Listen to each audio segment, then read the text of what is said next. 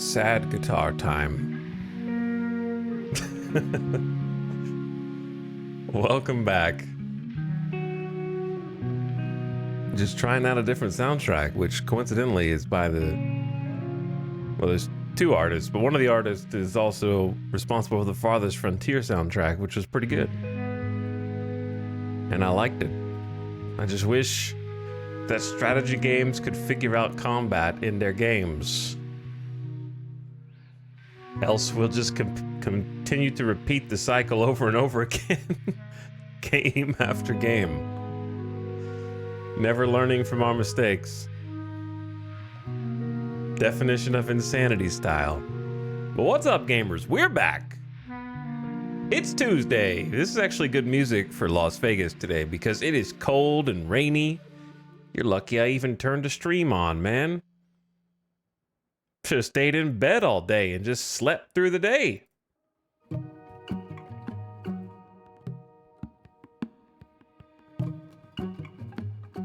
Nice and chilly. Actually, I got some PJs. It's a PJs kind of day. But it's a very rare type of day in Las Vegas. These don't come around too often. You got to enjoy them while they last. Some of you guys probably get way too much of the overcast, cloudy, cold, rainy, snowy. Not so here. I got to appreciate it. Absence does make the heart grow fonder. I wish it would come around a little more often.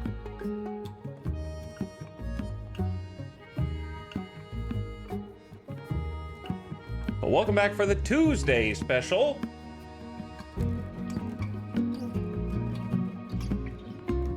And I hope you're all having a nice, it's not quite middle of the week, but we're getting there. We are getting there.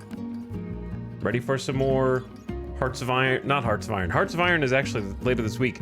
Ready for some Hearts of Iron? Maybe Freudian slip. More Europa Universalis 5. I feel like the camera's still crooked. You guys crooked? Why are you guys crooked?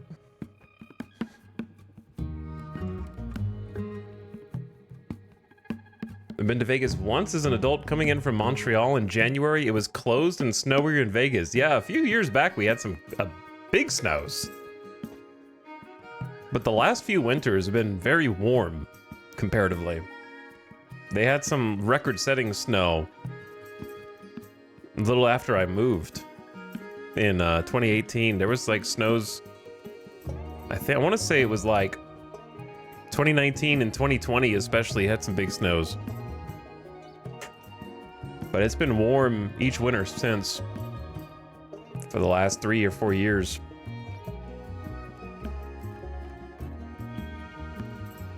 I finally got my new cat. His name is Chester. If I named a cat Chester, I'd be calling him Cheeto. Hey, Cheeto. What are you doing over there, Cheeto? Chester Cheeto.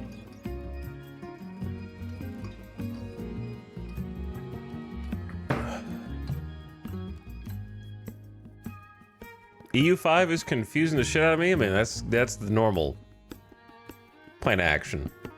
You open the game, it's gonna confuse you. That's just how it is.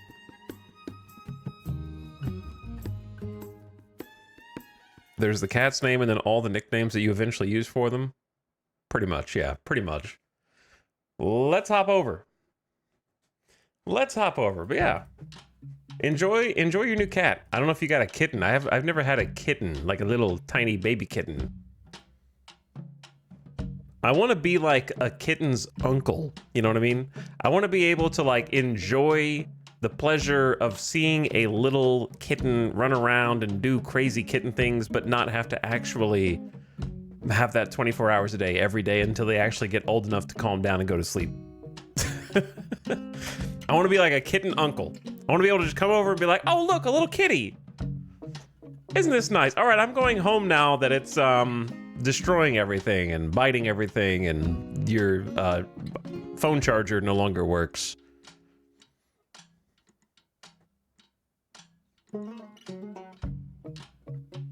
But I hope you have a good time with it.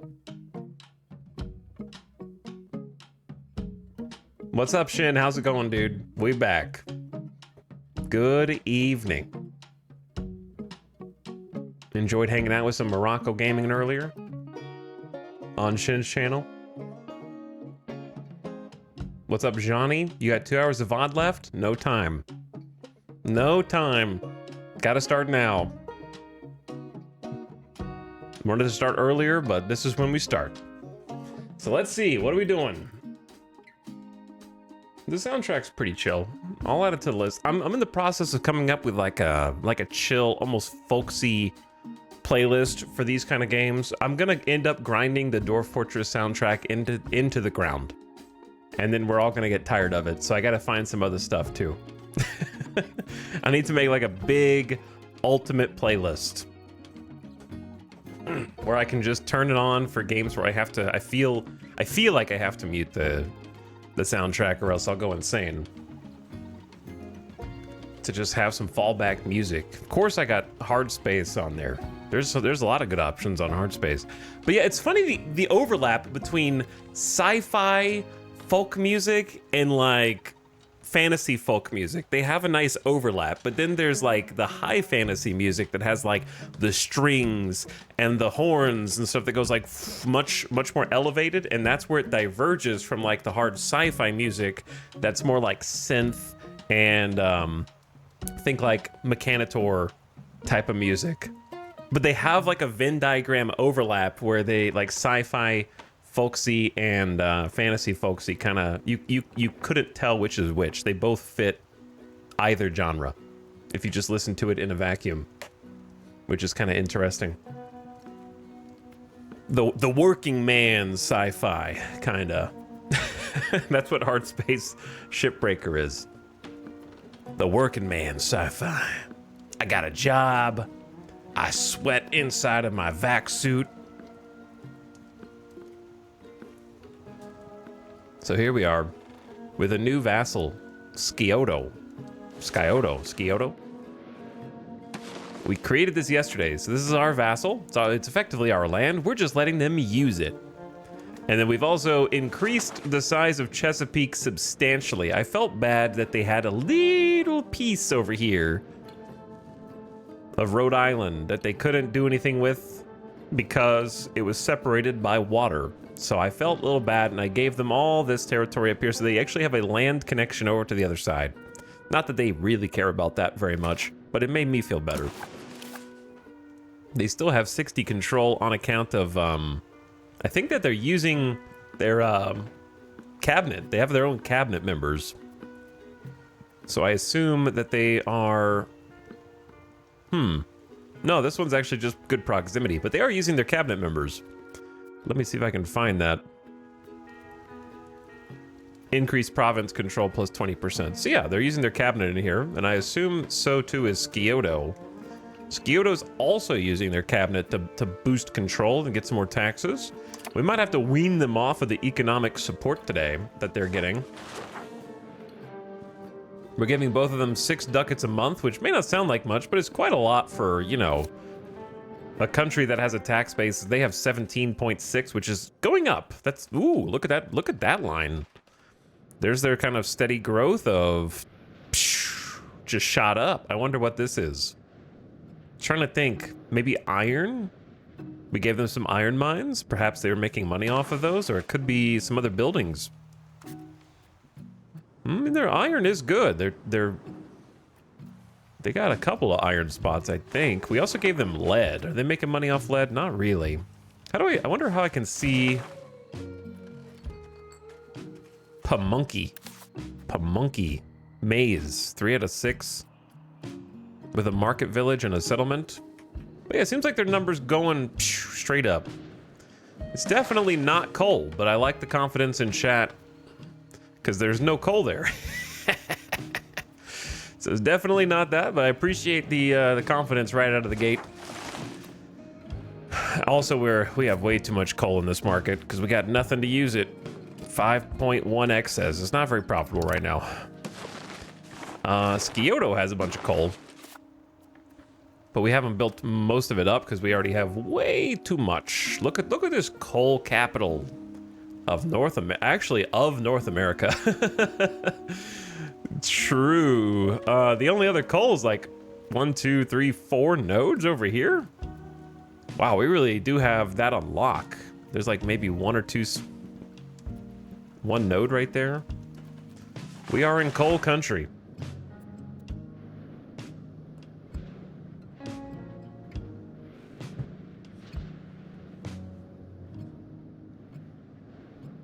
Scioto sounds Italian. It kind of does. I can hear it. We got a bunch of random names over here. I didn't make these names, though. They chose them for themselves. So where are we at? We're making 45 ducats a month, and that could be improved if we took 12 back that we're feeding our vassals. So we're actually closer to about 57 ducats a month. And then other expenses. Take a look at taxes real quick. We have some room to cut because we're not at war anymore. So I could save 1 ducat, no, half a ducat. We don't need to be pumping army maintenance when we're not at war. And we don't need to be maxed on fort maintenance. So that'll cut back 2.5 ducats. And then I don't know why I have so much in diplomatic spending. There was a reason, but now I don't know what it is. So we can save a lot of money there. I want to have like 0.05 a month because I'm going to spend some, of course. Yeah, now we're up over 53. And then we are going to need to keep putting money into stability because I think we're getting ready to embrace another institution. Another thing I really want to do is just make Omega settlements to get the population snowball for our levies. If 30 settlements is about 4.5 ducats, then 60 should be around 9. So that's not too bad. Like we can make another 30 plus settlements without too much of a overhead at this point. We're losing 12 to economic support, and we're paying a couple of building subsidies, but nothing crazy. 99 legitimacy is good. Selling food. Our vassals are giving us a little bit of our economic stimulus back, and we're getting a little bit of trade income. That's the next thing we can do. Because we've been importing iron to make tools. Our economy is about to have an interesting and somewhat tumultuous time because the exploration bubble is in the midst of popping right now.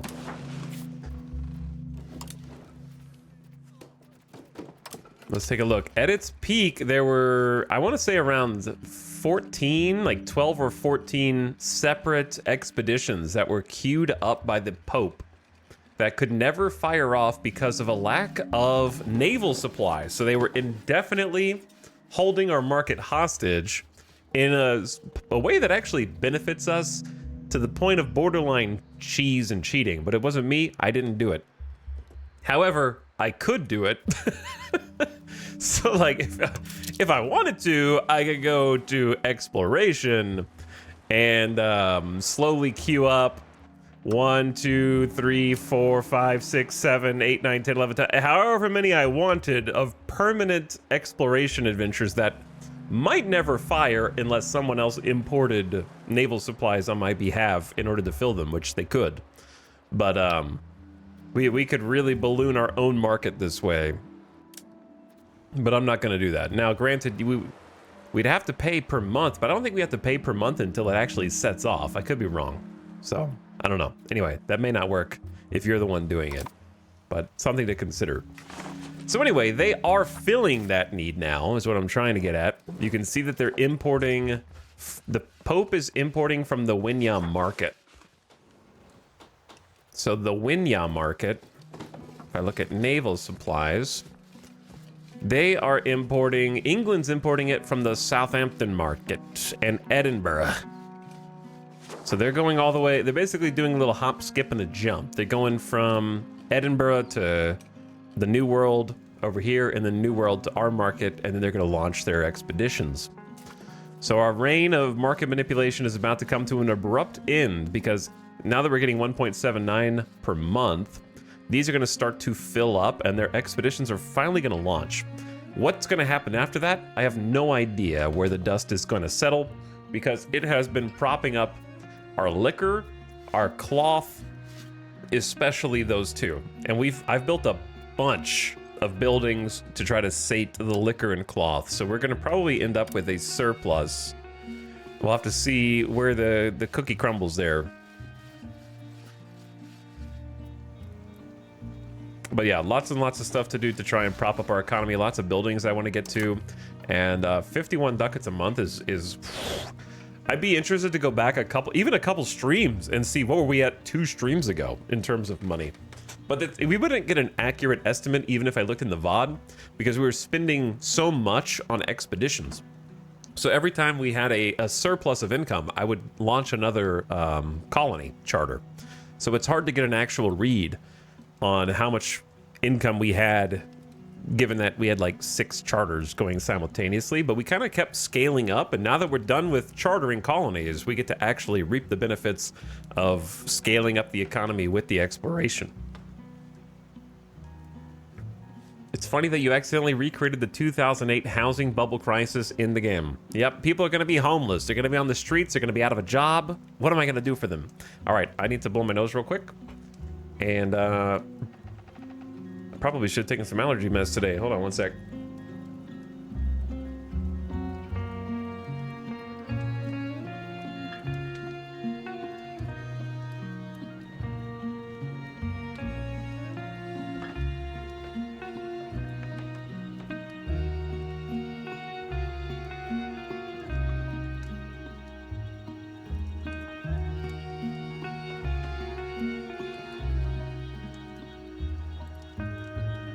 I don't think the AI did this on purpose, but it annoys me that the Pope literally walled me in first.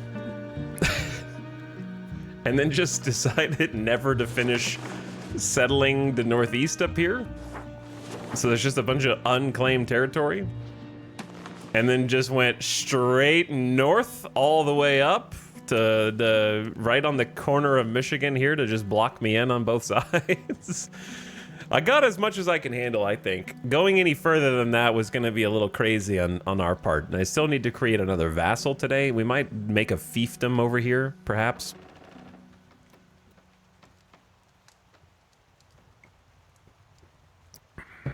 Good thing the bubbles don't burst, right? They just float up higher and higher forever. Yeah. And they just keep getting larger and larger, too, with no issues to their structural integrity. They get stronger, actually, the larger they get. So let me clear some beginning of stream notifications. I'm just gonna, let's just get rid of this. I'm just gonna tank it. And give the children their education. The Border Gore is somehow worse than Hearts of Iron peace conferences. I think Hearts of Iron has made the Border Gore better over the years, but I think that that's an issue that no Paradox grand strategy will ever get right on the first try. There will always be, there were patches for Stellaris borders, there were patches for Hearts of Iron borders. I'm pretty sure there were patches for, well, Crusader Kings didn't really have peace conferences as such, but I'm pretty sure they patched the AI's sort of expansion / border tendencies. It's just, that one definitely will come with time. I'm confident that that'll be addressed in the future. We're still waiting on the button to load, by the way. Oh, there it is. Found it. Just gonna give the kiddos their education. Let them go to school. What is that? That is all ability. Prodigy. My inbreeding program is too successful. I'm having shrewd geniuses. Every time I look, their skills are going higher and higher.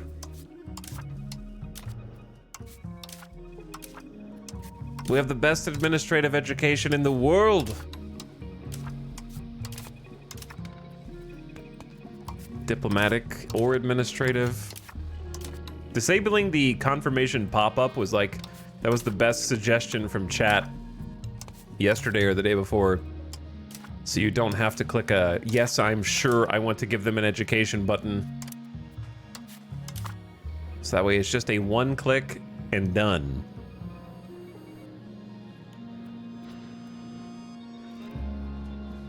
The new auto education mod hit the workshop. I'm just gonna leave it as is for now. I don't feel like messing with it. I saw that the auto marriage mod was crashing Shin's campaign for some reason, and there's too many hot fixes and stuff flying out right now. We'll see if it crashes mine. Hopefully not. I don't know if it was updated today. I should have checked the mods. I take that for granted. Laws not codified. Pops with needs. We have a lot of needs. Buildings missing wool. I'm sorry, we don't have any sheep. I'm gonna try and get you some sheep though, okay? I'll get you some sheep. So back to the economy. Now that we cleared some of that, I think we got a lot more room because we shouldn't need to be importing iron, right? We got 4.75 spare, and that should be going up because we got more people that are filling in some iron RGOs, and we got more overhead. Now that if you missed it, we have been able to embrace feudalism. So we've embraced feudalism, and we actually have, why do they just scream? We have actually been doing research. So we are researching right now, in fact. We have the technology for the first age. So we're currently unlocking feudal levies, which I assume is only a good thing, but the way that they display this information basically leaves me scratching my head.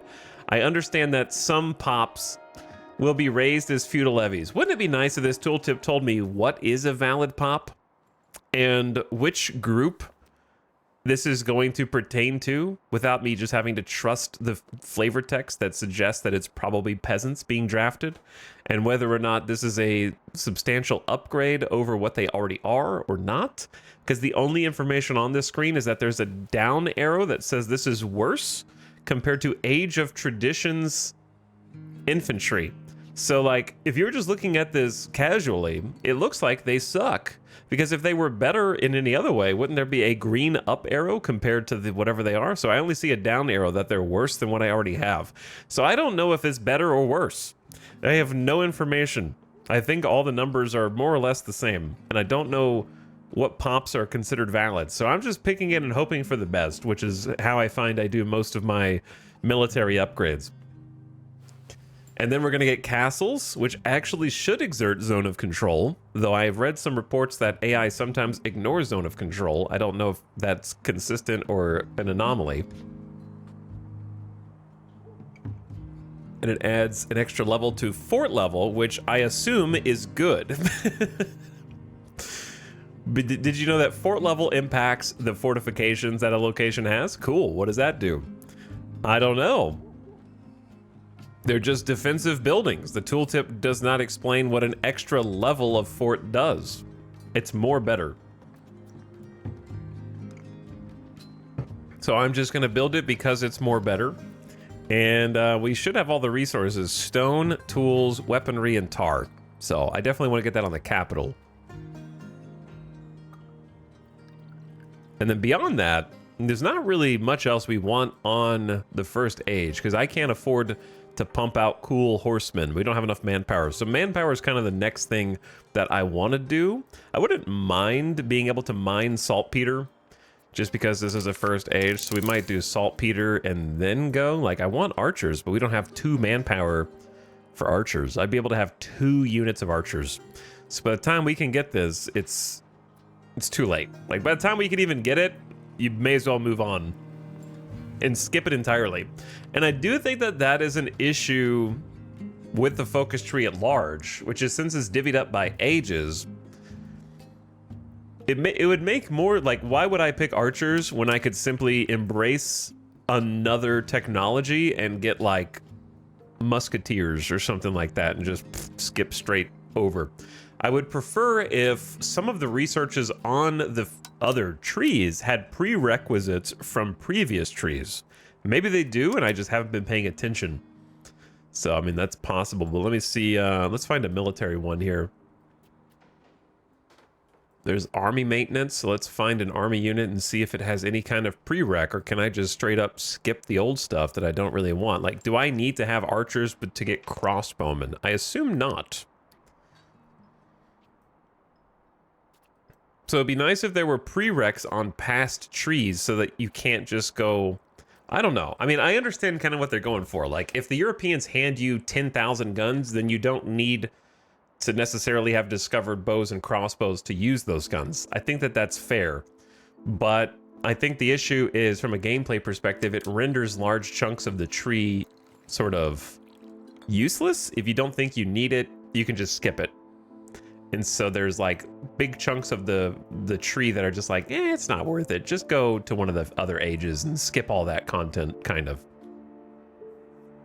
It's the game is paced very slowly, but I still feel like you're gonna fly over some of these and not really need them.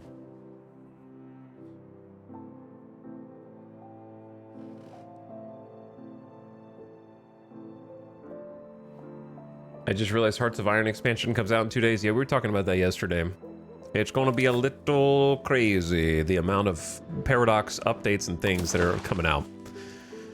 All at the same time.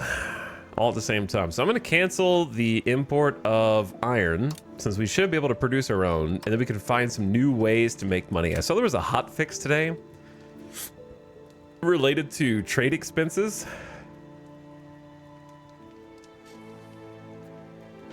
But I don't really know exactly what it did. All I know is I read somewhere that you could be negative on your trade numbers, but somehow that would make you money even though you were negative.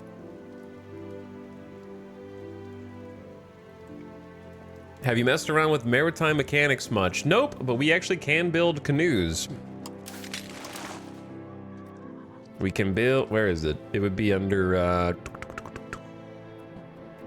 build ships. We can build canoes.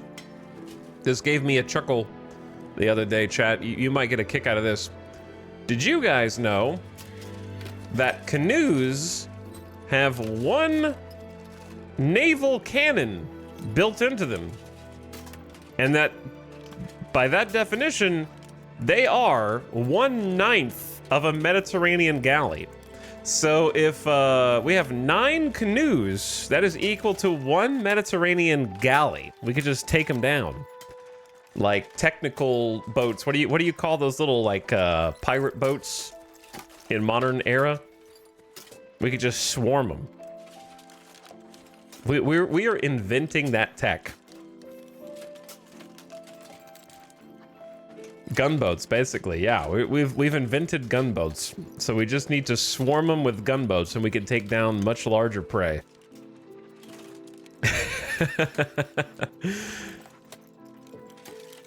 The other interesting statistics you might find funny is that a canoe is capable of transporting 25, I assume, strength. I don't know if this is literal people. A canoe is capable of transporting 25 strength, which is the same amount that a Mediterranean galley is capable of transporting. So I think the Europeans may have over-invested in their boat tech when they really could have just built little canoes for mass transportation of their people across the Atlantic. I don't think we can go open sea. We probably can't go open sea, but yeah, things you might find interesting about canoes. Which, again, begs the question, add it to the list, did anyone compare the stats of any unit to any other unit when writing them down in the database? Probably not. But we're armed with cannons, baby. We should just pump out like 100 canoes and just swarm the ocean with them. All right, let's get a different soundtrack on. 25 strength on a single canoe is crazy. All the transport metrics are just none of them make any sense in my opinion. And I think that is where you could summarize a lot of my disappointment, is a game that is so heavily focused on logistics decides not to do the heavy lifting on the logistics for a large chunk of the game. So it feels discordant in many respects, where it's like, why do I have to control for how, like, the exact number of tools that every single person in my entire empire needs, but we're not going to extend that level of detail and demand to like military transportation and logistics and the other aspects of the game. I want it to cover all of it. You know, I want to have to do, that's why I like Hearts of Iron so much. I like making sure that there's one gun for every single person, and you want to have a surplus. I need to have the exact number of tanks. If I make a new model of tank, I have to replace the old model. I got to keep up with that logistics across the game. That's what I want to do here. I want to kind of have to do the same thing. I want more logistics, and I want to have to think about those things. Let's get, I liked Red Streams Club. It was pretty chill. That's pretty chill.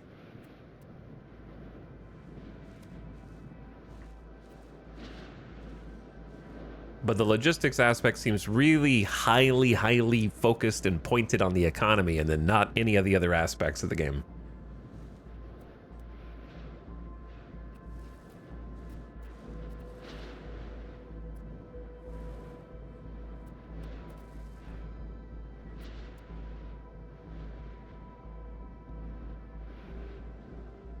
don't have archery, but we have boat cannons. Listen. We're just really good at stealing tech. We just lifted some of that off of a port somewhere in Naze. Speaking of, I noticed yesterday that the Pope has colonized this entire area and claimed it for himself. And wouldn't you know, he hasn't built a single town. There is not one urban area, as far as I know, in the entire American, well, in the entirety of America and Canada, besides the ones that we've built. It's just, so he is all the way up from Florida to Illinois with not a single town. No one's built a town. There were just thousands of equidistant Europeans spread all the way up here to the border. Yeah, they just live in the woods. All of them are just living in the woods, fighting mosquitoes, living off the land, I guess. They probably have some market villages somewhere or like a lumber mill here or there, and that's pretty much it. I saw a square in Florida.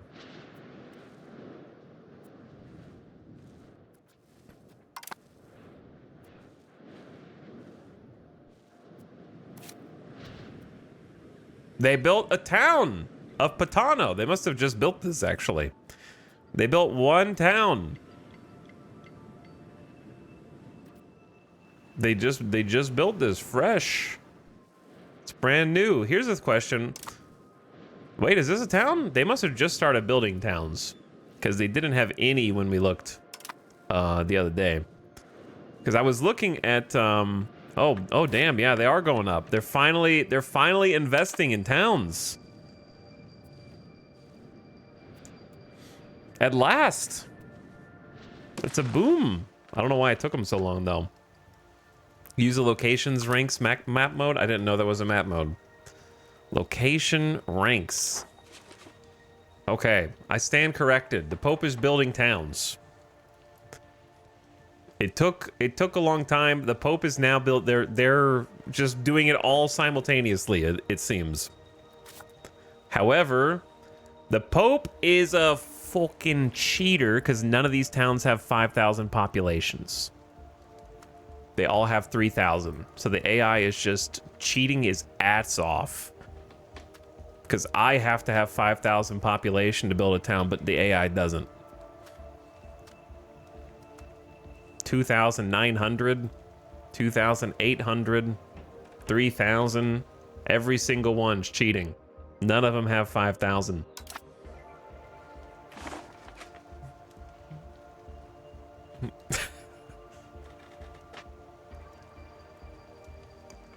Is the Pope seriously the only colonizer? Yeah, I mean, it's the Pope is the only colonizer here. And then we have England and Nova Scotia, and then Labrador via Poland.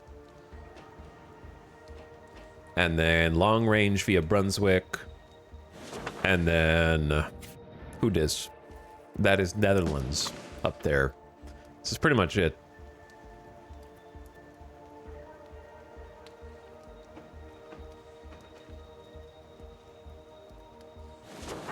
Towns are created as an event during colonization. It works the same way for player 2. Not for me. We had to colonize all this stuff the good old-fashioned way, without cheating. We colonized everything here. Maybe the European colonizers get free events, but not us. We had to do it with blood, sweat, and tears, and actual money. Not a single free town.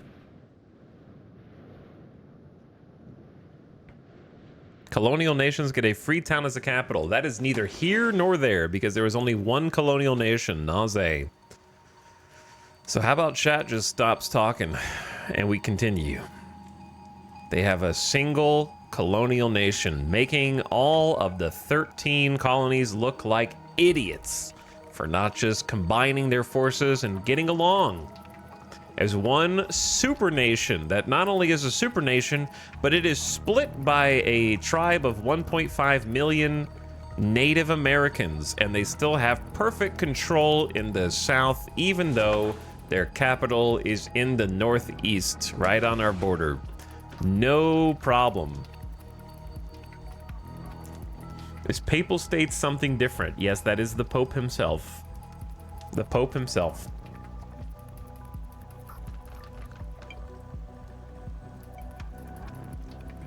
But anyway. Hello, Butch Cats.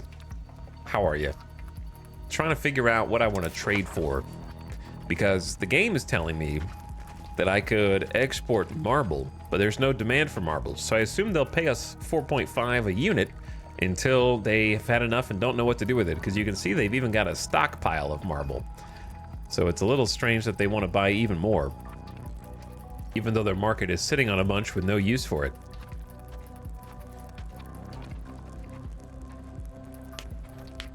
Hello, Swoosh. What's up? How's it going? Welcome back. How much? We're about to pump all of our trade capacity. But I fear that there's not that much to trade with because we have the biggest market by far in North America. So perhaps they will do some chain link trades. We don't have any naval power, so we can't build overseas. So no overseas offices for us. And then most of the demand of the neighboring colonies is going to be items that we can't provide. Like beeswax, horses, and wheat. They're going to have to get that from their other colonies. The only thing here that we can make is livestock, and we don't even have cows. They're just going to have to eat bison. So I don't really know what all we're going to be able to export to them that they want. Maybe they want maize a little bit. That's not very much.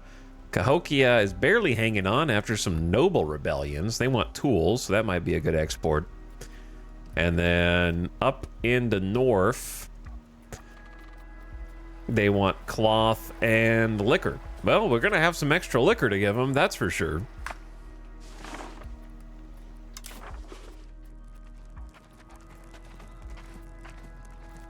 Because our liquor number is about to go down. I don't like doing market automation because I have very mixed results with market automation. 50% of the time, the AI trades absolutely nothing, and all of my trade capacity is unused. And the other half of the time, it trades some things, but it creates demand in my market that I don't want. Because I like personally having a little tiny bit of a surplus so that we can get our stockpiles full. I need to increase our stockpile capacity as well. That way we can have more in case of crazy bubbles such as the one that is currently popping. But yeah, I think we should start. I think our demand locally for cloth is going to go down. So I'm going to wait for it to go down and then start trading over to Nagagami. Well, I'll trade a little bit of it. Oops. Brain not work so good. How much do we make? We make 23. We have negative 0.25. All right, I'll trade 1 unit, and I think it'll catch up. Our natural supply does. And then you guys say we'll make money off of marble, but I'm not so sure. I'm willing to test, though. So I think this will trade. I wish it would go ahead and tell you how much it's going to trade with 1 trade capacity. I think it's going to be around 0.5 marble instead of 1. But it starts out as a dash until you unpause and let the month roll over.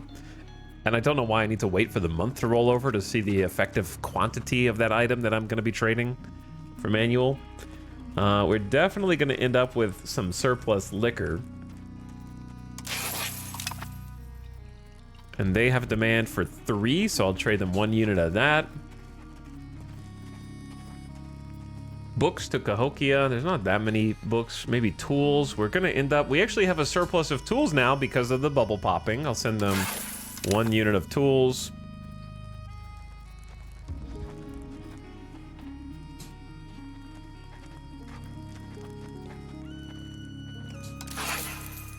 Marble to Nagagami as well, just to see if they'll buy it up. And then how much trade do we have left? 1.75. I'm gonna see if we automate the rest if the game fills in the last of our trade capacity and see how that goes. All right, diplomacy. We're improving opinion with a couple of people, our neighbors, Long Range and Naze. We had to improve our relation with Naze because we started to build some trade offices for the first time. So I'm experimenting with trade offices. Haven't really gotten to use these. So we're giving it a gander. Let's go ahead and build 2 levels here, I think.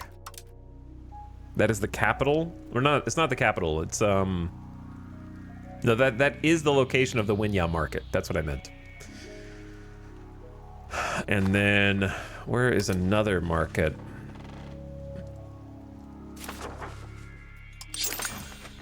We cannot build it here. We can only build a trade office in a foreign location where the owner has 100 opinion. Cahokia has negative 31. They have to be a port as well. Okay, so it has to be a port. Does anyone have a good explanation for why the tribal Native Americans care whether or not their trade office is built on a port? We don't have any boats, so what does it matter whether it's a port or not?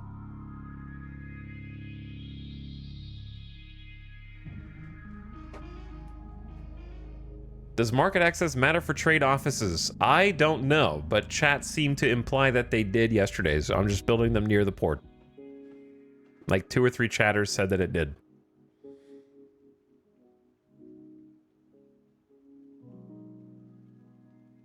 The Mississippi should have river ports, in my opinion. That's true. That is true. I agree with that.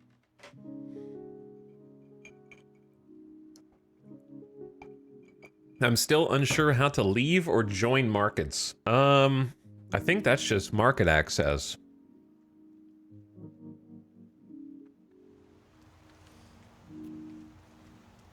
So who dis? That's also Depope, but not even near the market. So let's just start with those. Let's not go too crazy. Actually, hold on. Go a little crazy.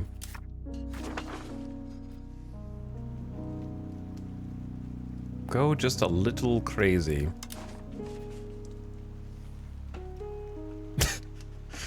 Okay, so their market is right here. They have a negative 77 opinion with us. And unfortunately, since we don't border them, we can't... Well, actually, do we border them? We can improve opinion now. I don't know why. Sure. Let's improve opinion with this colony, because that is another market hub right there. Improve opinion. Add it to the list. Estate constructions. Looks like the people are making a winery. We're making 2 stockades. We're also starting to build marketplaces to get more trade capacity and stimulate the economy. So we just started on that. At last. I learned after 120 plus hours in game that the marketplace building in the build menu is not the same as a market. Thank you for naming them the same thing, basically. When in Europa Universalis 4, it was called like a place of trade instead of a market to avoid that exact confusion. But why not change the name for this game to make it more confusing? So I had not been building marketplaces because I thought that if I built a marketplace, I was going to create a new market, which is not the case. So now I know. That was an awkward realization yesterday. But to be fair, we've only been able to even trade with them for like, I don't know, 2 streams now. It hasn't been that much.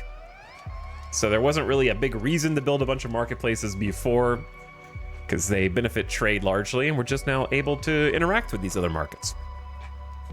Why am I stuck? The wheels are stuck.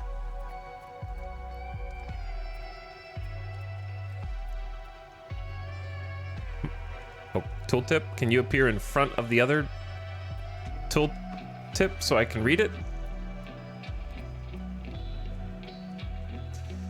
So, the marketplaces are going to get us 20% to burger trade capacity, so the local burgers are going to be able to trade more. I'm really interested in the 1 full trade capacity to owner and the trade advantage. How do you see how much trade advantage you have in a market compared to everyone else? Is there a power rankings list somewhere of everyone's separate priority? I found, well, it's trade capacity, trade advantage. There is, I found it myself. So here is a list of trade advantage by country. We are last. The Pope has 14.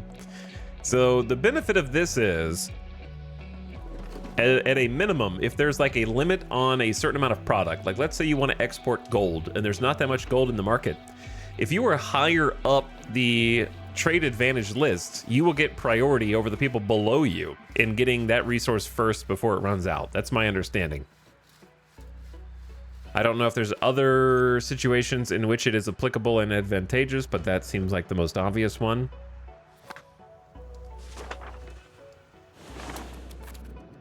Is he finally unpaused 50 minutes into the stream? Yes, it takes that long to figure out what I'm doing and remember what past me was doing.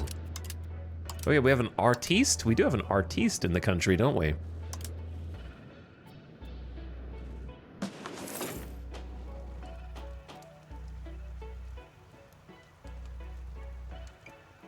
$51 ducats a month. We don't know what to do with this kind of money. We've never experienced this before. This is all new, man. And I've got so much that I want to do with it, including save some money up and embrace some new institutions. Stop screaming! Ah! Every time I open the advances screen, they yell at me. The souls of the dead from ages past trying to teach me their knowledge. Climbing up out of hell to teach us legalism. We built a stockade in Tiakondia. Excellent. All right, I'm trying to get stockades on all my towns because we were recently at war. And I don't want to give them any easy land grabs. So I believe we have queued up. I do want to build some new towns also, like on Evergelly, I think, even though I think it's going to be a good natural port for Erie.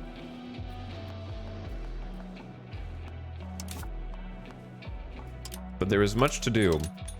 I'm worried that I just don't know what to do with all of my tens of thousands of peasants who are not in a town. Is this something that technology will help or not? It doesn't feel like there's much for peasants to do, which I guess is historical, but like my options are I have hundreds of thousands of peasants in the countryside. And I don't need a forest village because I have better ways to make leather. I guess it gives you some soldiers and some... I don't need one food production. Fishing village, we have 1 million fish. I simply don't need the fish. Farming village is the only one right now that we need, but we don't need unlimited cows because we don't have unlimited clay. So it's clay locked. Okay, and then the market village is the only building that seems useful, but even then... Now that we have more tools, we're going to have better ways to make pottery and weapons and beer and glass and tools. So the only thing there for us is jewelry. So I suppose I could just make them some more rural buildings. Like laborer buildings, rather. But it just doesn't seem like we need anything right now. I guess I could make clay pits or something. I don't know. It just seems like we have more... Maybe this is just New World problems and we have unlimited RGOs for everything at the moment. And that's the issue. Whereas if we were somewhere else with more limits on what RGOs we had access to, then a lot of these buildings would make more sense. But right now we have more RGOs than we know what to do with for everything. So I just don't need anything.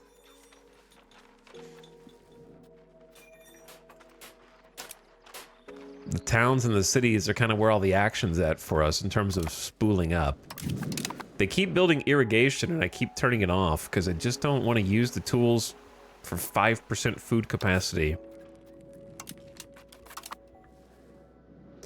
How'd I get 256 ducats already? All right, let me look and see what we want to focus on first. Temples are going to be good because the control increase. And also it does create some marginal demand for everything that we make except beeswax, but we might be able to trade beeswax. Let's actually look at that. Can we import beeswax? Well, I suppose I could just look. I think I saw it, but we can just look ourselves. Let's see. I think Cahokia had some when we last looked. I don't know where they're getting it from. Wait, they don't. Who does? No one. I swear I saw beeswax. Hold on. Let's go economy, trading, suggested imports. Sanak the Wombo from Cahokia. How can I import an item that does not exist in the market? Can they import it from somewhere else and it's going to create a demand and they're going to like chain that together somehow? I don't really understand what the game's even suggesting here. They have no supply. Only demand.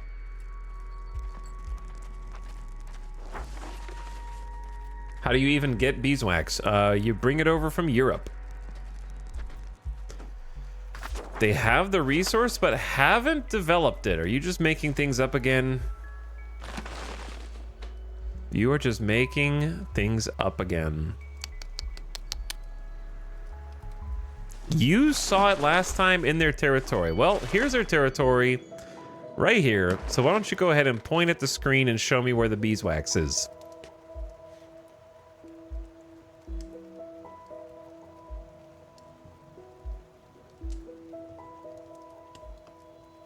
I don't see it. I swear that's what happened like 3 streams ago. Okay. Okay. Anyway, continuing on once again, past the overconfident chat. See, chat, there's a really easy way to get around situations like this. You could say things like, I might be wrong, but I thought that Cahokia had beeswax. Instead of, they have it, you saw it, pointing the finger at you. You know what I mean? There's a way you can phrase your chat messages in ways that don't come off as like way overconfident.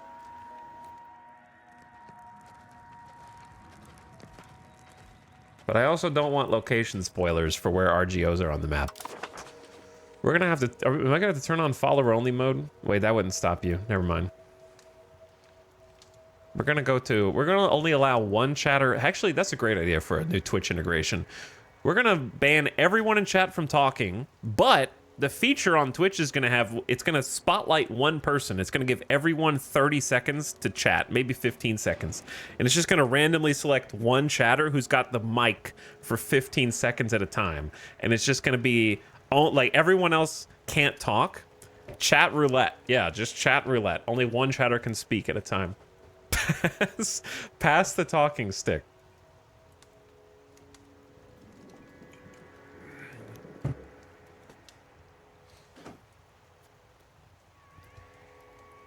Spend 50k channel points to send one chat message. All right, anywho. Where was I again? Where was I again? Where was I again? So, temples are cool. The point is, it'll still work. The temples will still work. They don't have to have beeswax to work. They just won't work at 100%. They work at 83%, and that's good enough. So we'll still get a control buff from them. And they will also increase demand for glass, cloth, paper, copper, tools, which are all things that we can make. So it will stimulate the economy. Now, I don't know if there's a good reason to build a temple in your capital other than the literacy. Because the control seems to be the star of the show. And control means mo taxes. So let's go ahead and get mo taxes from that's Pogenpalo. Perrinvale's over here. And then we also got some new towns. Teocondia, and then Mabdania is relatively new.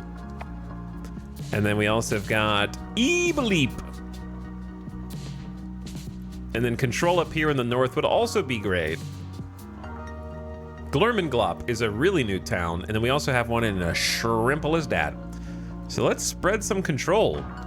Don't forget the southeast. How many temples is too many to build simultaneously? It's gonna take a lot of masonry and glass. Lots of glass. Temples for everyone, except for you. Actually, we'll come back to you.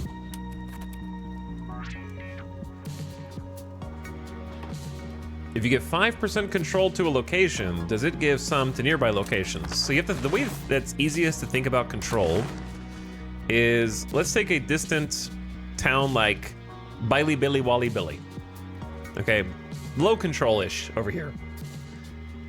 So if you look at control, control propagates from the capital.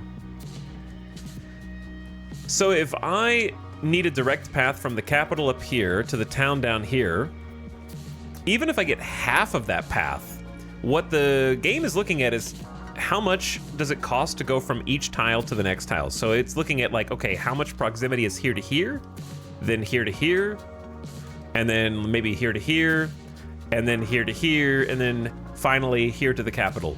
So if you're making it easy to travel at any point along that path, you're improving the control of that distant area, because it's not calculating one control calculation of this tile distance to this tile.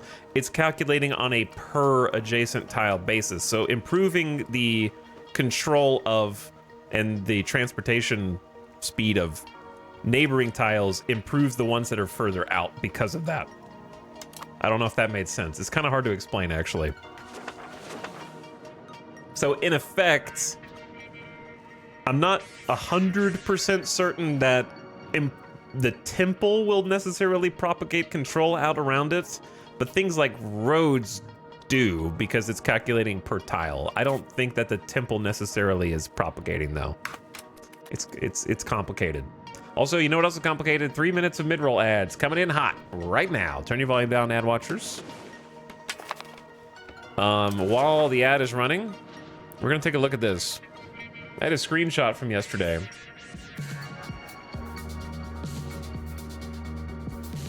Of control. And that was while we were building, you know, like a dozen plus roads. So why don't we compare that to what we currently have.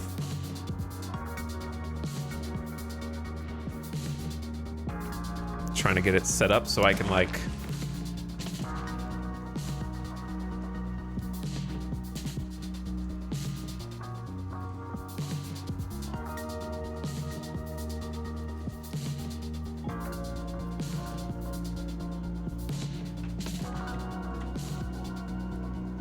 screenshot, no screenshot.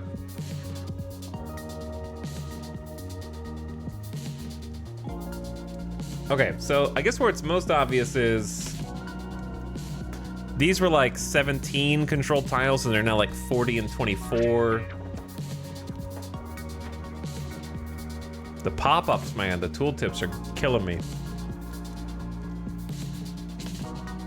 And then on the western side, what's now like a 48, 43, 48. It was like 40, 36, 44.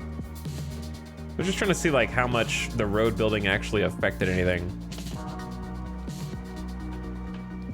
Though the pop-ups are covering some of the numbers. It's kind of hard to read.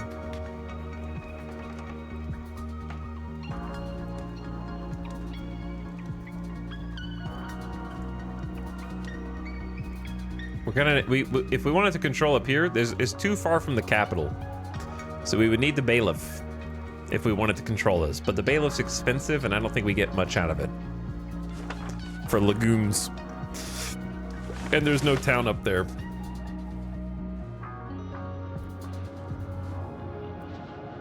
Eventually we'll have a bailiff.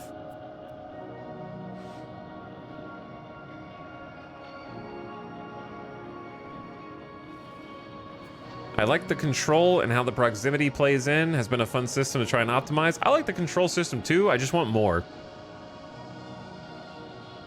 I want more. I think maybe we just need to research more. Because just having kind of like road and temple and bridge by itself. And river considerations, I suppose. I want more. Because I think once you know where rivers are, there's kind of like optimal places to build a town. And that kind of reminds me of like, it's fun to initially discover the natural harbor suitability overlay. But that does very much define where you're going to build towns because you want them to be ports. Which is why random maps are good. So it doesn't become like, oh, here's Norfolk. Yep, you get a town and you need to be a port. Or here's New York. You get 3 ports because that's what you did. I want like random to make map discovery fun.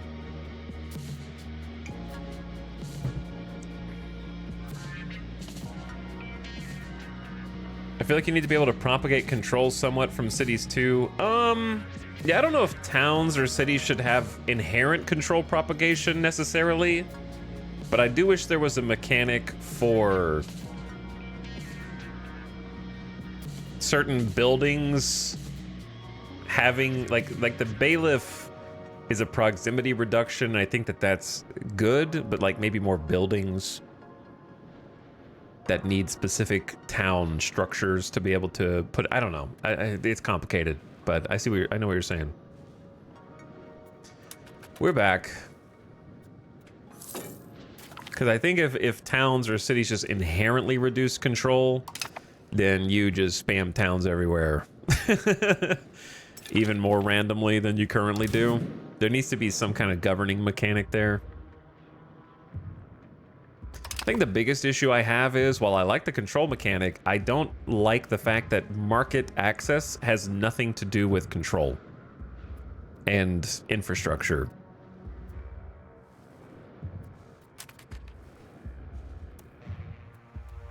That's the thing that doesn't make the most sense. Like, transportation distance to market is as the crow flies. Not depending on your proximity modifiers, which feels very discordant with the rest of the game, in my opinion. So, like, I still have 81, well, yeah, I have like 80% market access over here in the new market with no infrastructure to connect these two places together. Towns should govern rural settlements and cities govern the towns? Maybe.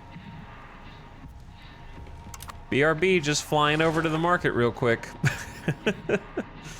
Some kind of mechanic that marries infrastructure to market access would be nice. But the problem is they can't do it the same way, because then market access and control are effectively identical stats. And you can't have two identical stats that are both dependent on the exact same buildings. So what do? You know what I mean?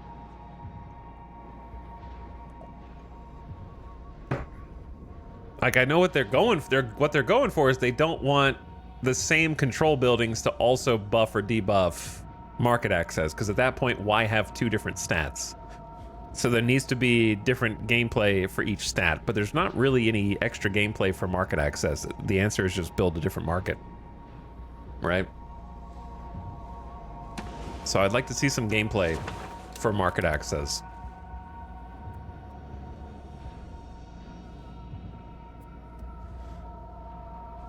Because, like, in situations like this, the Pope has colonized the entire south of the United States all the way up to Illinois and in the Northeast, but is not punished for the insane levels of sprawl, but is actually rewarded for sailing in 1 million population with loose town infrastructure and not a single road.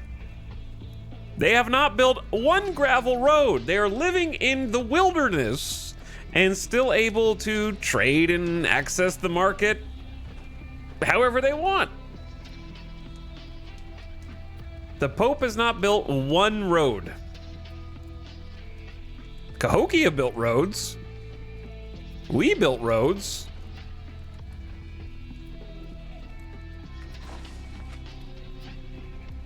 I wonder how bad their control is. It's baseline 20 from cores. But there needs to be some mechanics to stop this kind of like insane sprawl without having done anything for infrastructure and still being able to maintain it in its entirety, no problem.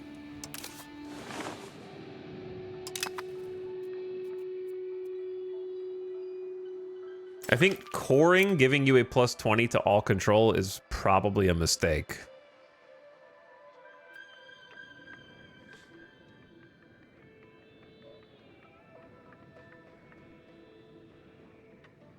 There should be some kind of mechanic where if you are at a certain distance and have no control, like there should be no free 20% control for coring. You should be able to reach 0 control, and if you're at like 5% or less control, other people can colonize your land because you have no control over it.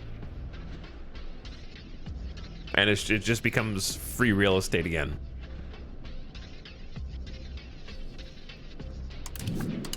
Marketplace and Ebeleep also. Which building is it? This one? I do wish that this showed you your effective powers and not what it should be if it was at max. We shouldn't be getting max because we don't have beeswax. Let me see how much trade we have now. 7.75.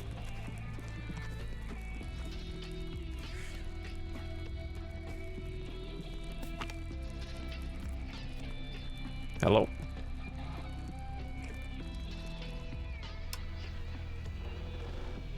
Where are my marketplaces? They haven't rolled. Maybe it needs to roll over the month.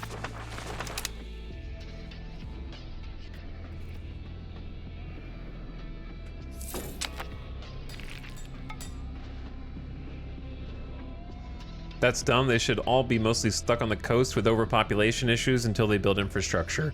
Yeah, you should be having to live on the coast.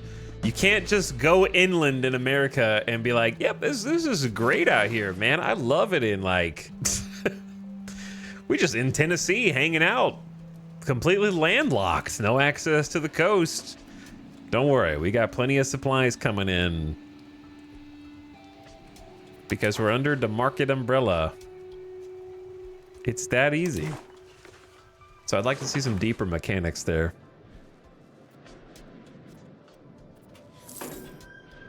Man, we are just... The money is just rolling in.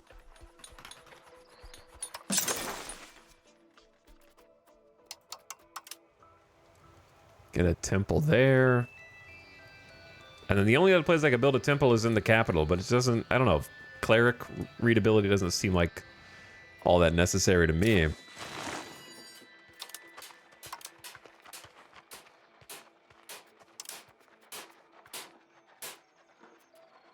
Let's see how the market is doing.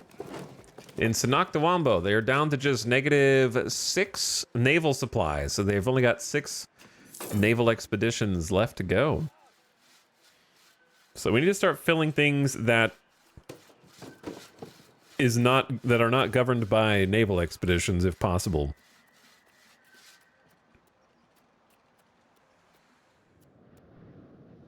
Constructing town buildings is majority of our glass demand, so I don't want to overreact to trying to fill that. Can't really go wrong with more livestock.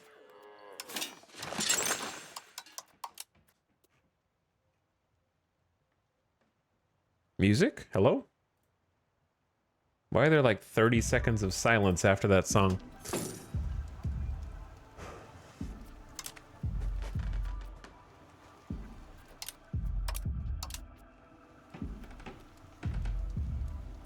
Flavortown is our livestock capital. Level 8.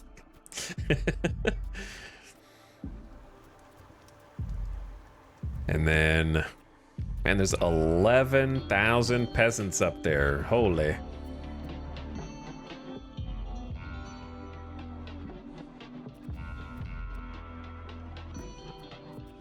Name not found has 6,300.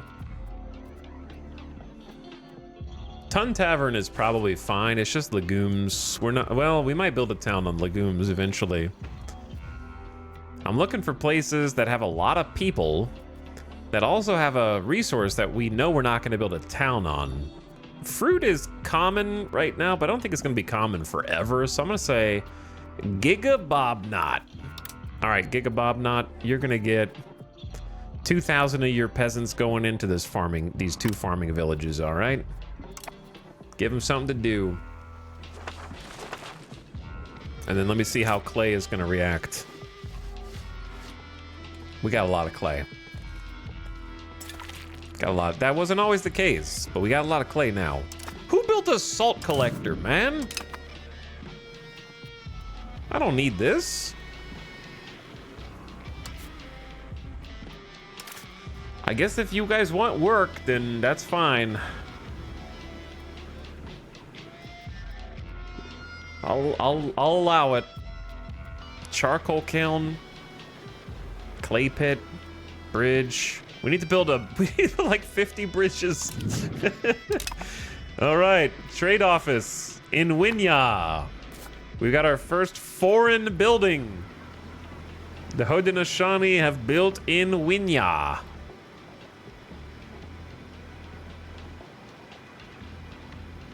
That gives trade capacity, presumably to us, and some trade advantage. So let's see the results of that.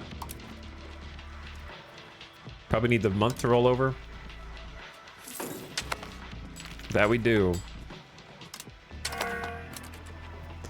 So now we're not last anymore. Not last. We're actually going to go up to second because we're building a second trade office there. Unused trade capacity in the Winya market.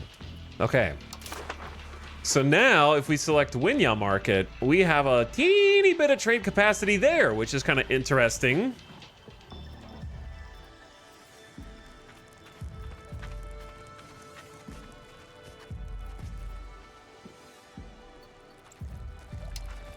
So we can use their market to import stuff. That being said, okay, so it's a little backwards as to how my brain normally thinks about it. So we can use that trade capacity to import things from a different market to the Winya market to try to make money in their market, basically. Or we can export things from the foreign market into ours, like pearls. They have pearls, we don't. So that could be a good money maker. We could try to fill our own pop needs by finding different things that they have that we don't have access to, like, what is this? Saffron? They've got saffron. We've never even seen saffron before.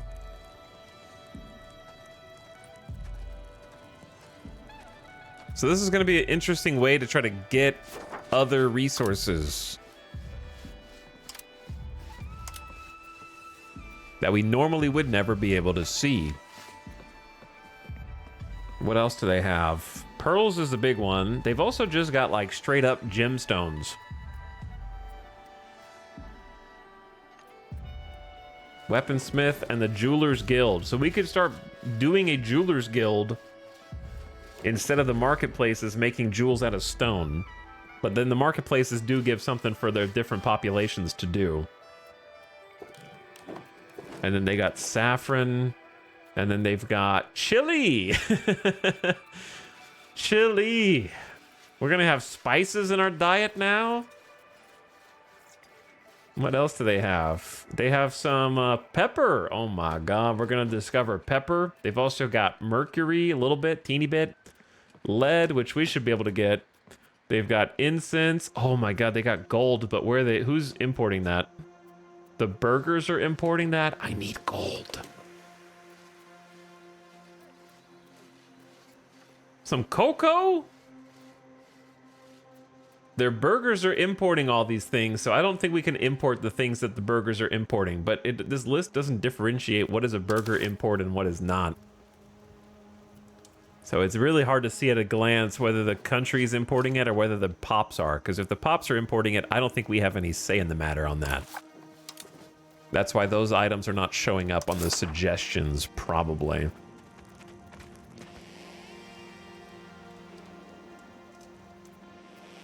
Let's go with the most obvious one, which is pearls. The game says it's the most obvious. I think it's the most obvious. They don't even know that they want pearls right now, but they're going to. The Jewelers Guild wants pearls as a extra. We can't do it anyway because we don't have gold, but they have pop needs for pearls. So let's import some pearls. Winya to Sanak the Wombo, and just let that fly. Let it fly. How much are we making from trade now? Probably not a lot. 1.3. It ain't much. It ain't much. They really need to fix this menu. Holy moly. How is there not... You're gonna give me a drop down for current trades and every other thing under the sun, but no drop down for which market do I want to trade out of? I gotta scroll with an up and a down arrow? What are we doing here? That's the place that I need a drop down the most.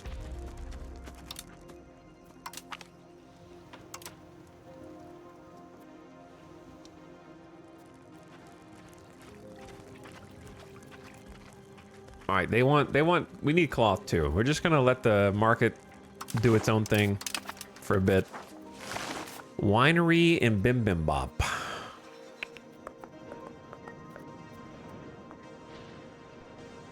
I don't know what Past Me was doing. New trade office in Kikanteku. I don't know why I built a trade office in Kikanteku. We just built one. I guess it gives us some maritime presence. It gives us some trade advantage and capacity in our own market. I suppose that's worth it. Oh my god, we researched a research. Built a new granary for our friendly market, our vassals.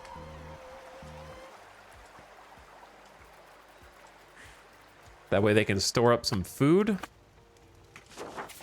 But I feel like the AI usually turns the granary off because it costs a little bit of building maintenance and they get pissed. Even though it stores up a bunch of food for them, it helps. Why did I get on 4x speed? I don't remember clicking that button, to be honest with you. All right, what do we just research? Show me. Feudal levies. I don't know if this is good. 2% of valid pops will be raised as feudal levies. Let me take a look. Well, the levy number did go up. 17,276. But I don't know why.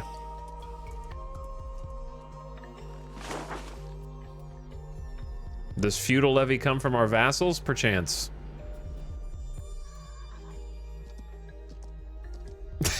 Okay, I like. Oh, we'll never know because the summary here it leaves something to be desired. It's like, yep, here are your levies from these 10 places or however many, and then 8,300 from 43 more provinces. Oh, you wanted to see a detailed breakdown? Too bad.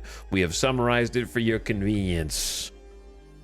Listing all of them is too much work in my spreadsheet game, so you're just gonna have to guess. So I have no idea where the feudal levies are because they're not here. That's peasant and nobles. They're not here. They're peasant, noble, and footmen. Peasant, noble, and footmen. I don't see any feudal levies, so I have no idea what I just did.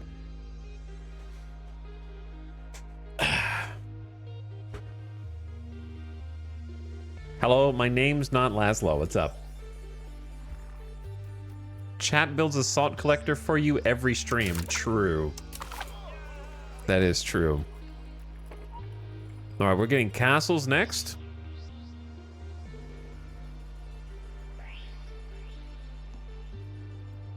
And then mining saltpeter.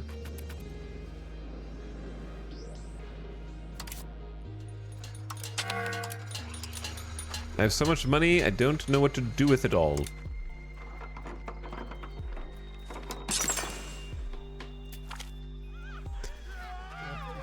Our cabinet minister is elevating his position with questionable methods. He's doing a great job. Minus 10 legitimacy. Thank you. Thank you so much. We built the temple in Pojampalo. Excellent. And many more to come. All right, I don't need to build a stockade right now.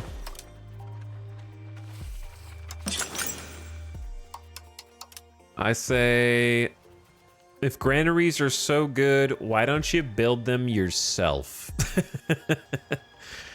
You got me there. If food storage is so good, why don't you max all your granary slots? That's true. That's true. You got me there. So you get a granary, level 2, level 2, level 2, level 2, level 2, level 2. Not you, Vassal, because you turned my granary off.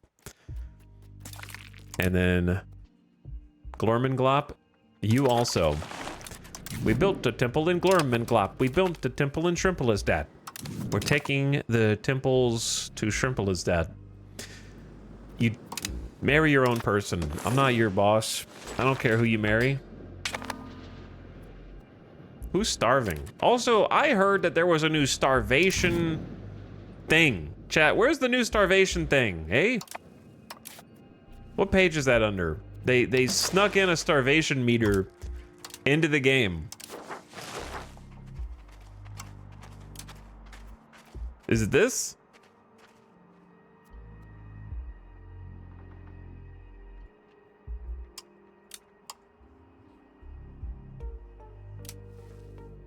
Where's the new starvation meter? It might be that, I don't know. It's that? Okay. Can I see why they're starving? No, because I moused over the diplomacy button. So we need to wait. Be patient.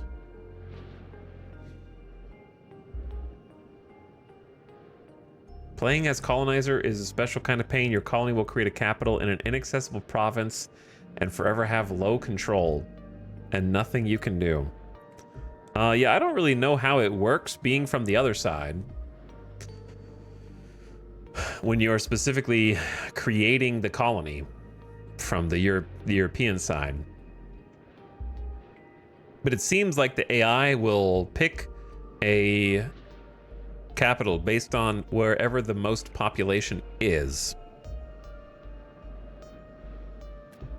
So if you can somehow increase population in an area, then they will choose that as their capital. Because with vassals, that's how I force a capital location. I don't think you can do this as a colonizer, but with vassals, what I would do is before I gave them the territory, I would encourage migration to pump up the population in the tile that I wanted, and then give them the area so that they would make that tile the capital. The following provinces are at risk of starving. Agawam. Provincial food is -13. Province was not able to buy enough food last month. So what did they do? What happens? I don't know what this meter does. The number doesn't change.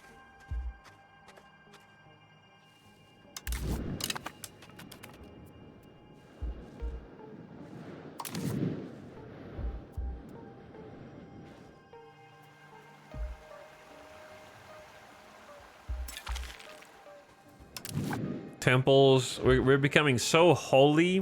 There's so many temples being built simultaneously. My cabinet member is dead. Whoops.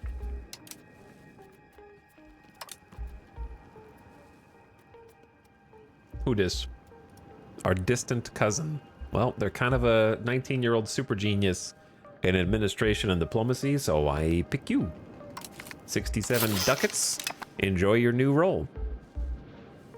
You prodigy, you.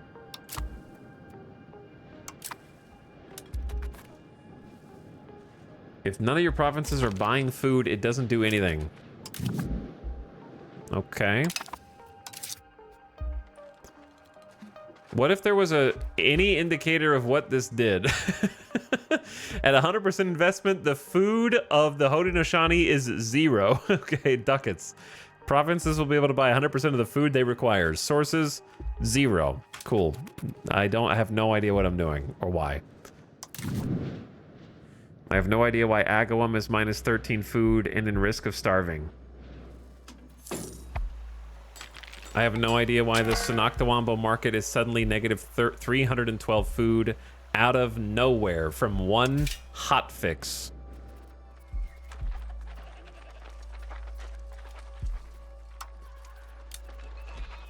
We've never ever had a problem with this until this hotfix. But as you can see, the numbers don't even add up because our market is producing hundreds upon hundreds of food, and there's only a handful of places that are negative that aren't even close to being more than we're producing in the market.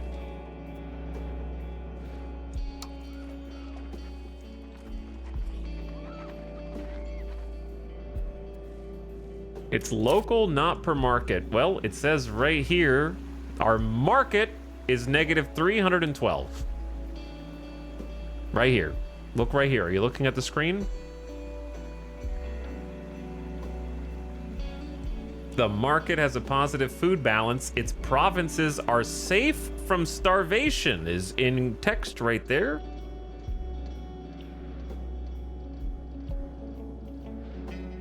Says it right there. Monthly balance minus 312. That is the stockpile in the capital, Sonoctawambo, negative 312.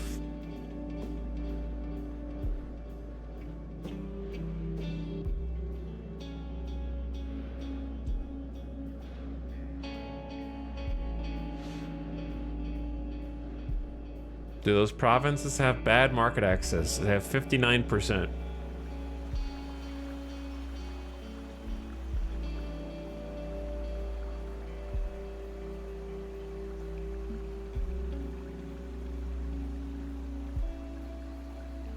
So why is this telling me we are not at risk? Our provinces are, quote, safe from starvation.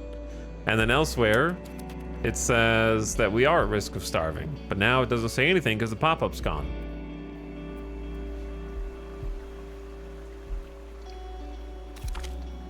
The province stockpile is at a full 200 locally.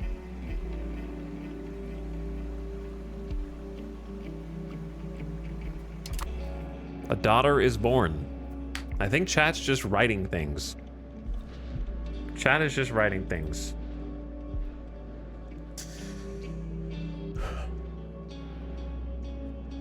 A daughter is born. The third person who deletes 25,000 channel points will be able to name this child.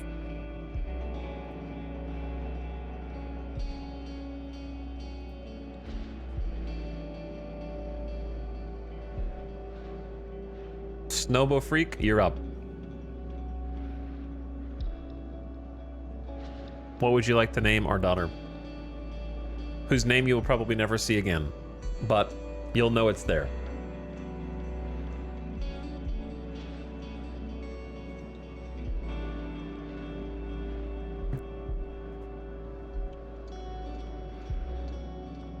Sam. Oh, okay. Great, thank you.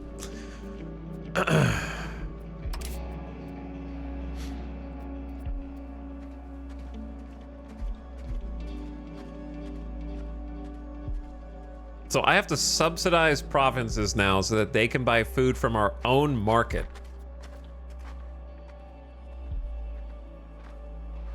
Why did they just hotfix this mechanic into the game to make it worse?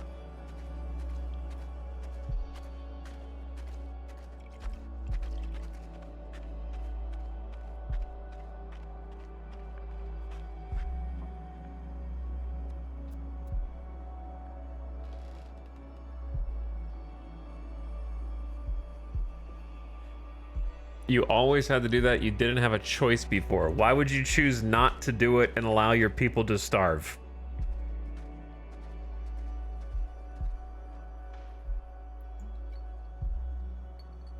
The reason that this mechanic is so stupid to begin with is because why is buying food more expensive than selling food? That doesn't make any sense. Who's selling the food? If someone buys an apple for $10, okay, over here when they go, I'm writing $10 off on my expenses, and the other person who sold the apple says, I only made $5, so that's what you can tax me on. Where's the other $5? Why is there not an equivalence here? How is the person who's selling it not making the same amount as the person is giving them for buying it?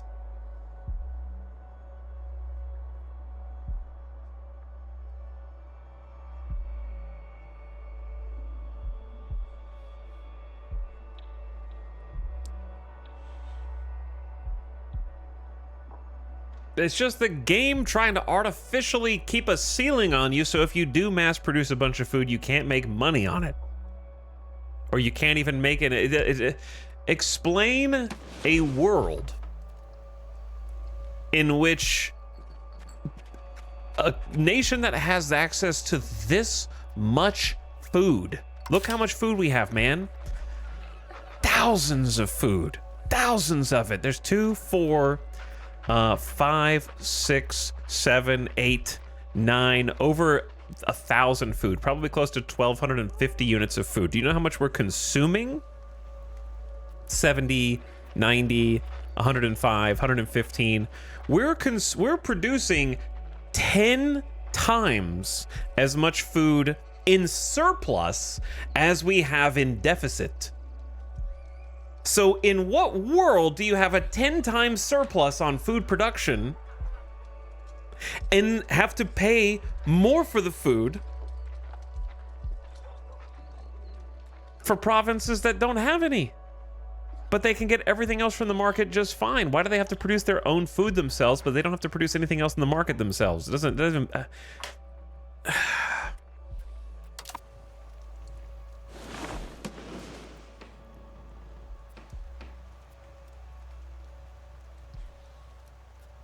Look where it showed the negative 312 number. It had a stockpile number above it. What of it?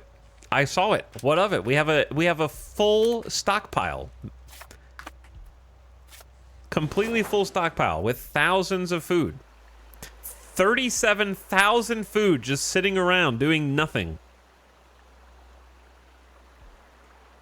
I can tell you why we had a monthly balance of negative 312 for a month. It's because winter reduces food by 50%. And now that it's not winter anymore, we're gonna go back up to full. We just sit on 37,000 food and let our people starve to death, I guess. This is like Europa Universalis 5 is like a capitalist wet dream from 1500s on. Like we're in full free market capitalism from 1337 on, before it's even been discovered. It's crazy. That's not how things work, dude.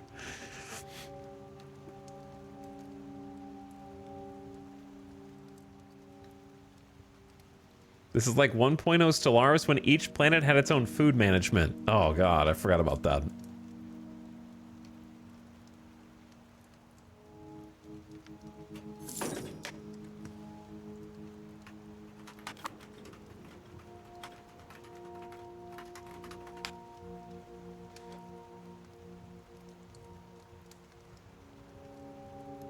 Chat, the Wealth of Nations was 1776, man. How are we doing Wealth of Nations stuff like 400 years before it's even written?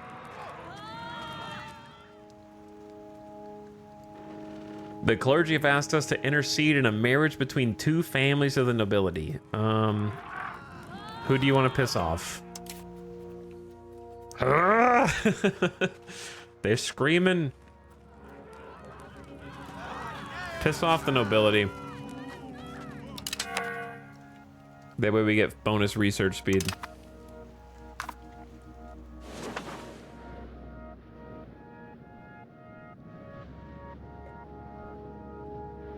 Who needs Adam Smith when you have Sam?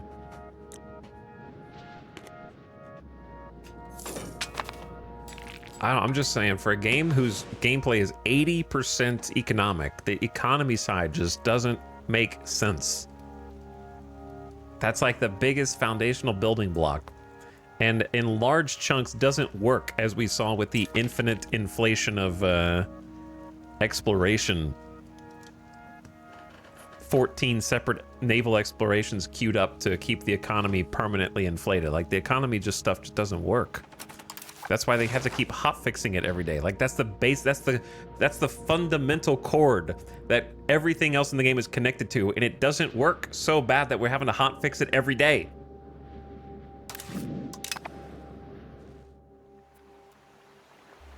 That's crazy. That's crazy. Like, you gotta get the basics down first before you release a game.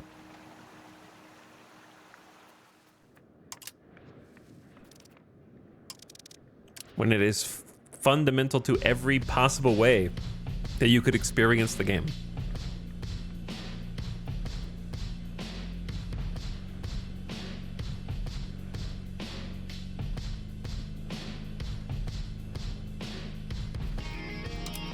Why do we build a tailor's guild? Is this secret beta testing? It's not secret, brother. This is early access. We are the testers.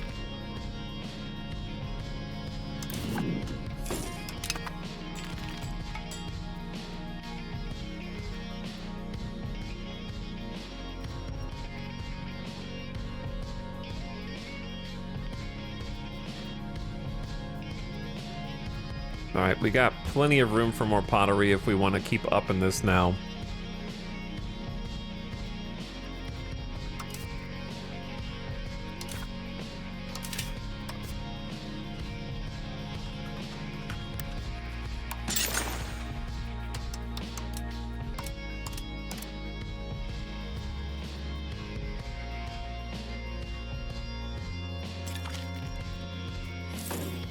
I'm scared to keep cramming buildings into the capital because we're gonna run out of room.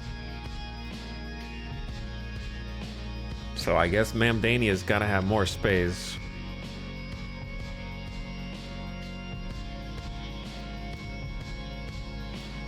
Not as many people though, 5,500, but these buildings don't take that much. They're like, well, yeah, it's 200, it's 200 a level. So let's get 2 levels in Mamdania. New temple in Makasa Sukasa. That control going up, the money going up.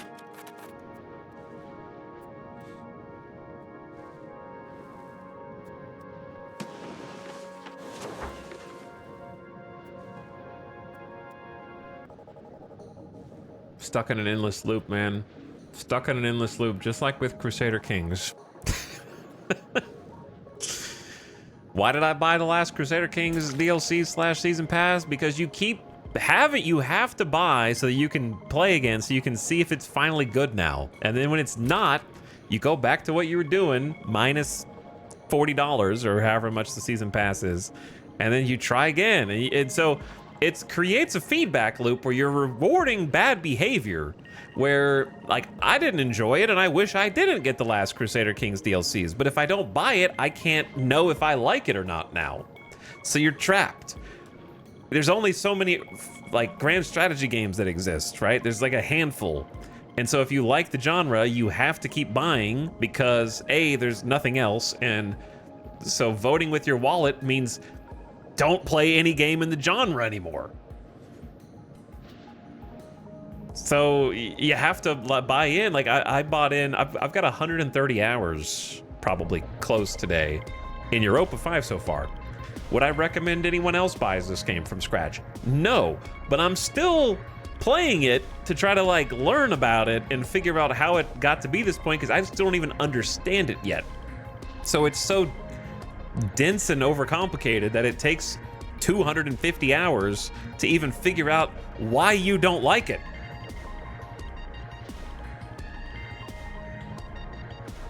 This is exactly how all Paradox games are to me. I like the idea, I want to really get into it, but I don't. But then I buy the DLCs and hope anyway.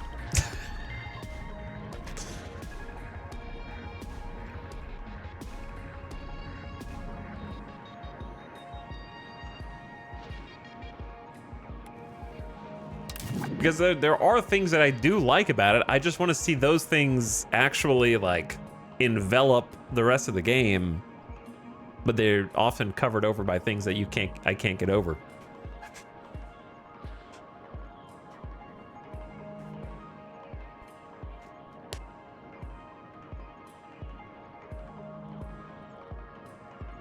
Stockholm syndrome. That's a pun and a half.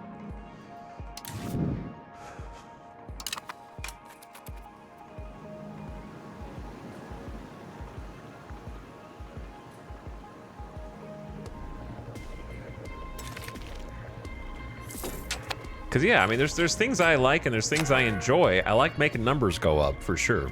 I like spreadsheet games in general. But I think what pisses me off the most is there's always a food analogy. There's always a food analogy that describes it. Paradox to me is like a restaurant that is using their grandparents' recipes, but they're making the food and serving it to you and charging you hundreds of dollars to get each course of the meal, but they're not tasting it to make sure it tastes good before they serve it to you. You know what I mean? Like, if they just sat down and actually did a 200-hour campaign of their game, it'd be real obvious what needs to change. But the chefs are in the kitchen and they're just shoveling out the food and they're not stopping to actually taste it to make sure that it's seasoned. It's undercooked. The meat is raw in the middle. Like, you gotta taste your own food while you're cooking it. If you just played it, you'd figure this out, because there are things in this game that anyone who plays will come to the same conclusion. Not a single soul will play this game and not get annoyed by the third cousin marriage pop-up spam. That's gonna happen to 100% of everyone who plays this game. And there are so many aspects like this in the game where if you just played a campaign, just sat down and play it, stop coding, stop thinking about how to do it, just play and try to have fun. And that would be blindingly obvious that you need to fix before launching the game. You gotta taste it before you serve it. You can't convince me that they're just like sitting at home playing 130-hour campaigns of the game. They're just making sure that it doesn't crash. And if they are playing 130-hour campaigns in the game and they think everything's fine, then it's over already, right? Well, then it's already over. And when someone returns the dishes with complaints, they add extra garnishing for a price. Yeah, well, you know, don't worry. It'll get fixed in whatever a free update is that comes out with one of the DLCs, maybe, if you're lucky.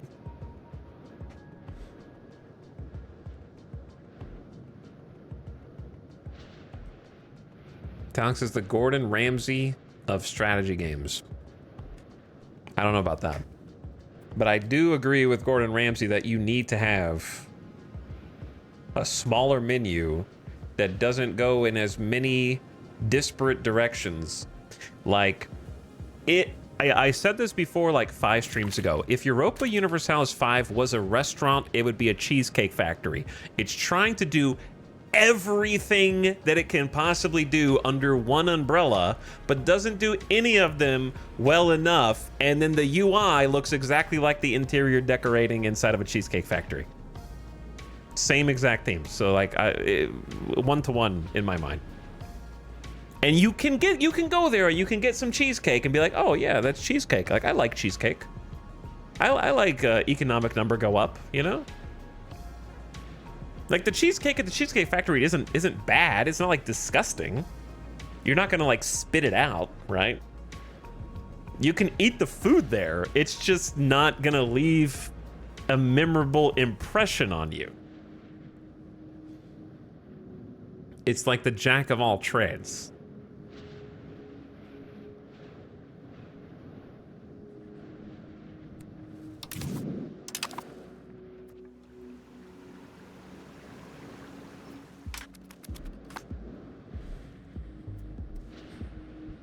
Okay, I got it on my system. I'm done. I feel like I always have a rant like this in the first 2 hours of the stream because I go to sleep and then I forget. And then I wake up and then I turn the game back on and then it comes flooding back into my mind, and then I just have to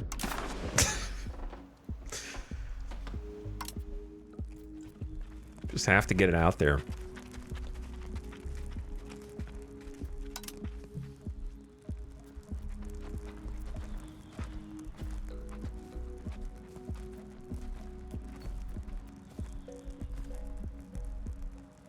There's no individual pop demands for cotton, so I don't know why I would want to export cotton back over.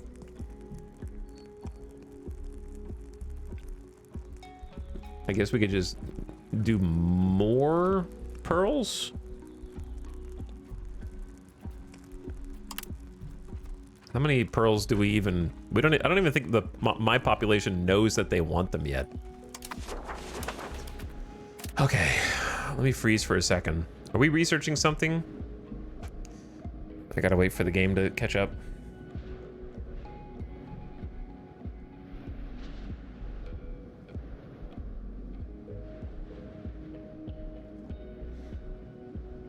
E-Town should play Football Manager 26. Why? Do you want me to suffer so much? Do you want me to feel pain? Misery?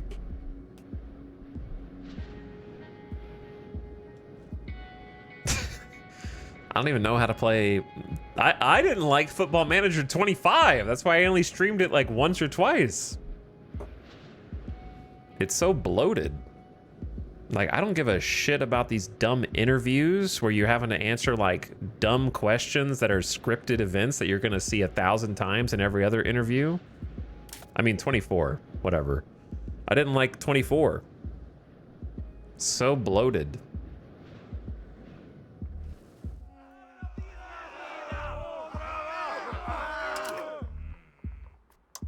I was hoping that 26 or whatever was going to be like the new engine, new start, not quite as bloated, not quite as crazy, but it seems like they just completely missed it. Okay, I just need to like figure out what kind of buildings to spam. I think let's just max granaries. Like it's good to have backup food, as we just saw, for emergency situations, but let them finish building them first. All right. What do we need? Libraries. Libraries?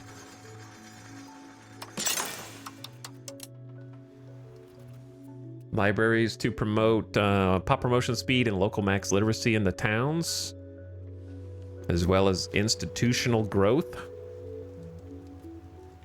They take up a lot of books, but like realistically, we should, even if we can't sustain building all of them at the same time, I feel like queue them up.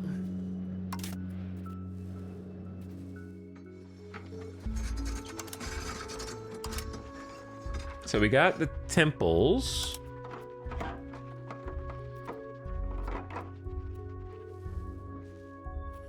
I guess more marketplaces so we can trade more. I feel like I need some rural buildings for the people, but I don't know what rural buildings to give them. We probably need to go through, I know what we can do. We're gonna flood the market with stone jewelry. Because we should be able to get pottery, weaponry, beer, glass, and tools from regular town burger buildings. Yes, we should be able to. So maybe I just need to go through and convert all market villages. Oh God, we're gonna crash the jewelry market, to be honest. How much do they even... We have a surplus? We already have a surplus. Market villages are so weird. I don't know what to do with them. They seem good because you get trade advantage and capacity, as well as some soldiers and laborers. But they're so weird because I can just build all these things inside the towns, no problem. And trying to micromanage each one is obnoxious.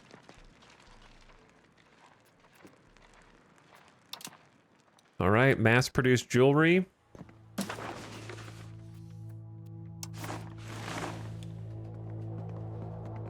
And see how the price changes, I guess.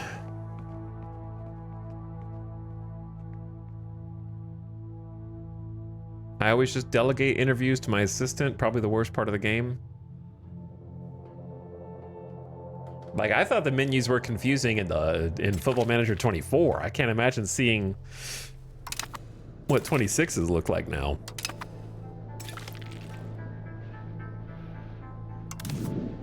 Did I build them a tools guild, or did they build a tools guild? I was gonna say you can't have too many tools, but we're gonna challenge that. Oh, they have their own market. Yeah, we did build them a market yesterday. All right, diplomatic relations improved. Granaries up. Granaries going up.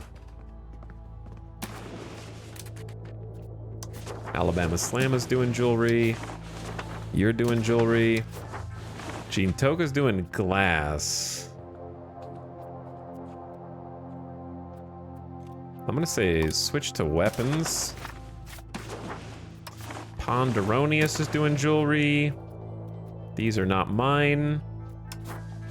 Perrinvale's doing weapons. I think that's fine. Flavortown is doing jewelry.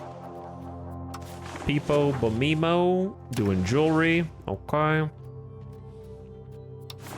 Mitochondria on weapons. Ethelfrit on glass. I say flip to weapons. I think that's all of them. Chat, what's the countries list on the right side for? Those are my neighbors, and they all want my land, so I have to look over there every so often to make sure I have positive relations. Because there is no way to keep and maintain a particular relationship with the countries. So you send diplomats over, they improve it, and they come home, and then the reputation starts to diminish over time. So if you stop paying attention to it for years, you'll just be like randomly in a bad relationship with them, and then they'll declare, more likely to declare war on you. They might do it anyways. So I really wish there was a system you could just keep a constant level of diplomatic relationship with them. But I can't. So I gotta just check on it every so often and be like, what's this at now? Trying to make sure that all my neighbors at least have a positive opinion of me, but Nova Scotia doesn't. We didn't have a border with them until just now, this very second. So we're gonna start improving relation with them. I don't have everyone pinned. I don't think we can talk to Brunswick. They're the ones who declared war on us. Cahokia. May as well improve opinion with Cahokia. May want to build over there if they don't get conquered. We have so many friends now. Yeah, we have so many friends.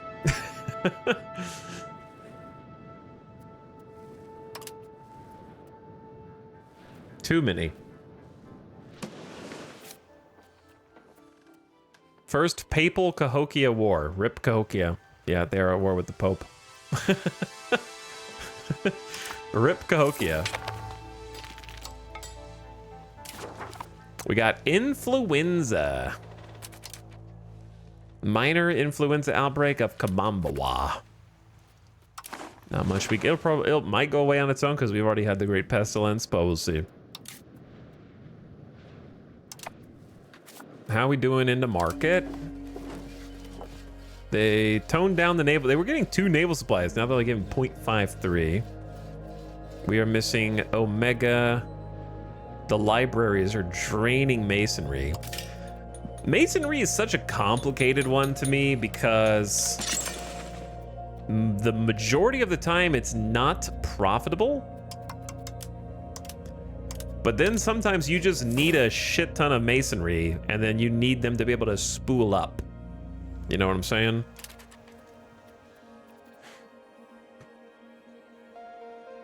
So I guess it's not that big a deal. You just have them.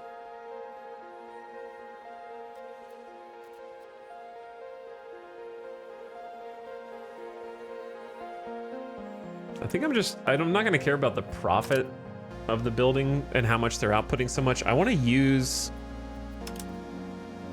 I don't like sort by available workers because that doesn't show me all the peasants who are there. I want to sort by like total peasants because they can promote or demote as necessary, right? So it's like, oh, you have 0 laborers. I'm like, yeah, I know, but just show me total population. I've never even looked at these. Okay, I'll just sort by profit and look at the list myself. Because there's some places where we have like 9,000. Like Glormenglop has like 97 hundo. 11,000 in Jura. Jura doesn't even have a road attached to it.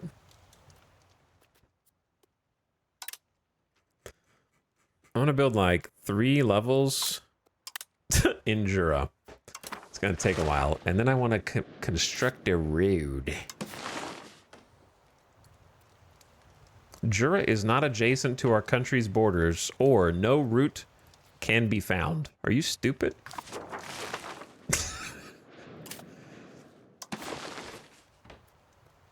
How is it not adjacent to our country's borders? It is... It's ours? Can you not just go over from here? Yes, you can. What are you talking about, game?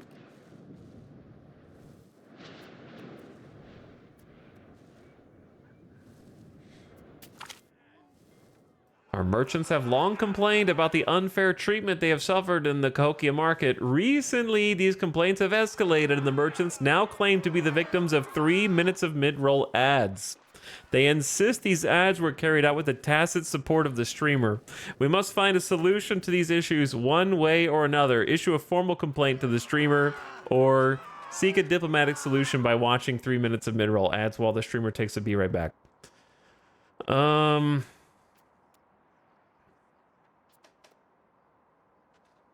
I don't care if they lose a little opinion. They're about to be dead. They're about to be dead. I'll be right back.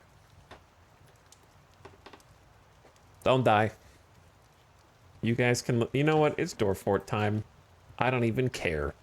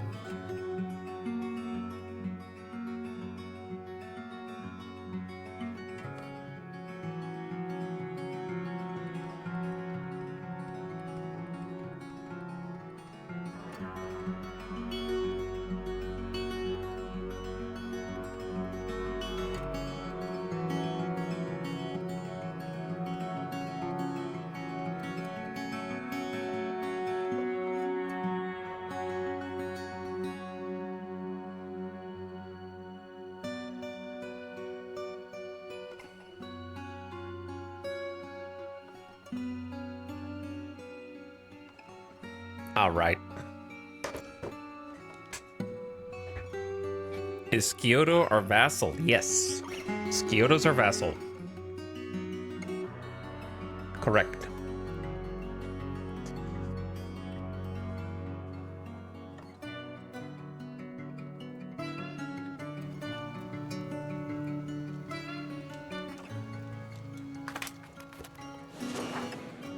I feel like there's other things I should be doing that I don't know what they are.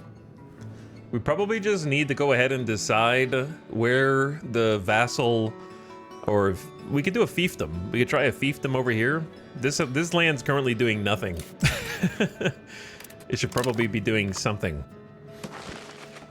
So we need to give it over to someone. I don't know what market they're gonna be under though.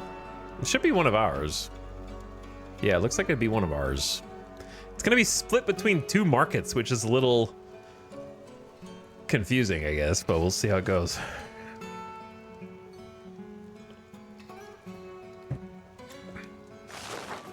Where should the vassal capital go? I guess that depends on how far do you want them to be able to control. Because our capital's over here. And we have negative proximity.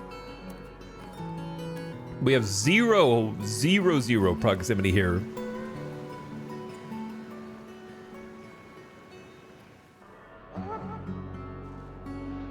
So what if we gave them Michigan? Like everything from Michigan's gonna have 0 capital procs, right? What if we gave them everything up to like... They're gonna have both salts. At least they'll be able to make money from the salt.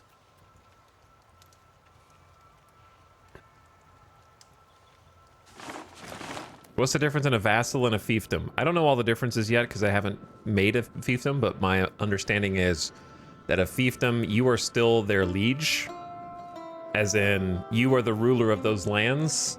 They'll follow your policies and your laws, whereas these guys can make their own policies and laws because they're vassals. However, I don't remember what the other differences are.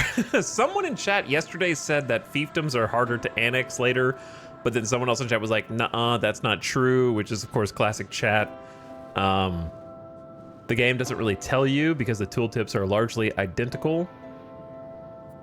The biggest difference is that if the vassals become unhappy and start their own rebellions, fiefdoms will not be wrapped up in that. They have different sort of appeasement tracks. So like if your fiefdom becomes disgruntled and starts a revolution against you, the vassals are a different type of subject and are not gonna latch onto that. So it's a way to kind of balance your different holdings so that you don't, if you have 15 vassals and you have a vassal uprising, now you've got 15 enemies. But if you have some vassals, some fiefdoms, and some marches, they're in their own little rebellion category. Fiefs can also have other government forms. We unlocked Margravate for them. Oh yeah, where was that? The Margrave.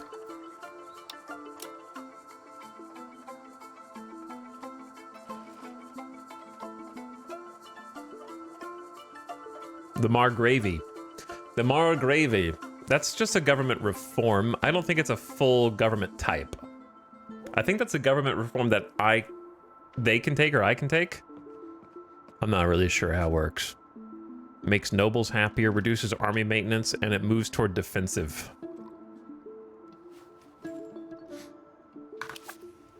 But anywho, I'm thinking if we give like a fiefdom Michigan and then allow them to expand to maybe like here. Little piece outside of normal Michigan, and then we kind of just take control of all this. That's probably good. So if that's the case, where should their capital be? Do they have any natural harbors? They do, but it's on the west side. I don't really want it to be on the west. I want it to be able to reach over here with good control. So I'm thinking about inside the oven mitt. Mish. It's not really great for harbor suitability, but I think from a proximity standpoint, it's the best. It can reach all of this with equidistant control.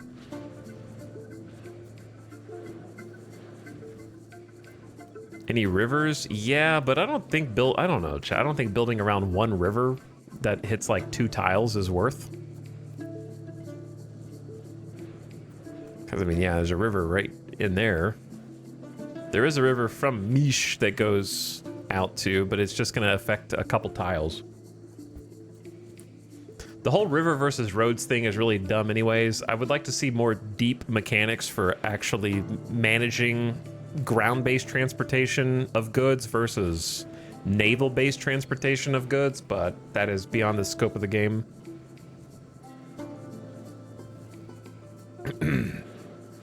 And then this will eventually become... What's funny now is that Detroit, in real life, has a canal that goes all the way up into... they can reach pretty much all these lakes and have become the biggest... I want to say, I think the port of Detroit is the biggest port in Michigan, even though in-game, the best natural harbor is over here on the west side. They managed to like carve out from these little rivers going south to north and kind of nestled in here. IRL, which was pretty smart because it gave them a lot of extra reach into Erie. Going all the way around from here and doing more business.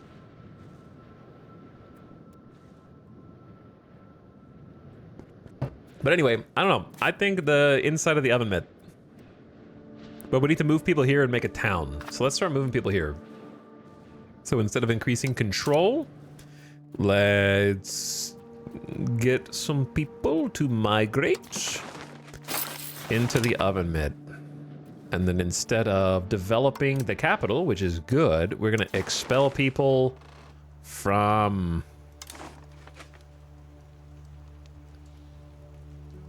somewhere with very high population and not many jobs. Which side is Glormenglop on? It's on this side? And then this is... Why is there 16,000 people in Flavortown? Where to expel?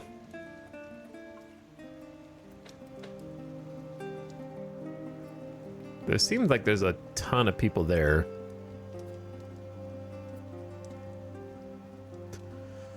See, like, we use the same tactic to get 12,000 people to come over here and live in Mikasa Sukasa, which is a good natural harbor spot.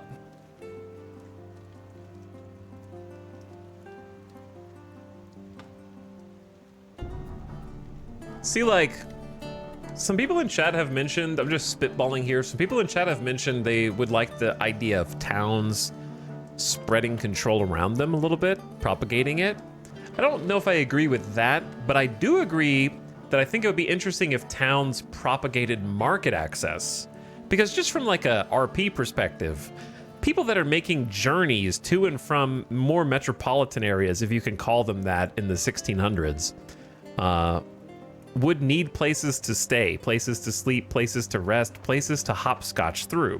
So it would be nice if towns kind of propagated market access, but not necessarily control, because they would be obviously hubs of activity that radiate out from a market center. Normally you have a capital, and that capital becomes not always, but often the largest and most developed city. And then around that are like the smaller town suburbs that kind of radiate the market outward naturally anyways in real life. So I would enjoy some kind of mechanic like that, where you could like hopscotch towns to help market access. Because it doesn't make a lot of sense that you can just be, you know, have 50% market access in the middle of nowhere with no infrastructure, like we talked about earlier. I don't know, just some more mechanics that you can manipulate would be fun, I think is what I'm getting at. More agency, more decision making for the player. That's what I want. Let's move people out of Rip-a-wham. Nothing going on there. Expel them. Delete them. We're gonna move them over into Michigan.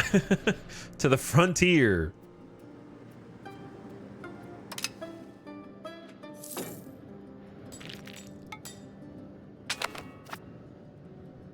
Best I can do is 20 more nested tooltips and hidden map modes. It's fair enough.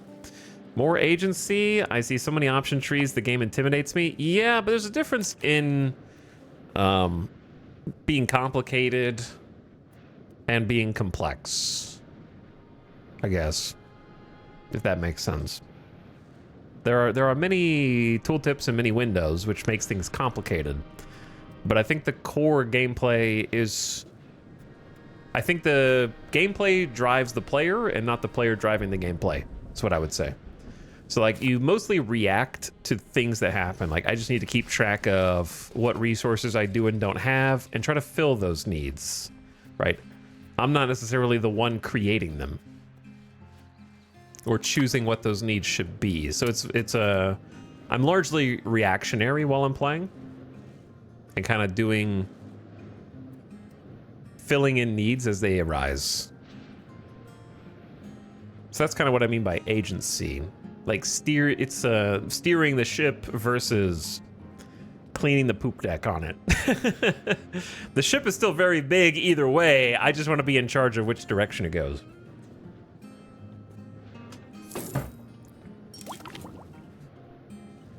Castle advanced research unlocked. That seems like rather fast.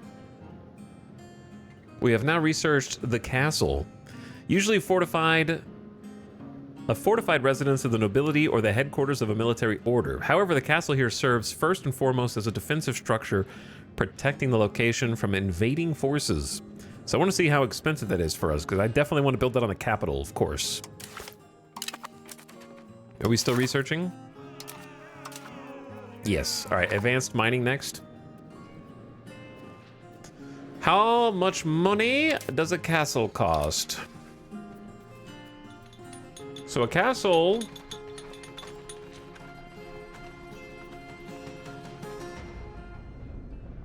The arrow here is like down. I don't know if that matters. This arrow's in the middle. I assume that a stockade turns into a castle.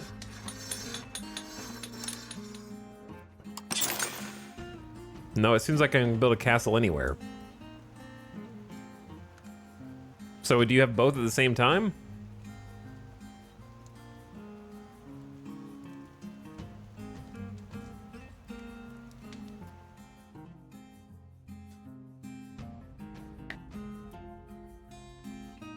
It could be interesting to let them have a small effect on control, but be determined by government type. Are you absolute monarch? Then only the capital. If feudal or noble republic, certain noble buildings could be added for control effects. Same with burgher in a republic, peasants in a peasant republic, clergy for theocracies, etc. Yeah, I mean, we've only been 2 government types, but they feel virtually identical. We were just kind of like, we went from tribal to monarchy, and they're basically the same. So having some more variation between different government types would be good. Chad, would you say that different government types feel varied gameplay-wise right now, or no? I think that the succession feels pretty much the same. There's like 15 succession types, but they're all basically the same thing to me. I just pick, let the best skilled person win, and then go on with my day.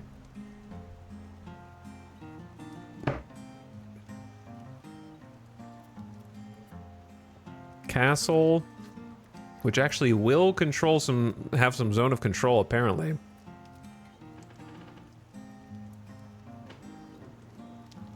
It's much harder to get crown people as a republic, and the sliders and power distribution are a bit different. But that's not what I'm asking. I'm asking, do you feel that it changes the gameplay? I'm not asking, is it harder to play meta crown power? Because I know that no matter what you play, you pretty much want to have maximum crown power. You can't really go wrong having max crown power, no matter what government type you are. So does it change? Do you feel like it changes the gameplay? Not, do I get a plus 5% to nobility estate here, but not over here?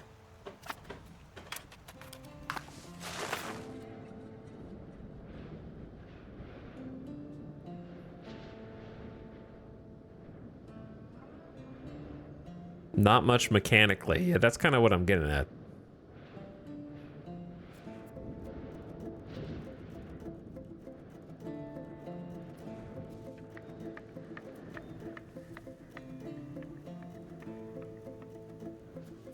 This will be finished in 1623. Bro, we can build a whole castle in 365 days? Isn't that extremely fast? Weren't many castles like generational affairs in these times?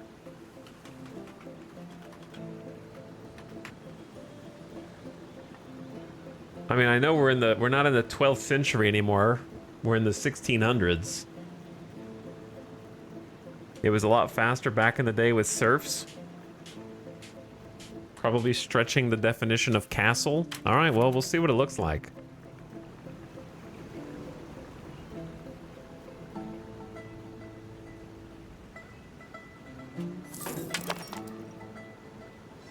We'll see. How much did that cost me? These are cheap! 135 duckies for a castle? Man, we could spam these everywhere. What's the downside? Plus 100% local noble power, I guess?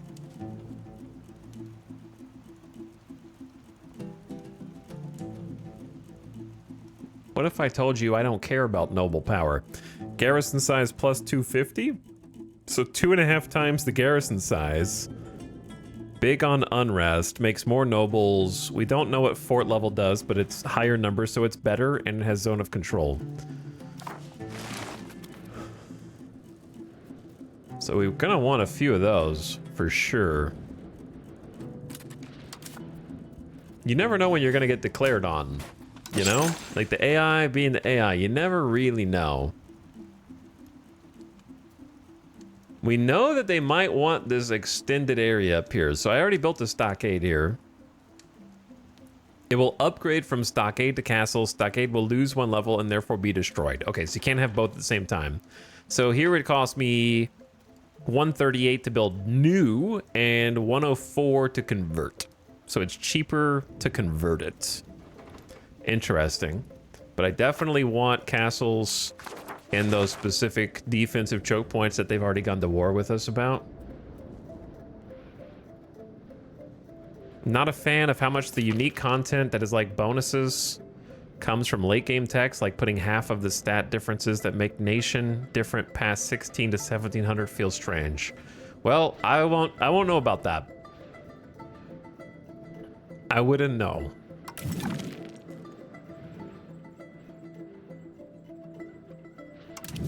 Who built a Spinners Guild? I didn't build that. I will say that the tech tree at large is not very compelling to me because 80% of all the techs are like plus 2% of this. And I want more building unlocks, construction unlocks, and mechanic unlocks along the way. Because, I mean, let's not pretend that there wasn't much to do in the Renaissance and the Age of Discovery and Reformation. You know what I mean? Like, there was a lot of potential there, and unfortunately, it seems like the potential is mostly limited to even the new buildings you get or the new units you get are just like the same thing, but slightly stronger number. Like, what is a hand gunner? Well, it's kind of just a regular infantry unit, same as the rest, that takes more manpower and has more morale damage done because the gunshots are loud. Okay, it's pretty much the same thing. What is an intripo? I don't know how to pronounce this. Well, it's basically a marketplace, but it goes in the market center. Okay, same building. Like, all the new buildings kind of just do something that another building does, but like plus 2.5%.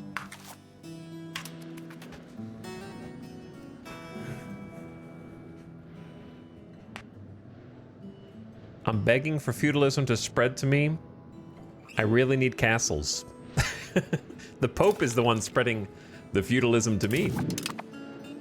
We've already got some new things to embrace, so I probably need to actually save, because we're about to embrace legalism as soon as we get the ability to mine saltpeter. Saltpeter, then legalism, I think. Should be cheap. I wouldn't mind getting the serfs one as well, but I just don't need it. Peasant estate recoveries, not bad. Can't build any of these. Doesn't matter anyways, because it's like, oh wow, a new building. What does it do? Well, cabinet efficiency +5. Cool, thank you. What about royal court? Crown power +10. You gotta have it, it's meta. It's just like, okay. I want them to unlock new things, new gameplay.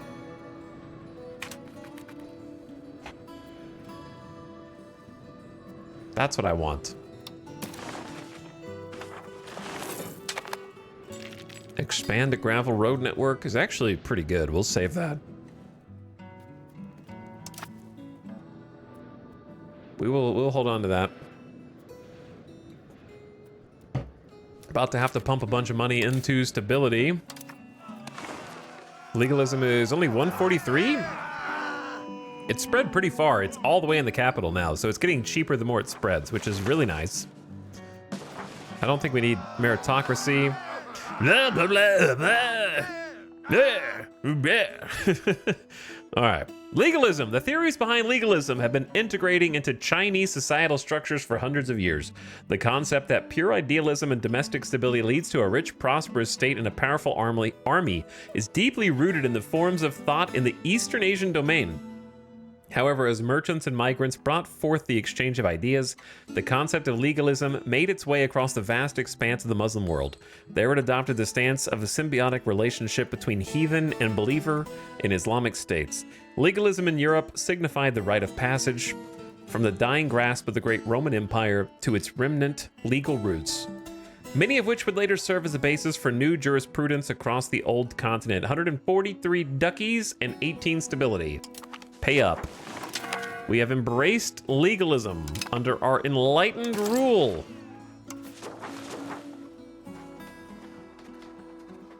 We were so freaking smart.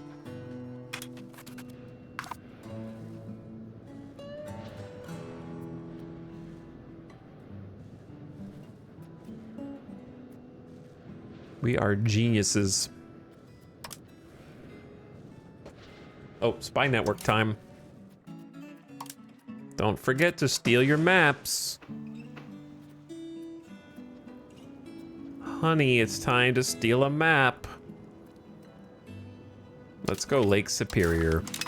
Not the biggest map, but they're kind of moving in over here, and I want to see when and if they're moving in. Iron, some sand, not much else. Not much else besides. But yeah, stability hit's not too bad now. So we get advanced mining and then a little legalism, and then we'll see what to embrace next. Probably army stuff from the Second Age to try to catch up on, I would assume.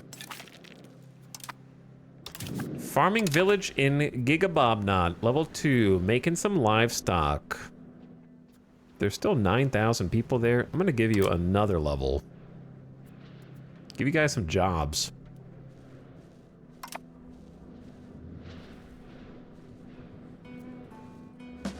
The Pope is eating Cahokia. It's very sad. It is very sad. Cahokia has lost 4,600 troops to the Pope's 812. Tragic. The Pope's hunger for New World land is frankly disgusting. The war was started by Naze. Take the capital. Ooh, they're going for the throat. Simple as that. We're building a bunch of libraries because we had a bunch of books. Where'd our books go? Oh, we're using the books to build libraries. It'll cool off once we finish the library construction. The nice thing about that construction, though, is we should have a stockpile that they're buying out of. A little stockpile. Not much left. There's another library. Another library. We're gonna get so freaking smart.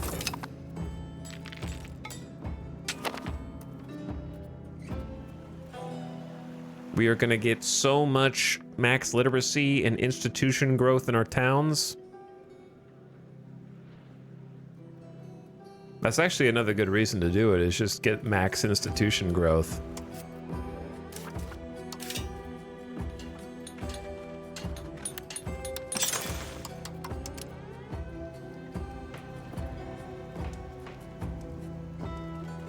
Not sure if I should build a library in my vassals.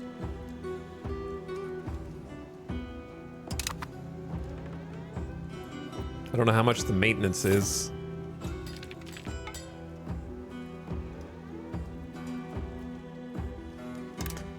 Library in Tiakondia.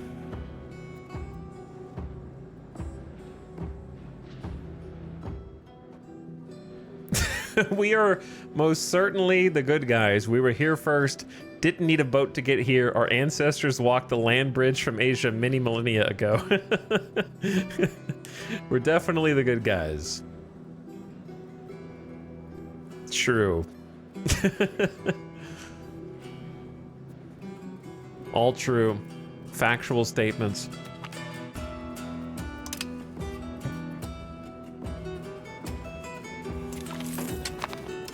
All right, we're building some more masons in Jura, just so we can spool up some more building mats when we need to.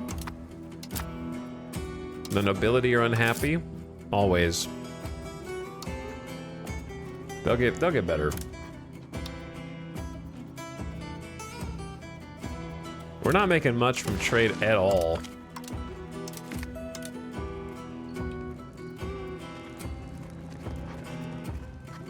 How are we still short on cloth? Sea exploration still demanding 9. The bubble's gonna pop and it's gonna be devastating.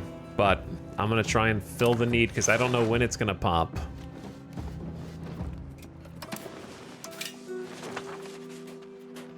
I suppose I could make some rural cloth makers. So the downside is it's 1 to 0.8. No, it's the same. It's the same ratio. So there's really no need to fill up all of our cities with spinners guilds. Unless we just want burgers. Burgers are good for the economy. Versus laborers.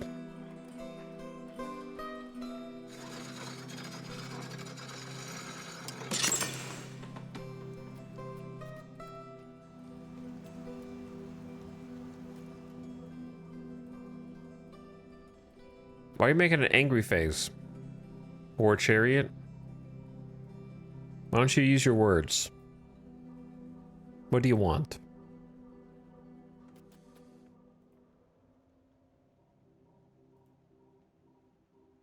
It's not a new stream PC anymore, is it? It's an old PC now.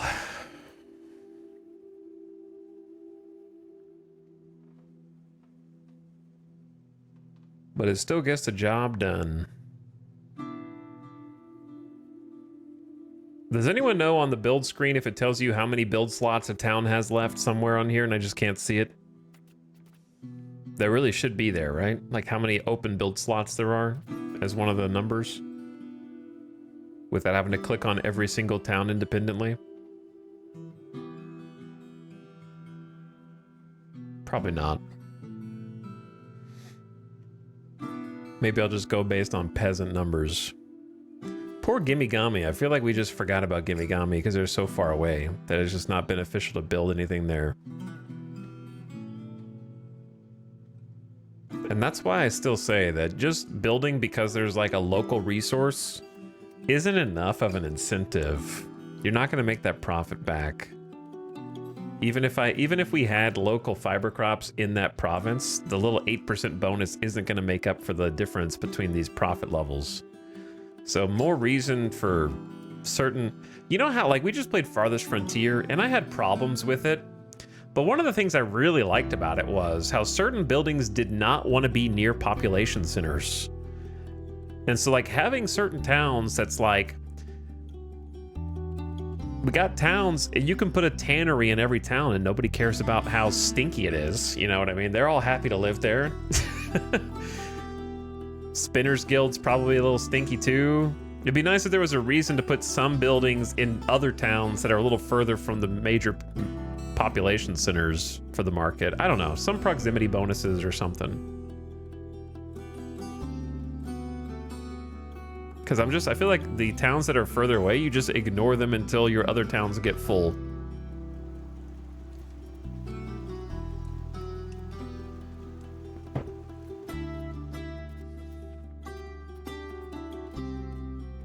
All right, 9,600 people in Glurmenglop. Here you go.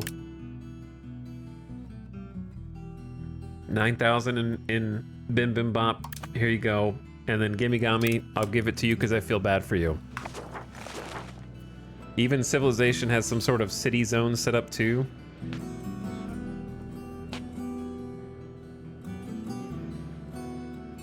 To be fair, each region is huge enough for a 1 million person city. That's true, but we're building them inside the town. Those are town buildings.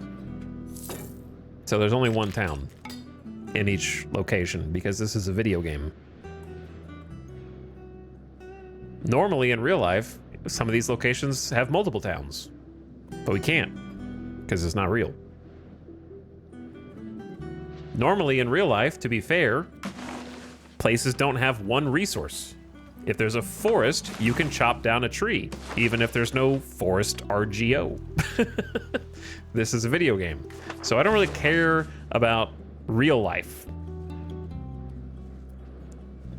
It needs to be fun. So just make fun mechanics and don't worry about like, well, actually, because you're already choosing to willfully ignore the fact that each location produces one resource and one resource only. So now that that is the basis and the foundation of the game, then everything else is fair game.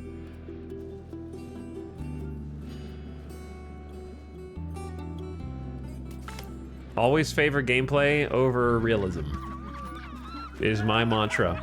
Our local administrators in Yamaskama have reported the locals have some intriguing ideas on how to create better fortifications. 10 years of cheaper forts. That would have been nice before I just queued up 2 castles. Or 50 years of stronger forts. You know what? This time, give me the cheap one because I'm going to build some more castles.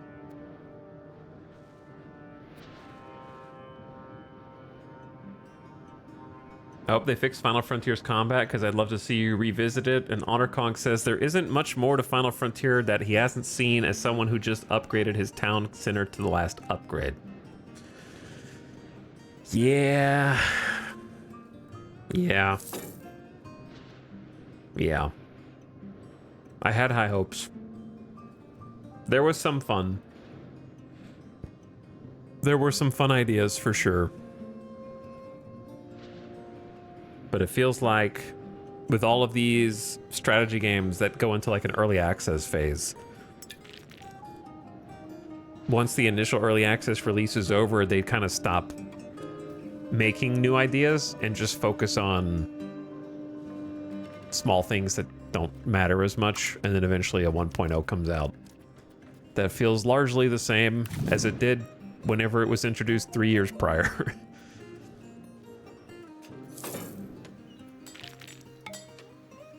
It says that we built a road between these 2 tiles, but I actually don't see a road visually, which is weird.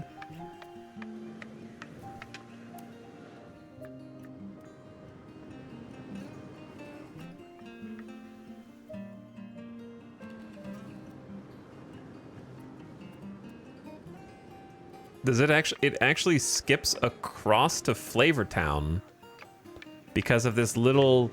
There's a little land bridge. Oh my god, there's a little land bridge right there that I didn't notice.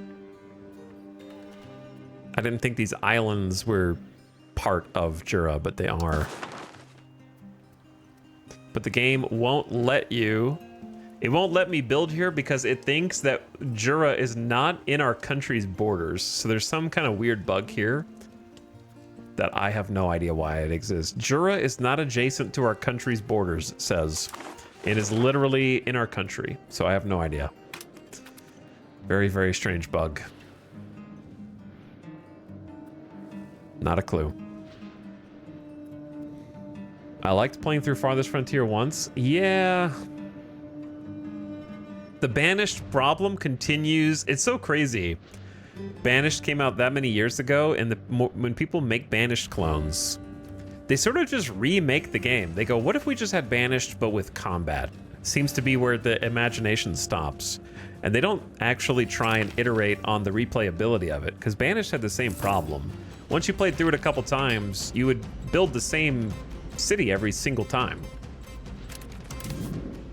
And I suspect that Europa will be much the same in that regard, even though it's not a Banished-like, where there is going to be one correct way to build across all nations.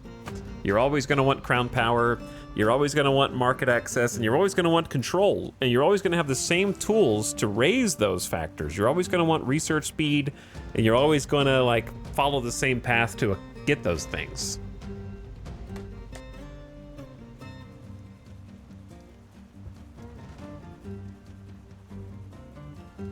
But yeah, that's an issue that Banished had, and it was the first one, so it's very forgivable. So it's crazy that we're seeing games like Farthest Frontier commit the exact same errors well over a decade later. Have you tried Timberborn? Yeah, it's not really for me. I think it's neat, but it's not really for me.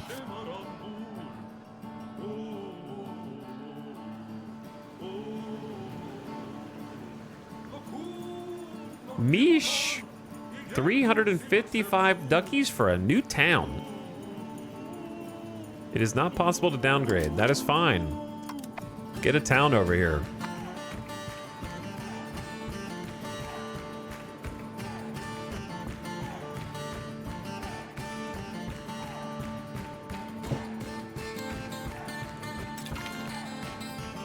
Thank you for the 27-month sub, by the way. I missed some subs earlier. I'll go back and check.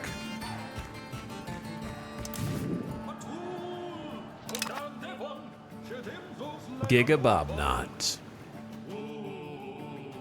Livestock capital of the Northeast.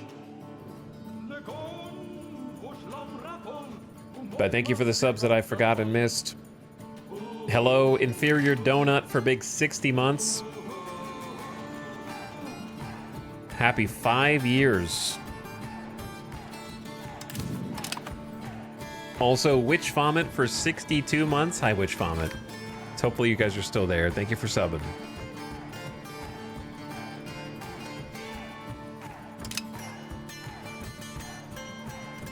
What did I build here? Granaries. Oh, we're building the pottery. Big Potters Guilds.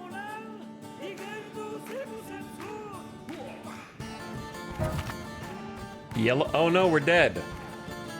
I am dead. War of the Worlds gifted a sub to Maholic. Thank you, War of the Worlds, for yet another gift sub. Very kind of you. Enjoy, Maholic. Night XD says, I like map change colors. Map changing colors is good. What's up, Night? Dandy Donuts with the flower sub. Thank you for 70 big months. Hi, Dandy Donuts. True Blade says, sup. Sup yourself. Thanks for subbing. Madwack says, E. And is back with the Prime. Ariane with the yo. Yo. Hi, Madwack. And Ariane. What's up? Thanks, guys. Who's dead? Our Chancellor reports a noble regency as we do not have a king. The country is rolled through a noble regency. Who's this guy? There is currently no possible heir. I have 3 children who are over 30, so...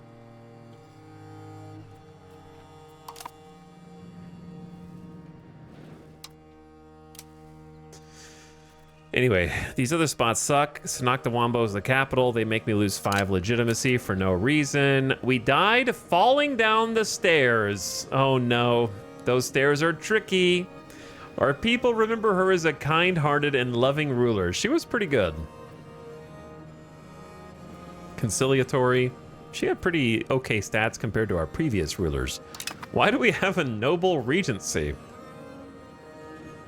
There is currently no possible heir. This may last a while. What are you talking about?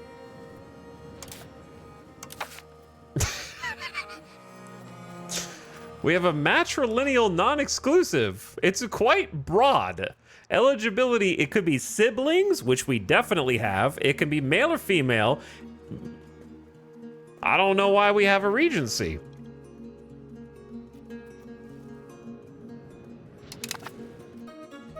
I have no clue.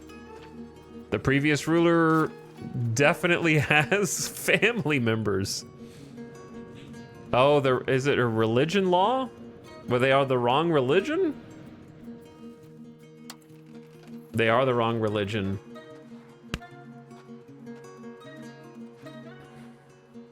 Okay.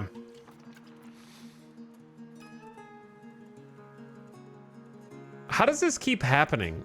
Every single person in our family becomes Midu, even though, statistically speaking, that is crazy because we are 99.93% Orindism throughout our nation. 0.06, but every time we have family members, they're all Miduan. My ruling dynasty changed religion and I don't know how to get them back. There is a conspiracy afoot. There are only 1,000 total pops who practice this religion out of 1.56 million.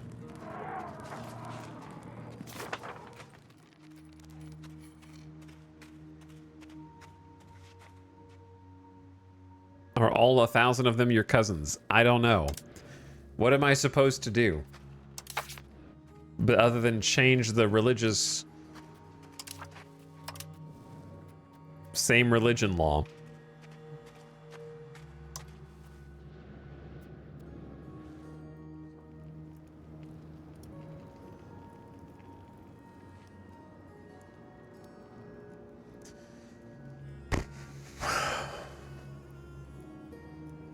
I guess just take same religious group and that'll be close enough.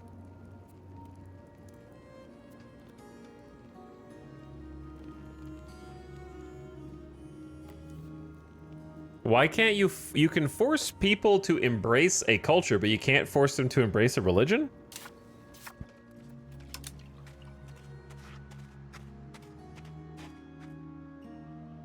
But you can only force them to embrace a culture if they are the ruler, not otherwise. Okay. Well, let's just go ahead and have parliament without the queen. And then we're gonna expand the gravel road network.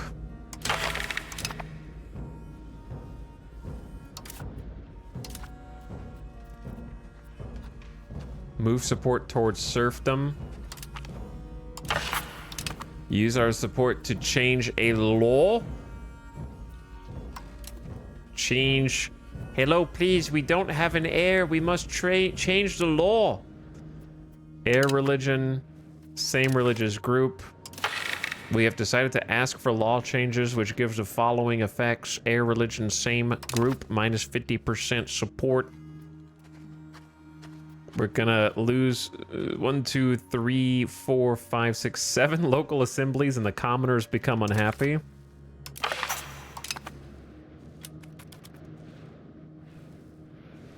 And then how do you get an heir? To be honest, the regent's not that bad. They're not that bad. Give them the throne so they become king. What a weird button to just have. Here you go. We only lose 2 legitimacy if we just hand the keys to the kingdom over to some guy who's just ruling as the regent.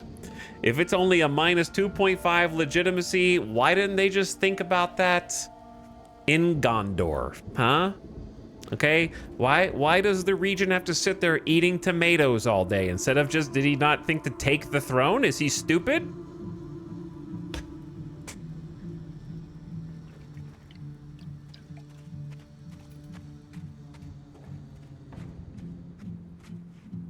Well, what do I have to do to get the other family back on the throne? Wait maybe until the month ticks over?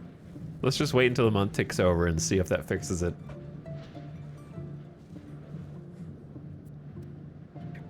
I could really use like a big money event right now.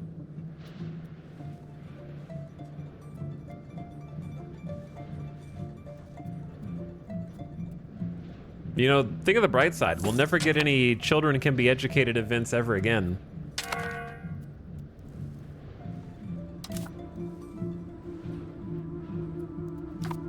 I need more support in Parliament. Outward is not really what I want to do, but it's not that bad. Contain meritocracy is also fine. But we shouldn't need it. Unless I want to request additional taxes and just fail the support. But I'll just leave it as is. I'll try to build at least one road. We need the road to go west to the new town so my troops can get there to defend it if need be.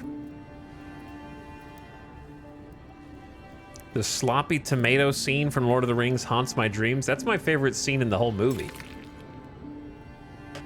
Best edited, best directed, best shot. We've got our first castle. Oh my god. An actual castle building. With room for 1,000 employees. Creating some demand for stone, tools, weapons, and now tar. We knew the tar was gonna be useful eventually, right? I still think it's crazy that it doesn't think Jura is part of my kingdom or my property. Spinners Guild's coming up in Gimmigami. Clergy is losing influence. Okay. Minus 10% satisfaction. They've made some bad decisions.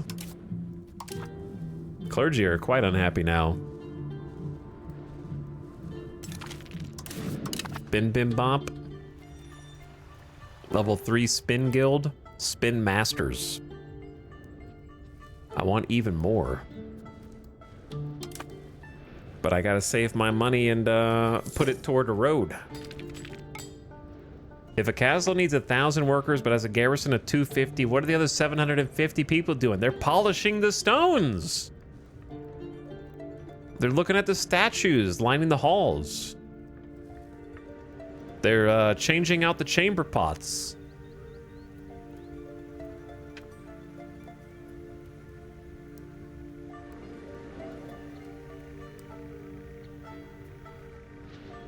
They're busy. They're looking at the kaiju-sized donkey just outside. Standing there menacingly, breathing heavily upwind of the town. Town demands seat in parliament. The town of Ibelip has grown rich and prosperous, and the people are disappointed not to be chosen for the seat of parliament. We'll tell the developers there's simply no reason to choose them as the seat of parliament. What, for a 6-month bonus? Who cares about such things, okay? Take it up with them, not me. I don't think I need to give you guys a parliament seat. Burgers lose 20% of state satisfaction. You guys are all babies. You have 66% refuse. Babies, I tell you.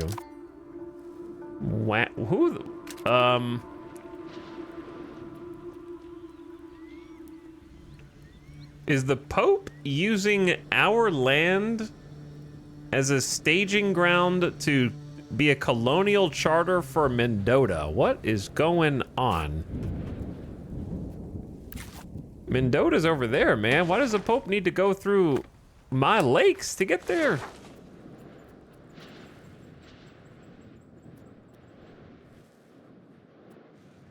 All right, don't forget about Parliament. Don't forget about Parliament. Don't forget about Parliament. Don't forget about Parliament. Don't forget about it. Parliament. Hey, do you remember Parliament?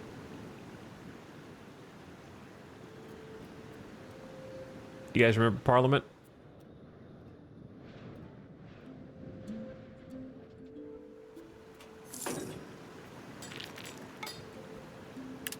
Go another... Oh, I shouldn't have done that. Take that back. Give me the money back. I need to make roads. Built a new castle in Mauritania. Mauritania. That's it. Right there. Maybe exerting some zone of control. Does anyone know how to see the zone of control? No. Is there a zone of control overlay? Nope. Well, maybe.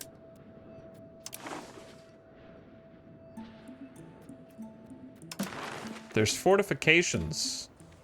Ah, it's fortifications. I found it on my own. I don't even need your help. So the solid is where it is. This is the zone of control around it. Anybody who said fortifications in chat is banned. You know who you are, Kisnar. Just kidding. Don't forget about... Okay, don't forget about Parliament. Don't forget about it. I'm just trying to get as much money as I can out of it before it's over. That way I can build a big road.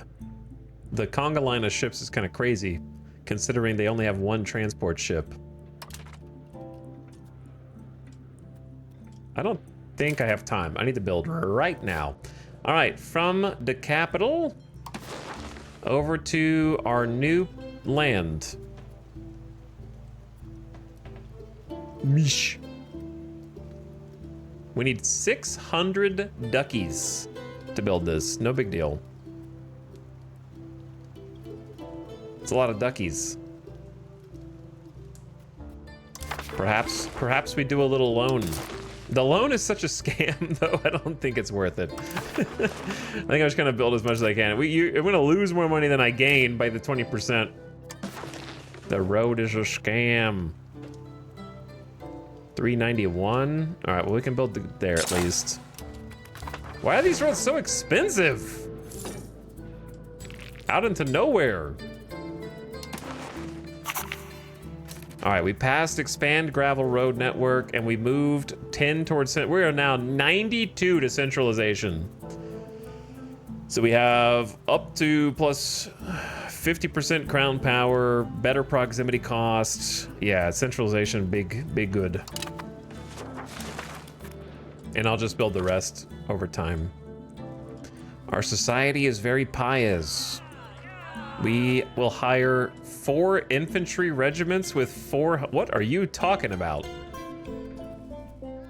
I can't afford 4... Do I have to maintain them with manpower per month?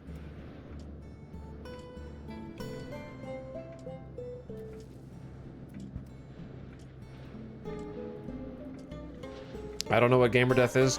Gamer death is you've been sitting down too long and your knees are bent, so blood is not able to flow through and clots in your knees. So you need to stand up and stretch so that your knees are not bent for extended periods of time. Because if you keep your knees bent for too long and blood clots in your knees, when you stand up and it releases that clot, gamer death. It's very rare, but it has happened before. Normally to people who have spent all-nighters inside of internet cafes grinding on games for too long. Think I saw it in an episode of House? Probably. I mean, House has got an episode for everything.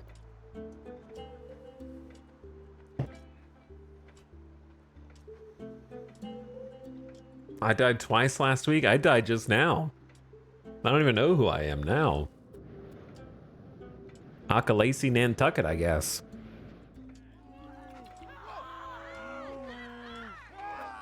It's unclear if I have to pay for these regiments.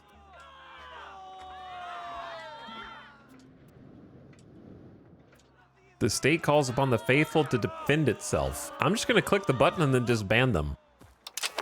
If I have to.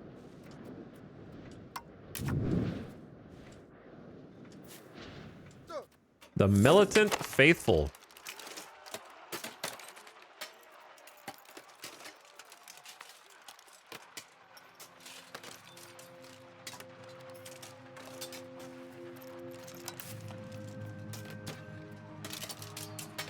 You call them militant faithful, but they're actually sort of just regular footmen who cost me -2 manpower a month, according to the game. They're just regulars. I thought it was going to be something cool, like an actual neat event that gives us some troops that have less manpower demands or some kind of special feature, but it's just regular guys, I guess.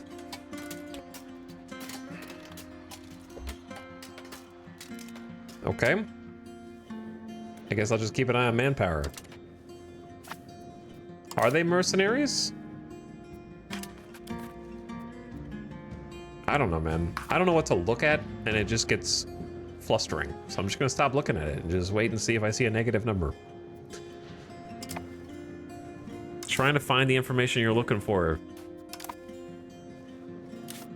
I'd rather just unpause. I need 370 duckies to go further that way. How many people do they have now? 7,200? That's a pretty good amount. Where's gonna be their biggest RGO? Definitely salt. So let's move the encourage migration to salt in Altoona. Try to get some people there for their RGOs to make money.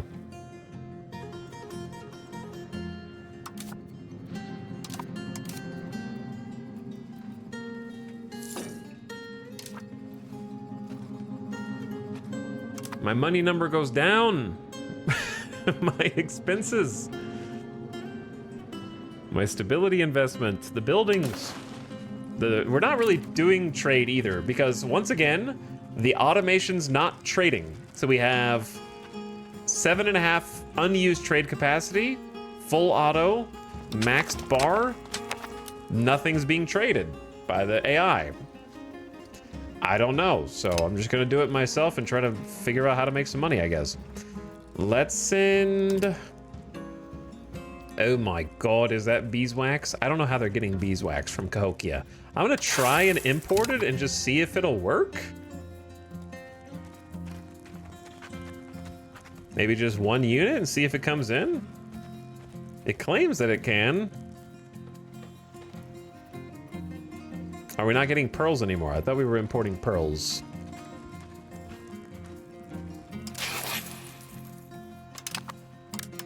I'll just do 0.5 and try to get a demand for them first. Suggested food imports.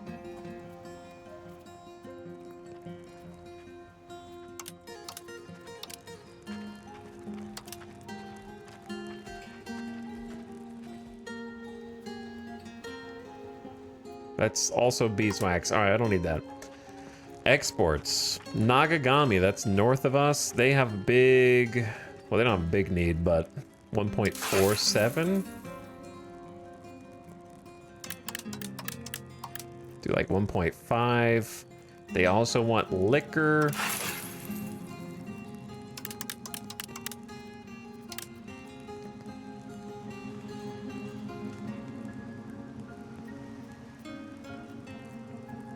Ooh, salt.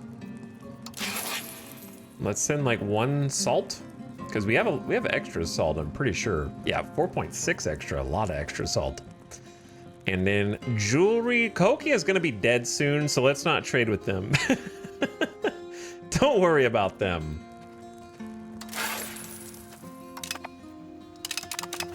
All right, that uses more. Do they actually have a no demand for the good stuff yet? We have to like try to create some demand. They don't want any tobacco yet, but maybe soon. Trading's hard for us right now, to be honest. I also wish if you were doing a trade, it would not be on the suggested trade anymore. That just makes things more confusing for me. If I'm already doing the trade, don't keep suggesting it, right? Also, ad starting right now somehow. I don't know how it's already been another hour, but turn your volume down, ad watchers. See if we can get some trade rev going. At least it's closer to 4 now, but that's not very many ducats in the grand scheme of things, but it's better than it was.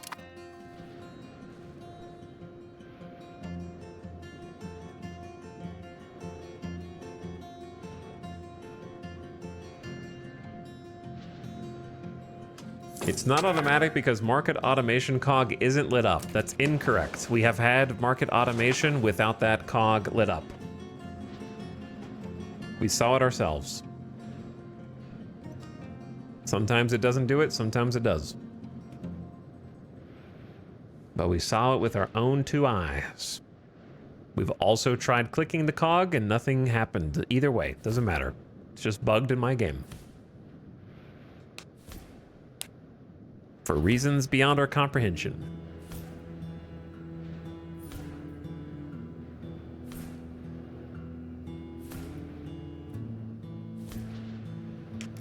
I don't know what's more fatiguing, playing Europa, arguing with chat, or trying to figure out why the game doesn't work.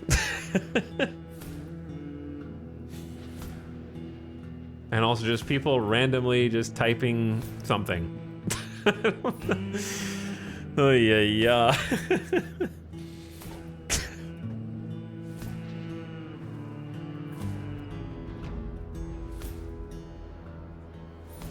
Where are the normal chatters? Playing their own game, probably.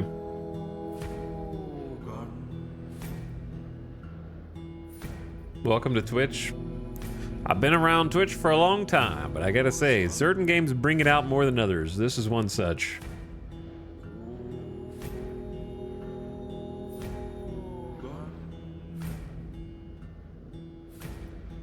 I'm playing soccer too. Okay, follow-up question, why? Hello, Pandar. Thank you for 9 months of sub. I appreciate it. Thank you for your slub. How we doing, boss? Mid. I'd say mid. I'm hanging in there. Fatigued. It's like, I feel like I've been building a new computer and trying to get it to work for 2 straight weeks. Pulling different cables here, reseating RAM there, trying out different power supplies here.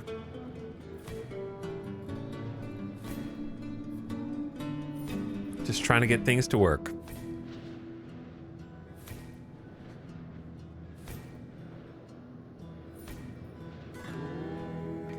But I'm all right.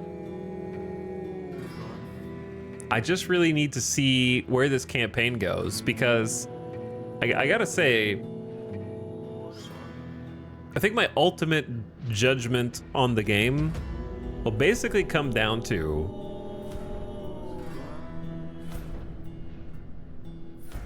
what happens in the next 100 to 150 years, if anything. Is it really as simple as just click improve relation with neighbors and then you just keep playing single player for the rest of the game? Is there any interactivity with your neighbors outside of declare war?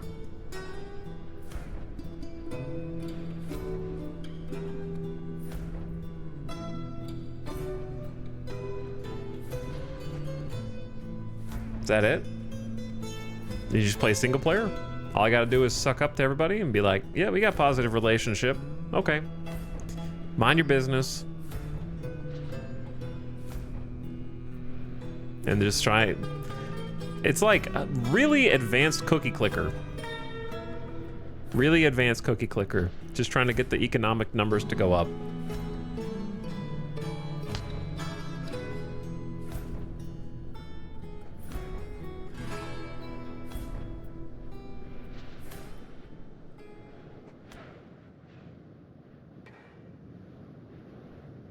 There's definitely a crossover between this and incremental games. Yeah.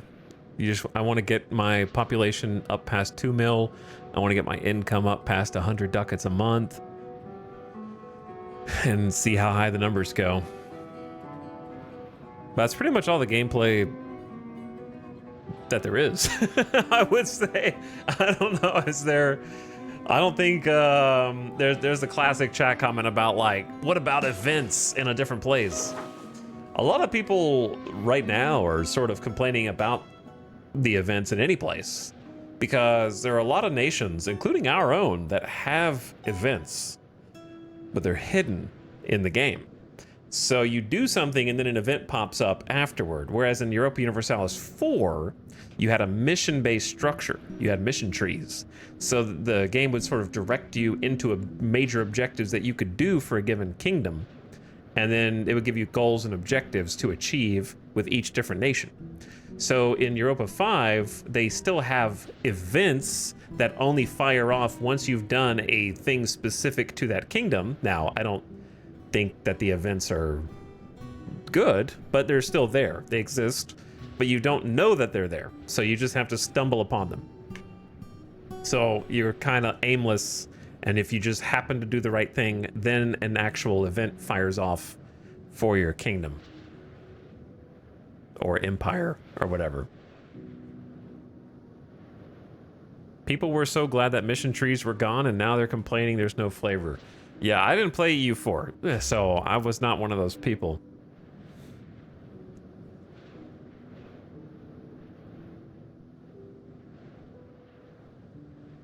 There are a lot of people that complain similarly about national focus trees in Hearts of Iron, but I love the focus trees. So I think I would genuinely like the mission tree structure from EU4.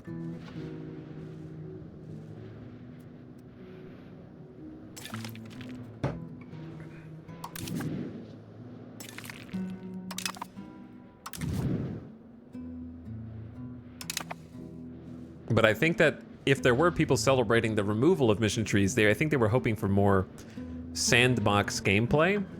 And I don't know. I don't think that my actual gameplay would change if I went and picked a different location to start a new campaign. I think that the core gameplay would be the same. The difference are my starting conditions. But other than the initial starting conditions, I think your mid-game and your end-game are going to feel the same no matter where you are. Because our tribal... We're basically playing... If you think about it, we're not playing like indigenous natives. We're playing just a regular monarchy that is 225 years behind everyone technologically, and now we're just playing tech catch-up. So it's like, I like that because I like playing hard mode in stuff, and I like having research debuffs and kind of playing the underdog. I like playing the underdog. But effectively, for all intents and purposes, everything else about our game is identical. We're just 200 years technologically behind, basically.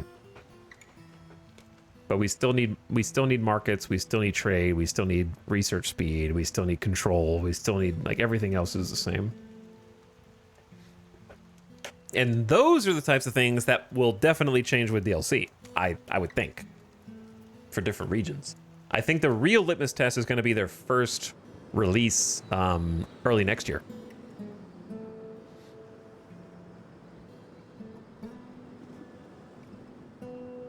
I like creating formable nations. I use that as my objective. Yeah, I like making formables too. We actually, the Kingdom of the Haudenosaunee is a unique formable that we got. So that was a fun objective.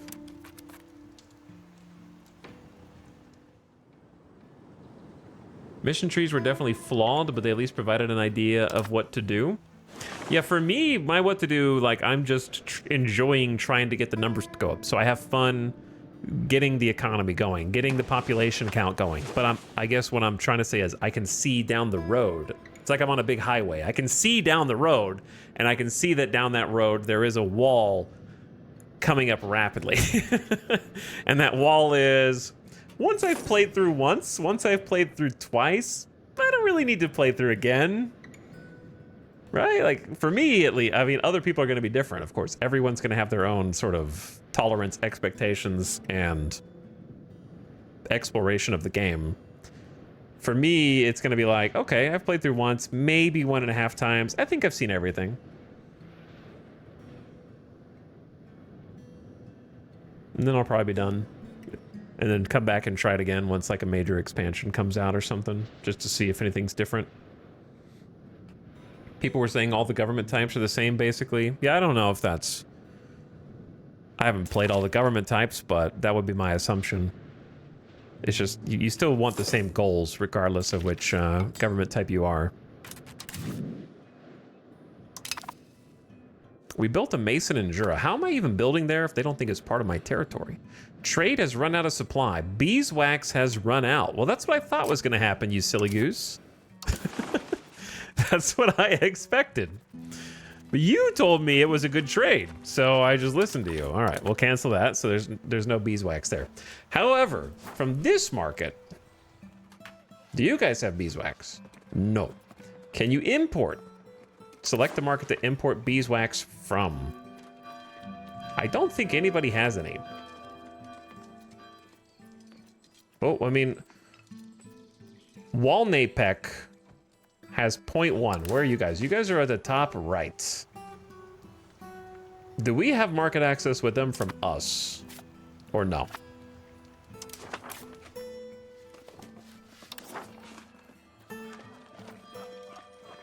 Interestingly, no. We don't have access with this market, but the Winya market does. Interesting. So if I go to the Winya market and I import beeswax, how do I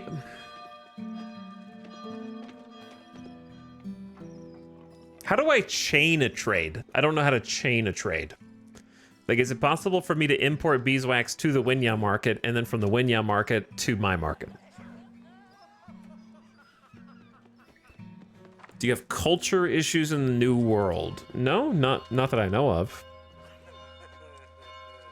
We seem to all kind of get along for the most part, which begs the question, what was wrong with the colonizers? Why didn't everyone just click improve opinion? Were they stupid? And just trade with each other?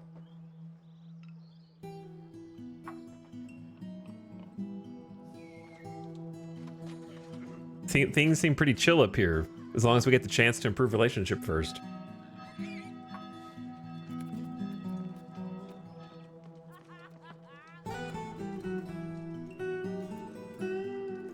Also, is there a reason why... Oh, these are green because they're like, our pops live in those markets. Okay.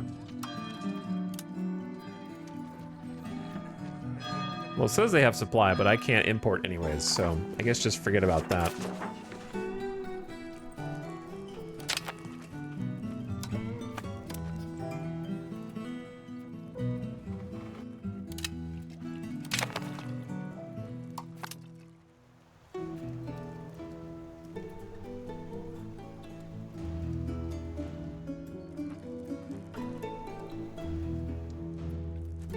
Okay, let's just see what happens. Nothing, probably. I wanted to finish building this road. 367.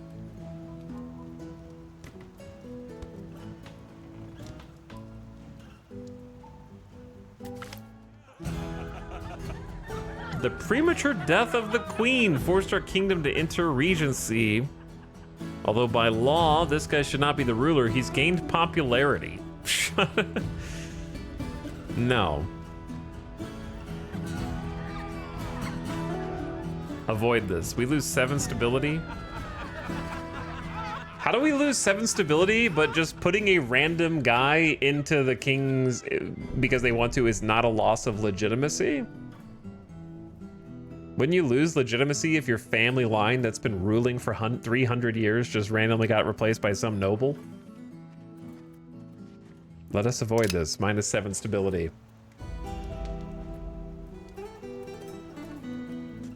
His name is Nantucket. That's a good last name. That is a good last name. Super charismatic.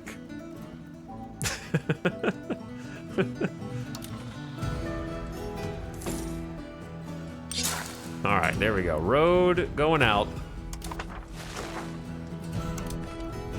And we got a town there. So why don't we go ahead and create our little fiefdom, yeah?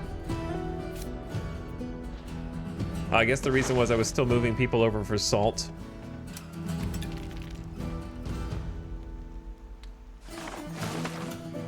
True. The militant faithful need a commander.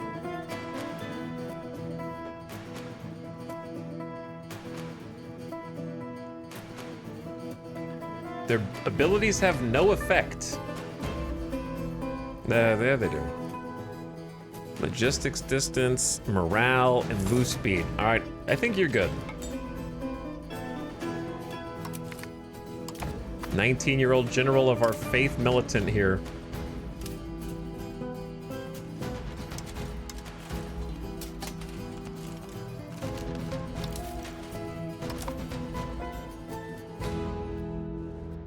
So are they free? I guess they are free. Maybe they are like a mercenary. I don't know where it says that they're a mercenary though.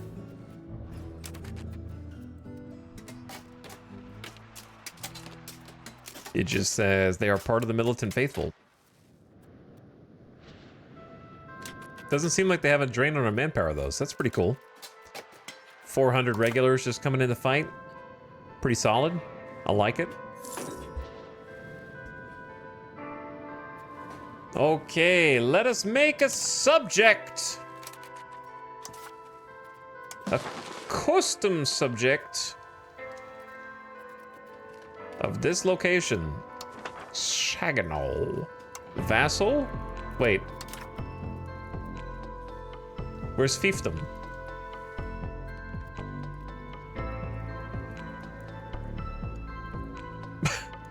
Where did fiefdom go?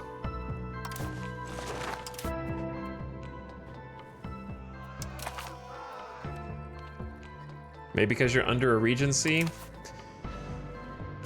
You're right. You're right. How long to embrace the new law? 69% embraced just now? So maybe once that's embraced, we'll get a new leader? Because religious group? We're under North American folk religion. Same religious group. Hopefully it's retroactive. I expect it to not be, John, because I'm playing Europa 5, but I'm just hoping that it is. I expect it to not, but I hope that it is. We will see. I think it's already forgotten who the last queen was.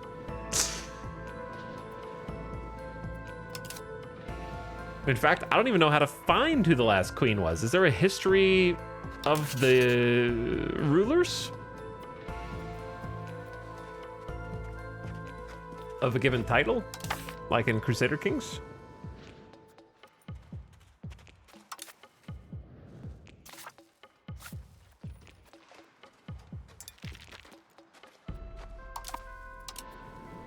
We built a gravel road. All right, we should be building many such roads. Sprawling west to have our army, it gives us a little control over here, but it also helps our army move east to west in a hurry if necessary, and will help them with some control as well, which is good once they establish their new capital.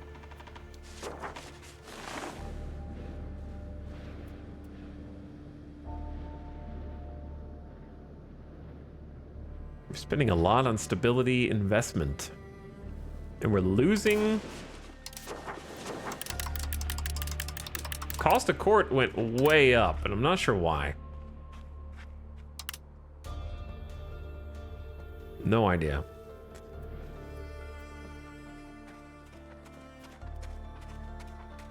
Oh, I'm having to pay 1.3 ducats a month for the militant faithful. Well, that's not that much. But I found their cost. Okay, so there is a cost. They're not free. They don't work for free. Below in the government tab. Okay. So I can find her family.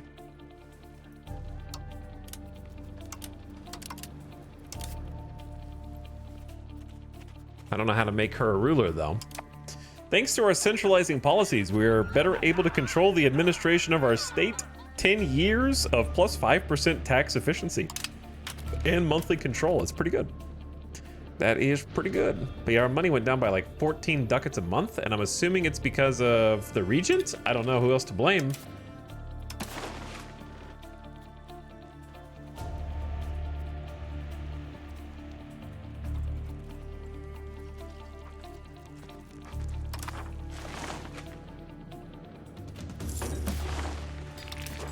Trade income is only 3 ducats. Pitiful. Trading is not going well.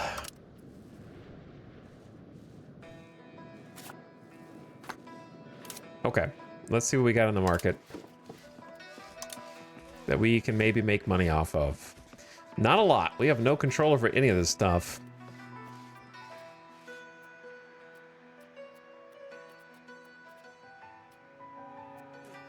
Tiny demand for saltpeter. Yeah, not a lot actually. A succession law fiasco. That is where we're at, more or less.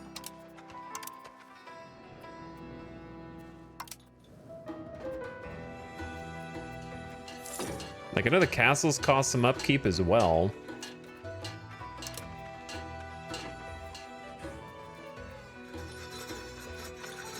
Perhaps if I just build a bunch of bridges, the proximity cost will help increase income, because I bet we could build a bunch.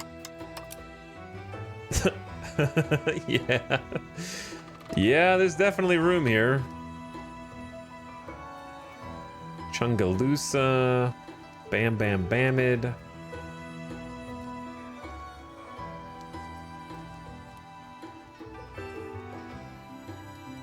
Go Glarmanglop. Shrimple as dat.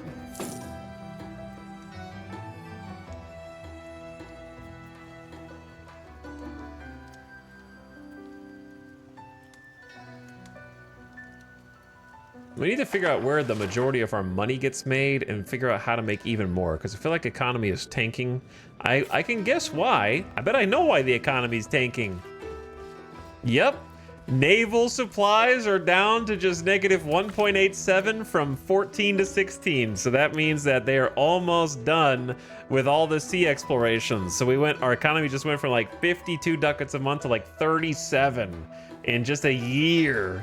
Because they're finally setting off on all of their naval expeditions. Bubble popped. And now we're going to end up with too much of different resources.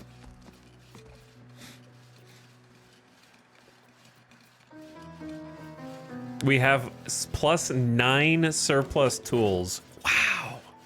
How fast that went bad. Plus 5.6 cloth. Suddenly way too much of all those things. How about liquor? Plus 4 liquor. Oh, yeah, yep. Bubble popped.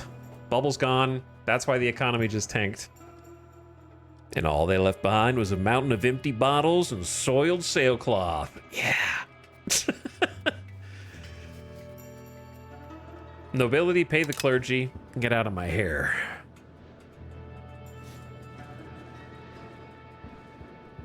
We are 98% to heir religion, same religious group.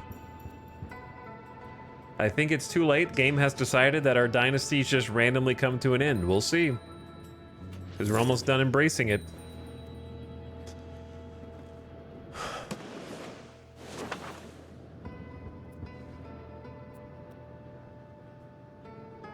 I think we could try and fill some needs in the Scioto market since they're our vassal as well. That would be another thing that we could do, because we did make a custom market just for them in Gringlefield Finn. All right, well, we've completely adopted the law, and our dynasties just come to an end.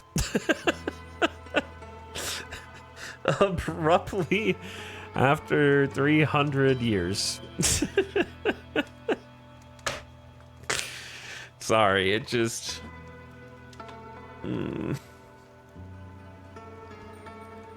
It's fine. It's really not a big deal. I don't actually care that much. It's just it just shines a spotlight on how sort of loosely hanging on the dynastic system is cribbed from CK3. It's barely there, man. Don't get too attached, because it just doesn't matter. You blink and then it's gone. I don't even think there was a way to convert my family members like there is in CK3. Well, I guess this guy's the regent now. What's crazy is the options were take him as king or don't, but there wasn't really an in-between. So, what agency do I have in choosing a new ruler? If I click no, not you, do I just wait for him to die and someone else to show up? I don't really know what my options are there. Burgers need 37 estate power.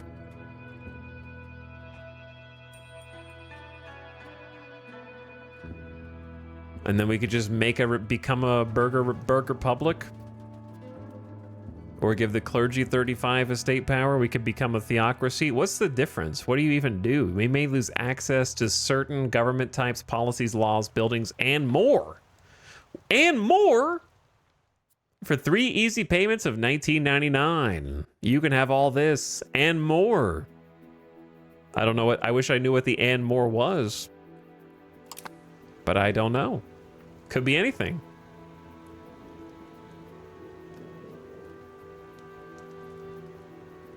To be, quote, fair, I think you technically got a new dynasty every time you had a female ruler. I don't think the game allows women to pass their dynasty. I don't know what that means. I don't know what that means.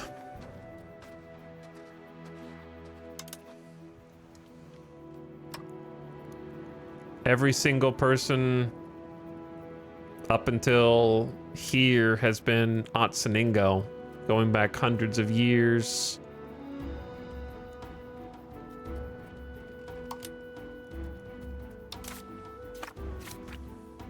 And if I look... Well, they have deleted her page. She's had her page, they simply couldn't give me her page. So we can go here and then look at the Kataraki dynasty.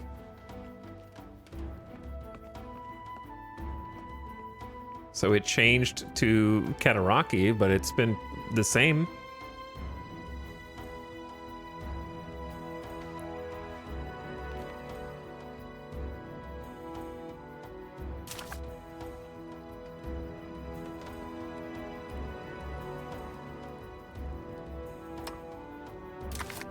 And this is the same Otsoningo dynastic tree we had since the beginning of the game. So, doesn't look like different dynasties to me, each ruler. Looks like you can pass it down just fine.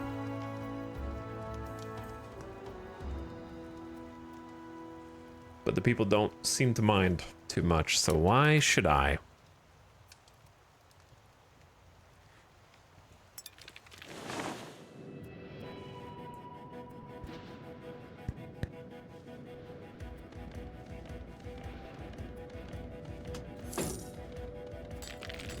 So now I guess I have to just wait for another event to pop up that allows us to just make this dude king, and he's just gonna become the king because he's so damn likable, I suppose.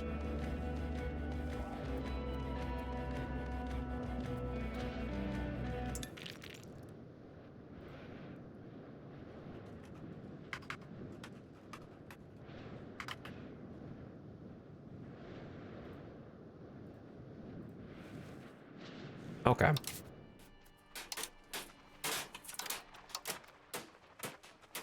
See, I wanted to spam a bunch of settlements for population, but now I'm scared to spam settlements because it's gonna, our money just went down by 14 ducats a month, and if I spam settlements, it's gonna go down by another 14 ducats a month. So I need to be a little careful. I think building some castles in different areas would still be nice, especially when there's like choke points that I might be able to use zone of control to block access to.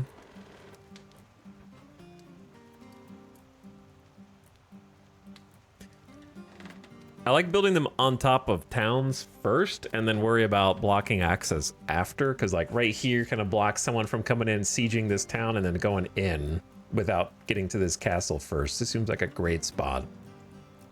Need stone to build the castle. Only 2? That seems very generous. All pops from commoners will gain plus 2.5% pop satisfaction. That's also actually kind of good. So we built one up here to kind of control. I think this is another great spot for a castle in the north. And And then we probably just want to go boom, boom, and just have that zone of control blocked off here. So they can't just storm into the center of all of our business.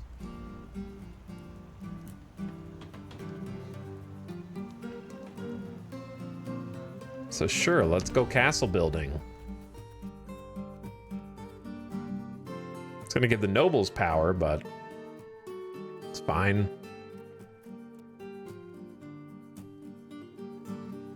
The much larger garrison is good. We need some beeswax. Why does it just say no beeswax next to Lake Huron in castle construction mode? I don't know. It's all over the screen. There's no damn beeswax as far as the eye can see in the whole world. Give me the beeswax. It's like, what's that Jim Carrey movie where he's like obsessed with the number 24 or something like that? Is it 24? What was the number? I don't remember what the number was.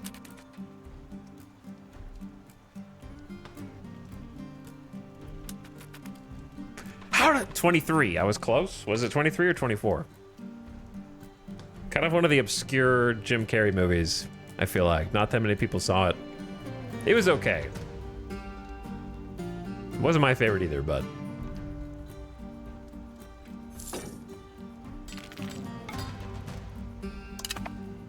The number 23. Yeah, thank you. So yeah, we put a castle here and here. We kind of block off this entire area. They have to go around the river to get to us down here. Trying to control the northern choke points. We're trusting the Pope a little too much. The power of the clergy.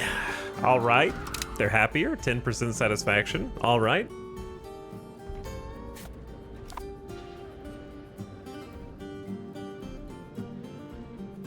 This lurid, overheated, self-serious pot boiler is not one of them. The number 23 is clumsy, unengaging, and mostly confusing. What if I told you quite adept that the Rotten Tomatoes consensus is probably written by AI now?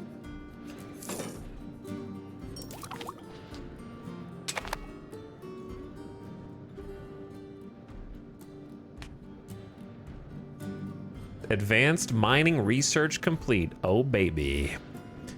We have researched advanced mining, which lets us mine saltpeter.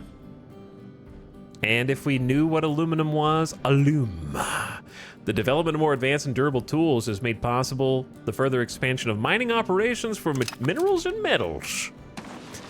Well, we've got some saltpeter right here. Right here. So I'm gonna build one for you. And then one for my vassal, because I'm such a nice guy. One for you. And then I don't have enough money to build the third one. I think we only have 3, so it's fairly precious.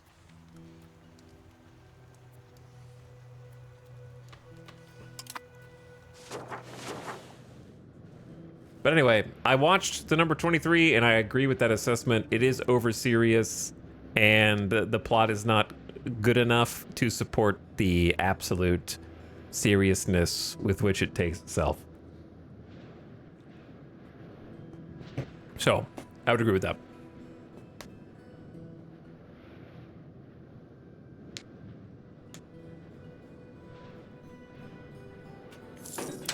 I need to research. The militant faithful are just gonna leave in 2 months. Okay, so that was just a non-event where militant faithful showed up and were like, can you pay us for a couple years? And I said, yeah, for some reason. I thought they would stay longer? I don't know. Anyway, or not cost me money. Whatever. Non-event. We just embraced legalism, which is actually good because we can embrace the actual tech itself to get stability investment cost cheaper. The new government reform is kind of the big, huge one that we really need. And then we can have pest houses, which are disease-resistant buildings. Federal law. Federal de jure law allows the following policies. By tradition, peasants are happier. Move to inward. Ooh, I want that, actually. I do want that. And then a bunch of laws for eligibility of succession that don't matter because you're just randomly going to lose your entire dynasty anyway, so who cares what succession law you have? I'm not wasting research on this. I will get this one, though. So let's go this into pest houses, which... Where'd you go? Why did you just try to build a thing we haven't researched yet? Pest houses into hospitals. We have everything there except mercury. Character life expectancy up, disease resistance up. That as well. Okay, then we're gonna need to embrace something else, because that's pretty much it here. And I don't care about 5% cabinet efficiency. I do care about some tax efficiency.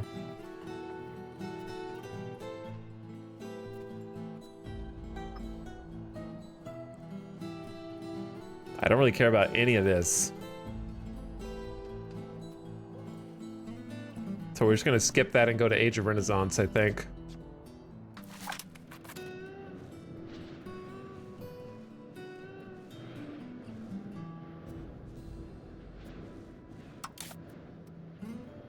It's nice having research, though. I like actually choosing what I want to research. That's fun. It's nice to go back to that.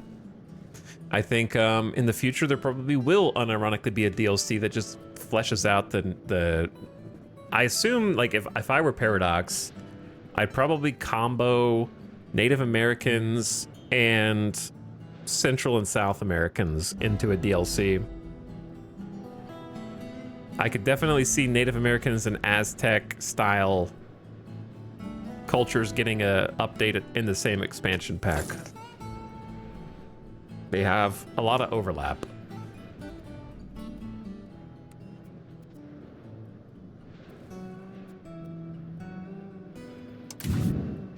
Our building lacks employees. They're there. They just need to fill in.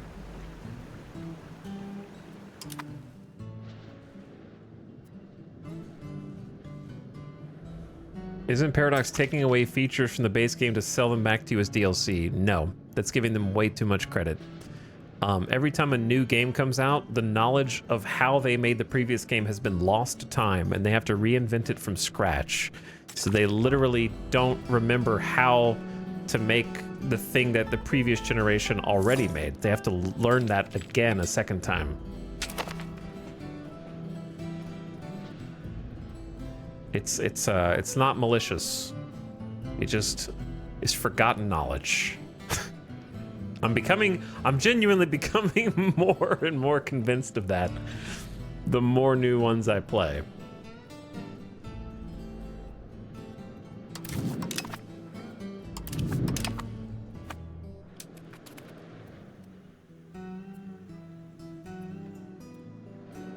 Because I actually would be okay with taking features out to sell again as DLCs if the entire product as a whole was elevated over the previous generation. But I think we saw with Civ 7 that that is simply not the case. It's like how we forgot to land on the moon. One young man on a diplomatic corps has distinguished himself. He is a truly gifted individual, utterly loyal. 10 years of plus diplo capacity and monthly diplomats. Oh yeah, I need to steal some maps. Bye, militant faithful. Thanks for coming. Appreciated you. We're almost out of maps to steal from these guys, and then we don't have to spy on them anymore. Let's go see what they're doing up there in northern Keewatin, or however you pronounce that. They're going crazy. We have the Colony of Canada now. They've changed names. The Colony of Canada, straight from England. England is just taking all of Canada. Furs, lumber, and wild game galore. And they're gonna fight the Pope over here if they get blocked in. They've got plenty more access. I bet you never thought that Southwest America was gonna get colonized from England from Canada after they missed the turn into New England.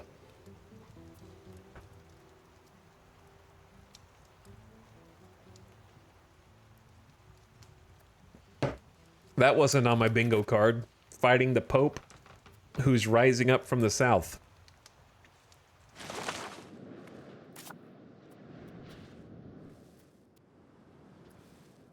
All right, let's stop encouraging migration. Go back to developing the capital.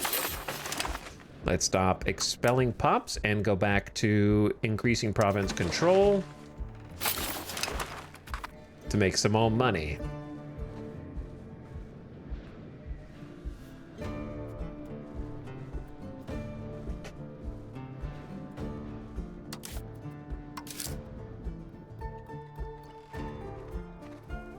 I guess I have to keep food meter all the way full.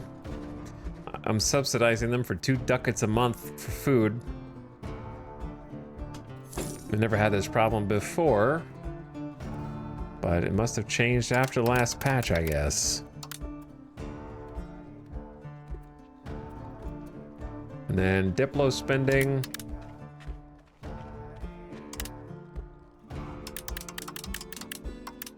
A little confused because I'm getting 2 different numbers. I'm getting a plus 0.2 here, but only a 0.15 there. So they're different. I don't know why they're different numbers.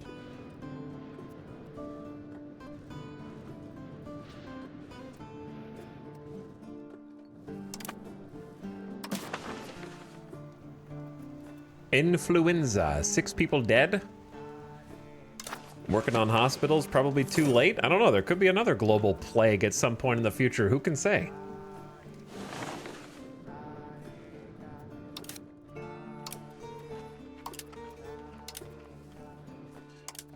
I guess we could build some more markets. But the thing is, markets are only good if you have people to trade with. Which we kinda don't. Not really. Maybe I'll just make some more bridges.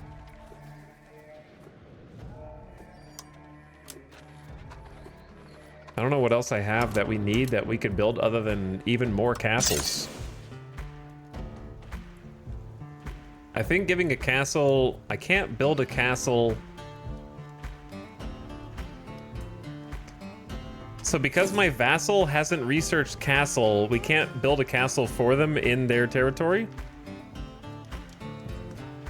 Okay. We can only build a castle in our own locations.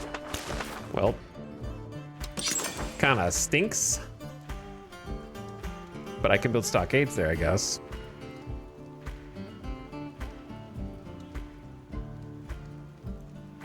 I like the idea of zone of control. I think it's a really neat gameplay mechanic in every game that it's in. We can get saltpeter, the first of its kind in our entire nation. A new resource. We can start making guns.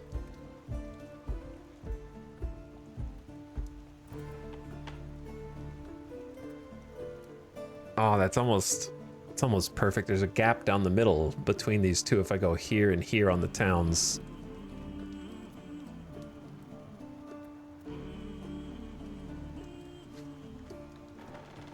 Where else should castle go? We have capital. We have 4 castles in the north, 1 castle in the west.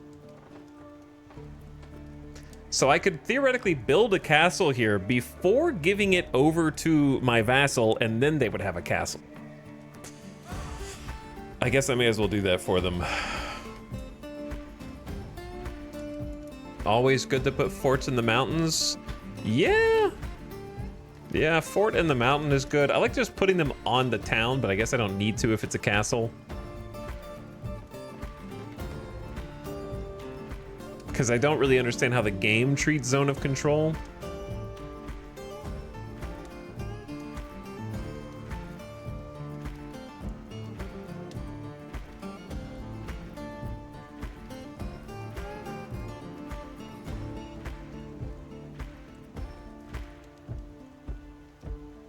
But yeah, you could do like a nice little castle here. Kind of covers a lot of the main little crossroads from the southeast, has good coverage, and then build another one here. How many castles is too many?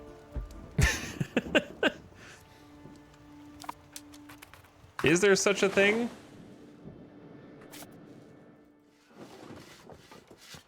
We still have like a surplus of 14, even with like, how many castles are we constructing? 1, 2, 3, 4, 5, 6 simultaneous castles. Your fort limit. Sure. We're at 9 out of 35, so we're still good. How many does a castle take?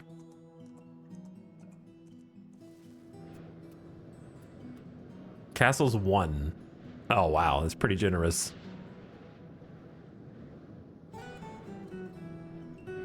And I can still do a research for 10% more fort limit. Careful not to run out of beeswax. Yo, imagine, let's not even talk about how silly it is that we're currently building 6 castles in the US. In 1626, as Native Americans. We jumped the shark a long time ago.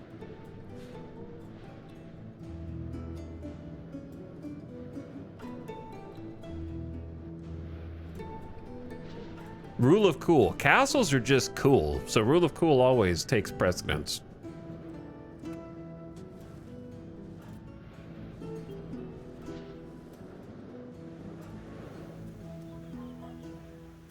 And then what goes above that? What's the next level above castle? Bastion. And then Star Fort, and then Super Fortress. The Death Star of castles. I don't know how much upkeep castles are. I'm sort of just hoping that we can afford this.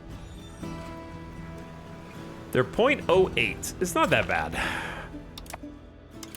We can get Saltpeter from Griffix Yalgadir. Who named that? I don't remember doing that.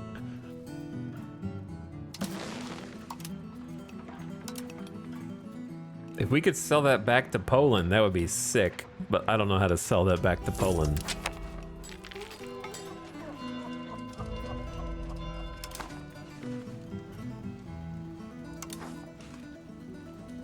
How do we even know the Krakow market exists?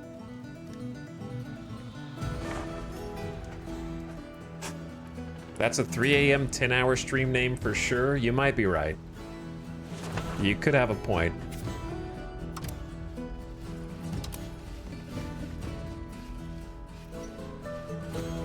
Well, since we don't have any overwhelming sort of deficits to fill, like a little fine cloth is not that bad of a deficit. Oh, we have no deficit because they're getting fired. They're getting fired to work here.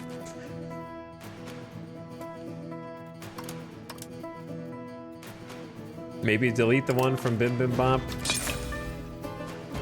And Poach and Paulo, then.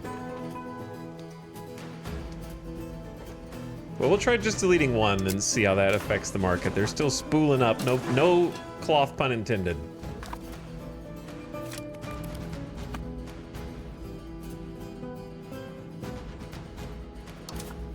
I think we should just focus on buildings that have utility. And the utility will create its own demand. So like, dude, we should build a wharf so we can make canoes.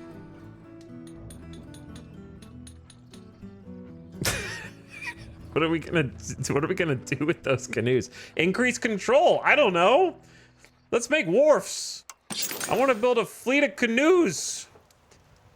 I think this was our natural harbor over here in Makasa Sukasa. So cue that up. Okay, where's the other natural wharf? In Evergelly, but we don't have a town there. So we could get a town there.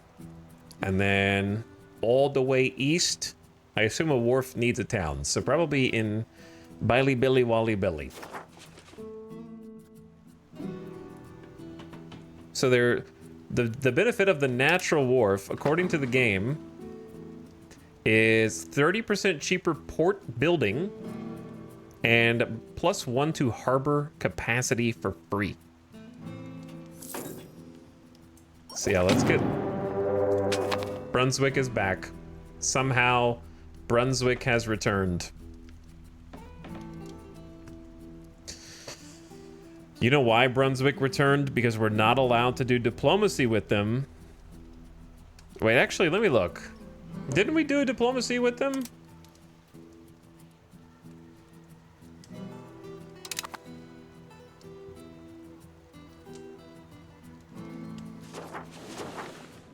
The Second Brunswickian War.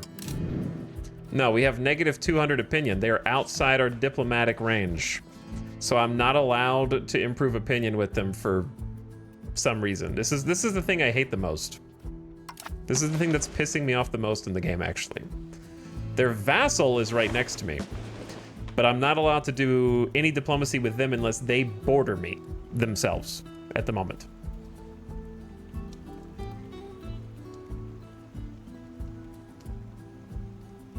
EU5 has Diplo range now. It has Diplo range. And apparently because we don't have boats or a naval presence, we can't do any diplomacy with them, even though their literal vassal is on our border.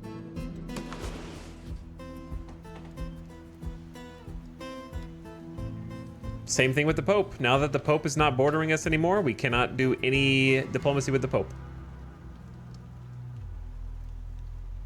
So if anyone has any suggestions on how to change that, I'm all ears. The Pope is now outside our Diplo range. We have now researched legalism, which gives us the following benefits. Minus 10% stability investment cost. Brunswick just wants to pay for more roads. They're gonna be stronger the further that they get. The same war goal to take Statacona. Identical war goal. Does this not say they only have 5? Is that 500 regulars, I assume? Army size, 15k in terms of strength. It says potential levies, 14/8. That should be people, not strength, right? Too bad the Faith Militant guys just left.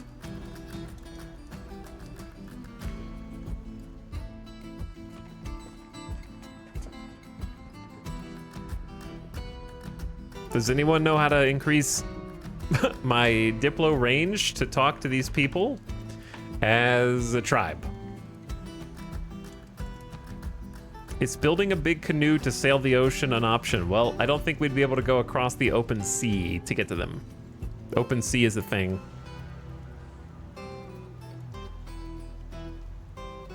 We have horses now. This will be a cakewalk. I don't know. They've been teching up while I've been teching up.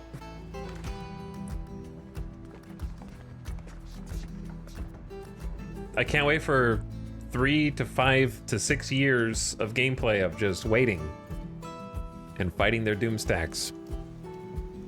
They have more boats now. They do have more boats now. That's the other thing. They can land way more troops here.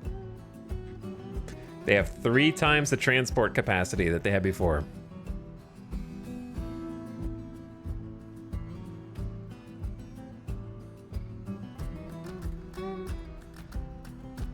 Now, on the upside, we have at like 7,000 to 8,000 more levies than we did before. And the levies are stronger. We actually have noble cav, and the peasant levies and the footman levies are better. We didn't have footman levy at all, so that's new.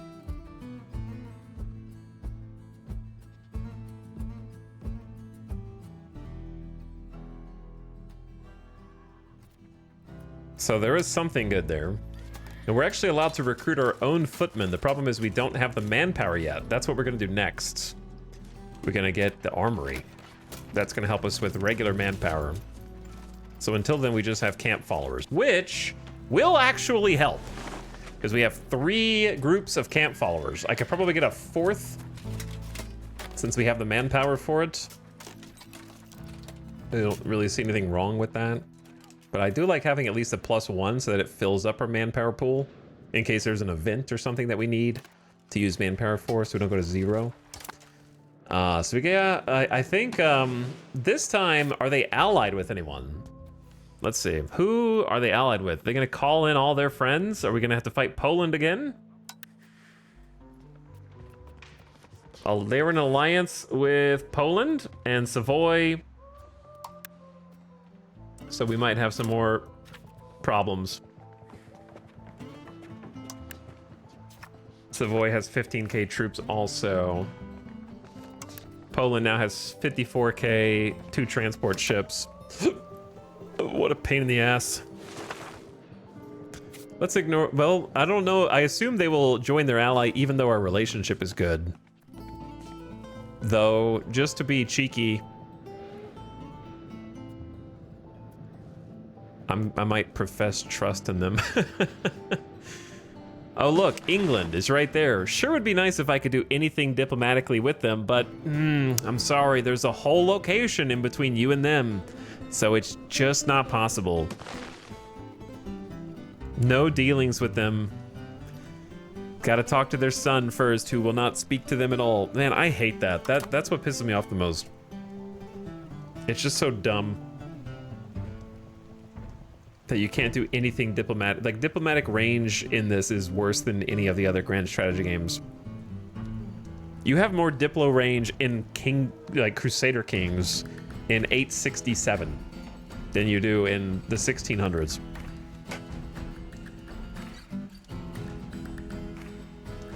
All right, I'm gonna run the ad, and then it's time to fight.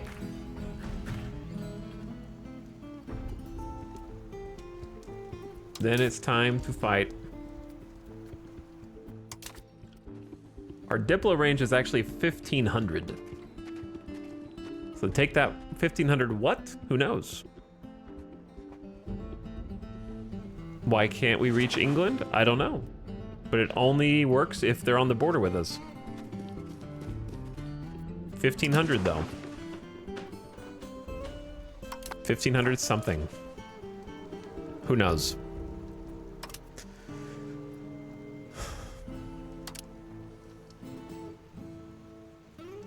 All right, I'm gonna take a BRB. And I will be right back after this quick ad break. G Franco, thank you for the 83-month sub. I appreciate the prime. Hi, G Franco. And I saw Pandar, but thank you again, Pandar. Welcome back.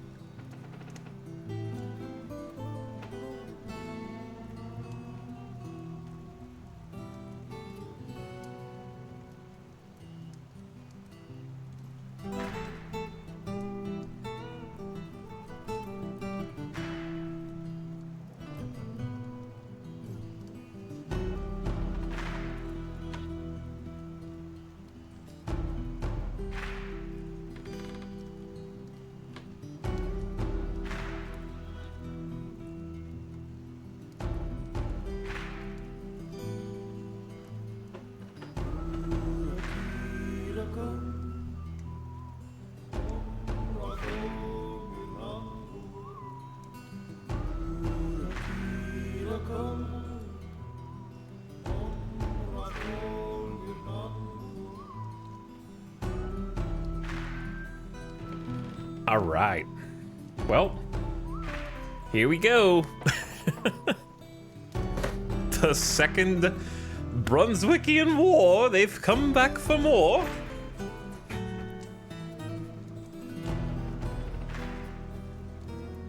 Here we go again. Now, I don't feel so silly for building all those castles anymore.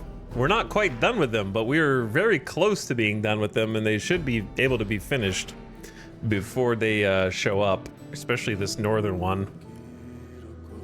Makes me feel smarter for having started building them.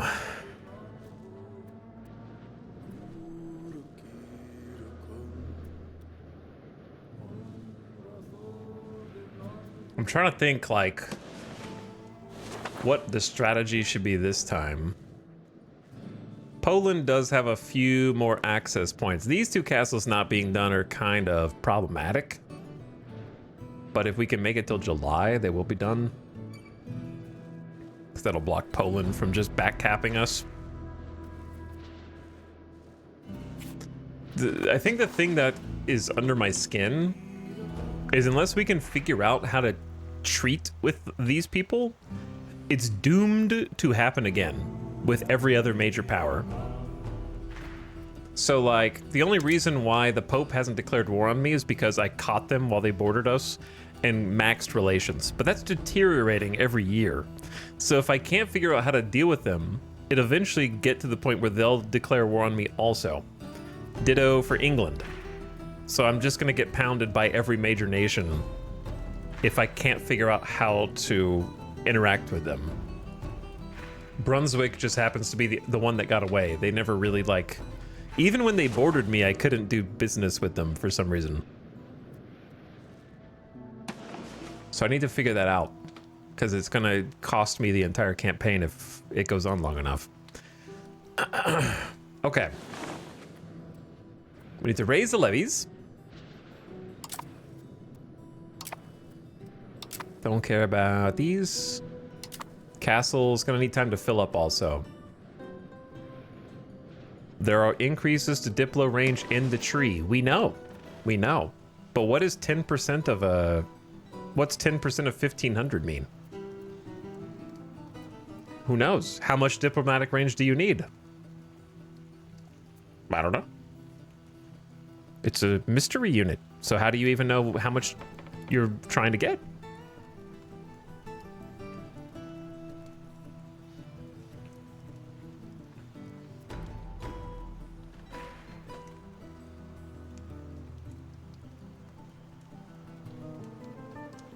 There's no indicator in the game of how much any number is.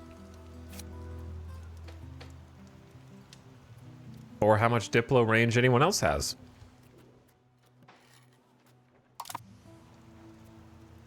Just another hidden stat.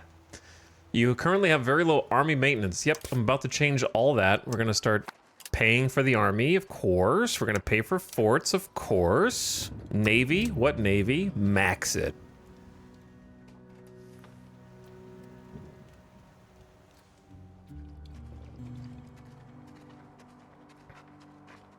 Okay, so commoners are upset, understandable.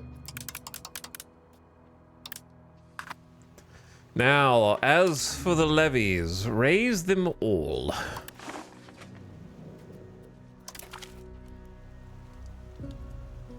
Reduce the population by 1.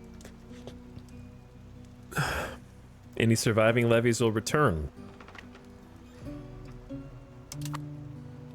All of them. What was the question about range? The question is, how do you know how, like, if I have 1,000 range, how much is that? Like, there's research to increase your Diplo range by 10% or this percent, but if you don't know how far you can reach already, then that doesn't mean anything to me. Chat seems to think the only way you can see the actual true range is in debug mode.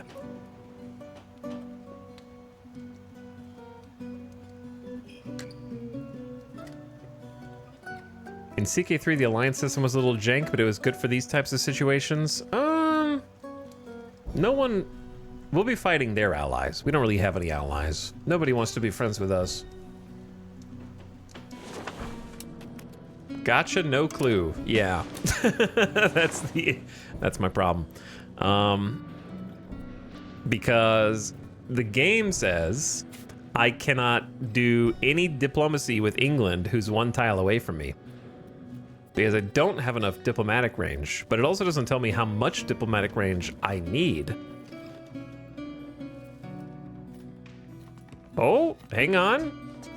If you mouse over this and then this, England are outside the diplomatic range due to closest is 3333 from Quebec.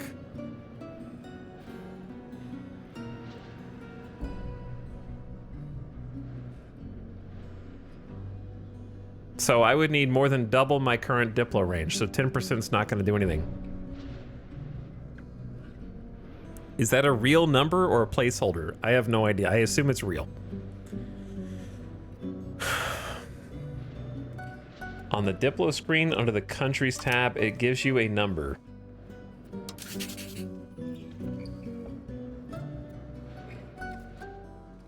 Well, yeah, I know what chat... Okay, we're timing you out. Chat's just gonna make this more confusing. All right. Never mind. Anyway, so going back... The issue is not that we don't know how much Diplo range we have. The issue is that we don't know how much we need. And that's the only way that we know of to find it, is to do what I just did. Apparently. But also there's no meaningful way to increase our diplomatic range that we know of, because the research tree is 10% or something.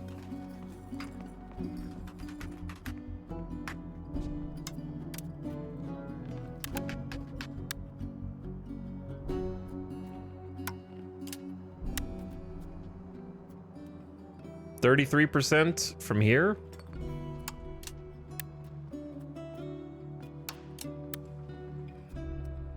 %25% in the age of absolutism.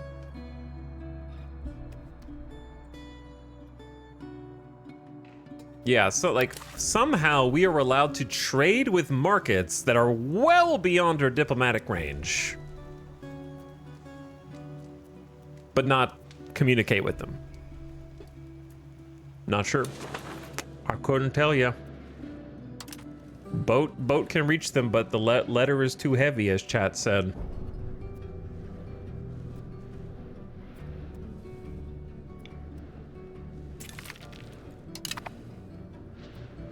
Why are you guys building so many toll castles?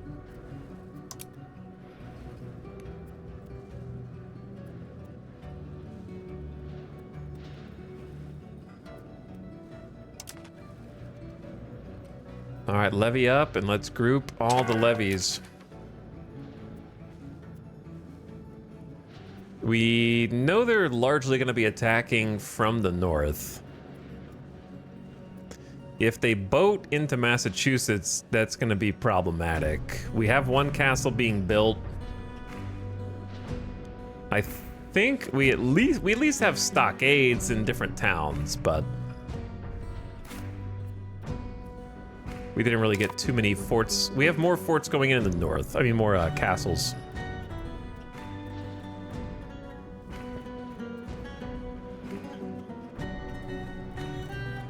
Okay. So.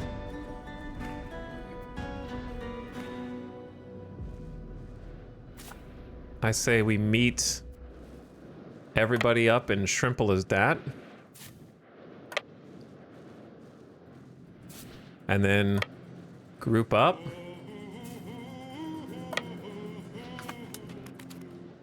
Group up and go from there. Let's take a look at mercs. Wait, the Militant Faithful are here and they cost 2 grand? Whose Militant Faithful are these? 4 infantry regiments of 1,600 regulars for 2,000 duckies. Whew. Base cost is 8 hundo. All right, what do you guys got for leaders?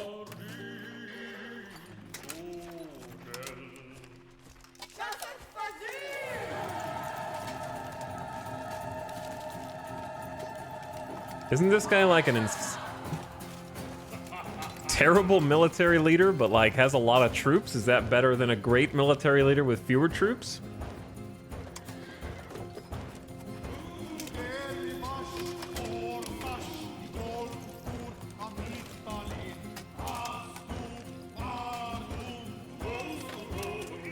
It won't let me queue it up, so I can't tell how much it's gonna cost. It just tells me I don't have enough money, which is obvious, but...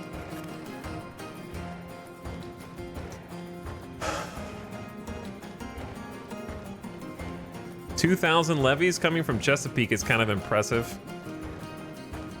They've got 200,000 pop now.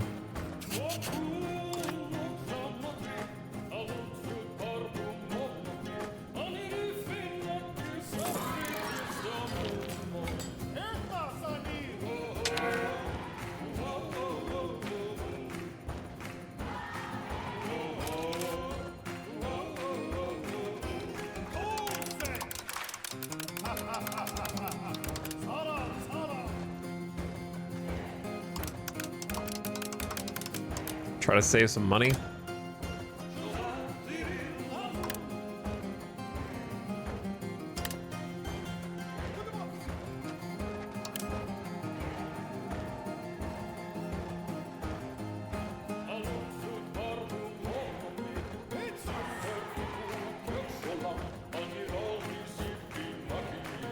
Dude, their tax base is up to 24 duckies. It's pretty good for them.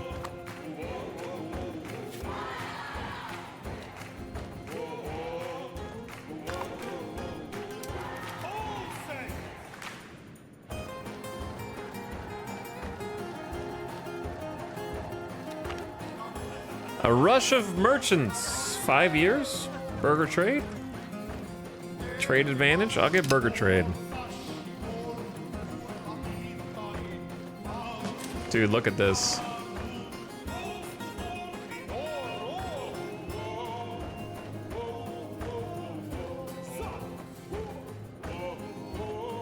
Yeah.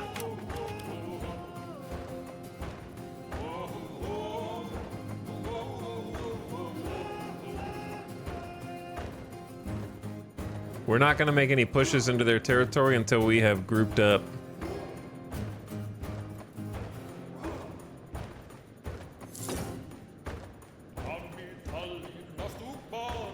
By the way, this castle that I built here is going to save our bacon, bro. It's not fully employed, but it's blocking zone of control. Remember how they kept trying to skip over to Trilobeep? Murricania is the capital now, so there's actually a castle there, so they can't just insta-siege it.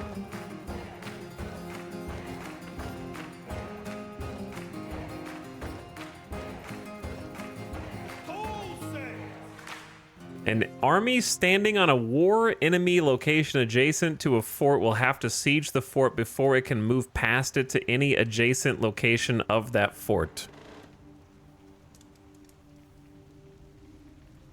So they can't just go around it. They have to actually... They want to siege this anyways. But now they're going to have to actually work for it a little bit.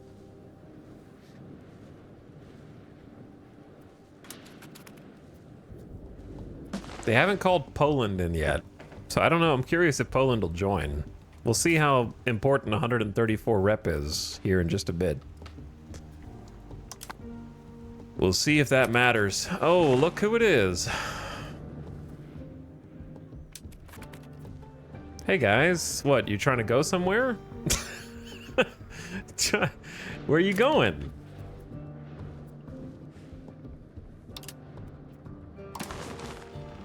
Unfortunately, it's not the best defensive tile, but it is the best choke point. That's kind of what I was concerned with, was the choke point.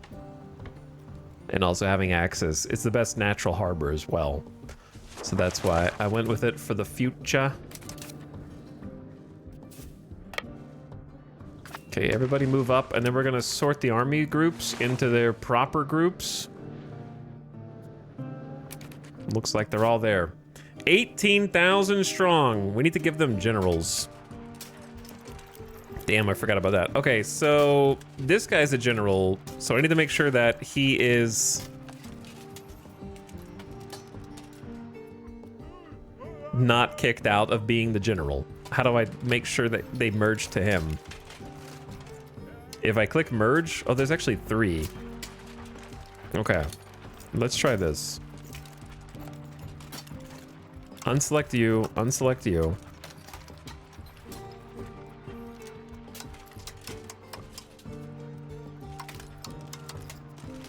Let's try, how many is this? 1, 2, not that many people. Let me just see what happens when I merge.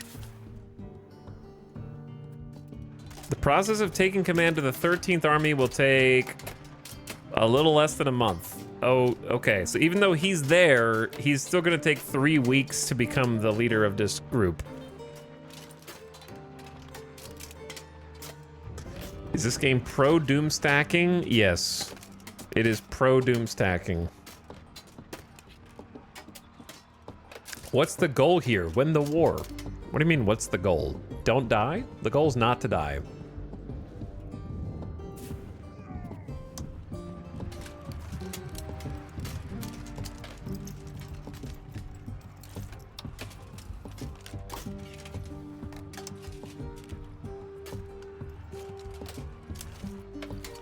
Man, this is a 7. How good is this general?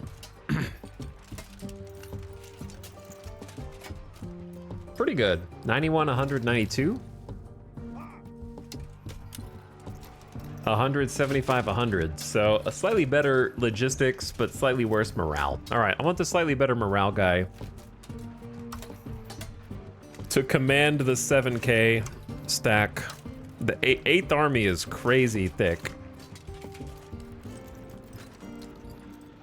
3 peasant levies, peasant footman levy. So footman levy is whomst. Is that burgers or is that someone else? And then we actually have 235 cav levies, the noble cav. Holy moly. That's like our strongest possible fighting force. All right, merge units. He's gonna take another same 3 weeks to take command. All right, I guess that just is what it is. It says commoners on the bottom.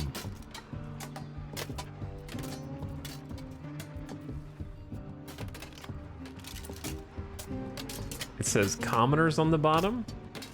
The bottom of what?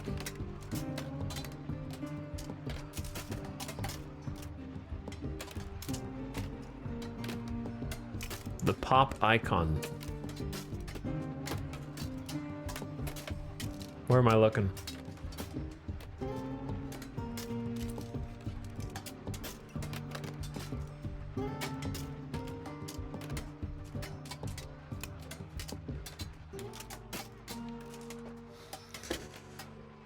As far as I know, it doesn't tell you. Okay, cool. Fair enough. All right, who does that leave? 7,200 there. 3,600 there. I'm trying to pair each group up with at least one auxiliary unit. We have 3 camp followers who can help them stay fed a little bit better. So I'm trying to get 3 separate army groups, each one with their own camp followers at the moment. All right, you guys all merge as well. It's about 6,000 troops, so we're a little lopsided. We have one that's 3,600 and 2 that are 7,000, which is probably okay. It's probably okay. Let's unite them as well. So we want to click. There are none that could be merged. So according to the game, this is a balanced formation.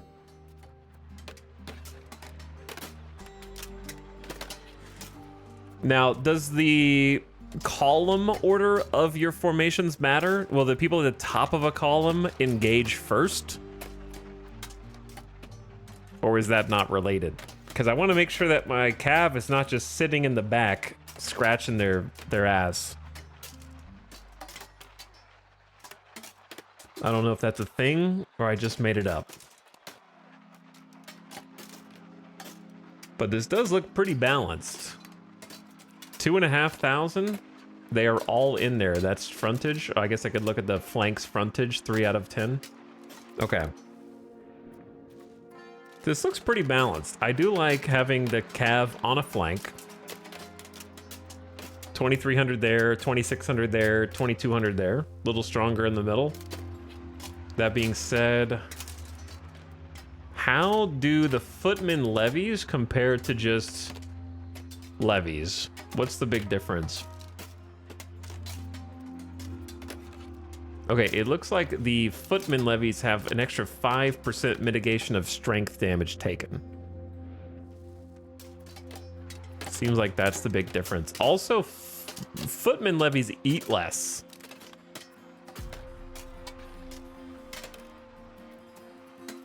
They just eat less.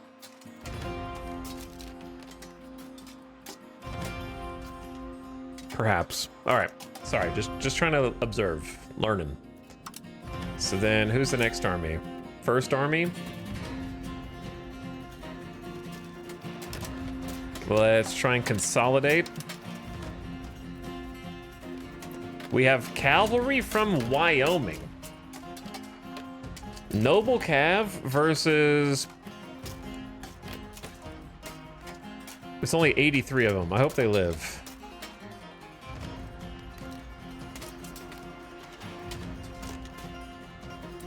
Damn, man. 4 combat power, 5 combat speed. I hope they live. Insane flank ability, minus damage taken, minus morale damage taken. We do have a few horsies. We need the auxiliary to stay in the reserve, which you can do by right-clicking on that. Okay, yeah, we don't want the ox troops to be fighting. I need to do that right now.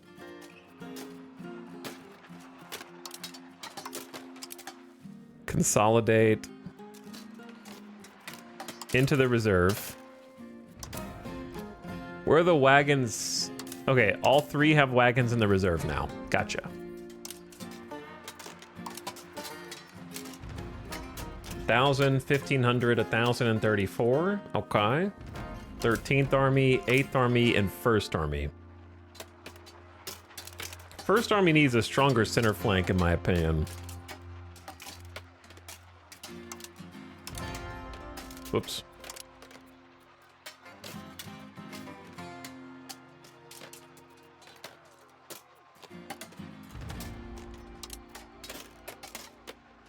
$2,000 left, 2,000 right, 3,000 middle. I would much rather have a stronger center flank. Okay, I mean, I think that's it. And then we got one kind of smaller reinforcement army. I don't know if 3 armies is enough, but it'll have to do.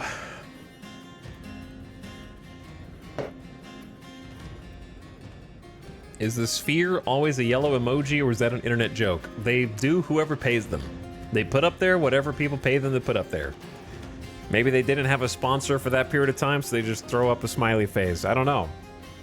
That's a good question. Thanks for 130 months of sub. Crank that JFL. That is so many months. Thank you again. G Franco also back for 83. I think I saw you, but thanks G Franco and Pandar. Hey guys. Yeah, they try and sell ad space on the sphere. It's pretty expensive, as you might imagine. And they just throw up ads for whoever. All right, I say we get these 37 hundo and hang back as reserves and maybe split off these cav to put on the front lines.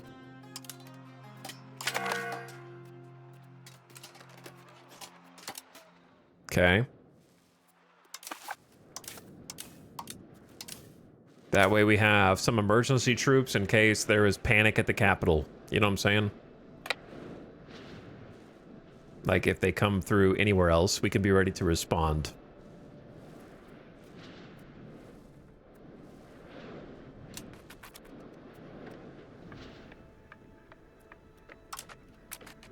Okay, then you guys, there's 42 extra cav.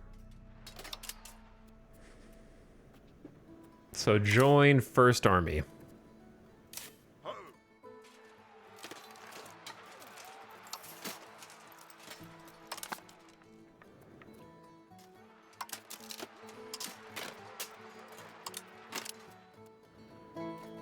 Okay, now we have 125 cav. I don't know why they went to the middle flank.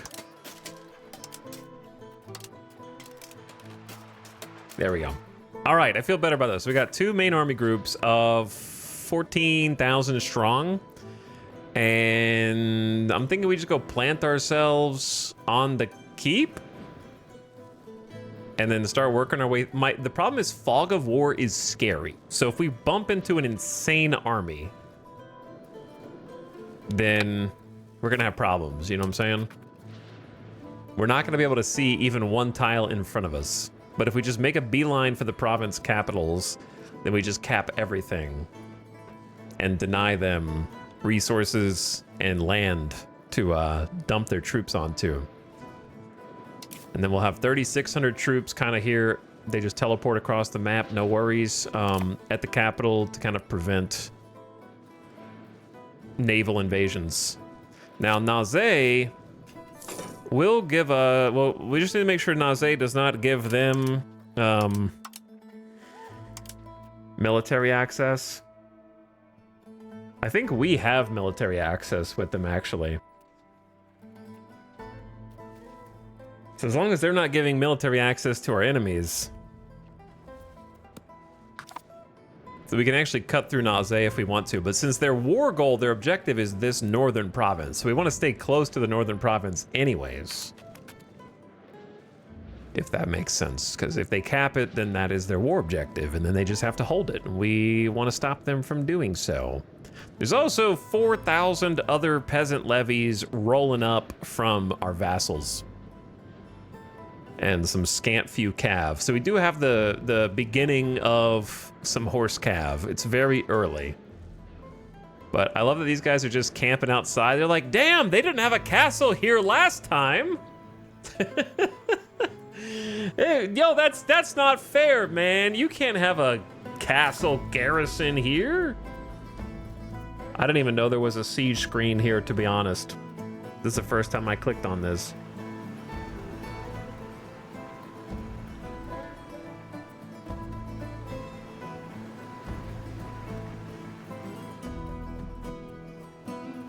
The siege has been going for 32 days.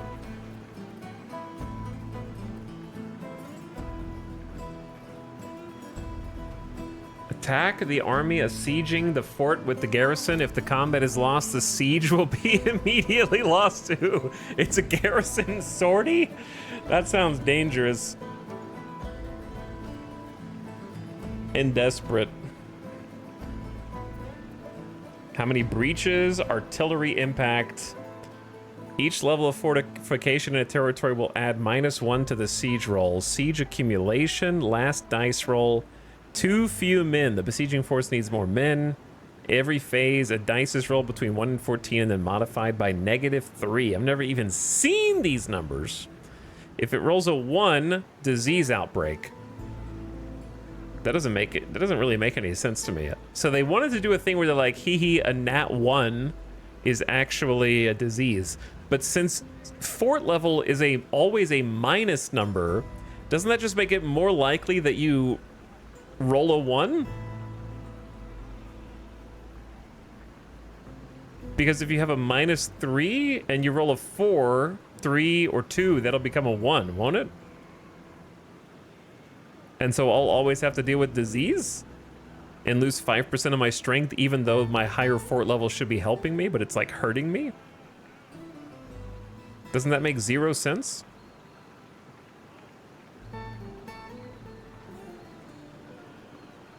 Disease outbreak should be a higher number, not a 1, unless I'm misunderstanding how that works.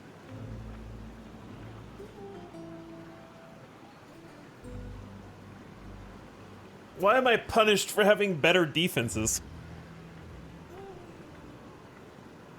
Oh, the disease outbreak is the besiegers, not the garrison.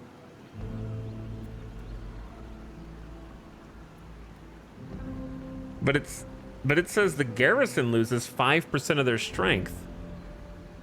That's what it says right here, garrison. The soldiers defending a fortification.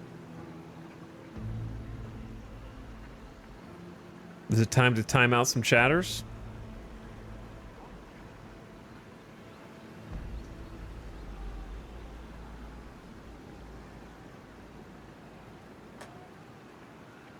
There's like 4 of you. All right, one of you asked the question. DC the Joker, you get to live.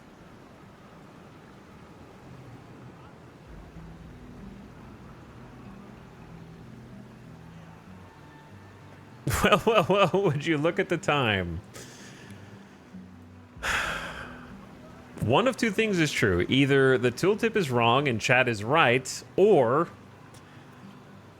it's a dice roll for the garrison as it says, and not for the attackers. And it says, status quo, there are no changes in the siege. Supply shortages, the garrison loses 2% of their strength. So that hurts me as well. When food shortage happens, you lose 3% of your strength. When water shortage happens, you lose 5% of your strength. These are all for the garrison. When defenders desert happens, the garrison loses 10%. When surrender happens, the siege will end in favor of the attacker if they roll a 20. So, one of two possibilities exist. Either it has to roll a nat 1 before modifications for disease outbreak, or you can possibly manipulate the dice to go below 1 to 0.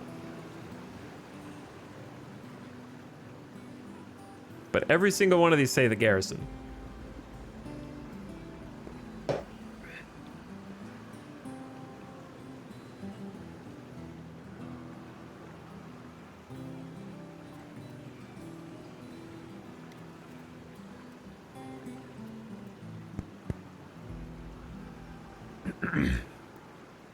Excuse me.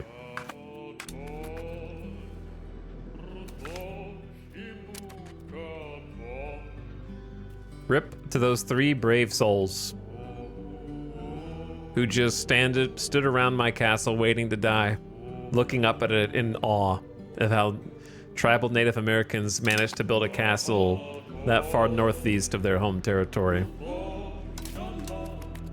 So we're gonna regroup and gather up. I like the horse model. Gather up our morale. And then move into enemy territory.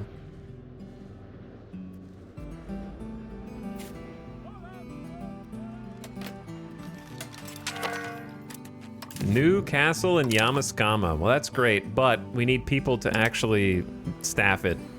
There's 246, which has got to be better than 0. And that'll also help us from being back capped by Poland if they end up joining.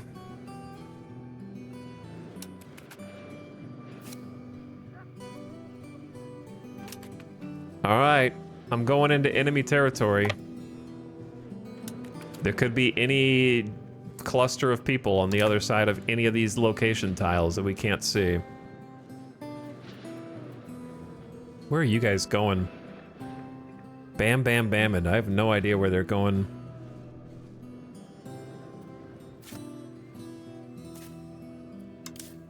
How do I burn and raise the countryside? I don't know if I'm allowed to. I want to burn down all of their settlements and all their buildings, okay? They gotta go. Get them out of here.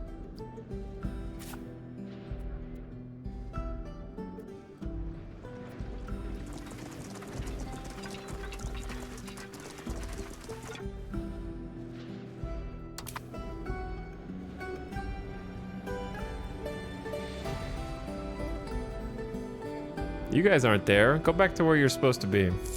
Don't lie to me.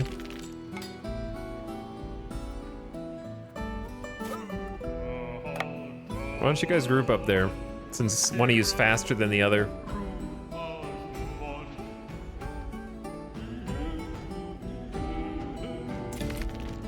Another castle in Makasa Sukasa. That's actually a really good position. I'm glad I built all these castles, man. They need time to fill up, though. If there were any other Native Americans still around, Cahokia was just getting warred, but it seems like the war is over. I don't know what the objective was, but the Pope just went for him. And now Brunswick is coming for me.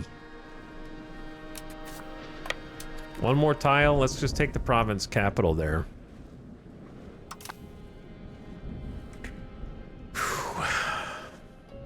What you doing? coming in from the south through Naze. It's not a bad plan.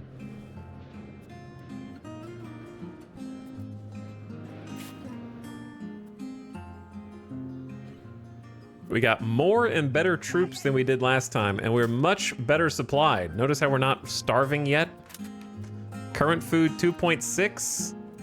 Monthly consumption -1, but I don't know if that number was a lie last time. I don't know what to believe. The food system doesn't make any sense yet. But we have some support wagons now. I don't know if they're wagons. I don't know what they are. They're camp followers. They just follow us around with bread baskets and stuff.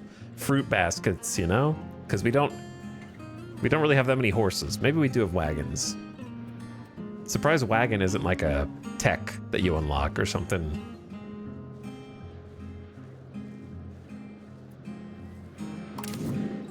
My turn to siege. Or rather, occupy. Long range, you got dragged into this one, brother. Your friendly reinforcements will show up sooner or later. I'm gonna milk it for all it's worth from Brunswick reparations, man. We're gonna make the economy go boom.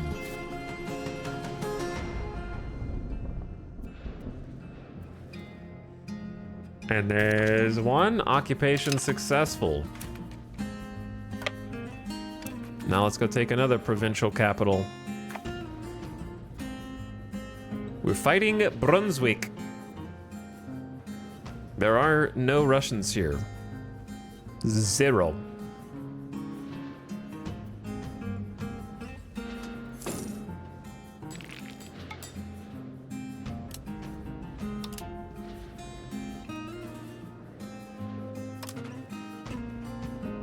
I suppose I could save my money up just in case we want mercs.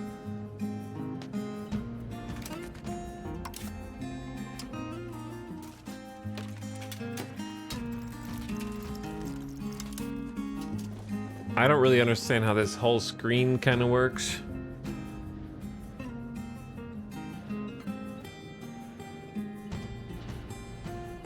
Like, I understand the concept of you can get kind of a shitty general who might be cheaper up front.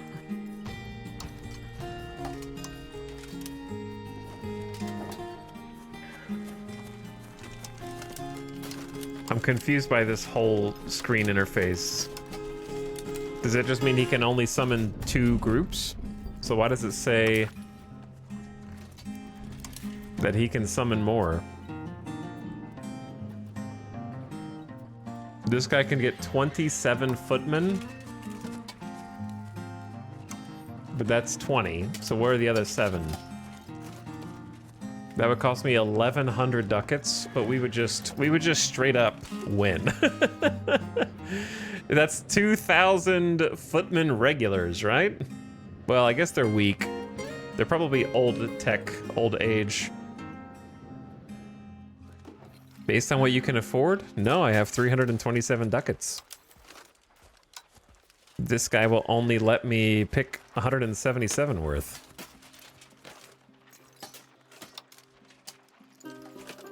I don't know. It doesn't show the math. I don't need them right now anyways. Again, the UI should just let you scroll so you can see how much things cost, but then make the button go gray until you select a complement that you can afford. Wouldn't that make... Isn't that how we do it in every other video game that's ever been made? That way you know how much it would cost to get what you want, instead of it just being like, nope, you don't have enough. Okay, how much do I need? I don't know. Okay, when will you know? Can you just tell me how much it's gonna cost? No? Oh, look, where'd these 1,400 troops come from? 3 infantry and 1 cav?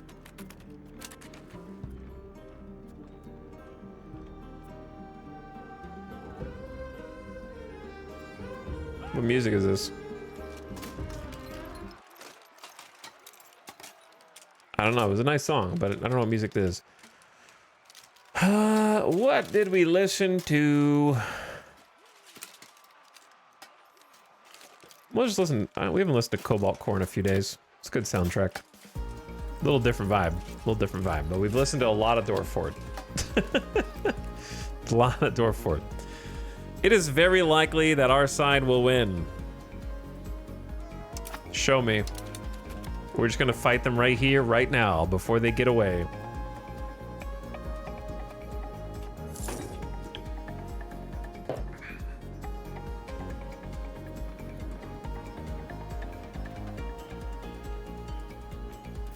I hope both my armies get there at roughly the same time. That would be the only thing that throws me off, but it's 14,000 to 1,400.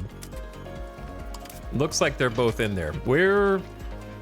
No one's engaged yet. Zeros across the board, but our groups are on the top side.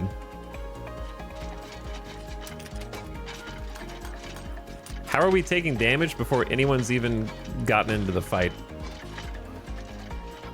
All right, so we have like 3 full flanks here. Bro, we are getting our teeth kicked in, kinda.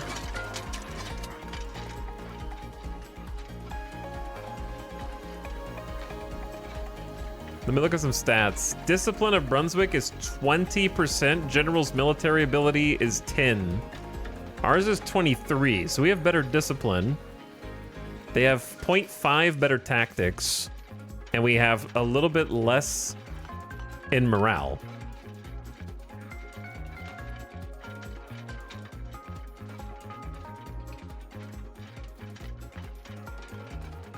Oh, they have artillery. Cannons have a round of fire before contact. Okay, so they have artillery this time. A chambered cannon.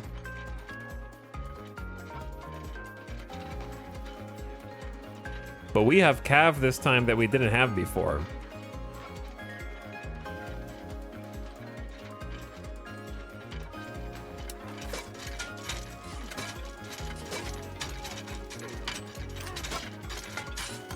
This is gonna, chat, I don't know if we're gonna survive, bro. I don't know if we're gonna survive. We've already lost almost 1,000 men in a 14,000 versus 1,400.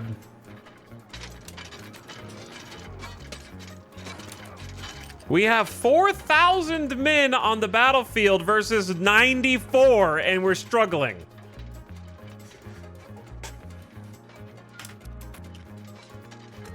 Please make it make sense. They're all engaged too. Literally just run forward.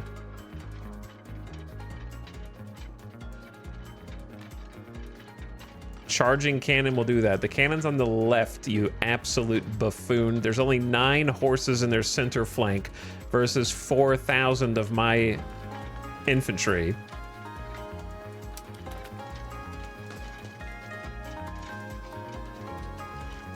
Now the center flank is helping the left. I hope we just, if we just crush them in one battle, that would be good enough for me. I will take the casualties, because it'll take them a little bit to get more. But also, we're taking unsustainable casualty rate here.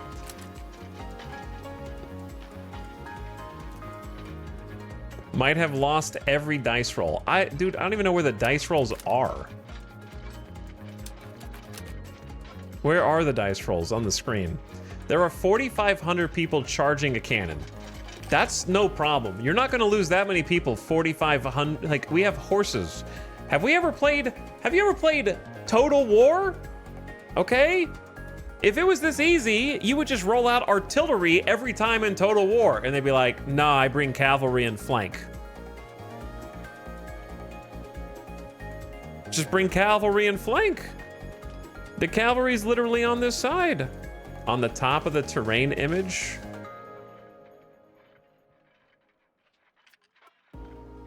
So we have a river crossing penalty. Okay, I didn't even know that was I'm glad to know that is a thing. Oof. Well, we won. The good news is we took out their artillery, but we lost 1,100 of our infantry, 78 of our cav, and somehow they got our auxiliary even though they were in reserve. But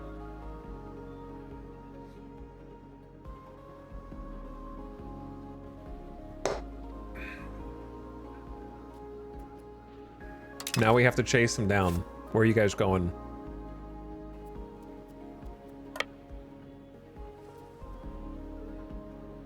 We have a big enough army to instantly eliminate their army. And then we'll go lick our wounds. 1-to-1 is pretty good, no? When you outnumber your opponent 10-to-1, you don't want to be taking as many casualties as they're taking, generally speaking. I hope you're never a general in another life.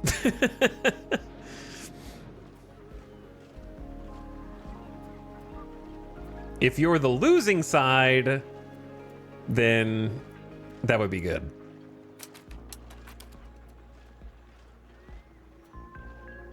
Because it means you're inflicting a lot of casualties on the much larger force.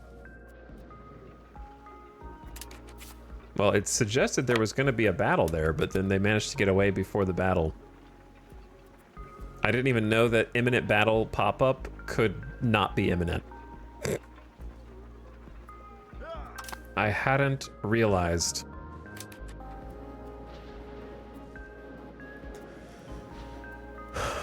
The other thing that I think is stinky is if you win a battle, you should get a morale buff. If they lose a battle, they should get a morale debuff. End of story.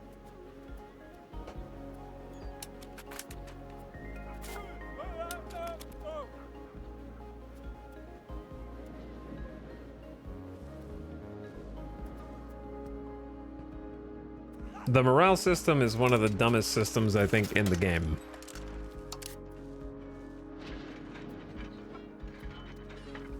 Now that they don't have cannons, I win.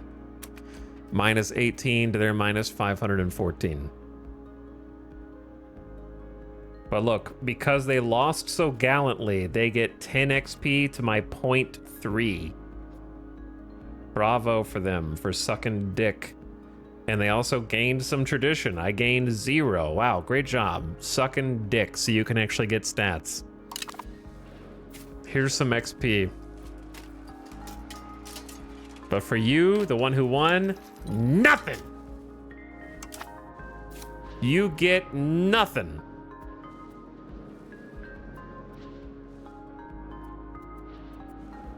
They don't actually get the XP because their units are wiped out. Is that supposed to make it seem less stupid?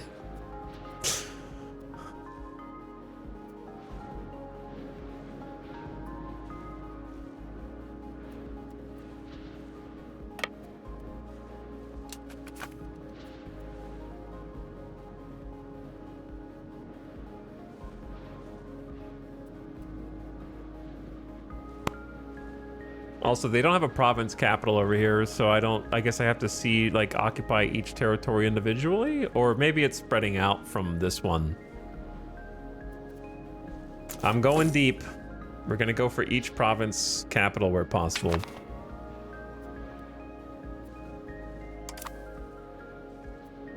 To the chatters asking, I have no idea how the army XP works.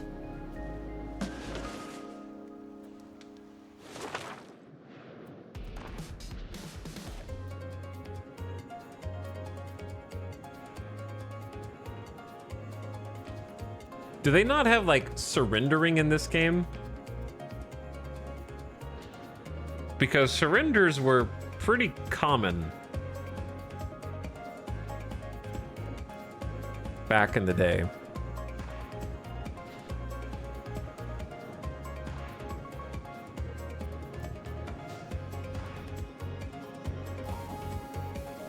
In battle, of course. Obviously, you can surrender by doing peace in the war.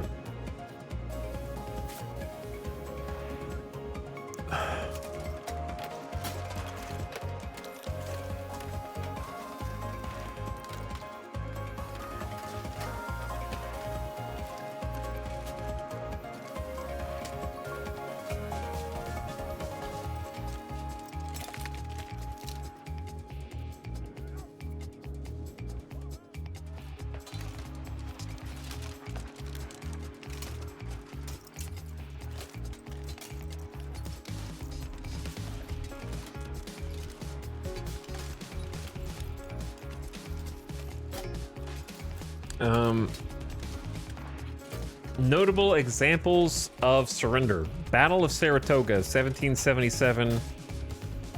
General Burgoyne surrendered his entire British army of approximately 6,000 men to American forces. A massive blow in the Revolutionary War. Lots of it in the 1700s. I don't know as much in the 1600s because the colonial era introduced a time period of honorable surrender. So I don't know about before then, I suppose, which we are. But the 7 Years' War also had Montreal surrender to the British. Siege of Yorktown, General Cornwallis surrendered his army of 8,000 men. Pretty big surrenders. There's a difference in surrender and retreat. I'm talking about surrendering, giving up, quitting. Regency during a war? Yeah, we're stuck with the Regency. And they won't actually let me do anything else. I have to accept Nantucket as our king. There is not another option. If I click let us avoid this, there is no other option. It'll just come up with this again after a few years. So I guess he's the king now. I don't know who this guy is. Probably distantly related, but he's from a different dynasty. Same guy, he just comes back over and over until you finally let him be king. And his whole family. Okay. This is a great idea. I'm sure he's related.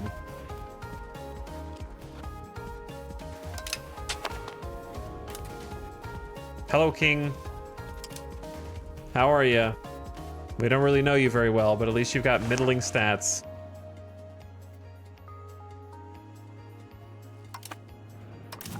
Built a new castle and shrimple as that.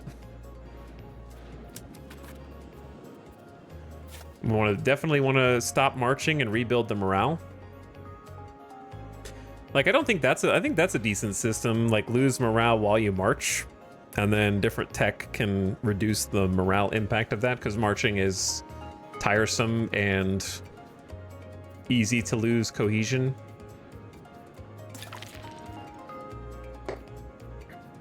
New castle in Glermenglop.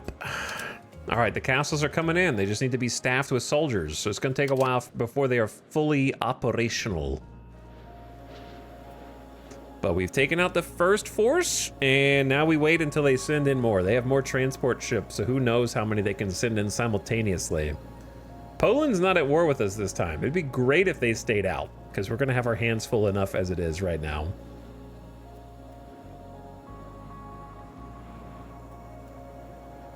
The Nantucket dynasty rises. I don't know how much time he's got left. He's 51, doesn't have any ruler traits yet, but congrats on your promotion. Agajuda? Agajuda? Let's see, that is...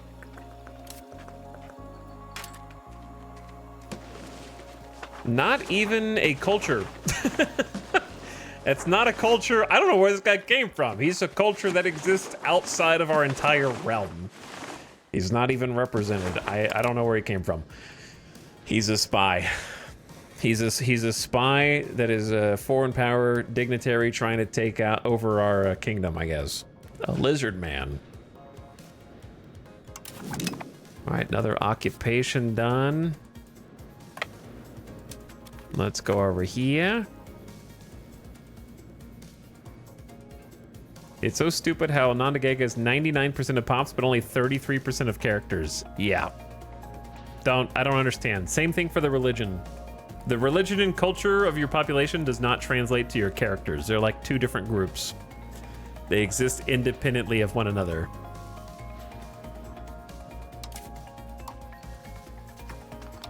Well, at least their kids have spouses already, so the mod's working. The problem is now I actually wish I could pick their spouses to give them their own chances at being a genius. In my headcanon, if you marry two genius people, you have more chance of being a genius. It just makes sense. If you colonize as a European, you get a lot of Native American cabinet members for some reason. I think you're just being fair and opportunistic, Kisa. It's really good of you to do. Very forward thinking.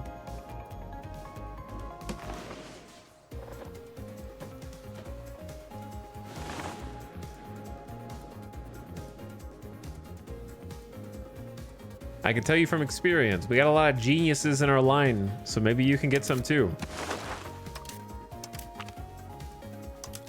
I mean, look at these abilities.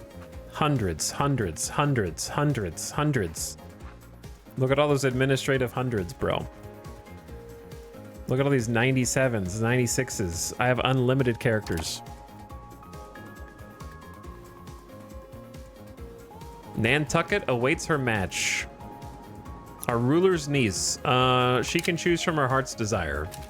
Do we have the wrong... No, we're horrendous. Good. Do we have to embrace the culture?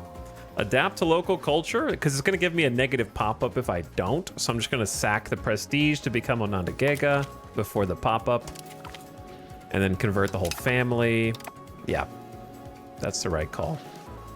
Colonized a lot as Norway. All the nobles, burghers, clergy, etc. became Native Americans. Okay.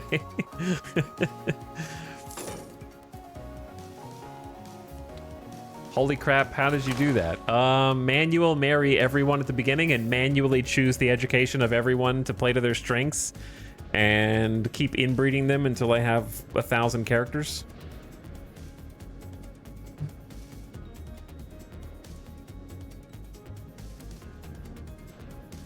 So, pretty much that. The cousin army. They're all related. They're all cousins. Massive inbreeding.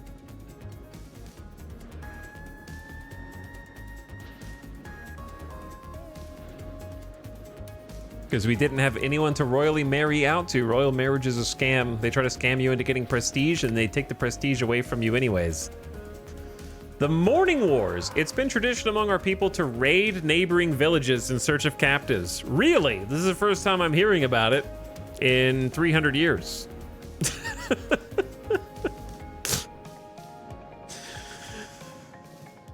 What is this tradition you speak of?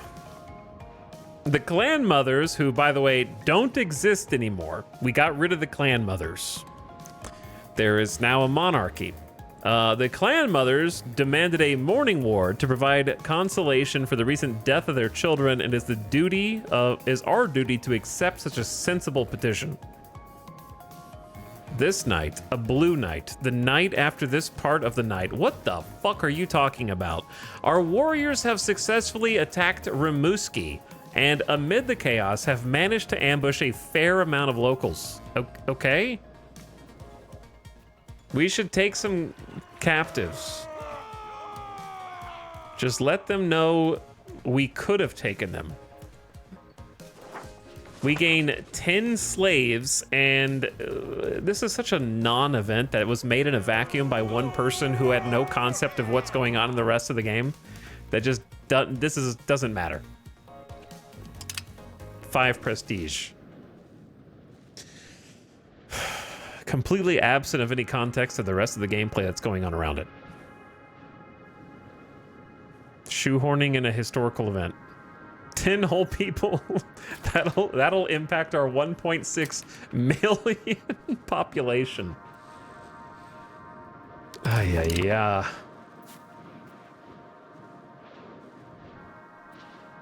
Did they take this back, or did I not take it? Did I just not see them take this back?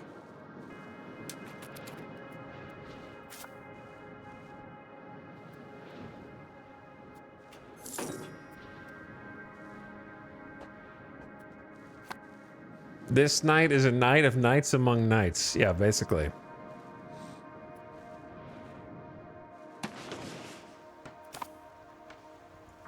Blue. The blue part of the night. That's what we're looking for, okay? The blue part. I'm gonna stop here, group up, gain some morale. Then go over. Are you guys sitting there waiting for me, or did I do something wrong? I thought we already occupied this.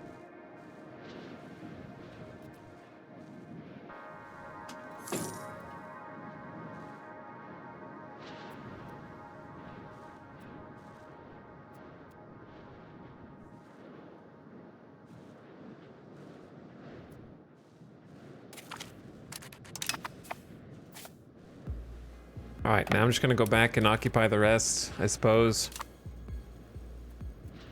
You occupied it when it was Brandenburg. Oh, so they flipped ownership and it unoccupied itself. So AI cheats?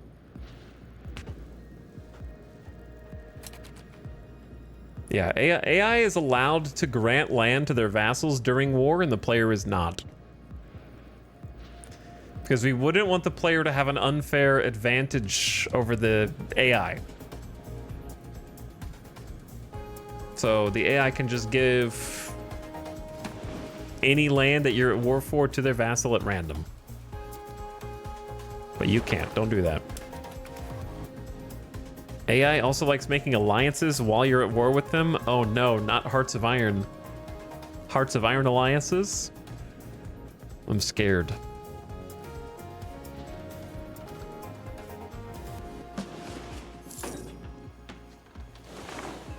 I guess I'm just gonna keep hoarding money for now in case I need to hire some emergency. We're already at 27% war score. Can we force peace already? We're almost there. -7. We just need to wait a little bit longer, I guess.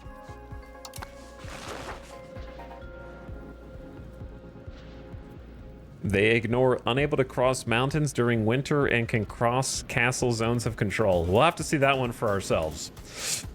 That one would be the most upsetting because it kind of just ruined the entire fun aspect of strategically choosing where choke points should be defended, which, I'm gonna be honest, is the best part of Stellaris, okay? The original triple movement tech from 2016 sucked, and they were right to replace it with highways that can be defended by different types of defensive structures. Okay, that system's way superior to the original one. Hot take.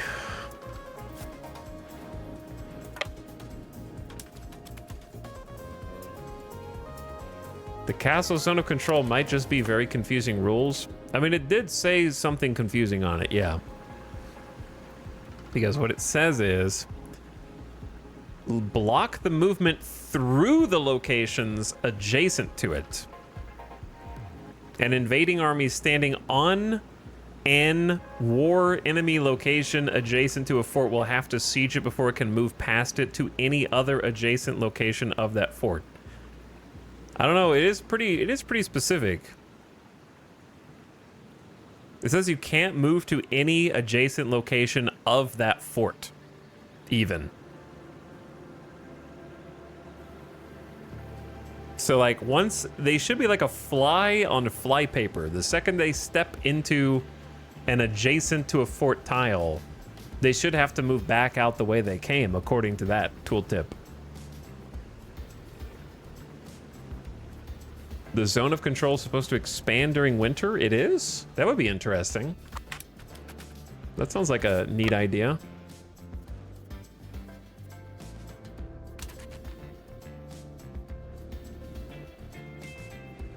Chat.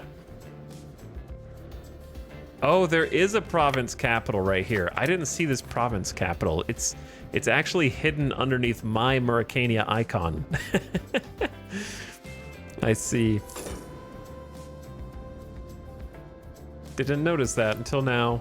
There was a battle? 19 people were there? Where did they come from?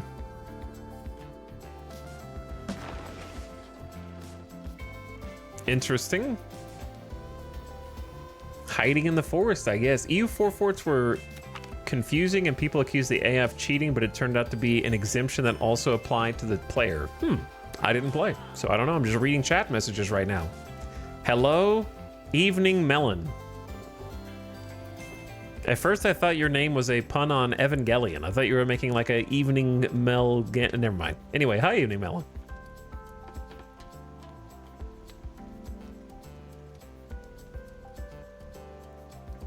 With our army increasingly focused on quality, there are concerns. The traditional army is gone forever. There's nothing to worry about. Okay, I have one click.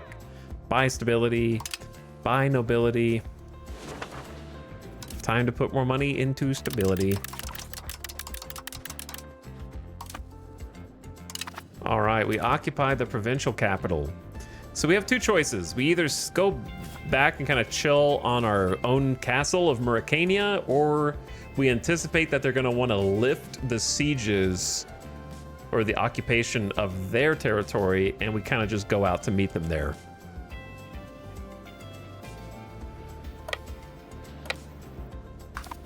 In anticipation of their return. I think I want to meet them there. That way we don't have to keep going back and forth, sieging, unsieging, sieging, unsieging, sieging, unsieging. We built a new castle in Volugab. Oh, we got a forest mountain castle to try to protect all the many towns around it. Very cool. Our vassal is dutifully hanging out on the coast. Maybe a little beach trip, going fishing.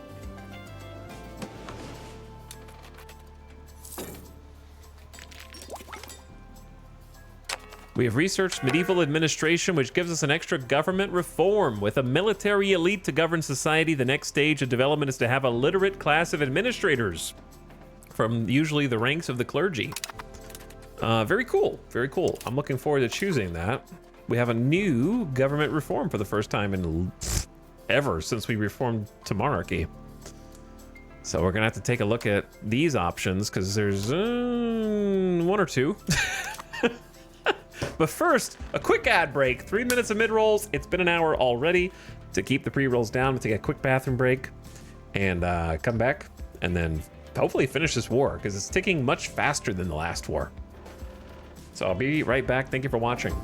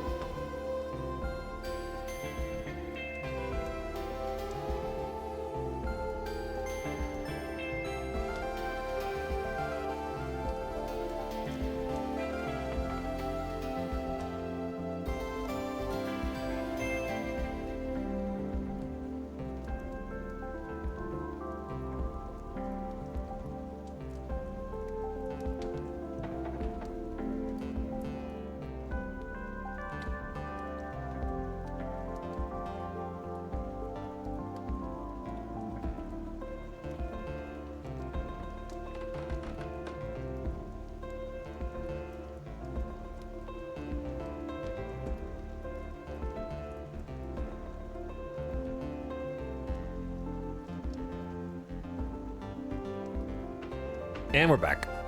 Welcome back. Hi. Killimac, thank you for the 56-month sub. Appreciate you coming back for one more. Thanks for the prime. All right, let's take a look. New reforms. I don't remember when we last looked at these. We probably haven't seen any of them, actually. We will change succession law to the admiral election. Yes, let's choose the best admiral of our canoe. We can make one canoe, make the leader of that canoe the admiral, and then we will pass that canoe down through the generations to establish who the ruler of our country is at any given time. Very, very heavy on the admiralty here.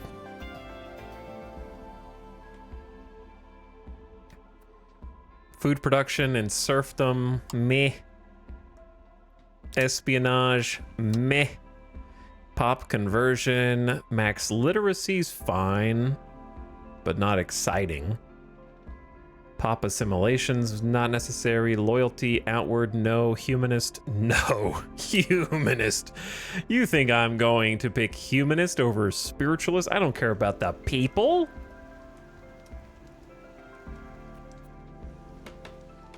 Foreign trade office, 10% trade and diplomatic range. Well, I still won't be able to reach Canada. Free subjects, absolutely not. Plutocracy, no. Plutocracy is good. We're just very aristocratic.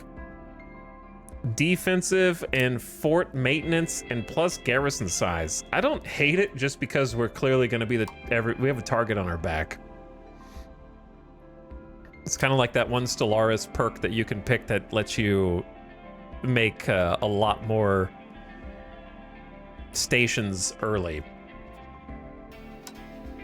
Sort of reminds me of mercenaries, diplo capacity, hostile attrition, expand mining. Ooh, those are good, just the decentralization hurts. But I don't think we need it right now anyways. Maybe I just need calculated delay for...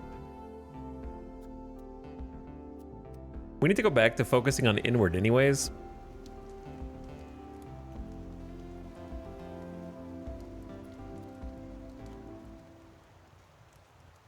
Power projection. I know what power projection is vaguely, but I don't know what it is in the game. Just that you can exploit nations with less. I think it just means you can build in their territory. But I want to focus on inward again. Max tax for clergy.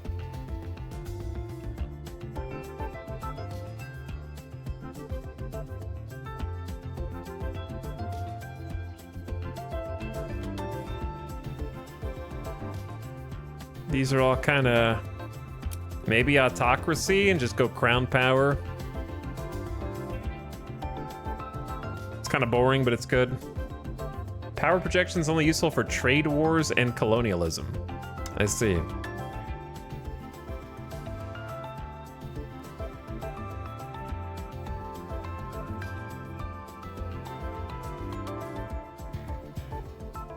I mean, noble power is whatever, but tax efficiency 5% is just free money. But so is crown power.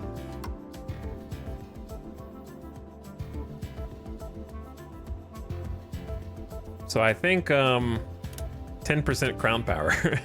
It's kind of boring, but I think it's the right one. Royal decree is kind of goated. I guess it depends. They basically do the same thing, but I guess the state satisfaction decays, whatever. Monthly centralization is good, but we've already got like 100 centralization.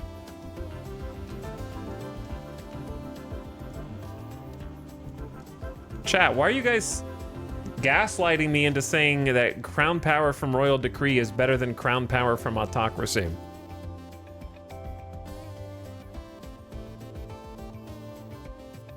Gaslighting.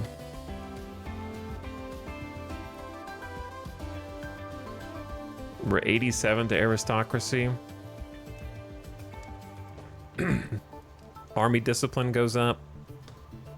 We don't really care about trade efficiency. Yeah, it's either of those is fine.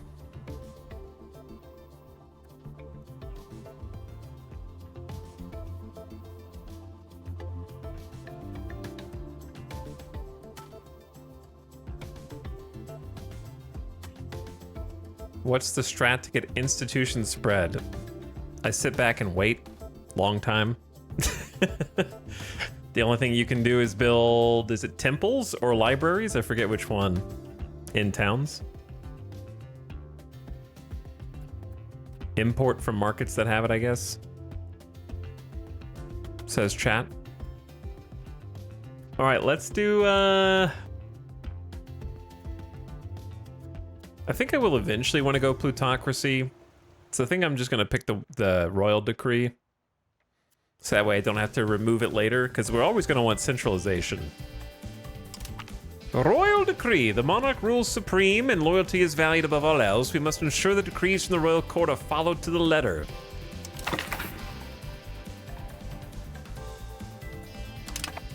Very good. Very good. More taxes. More taxes. More income. Less power for the nobility.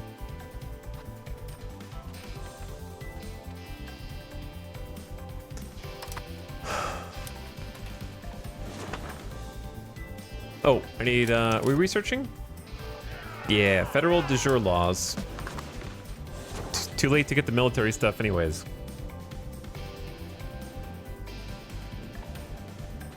%30 war score. They will almost accept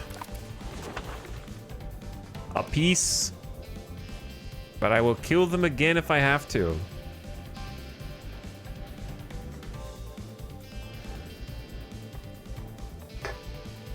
I will do what needs to be done.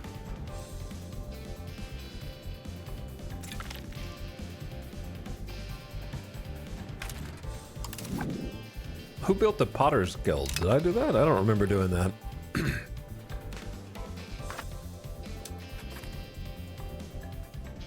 Probably wasn't me. Unraised army levies shouldn't be necessary.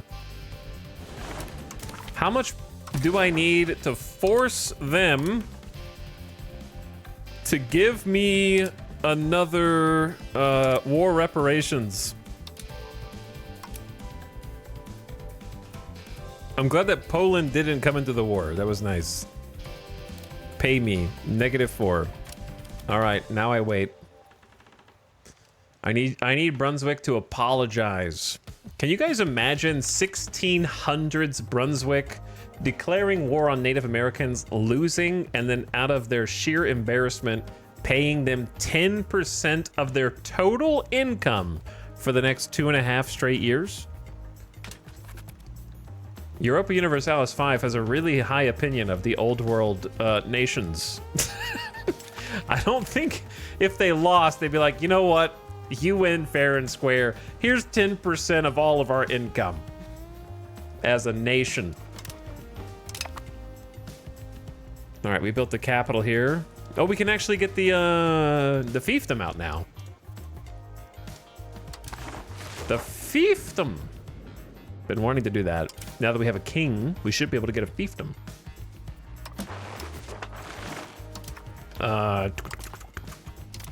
There we go.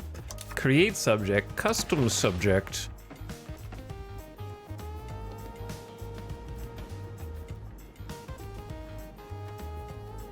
Are we not allowed to do it right now for some reason?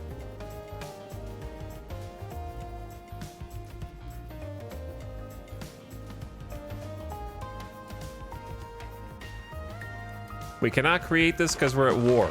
Oh yeah, because we're at war. You have to be AI to do that while you're at war.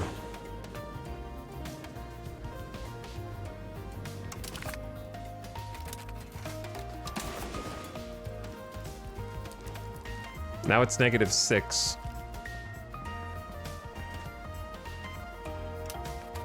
Might have to wait a little longer.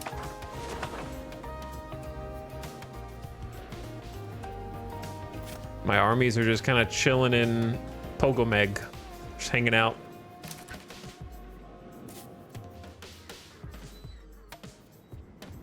It looks like they have a town in both locations.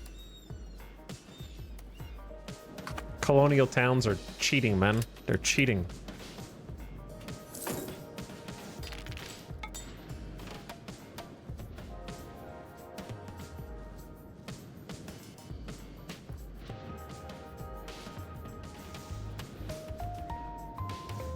Did we ever figure out why that colony has a name as dumb as Long Range? It's because that's their name. Same reason your name is Quintuple Down. Someone named it that.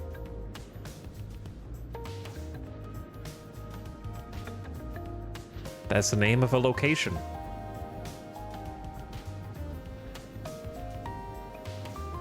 We need to get Admiral Canoe to take out the island colony. True, we could actually if we... Did we ever build the wharf? We're building a wharf right now. Did we ever build? We're building both wharves. They'll finish December of this year. And then we can make our canoe navy.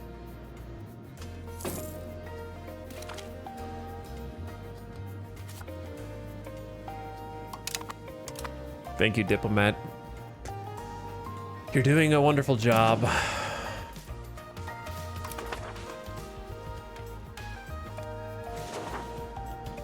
I guess we just kind of chill.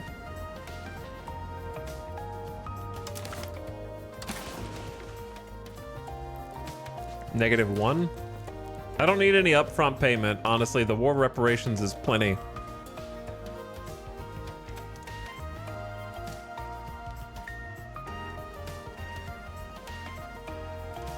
So I'll just wait until this ticks over. Oh. Oh. Sick. Brunswick pays war reparations. Will cost 10 war score and cost a max of 0 antagonism. Yep. And it thinks I can get 93 duckies to go. Easy. That was way... Why was that way easier than last time? We just had to kill another 1,500 of their soldiers, take over all of their colony, and just hold. They're like, I give up, man. You guys are too powerful. All right, look at the numbers. We're at 30 duckies a month right now. 71 duckies a month. How about 2 1/3 times more economy for the next 2.5 years? Thank you for the war reps. And that's only 10% of their duckies. Good job, everyone. I thought that was going to be more obnoxious than it was. The good news is Poland did not get involved. They liked us too much. So we got that going for us. Now disband the levies, please. Boop. And then whoever's left, return back to the capital. Go back to your families. Hello, Colt Diggity. Thank you for the 10 months of sub. Be yourself. Now we sit and wait for the child education pop-up to pop up. And then we need to make a new vassal. I mean, a new fiefdom, which I think of as a vassal, even though it's technically different. That way we can get Michigan spooled up. We've already built them a town. We've got population moved there. We built them a castle, which we couldn't do for Scioto or Chesapeake, unfortunately, because we just don't have the technology. Simply don't. If they weren't called Scioto, then we could build them a castle there. But because we called them Scioto, they're like, nope, I'm a vassal. I don't have the technology for castles. Sorry, not even if you teach me. Would have had to build that first and then given them the land afterward. Shame.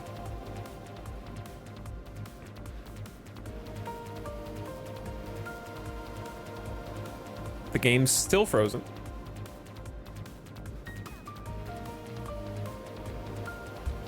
Is there just a huge list of kids that need education? Oh. We're back. Well, let me just take care of it then while we're here.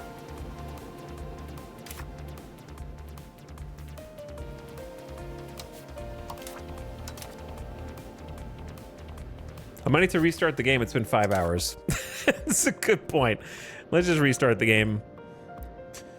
It has been 5 hours.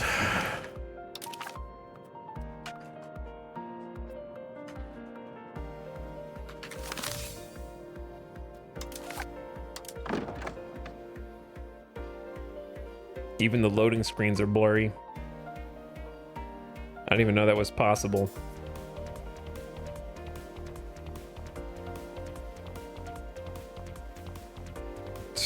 Struggling under its own weight. And we're back.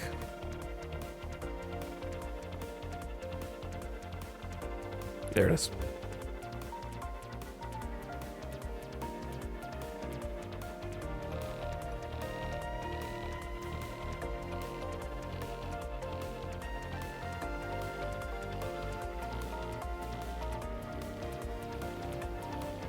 I love how half the loading screen quotes are just various people shitting on the English.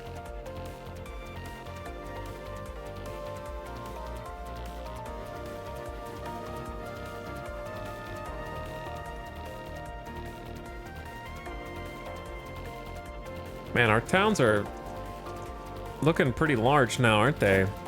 15K? Sanok the Wombo just can't quite creep over 30K.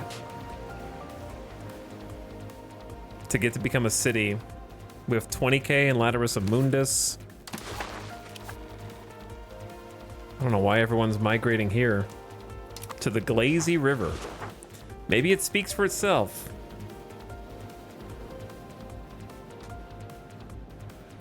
All right, I need to clean up the menus, but I gotta wait for the game to catch up.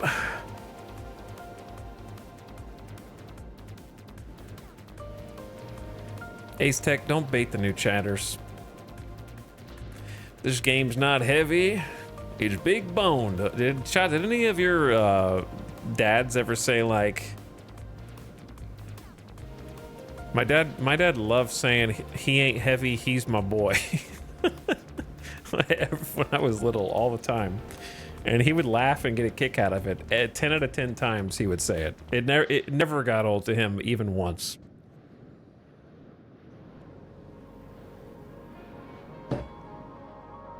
Made him laugh every single time.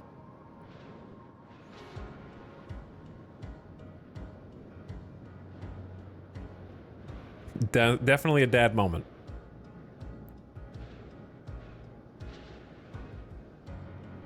Paradox, I'm gonna need you to fix this banner, please, so I can play the game. Please. Absolutely a certified dad.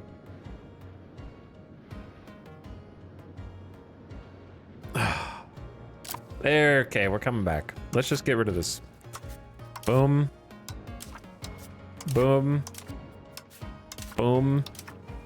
Donkey.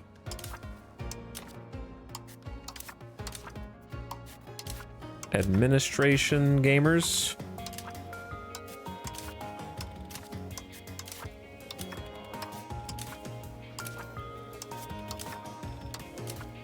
How many could there be? 100? How many kids need an education in this family? 1,000? Can't be that many. What, 100,000?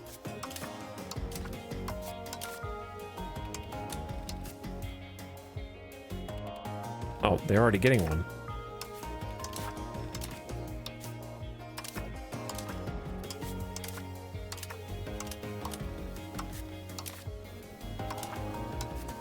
Pew. Pew.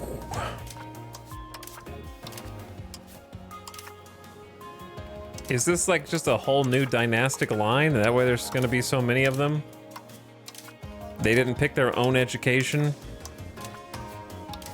I mean, this kid's 13 and didn't have an education picked, so clearly they don't pick an they never pick an education if they're from another dynastic line. That's crazy. Because I would have already seen them and chosen for them.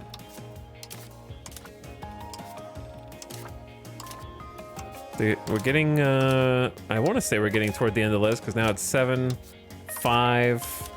It's going in like reverse age order. 3. Oh, got him. All right, got him. We have truces expiring in 1632. We'll be fine. Castles are missing employees. We want to keep defending. We'll fix the unprofitable buildings one day. The estates will become happier. Laws not codified to be dealt with. We don't have pop needs. We have exiled armies who need to get home. I don't know how to get them home. I'm trying to get them home right now. All right, we got 800 duckies with a 71 ducky income. So let's go ahead and do some stuff. Army maintenance down, fort maintenance down. Cost of court is fine where it is. Diplo spending down. We are gonna econ max.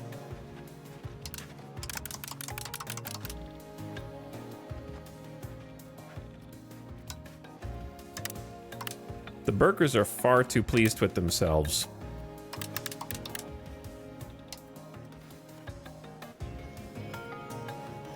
$83 duckies a month is better. Much better, isn't it? Okay, let's see what to build. What do we want? About to go crazy. I suppose since we're getting attacked, make sure you got as many castles as you like. It's difficult to predict where we're gonna need them. Do we not have a castle down? I guess we don't. We got one here. So in theory, area of control exists around it. So we get one here that blocks the passage between these 2 points from the east. So I think making one in Biley, Billy, Wally, Billy, who named that one, makes sense. And then they can technically go through this town. So perhaps we just overlap with a castle in Gimigami? Is that overkill? I think it kind of makes sense. It gives us a little shield from the east.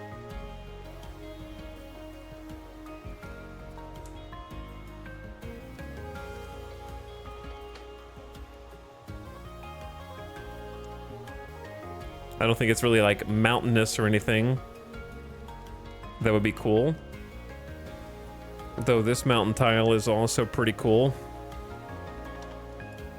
All right, sure, go there. And then the southwest is very vulnerable. We trust the Pope too much, I would say. We do trust the Pope a bit too much.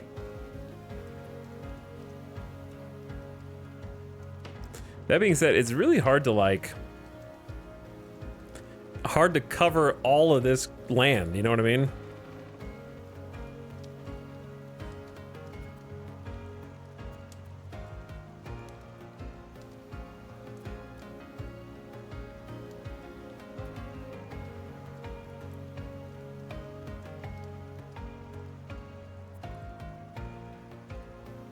What is wrong with this little spot right here?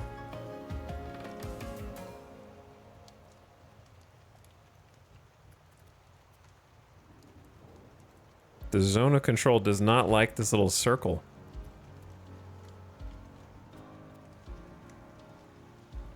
Maybe we go like castle in Santa Makara.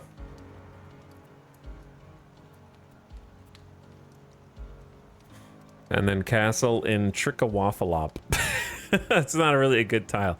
I'm just trying to kind of spread the zone of control out a little bit more.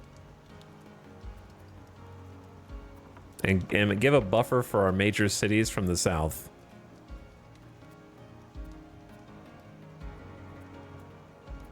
All right, so one there.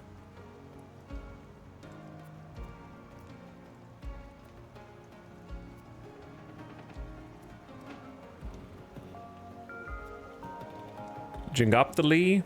Sorry, I'm just having to look to see where the zone of control is, so I want them to touch. That should touch. It's not a great castle location, but it does reach.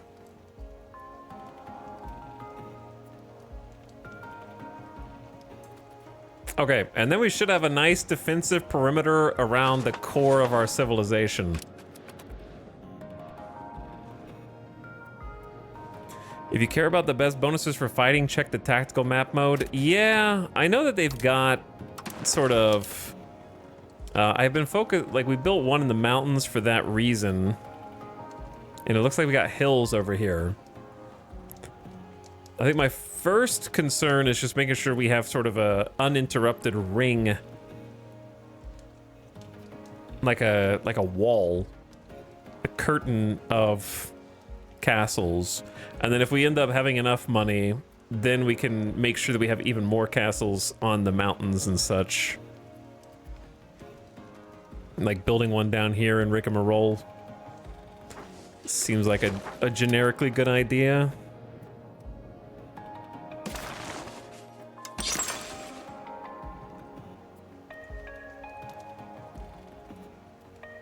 Though it just feels so naked, like it's just out here in the middle of nowhere, not really doing anything.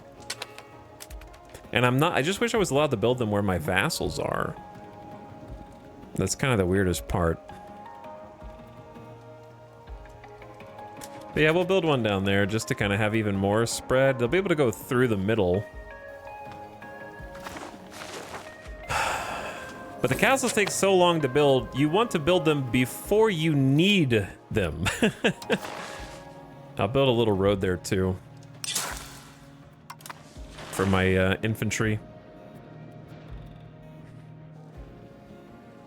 Are castles limited? Yeah, they're limited by your fort limit, which we're not even halfway to yet. But after these builds, we will be. We built a new wharf in Billy Wally Billy. Oh my god, we have a wharf? And the Pope is coming over? What are you doing, Pope? This is the first wharf in our civilization's history. Now I'm allowed to build a boat. I can build a whole canoe. In fact, I could build a Mediterranean galley if I imported the naval supplies. But a canoe doesn't take... I gotta build at least one canoe. Obviously.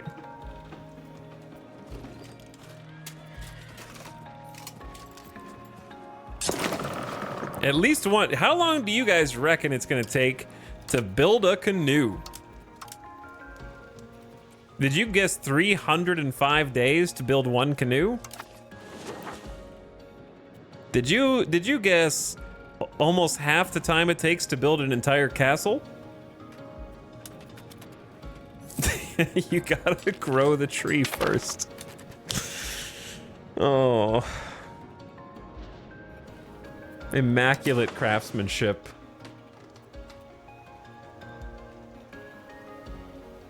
Can I steal a map? I can indeed. While maps still remain, that is. There's only 4 maps left in the known world. And this tribe has them. Let's see the Red River. Fur, maize, and wild game.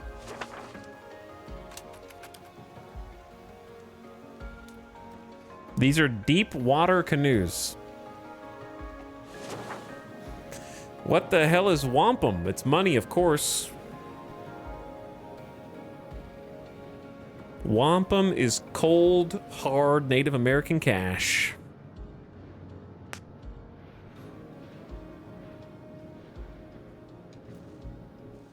Man, we're at 90 duckies a month with these war reparations. It's crazy.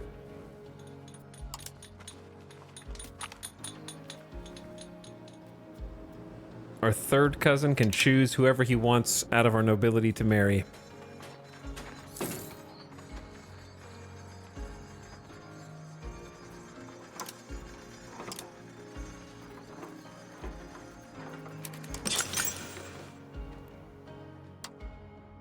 How much do granaries cost me to maintain maintenance-wise?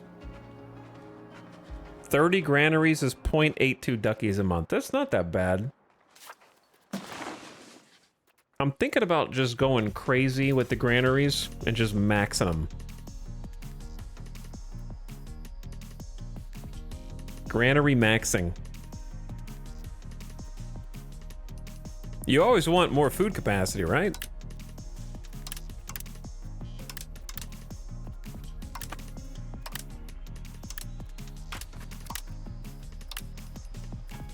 Why not? Why shouldn't I? You always want more food capacity. So let's granary max. On 4 times speed for once. Oh yeah, I need to make the vassal. Hold on. Slow. I need to make the vassal. We improved relations with Cahokia. I don't know why, but we did. Oh, we get coxed? Damn. Getting coxed. Internet! My service provider!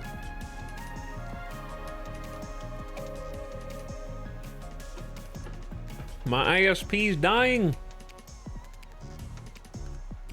I think the real Great Pestilence is Shin having Comcast and then coming over to my stream where I have Cox.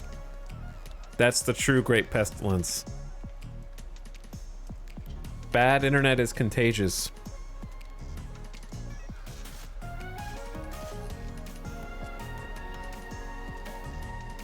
Me, I don't know if it's not balancing back yet. It's probably like, you're able to, well, it went back to 0. Back to 0, then back to 4. Then back to 0. Then back to 4. Not this again. Classic, seems good now. Time is a flat circle. I'll let you know when it's good.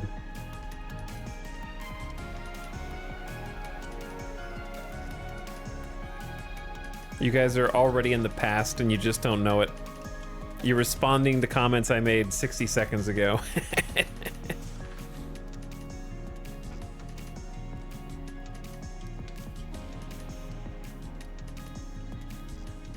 Oh.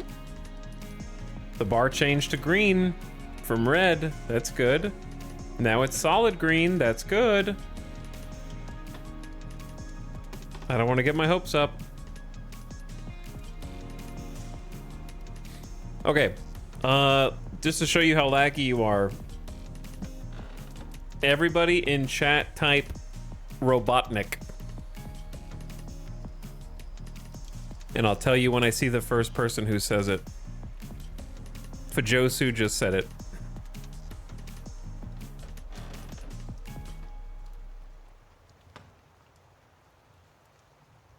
That's how you can find out how laggy you are.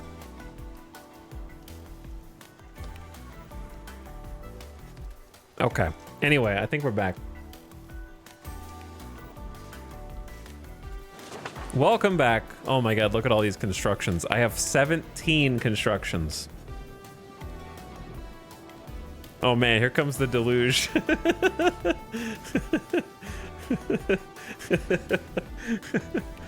If you're lagging, you gotta refresh. There's the flood. There's the floodgates. Man, that's a big delay. Holy. Stone Quarry and Arzu. No, delete that. I don't even want you to have that. I'm gonna delete the other stone quarries.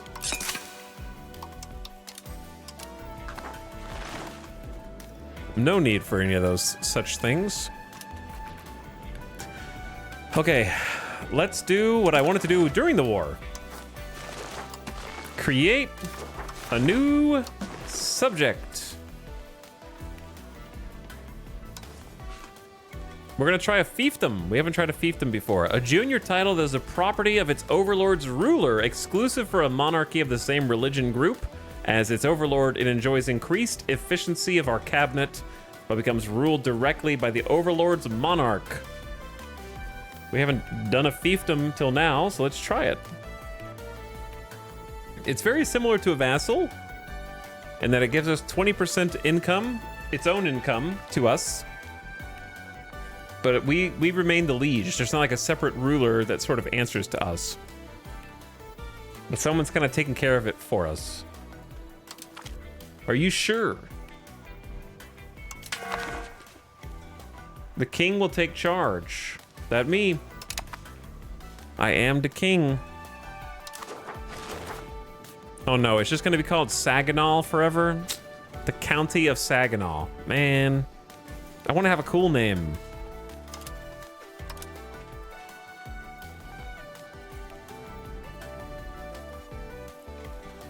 All right, let's seed some provinces.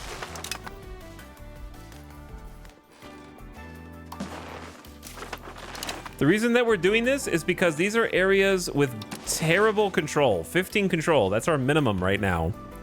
So because we're creating a fiefdom, which is a subject type, their capital, which is gonna choose the highest population area, it happens to be a town, because I built the town and I built them a castle ahead of time, gets 100 control and propagates control over to them, to these new areas. So if they get some roads over here, you can probably actually see, well, the control will go up when the month ticks over. The max control will. So it's a way to exert control, and they can tax that, and then they'll pay us 20% of the taxes, which is still going to be kind of more than they're making over there anyways, if I wasn't doing this, because they'll have buildings of their own that they'll be able to produce full amounts, etc. So we go boom. Boom. Now Michigan is there in its entirety, but we're gonna go beyond that, I think, and I don't know if I want to do the entire province here. I definitely want to do the locations. Let's just do a couple locations for now. There we go.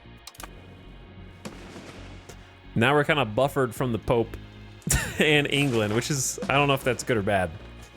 I have no idea how the AI will react to it, but now you've got a fiefdom. What market are you guys under? Both markets. Okay. Well, Saginaw is under our market, like the actual capital.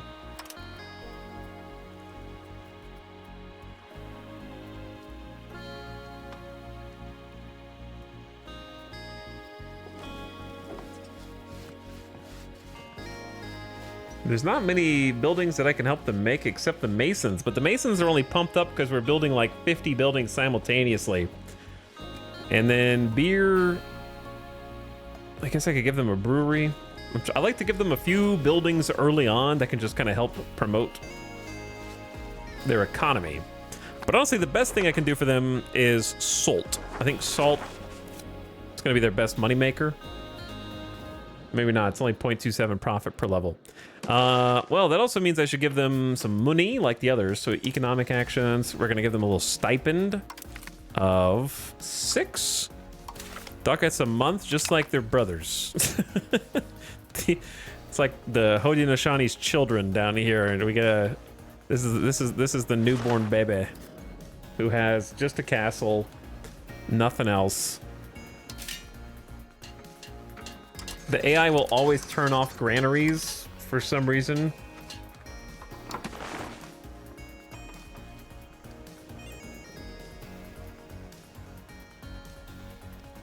I could build them a sergeantry. It's a good idea.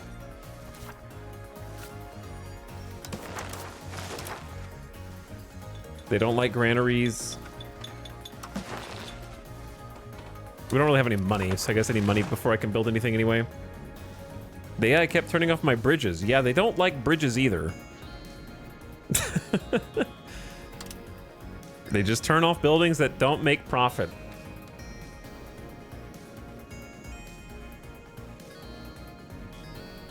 Which is pretty funny.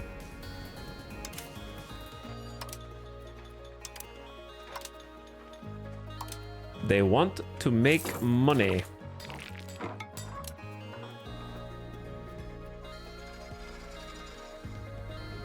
Enemies on the horizon. Poland have presented us with a claim that they say is a perfectly legitimate religious war. Okay. Thanks, Poland. I guess this is as good a time as any to keep improving rep with them.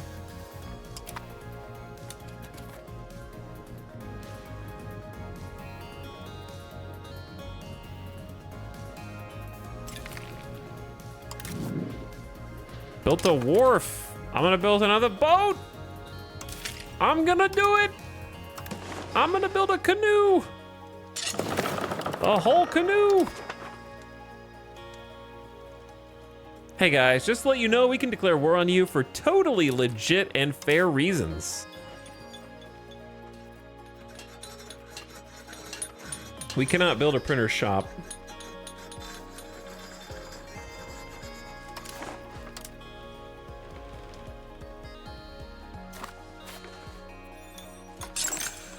All right, I'm gonna build them a brewery just to get them going.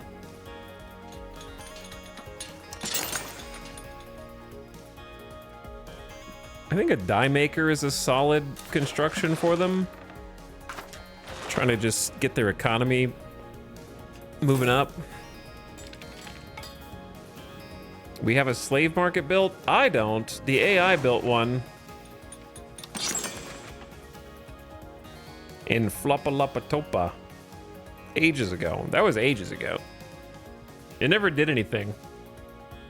It never made any money. Because we never actually took any slaves. What did you get from the war? Well, I lived. They were attacking me, so they didn't get their land, the land that they wanted, and I enforced war reparations on them for 2.5 years, so they have to pay me 10% of their economy profit for 2.5 years. So we're making mega bucks. So we have institutions, but I'm not gonna embrace them yet. Because we still got 3 things in the research queue, and I'd rather spend money on other things to try and make money. Community education, this is a common one. We can take stability, or we get 10 years of increased monthly literacy. I'm just gonna take that one.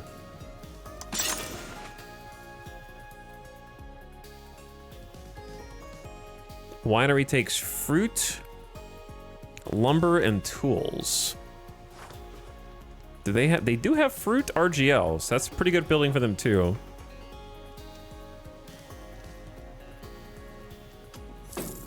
I think it queued up. You just can't see it from this menu.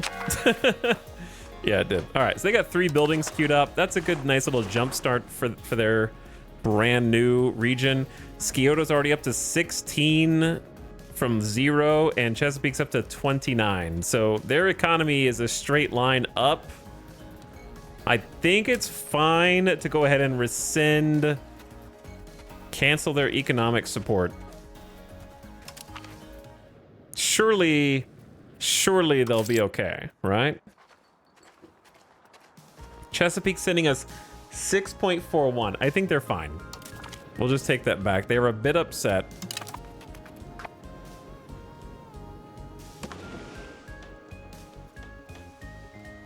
Each embraced institution is a 10% research speed. I don't give a shit. We're researching things from the first age. We are 3 ages behind everyone else, so none of that matters. And then Second Cheddar says, each embraced institution gets a 5%. You guys can't even agree on what percent it is. Goodbye. I do not care.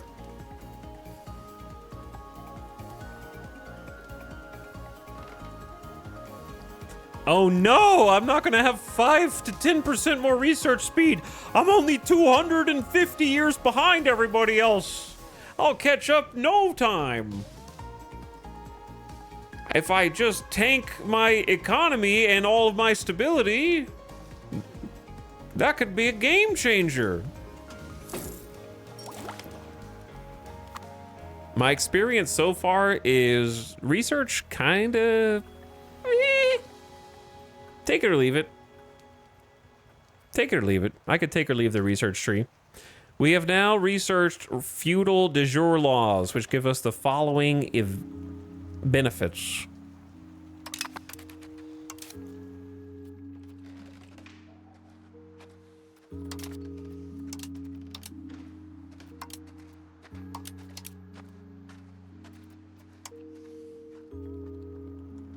We're freaking rich now. 2.5% to peasant estate satisfaction equilibrium. Holy shit. And 0.1 monthly progress toward inward. Oh my god, I need even more of this. I need so much more of this. What a great deal. I should put all of my money into that.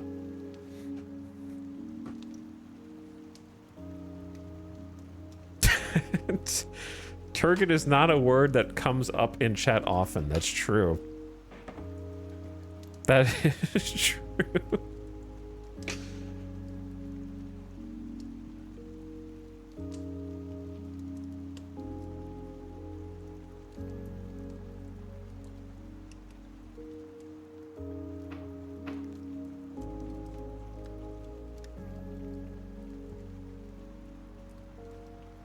Okay, anyways.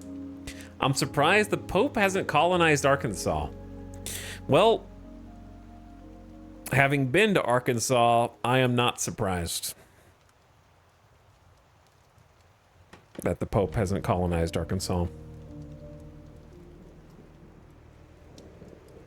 By the way, chat, I'm waiting for the game to not crash, so I'm not stalling.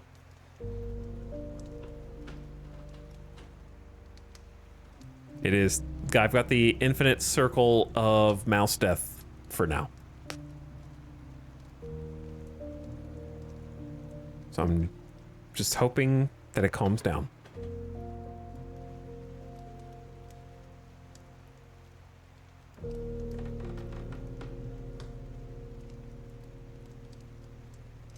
Also not worth Kansas?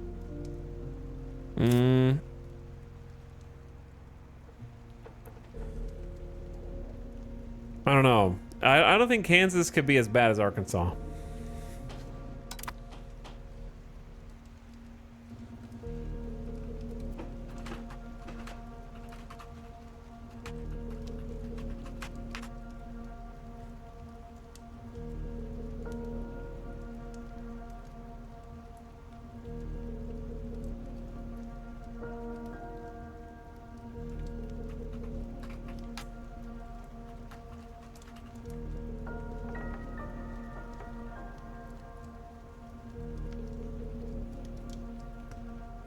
Okay, I'm back. 300 duckies. What's in Arkansas? Honestly, the good parts that I've seen are the Ozarks are very pretty, but that's about it. That's about it. Nice greenery. Unlawful private collections. Several families of the nobility are sponsoring illicit art again. Let them pay each other. Okay. Let them pay.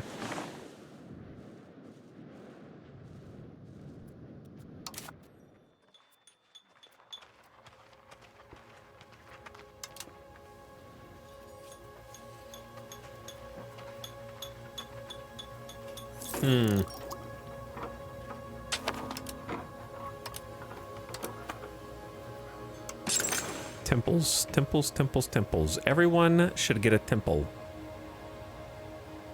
Except for you. Almost everyone should get a temple, except for the capital. Oh my god, Poland declared war on us! Not again! And not when I had a full reputation with them. Oh my goodness, Poland. So basically, chat, my recommendation to you, if as I'm experiencing this, is just probably don't play Native North America until the DLC comes out. Probably. Because it's just going to be war whack-a-mole, no matter what you do. We have max opinion with them. We have done trust with them. There's no other way to interact with them. You're just going to get random war buttons. But we clicked raise opinion buttons so well.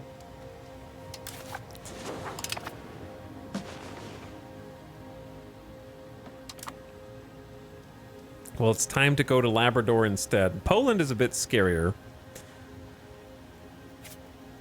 Now their opinion's negative, but we had positive. We had positive 156. And like +6 trust or something. Why is Poland aggressive? Let's find out. They want to take the capital. That's okay. How is that even a legal war goal, man? In the middle of my whole territory. Just the capital? None of the surrounding land. Not gonna work your way in? Just go for the throat, I guess. He just wants to murder me. Like, how do you even RP this? At least the Brunswickian War, they just wanted like a fringe area that also bordered their existing colonies, so like that one made sense. I get why they want this territory. Yeah, I guess it's a religious war. So is the war just to convert us? If we lose, we just become Catholic? Why can't we just become Catholic without losing a war? Or whatever the case may be. Like, there's not even a conversion system in place for going in and being a missionary to the natives or anything like that, right? Can you surrender by converting? Maybe, but at this point I'm gonna kick their ass, because instead of just like diplomatically approaching me, you can't declare war and then expect me to be nice about it.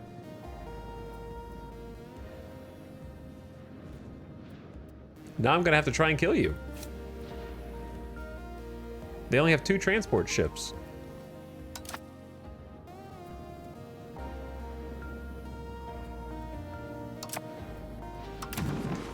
Levies, it's time to get organized again.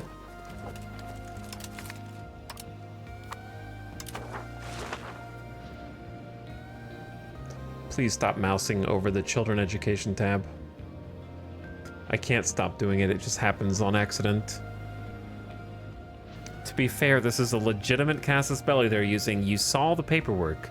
Yeah, but I know for a fact they don't have to use it. Like, our neighbor, the Pope's vassal, also fabricated a casus belli on us decades ago, and never used it. So I don't know what makes them use it versus not use it, depending on the circumstances. Because we had the same situation, kind of. But Naze never cashed in.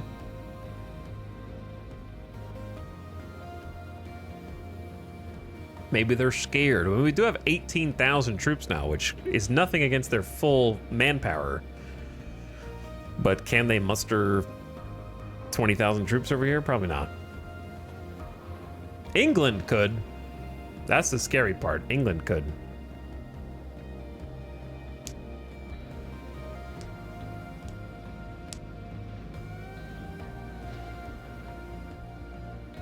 I'm surprised that they declared war so fast. All right, thank you. Game's back.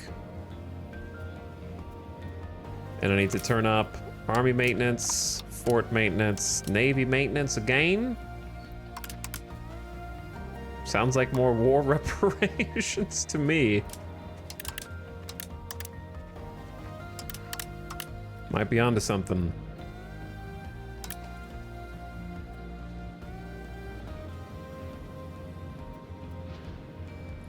I think Poland thinks they have more troops and therefore in their minds can win. They don't consider that they have like 2 boats. Yeah, it doesn't seem like the AI considers the distance factor of a war at all. It has 0 register in their brain. In the AI brain. Well, we do have a bunch of castles in the north for this exact purpose, so we could definitely use at least one more. Because we have this, but we don't have anything blocked here, so I guess we'll check the tactical map.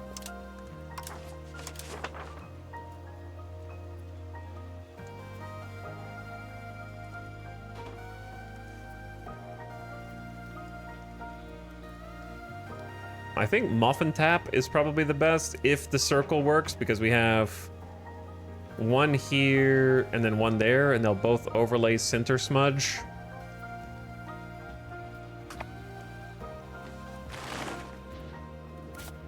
So yeah, just get a castle down in that section for some control.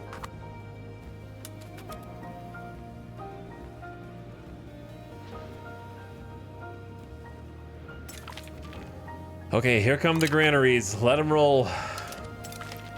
Boom.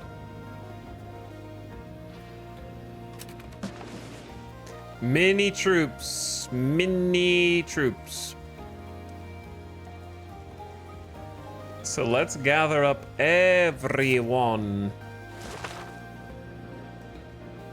In, simple as that, I suppose.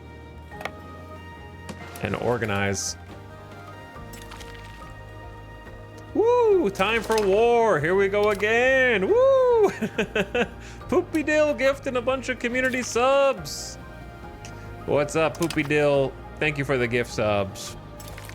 Ultimo, Sky Shadow, Anderson Ferreira, Monkey, and yeah, what's up? Enjoy gift subs if you got one. Big time granaries. Thank you, Poopy Dill. Just in time for war. Godspeed, thank you. I think we'll be fine. We have 18k troops. I don't think they're gonna be able to muster that many. We just need to organize first.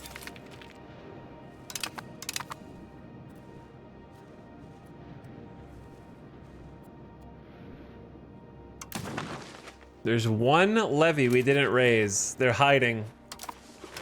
A singular levy. One dude. The game's like, you need to raise that dude. Get him to the front line right now. Get him out there.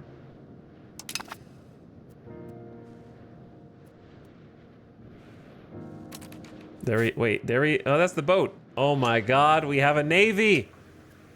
The canoe.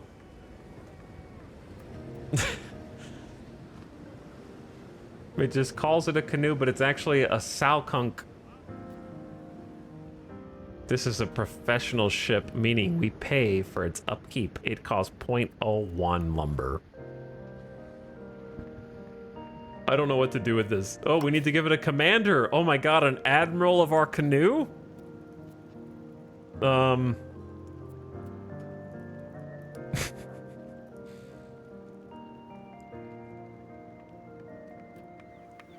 I mean, it's definitely got to be this 23-year-old dude.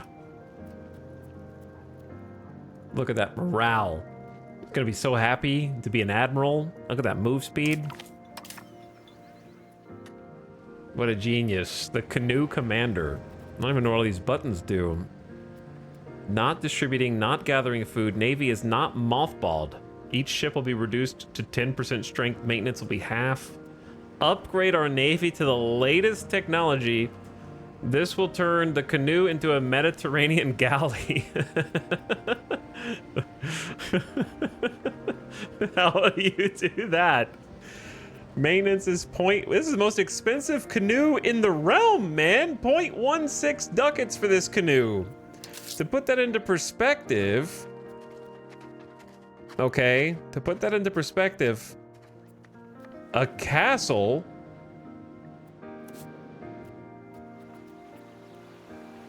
Where's a castle? To put that into perspective, a castle's 0.09. So one canoe is worth almost 2 castles in building maintenance. Jesus Christ, I'm not so sure that's a canoe. That's gotta be something else. They just don't know what a canoe is. Is it docked right now, or is it just out? I don't really understand how this works. Is it in a dock? Oh my God, I sent it out into the ocean. Look at it, it's... I can't zoom in anymore. It's so small. Look how little it is. Can you see it? That's my entire navy. It's all of our forces.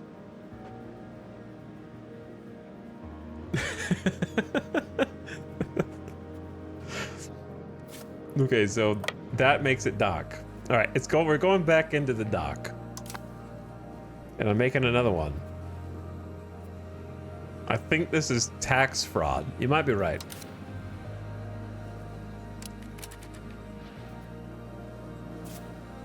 Could be right.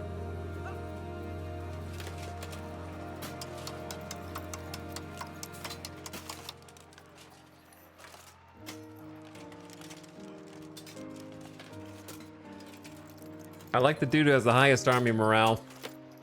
Though movements, military ability is good too. Who's the other guys? Can we have one that has both? This guy has everything. All right, you're the god. So you go with the 7K. Merge these guys. It's gonna take a while for him to take command of this entire force. Okay, then the second guy, who's also really strong.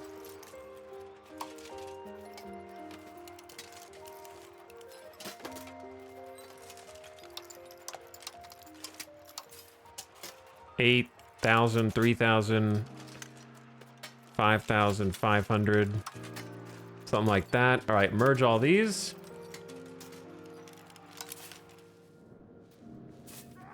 Then who is left? Merge. All right, they're roughly even. Roughly-ish.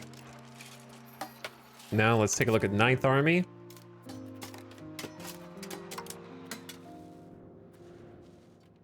Put the wagons in the reserve. We got an ad coming in right now. Turn your volume down. I snoozed it. I'll keep it paused. I need to get a water refill. Quick bathroom break. 234 cavalry from the nobles joining us. We actually have some horsies now. And like 1,000 or 400 just regular levies. Let's put those in the left flank. Default guys in the middle. I like having more people in the middle.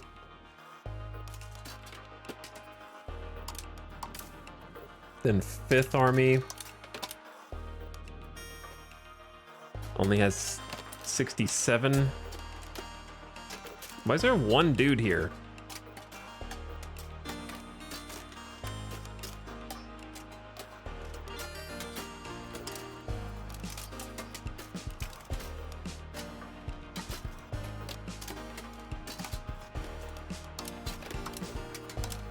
All right, that'll kind of make it a little better because this was just 100.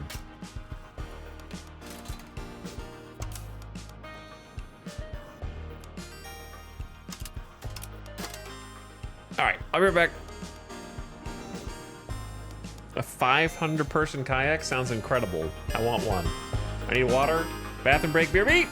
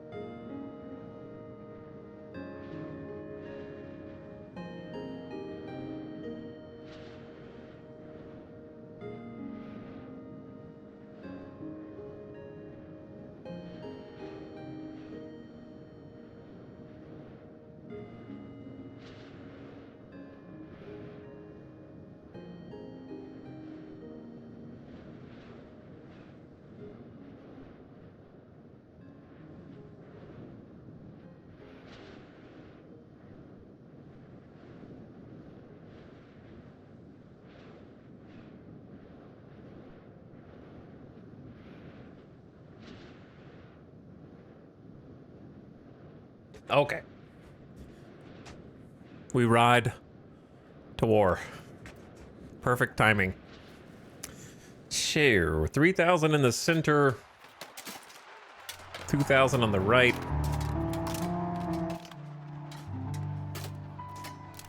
$1,100 on the left. That'll have to do.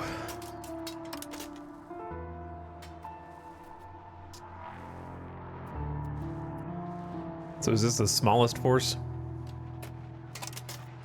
I mean, we could also do like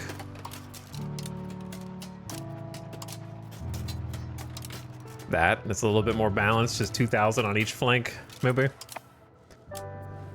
I don't know what Poland's gonna do. They could just like be cheeky. I'm gonna take the 5,400 and leave them in a position that might be a little bit better to respond to threats in Shrimple as that. And then I'm gonna take the rest of my forces and start moving up, I think. She can choose her own noble from her heart's desire. Constant conflict.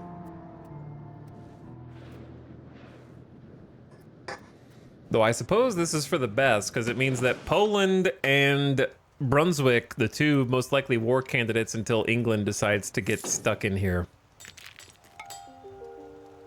are at war at different times. Like, some of them are going to be on their own cooldown.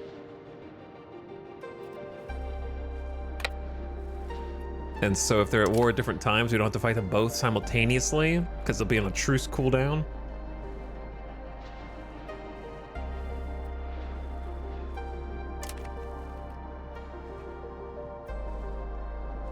Yeah, I'll leave the 5K down here to respond in case of emergencies. I don't know what this music is, so stop listening to it.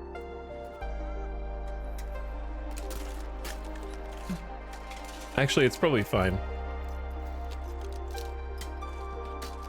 Is this a game on Steam? Atone? Heart of the Elder Tree. From 2023. Very positive, 87 reviews.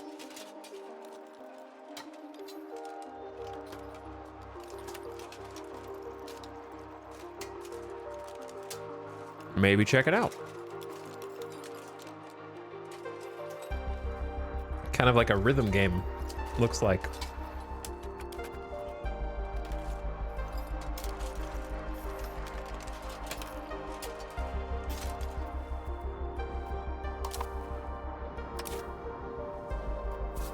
Let's group these 38 troops up.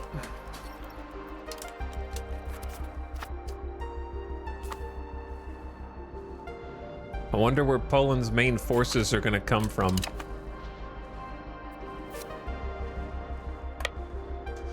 I assume I'm safe to go in here and not get caught out, but I guess we'll see.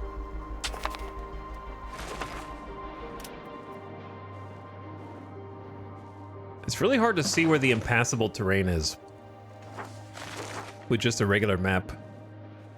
I keep thinking that they just haven't colonized this, but it's not colonizable. This little chunk is an unforgivable front. The colony of Labrador just snuck in and murdered 34 of our people. I'll handle you in a minute, Labrador. I'm coming for you. All right, you guys have 564 dudes. Ain't gonna be enough, brother. Ain't gonna be enough. My levies are coming for you. All right, I do need a new soundtrack, though. How? What did we listen to the other day that was not Dwarf Fortress?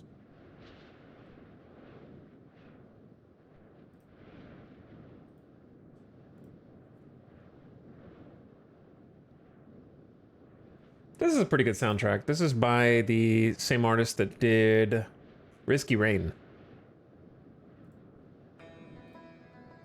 which has much different vibes from Risky Rain.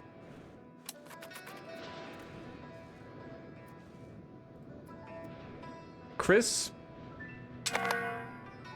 Tadulo. Chris Tadulo. Chris.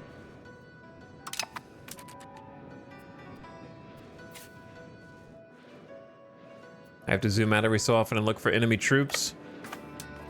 We're on the march. On the war hunt.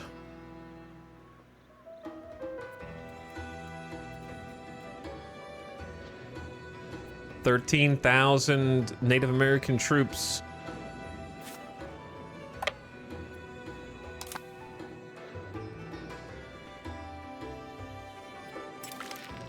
Rolling through the Labrador colony.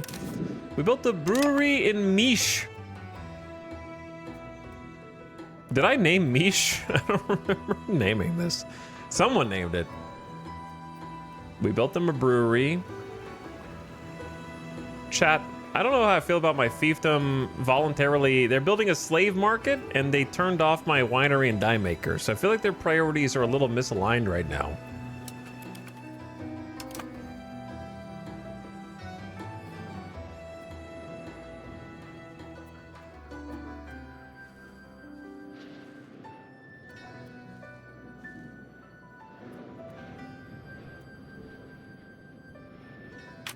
Your merge eliminated the general.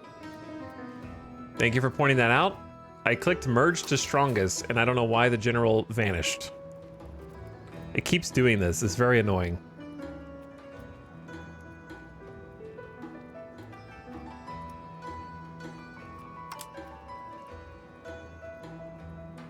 I mean, it's got to be this 18-year-old Hickenquash. I do like having a little bit better army morale, but he's still a goated general. He'll have incredible logistics and move speed. But now he's got to get back to the front line. But good call. Don't know why that happens. The occupation of Kokakachi is over. I have no idea where their forces are, but we are... I think we just want to keep rolling in. We got the logistics. The camp followers are making sure we have enough food to make these little trips, which is excellent.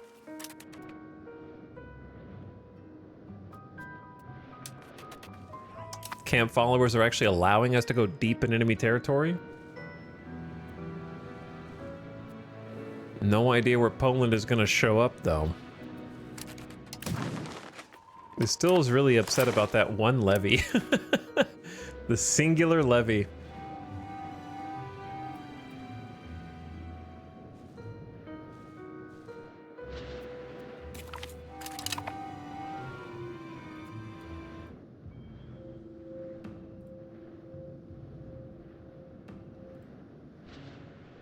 Let's listen to a couple different tracks.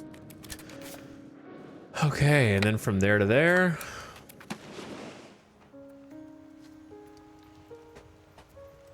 And we will just kind of swing east.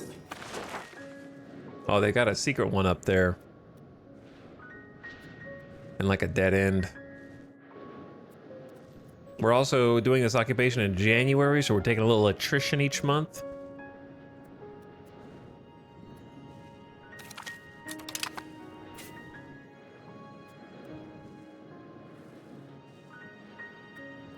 I don't know if it's worth going up to grab that. Is this the capital?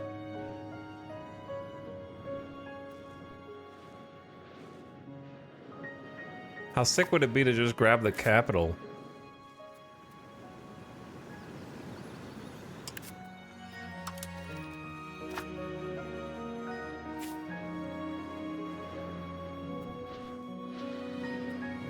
Send in the canoe.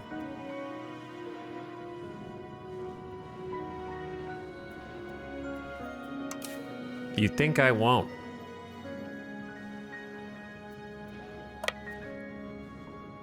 Can the canoe even go up there?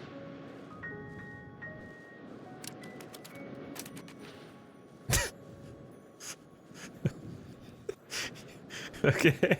What a dude, what a trip for never having gotten in a... That's a hell of a canoe trip.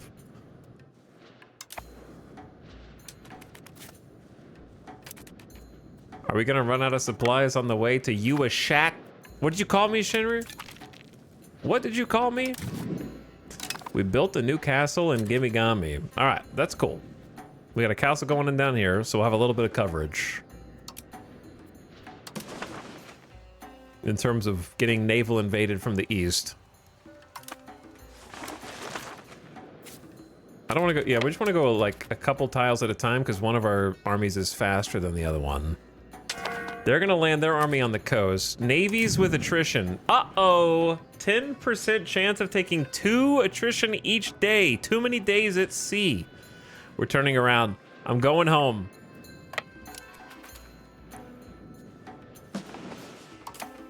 It was a good expedition. It was honestly a solid try. But yeah, I want to make sure they stay together.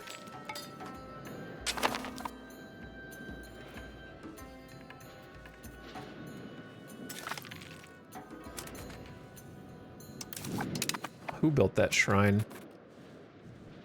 I say the greedy play is the right one and just goes straight for the capital. Community justice! As our society evolves to further value the input of the community, the courts have become more dependent on the judgment of our community members and the agreement of the public to dictate the fate of a defendant. Encourage community justice or professional law.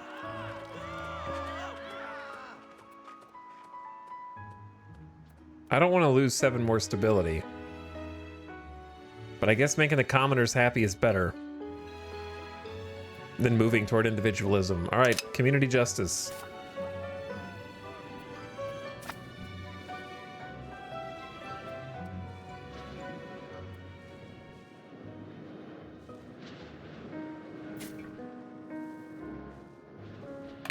I say let's stop here and regroup just in case there's troops on the capital so we don't go in piecemeal. We want to fight them all at the same time if they happen to be there. I don't want one army to get there and then the other one's taking too long to reinforce. Oh shit, there's people right there. 400. Built a castle in Jingopdali in the south.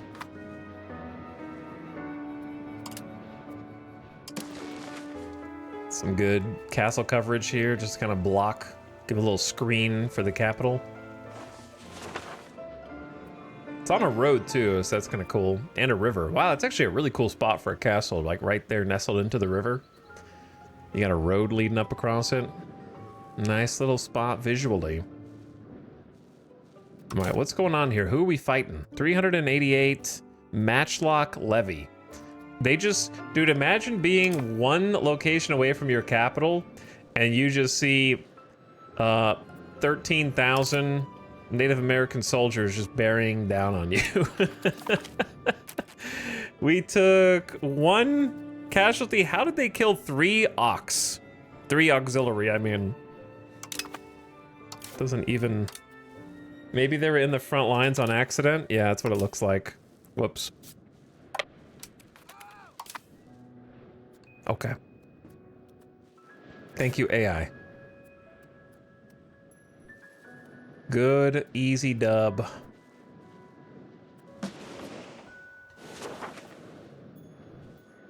Now the siege of Uashat.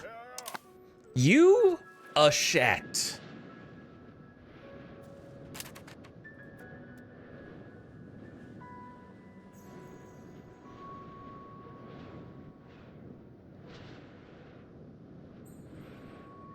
Let's go.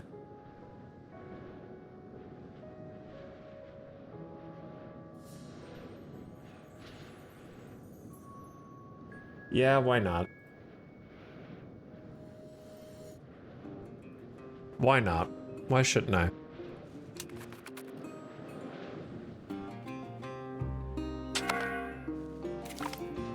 The occupation of Uashat lasted 12 days before the garrison succumbed.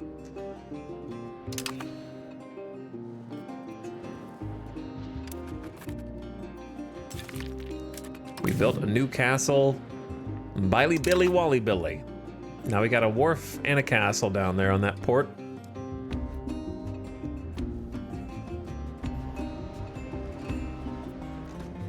Looking fancy.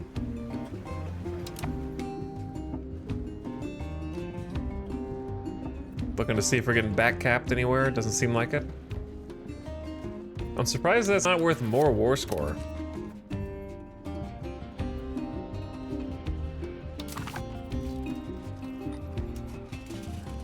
It's worth 0.47. They're negative 35.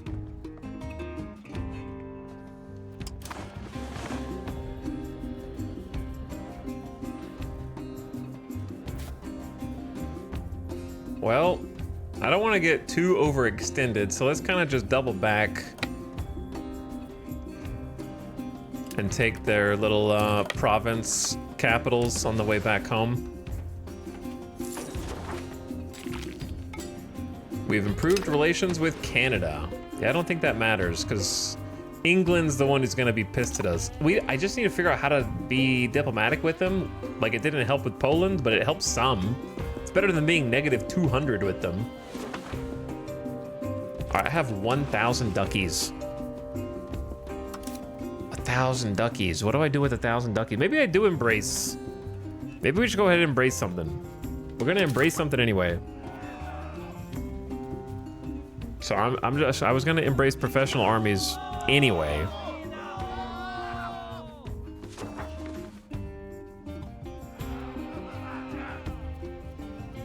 Where does it even say how much it improves your research speed?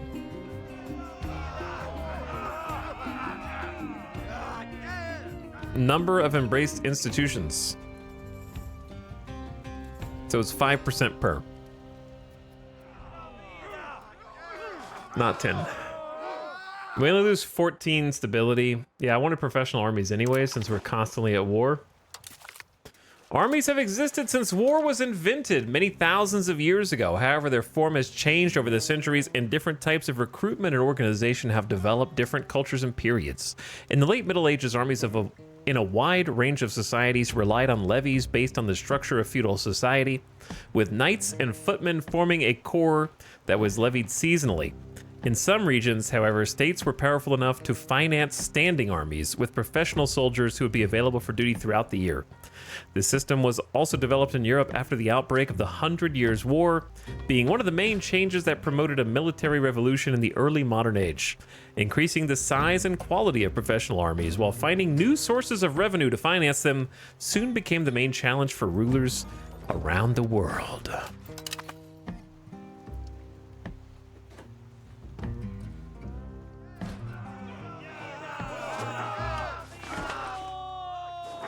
Okay, so now that stability went down, I want to pump stability to bring it back up in line.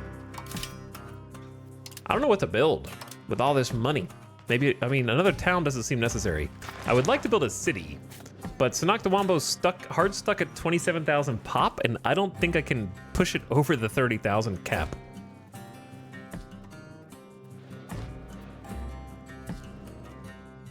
We are kind of running out of building space anyways.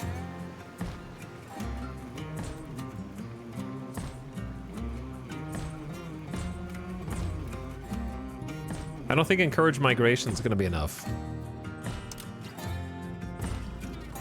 Look up the Shipbreaker vinyl, $300 now? Never mind. Yeah.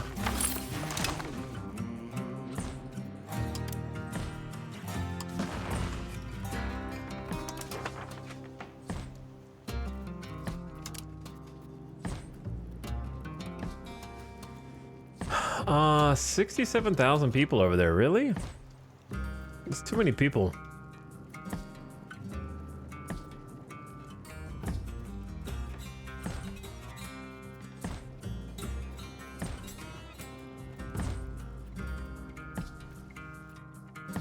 Where is this? Oh, down there? Yeah, there's way too many people down there. Let's see if we can get people to move into the capital and just build a city. That would be excellent. Oh, where'd this 7th Army come from? Oh, they're teleporting across the map. Maybe we send the 5K to go kill them.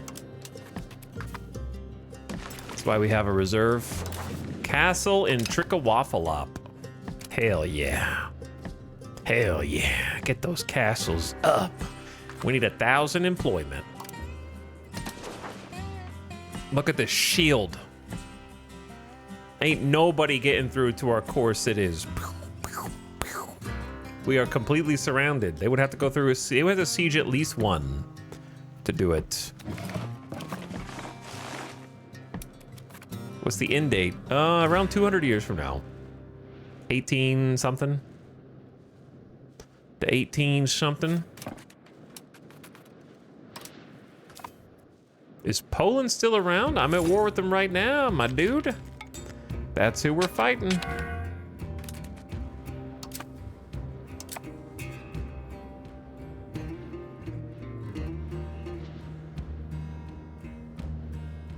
I keep accidentally mousing over the flag.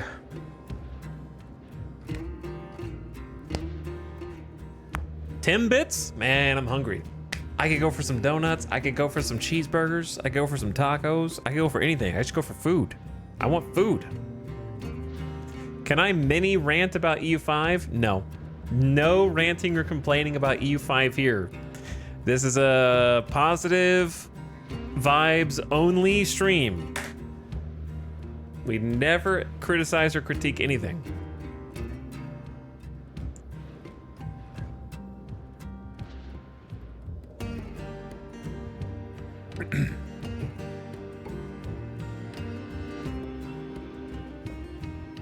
Only love, positivity, and happiness here. We don't complain about anything. This is a no rant zone after the first hour.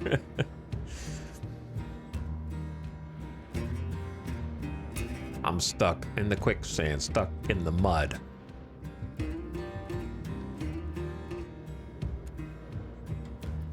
I'm free.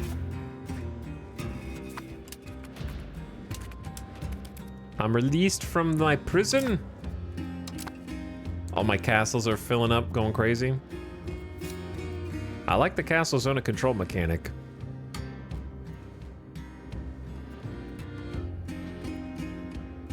I hope it works. Where are you going? I told them to go hunt down those guys, but it seems like maybe that's what they're doing. Or maybe they're gonna go back to the capital. All right, let's hit the next one.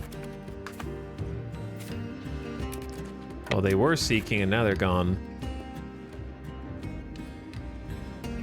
I definitely don't want the, like, 50 dudes to lift the siege on the capital. Who are these two nerds? Newcastle and Rigmarole. Chad, do you not think there should be some minimum size for army groups? There should not be able to be 5 brave men roaming the countryside as an army group that can lift occupations and whatnot. 3,200 peasants here.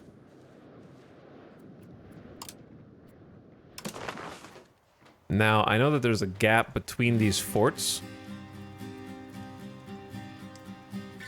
but I thought it was a good spot for a area denial. Cool location for a castle. River running behind it, baked into the mountains. I wouldn't mind building a road there just because it would look cool.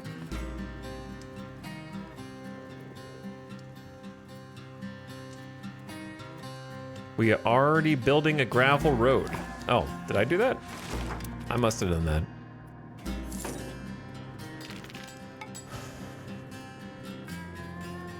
Yeah, there's a difference in siege and lifting an occupation. I don't know what the minimum is for lifting an occupation,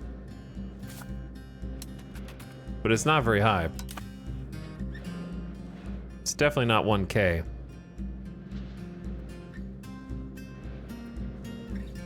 Occupation is just like a little settlement or town. There's 2 hundo. 2 hundo matchlock gamers. Well, this 5K squad should be able to take him out, I think.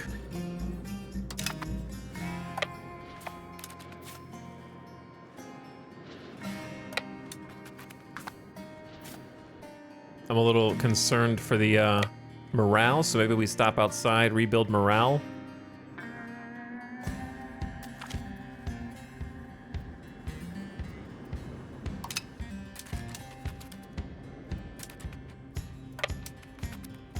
and then go fight. We have now researched the pest house, which gives us the following benefits. You have a pest house. Plus 10% unrest, but 30% disease resistance. Did you guys know unrest impacts the unrest in a location? Negatively affects pop satisfaction of pops in a certain location. Okay. A small hut outside the border of a community where the sick and diseased are confined against their will to avoid the spread of plagues to the rest of the citizens. Today we just call that lockdown. Keep them confined. But really, don't let them out.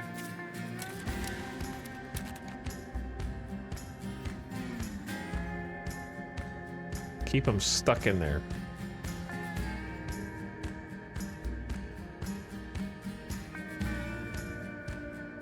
Around here, we call those timeouts.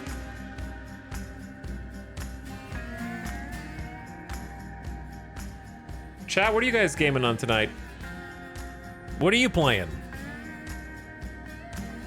Do you think we'll ever finish this campaign? Or is it infinite content? Portugal in EU5. Victoria 3. Planet Crafter? No. Victoria 3. Aztec EU5. Minecraft. Age of Wonders 4. Nothing. Well, then don't answer. Stationeer, Stardew, new TFT? Teamfight Tactics? People still play that? Dwarf Fort? Is it because of the music? Be honest. Little Rocket Lab? Don't know what that is. Peru in Hearts of Iron. Planet Crafter? I did see Toxicity. It looked cool. Deep Rock Galactic. XCOM 2. Quasimorph. I'm rearranging furniture. Change the whole layout. Surviving Mars Reloaded? I guess I should ask, is Surviving Mars Reloaded fun, chat?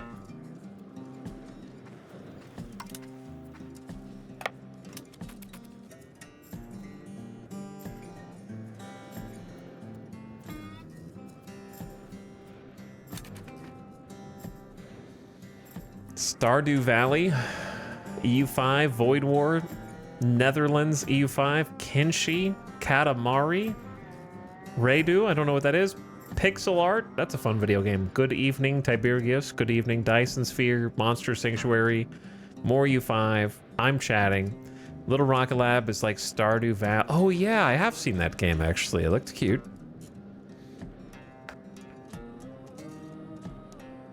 I'm not buying the game all over again. Paradox's strongest soldier is in chat. Surviving Mars is fun, but it still needs time to cook. Do you have any idea how angry that sentence makes me when it describes a game that came out like 8 years ago that is remastered and remade with the express and exclusive purpose of being the perfect version of that game? It exists for no other reason than to be the complete, definitive, final edition. It cannot be underbaked. That goes against its entire being, its thesis statement on life. Not a single Anno gamer. Yeah, no one's playing the new Anno, which I'm really surprised by, because I see a bunch of people I follow on stream playing it. They did not fix enough of the bugs. What the hell?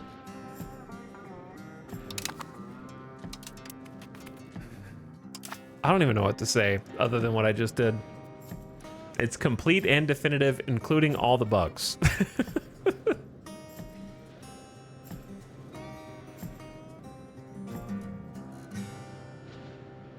Unbelievable.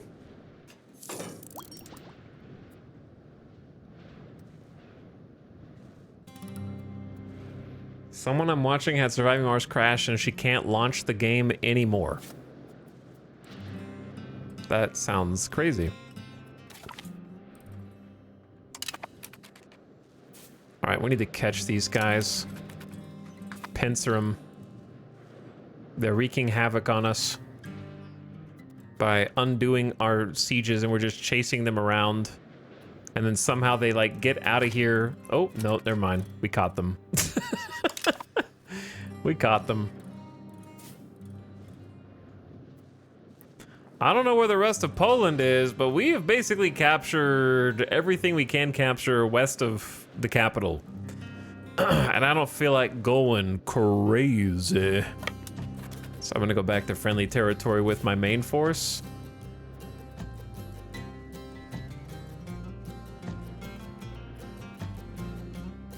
It definitely needs more balance optimization. Not a great game. Okay, it's pretty much exactly what I expected it to be.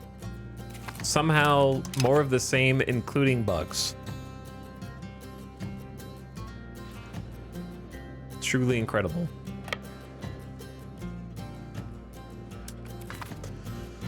All right, at what point can I sue for peace? We gotta wait more months. Oh, who dis?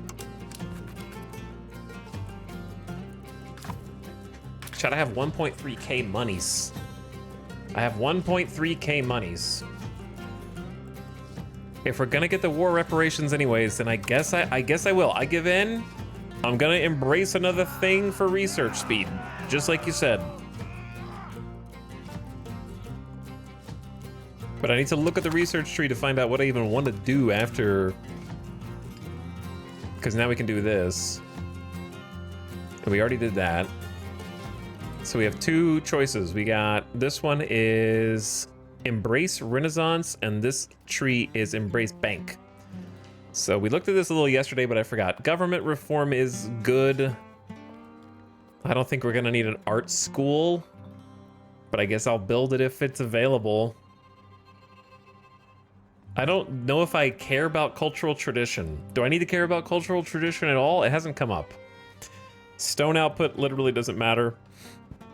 National Assembly is free subjects, which we don't want, so I'm probably not gonna build that. Chancery, can't build it because we have no gold. Crown Power is Crown Power, of course. Universities is literacy and institution growth, so I guess that's good. Rights of the nobility allows the following policies.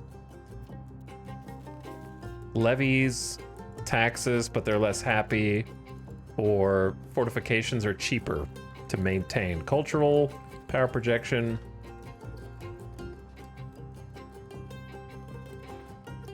So like education and the cabinet seat. That's kind of good. The extra cabinet seat is probably the thing we want. Whereas this is like banks, which we can't use, minting, which we can't use, trade range, which we can, but that's not far enough. Local crown power. Can you do the villas everywhere? Boats.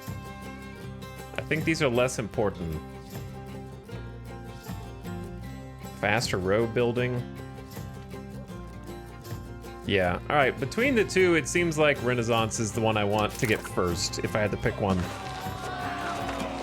Oh! Okay, 12. I guess I could just get both, but I don't want to tank my stability.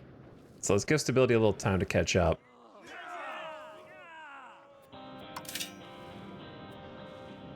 Oh, how about migration? Is migration happening? Oh my god, it's working. Yeah, let's just save the money and found the first city on the capital of Sanoctawambo. We're almost at 30k. People are actually migrating in now. Good, good, good, good, good, good, good. And we have the cash money for it.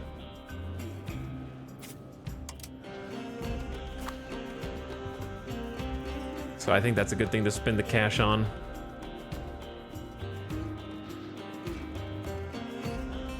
Yeah, now migration's working. We had problems with it, but now it's working. It wasn't working for a long time. Like the first 150 years.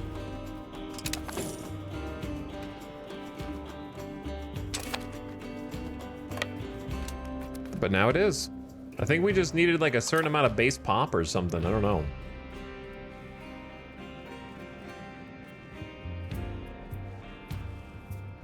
Ita, do you have a favorite mineral? My favorite mineral is mineral water. Just kidding, I hate mineral water.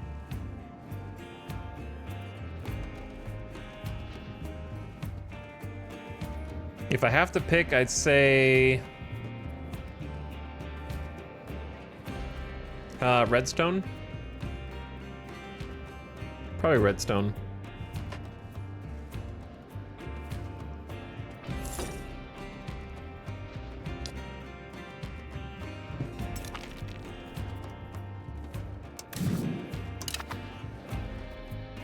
I don't think we ever finished building the granaries. There's a room for a few more.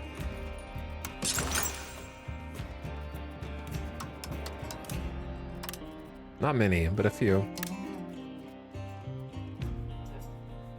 Rumble and Tum Tum closed theirs. I'll build one for Mish, and if they want to close it, they can close it.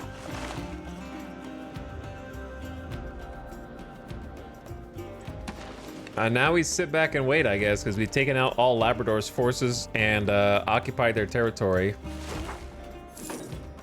Now it's just a waiting game until they accept our peace treaty. It'll get a little easier each month.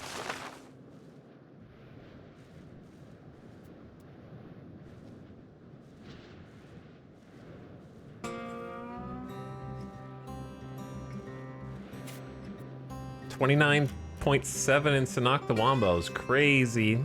So 1631 looks like the year we get our very first city.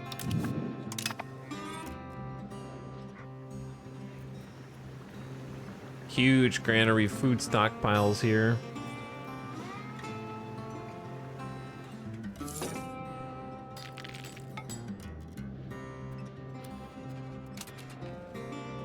$29.9. But yeah, Canada, colony of Canada is looking pretty big. England got that right. They didn't get anything else right. And then the Pope just kind of ran out of steam. He's like, I don't know, man. I think I got enough. He's still got some places. He's still got like 6 colonies going in up there. He wants some Minnesota. He wants Green Bay. Are they still at war? No. Don't think so. Oh, they found their troops.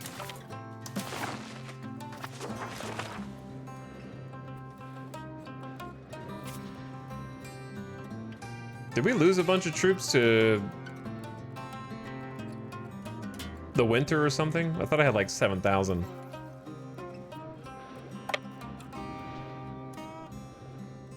Severe winter? All right, we're just gonna stay. It must be traveling during severe winter. How do you know if the weather is severe? Everything looks the same on the weather map, to be honest. This is normal winter and this is severe and they're the same colors. So I'm gonna say this weather map sucks. This is a normal winter, but it's yellow. This is also a normal winter, but it's yellow. All right, so the weather map is not doing anything.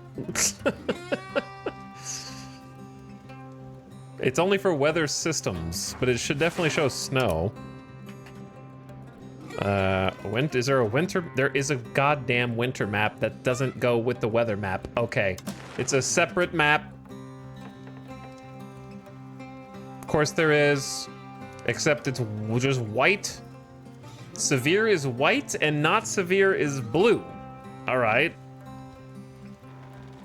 And then dark blue is mild. So darker is actually better, lighter is worse. Okay. Okay. That seems inverted. Because like when you get colder, you get more blue and purple, right? If you think like cartoonishly. Cartoonishly, you get more blue the colder you are, right? We just had this event. I'm just gonna take the inverse of what I took last time to balance out the stability.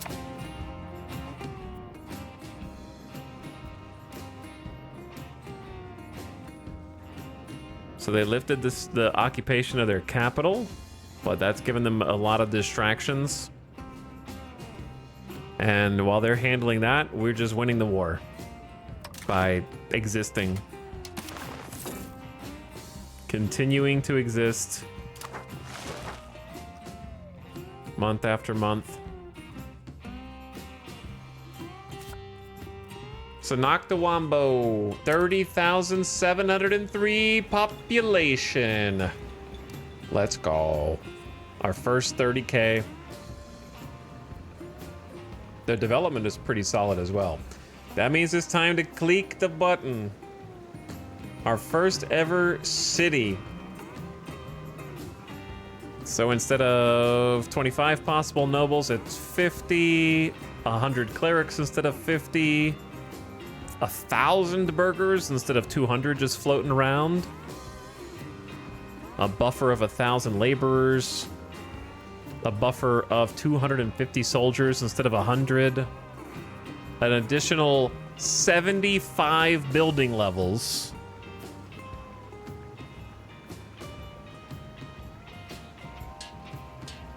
Holy moly. Local pop promotion speed is plus 25%, which wasn't the case before. An extra 100,000 pop capacity instead of 20,000, so room for 80,000 more people. So we lose local food production,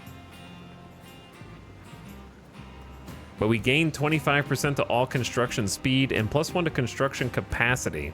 How many buildings we can build at the same time? It can build 2 buildings at once? What a gamer. 2 simultaneous buildings. I love that you can actually see the castle in the background. That's pretty cool. Look how towering. It towers over the village. Here we go. For the low price of 1,200 ducats and 730 days. Gonna generate some jobs though. Lock it in, confirm it. Gotta build the granary first probably, but the money has been committed.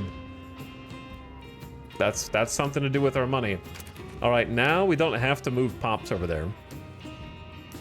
Unless we want to build a second city, but I don't know if we need to do that yet. 1 seems like a lot. For now. So let's go back to development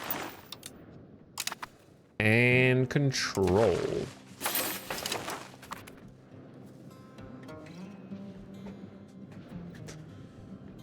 Okay. I can't wait to take these dudes for all they're worth also, and then we just get money from both governments. Poland probably makes more money than Brunswick, I would assume.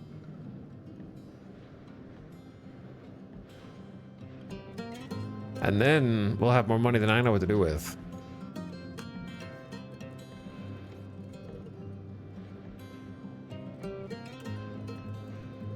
So if you were, let's say that you were having a battle on a castle tile. If you are the defender, if you're fighting, could you go to your castle and choose sally out to attack and have those 1,000 troops reinforce the troops who are already fighting?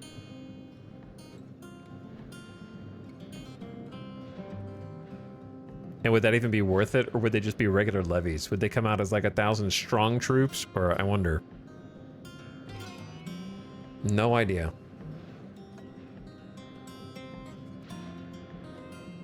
Like, fighting in a tile that has a castle doesn't give you a buff, does it, to the combat that happens there? I'm not sure.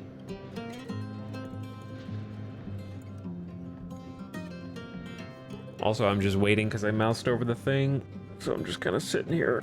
God, it's so annoying. I need to just clear it. Just clear it. Right-click it. Get it out of here. Get out of here. Remove yourself. I believe they are strong troops because you can only refill garrisons with regulars. But do your initial troops become regulars who garrison it? I guess. It just makes you automatically the defender, which I guess is good. Yeah, because if you're on like a mountain tile or something, like a good tactical area. Like, these are not on good tactical areas, but I wanted to put them on the towns because it made me feel better. I probably should have just placed it here instead. I guess you could always delete it and move it. was like, this is a better spot, but like, I don't think this would do what I want it to do, right? Because they could siege the town, even if a castle was here and it was in its umbrella. Could they occupy the town if a castle was here? I'd have to see how the AI reacts to these things.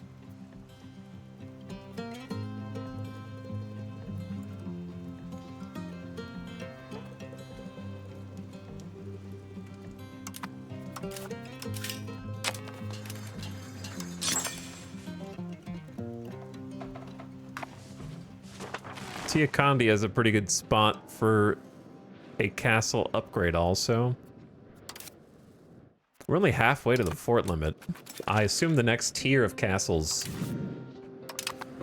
will be even more expensive. All right, there's one in Moffentap to protect against a flank. Got a couple castles in here to buy us time.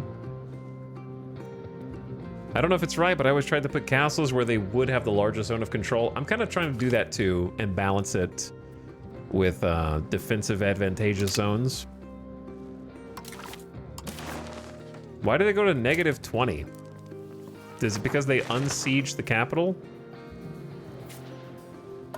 I don't know. I'm gonna go back and siege it now that it's June.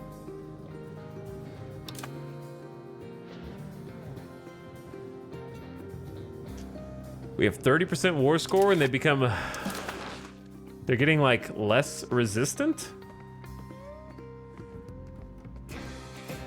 I don't know.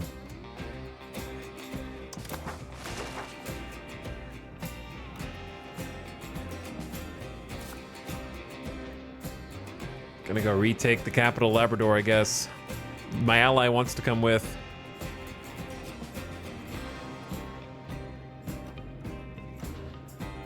The town will unsiege itself unless there are enemy troops on the location or the castle. White peace imminent. Not so much. Oh no, dude, the flag came back. All right, well, let's talk about something while we wait. I just want to play. I keep mousing over it. How many more games are coming out before the end of the year? I feel like it is stacked right now. I know Menace got pushed till Feb 2026, so that's not coming out anymore, which is for the best. It needs more time. It might need even more time than February, to be honest.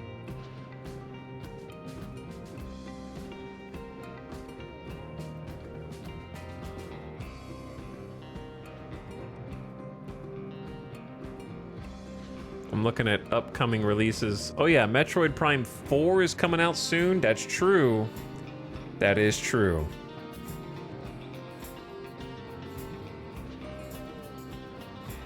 God, I forgot about that. I'm not even gonna have time for that until later.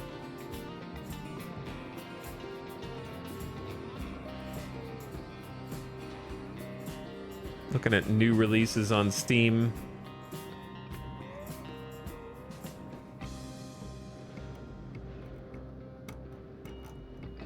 And then, of course, the Hearts of Iron DLC comes out in 2 days.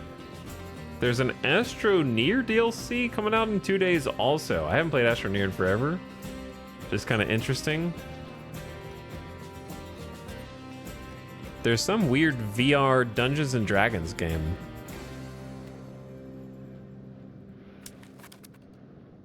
That looks nifty.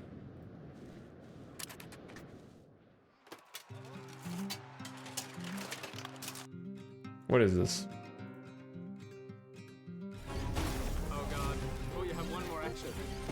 Really? Yes. Oh. Wait, chat. Okay, do you think the people talking in this video are real or AI? Listen. Splash on water.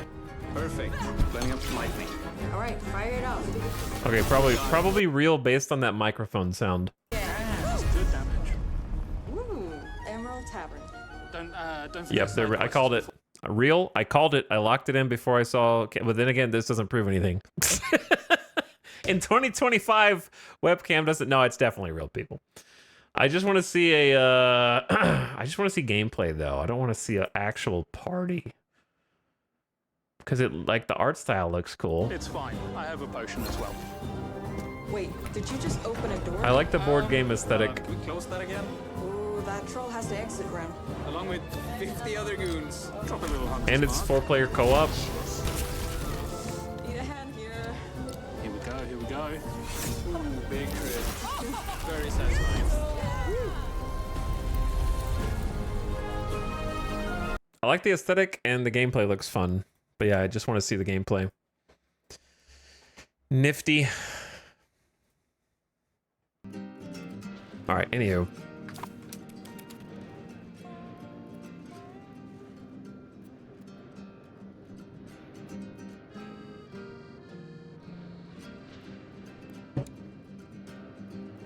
Unenthusiastic voice acting is a mainstay for these commercials. Well, that's what the thing is. That's what makes them real people.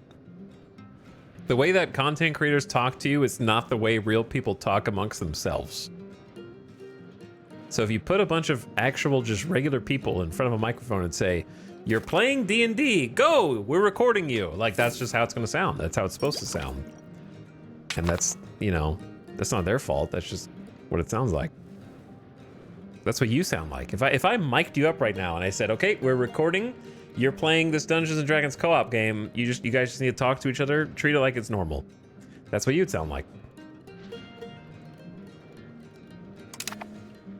We have now researched hospitals, which gives us the following benefit. You can build a freaking hospital. The history of the hospital is as old as many ancient civilizations. What is this sentence? The history of the hospital is old as many ancient civilizations had their own version of an institution which houses the sick. During the medieval period, the hospital evolved further as it now focuses additionally to the health, care, and recovery of its patients. So whoever wrote this tried. They tried. Plus 5 character expectancy on the location and 10% disease resist. It also wants mercury, which we don't have, but someone does. Someone definitely does. Winya, well, they're importing it just for them. Never mind. No one has it that we can trade with. It should still work, though. Up to a point. We have fiber crops, we have tools, we have paper, we have books, we have medicaments.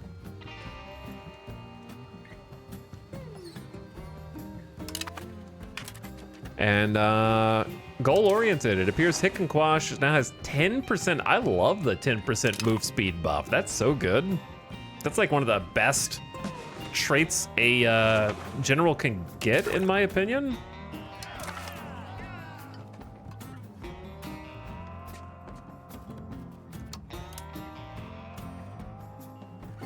I believe we're ready to start doing some Renaissance research on the military side, because like we could get some more regular type of troops or peasant estate satisfaction recovery, but that's not really that important. The smelter will be important later. I don't know if levy recruitment speed is important. Maybe it is, but I don't think we really like need any of this. What we need is army maintenance is not that important, but we need the freaking building. Where is it? Armory, this guy right there. Direct to army. Direct to armory, sorry. The armory will give us manpower so we can actually recruit some regulars.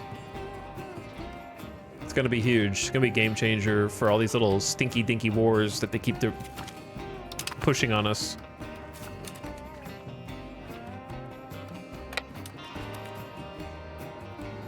Wait, I want to find where their troops are.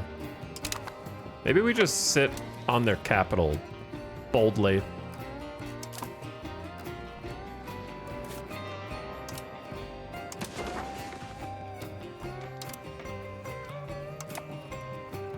Until the war is won.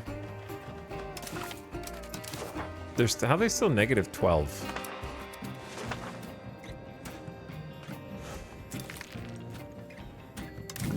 We built a winery in Mish. Oh, maybe we just haven't finished building the buildings. They haven't turned them off yet. They just interrupted my build queue and said, nah, I'm gonna build a slave market instead. Which they have no slaves for, so it's not even operating. So, good job. You're doing great, AI.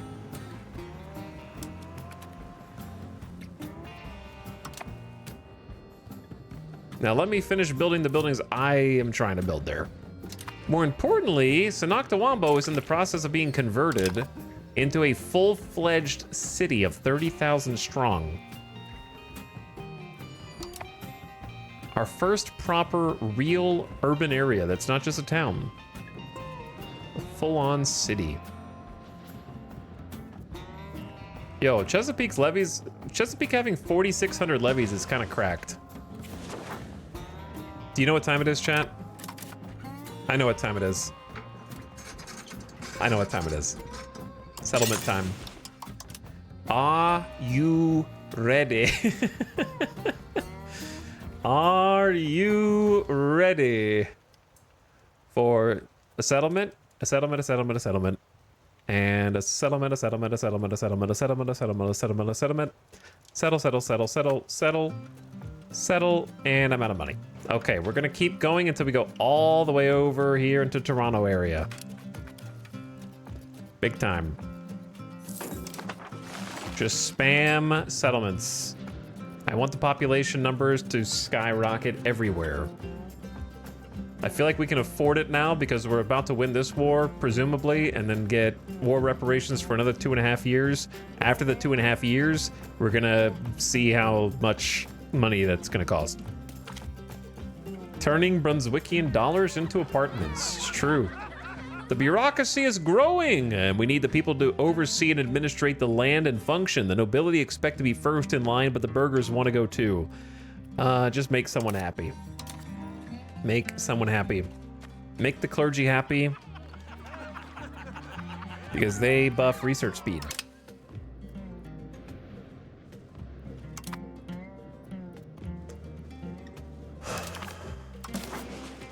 I can't. I could have sworn we were gonna get closer.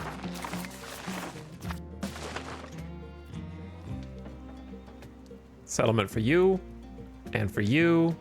It's gonna take a little while to fill everything, but that was a 700 ducats that we just spent, and more to go. Boom. Maybe we need to chill. Nah, we have plenty of lumber.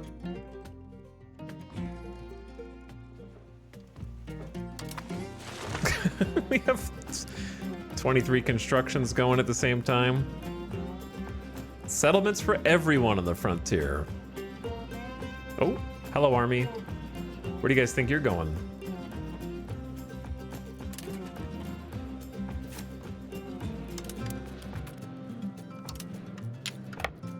I can guarantee you they're going there. In November seems like a bad idea. But it is what it is.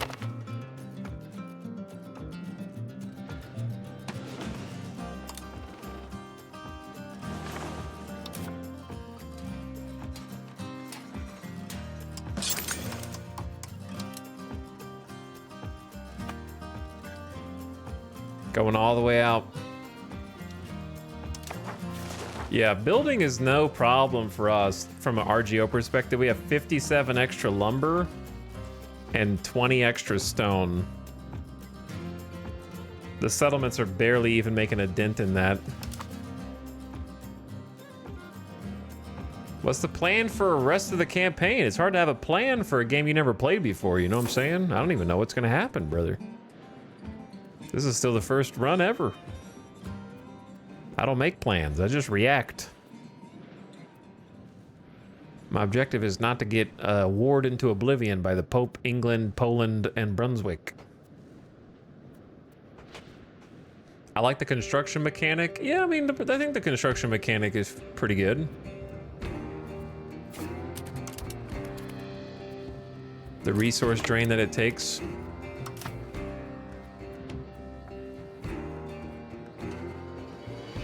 The problem isn't that the problem isn't the construction. The problem, as other people have pointed out, is the fact that nothing scales.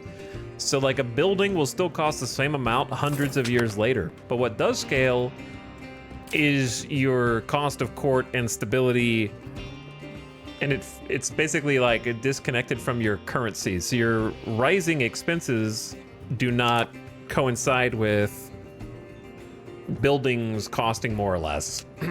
Also, there is about to be an ad right now. 3 minutes mid-rolls, because it's been 7.5 hours. So I will pause it here. We're kind of just chasing these guys down. It's odd that inflation is only tied to minting. Yes, it's a very superficial inflation. It's not even really inflation, it's just sort of a soft cap on how much money you can mint, which we've done this without minting anything, which is kind of crazy.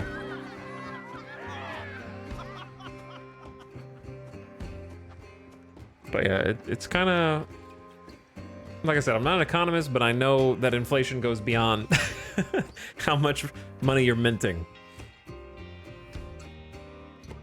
Streaker in chat? Oh my goodness.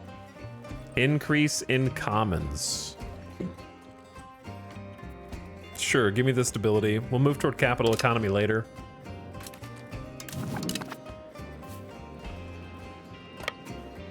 There's the ad. Where'd my money go?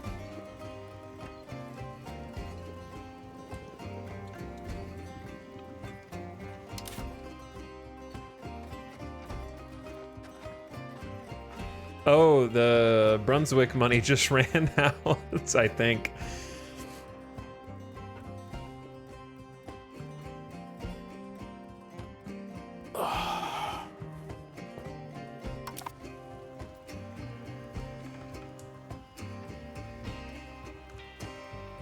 But yeah, the inflation is very superficial in this game.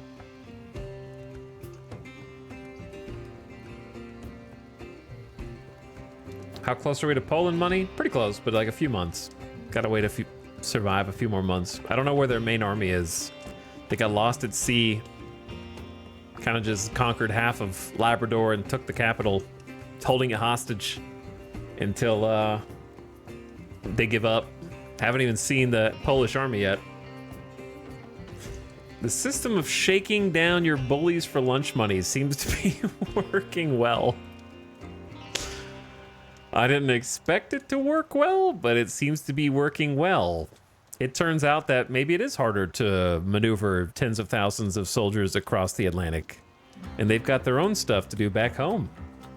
Maybe they shouldn't be going around declaring war if they don't want to have to pay out of their pocketbooks to me, direct deposit to my bank account. The second canoe navy needs an admiral, chat. I just noticed. The commander of Lake Ontario. The only canoe in Lake Ontario. He's got the whole lake to himself. Full naval supremacy. No one gets in or out without him knowing about it.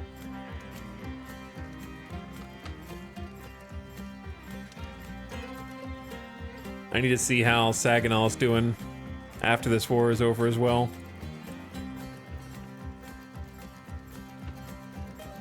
In hindsight, I probably should have taken that little corner between the bottom of Michigan and the top left of Scioto, but as long as they have a land connection, that's good enough for me.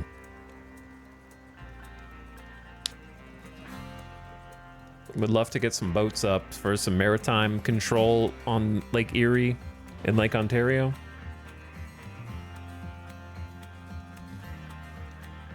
Did the Pope give up on Cahokia? I don't know why they were at war, but they won the war, I guess. I don't know what happened.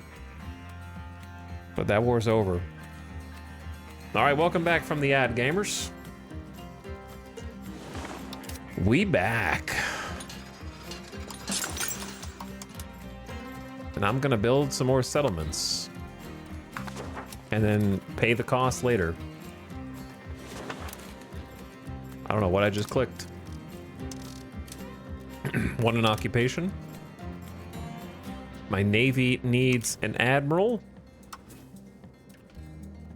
You know what, you're 47, but I'm still gonna assign you because you got good all-around stats. Actually this dude, because he's got, I like the move speed the best. Someone with 100 military.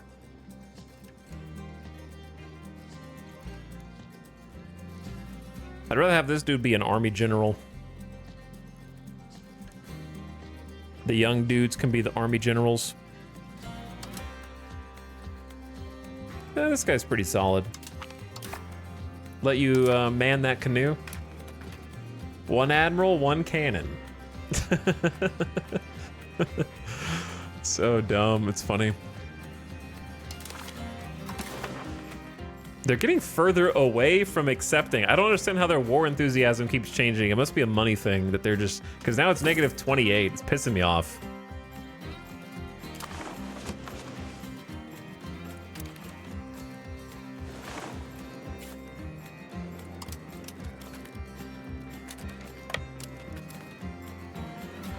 We should catch these guys coming back south. We're just kind of back capping the back caps.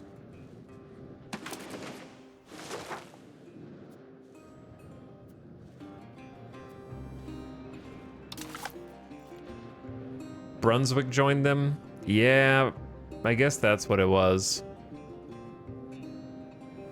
Because their truce ran out.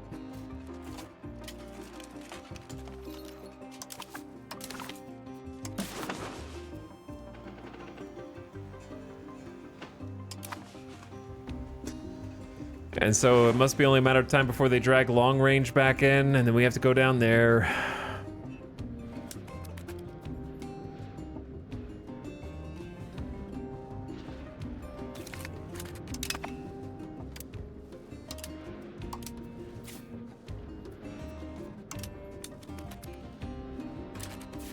In that case, I'm gonna go back in case long range goes hostile. Because holding Labrador is not the only thing that's working in our favor.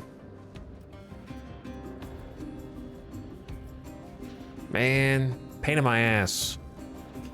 I need the war to end so I go back to having more than 22 ducat income.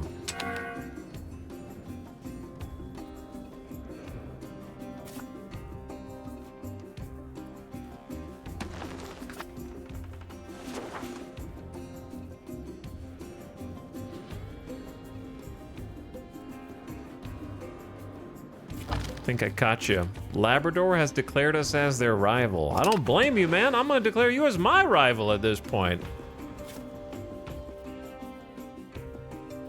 They're like, you keep occupying our land. I'm gonna rival you. Do it. Should there be a pop-up on the screen when someone joins your war? All right, we just squished those dudes. There definitely should be a pop-up when someone joins your war on the other side, in my opinion. Would you recommend the native start? Not really. Chat seems to be enjoying Aztec. Maybe try Aztec. I don't know if I'd recommend any start, but that's neither here nor there.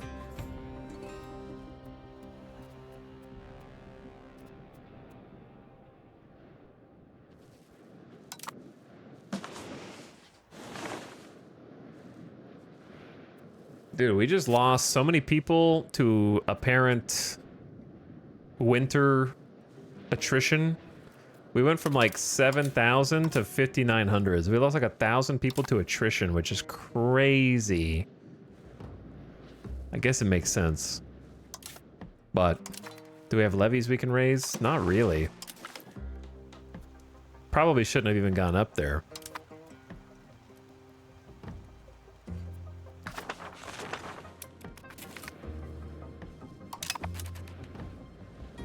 But this side has been up here too and didn't really lose that many people.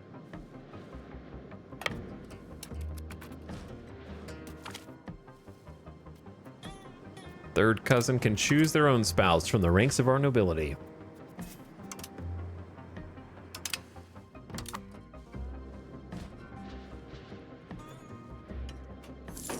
Where are you guys going? Toll castle? Don't be building toll castles around here.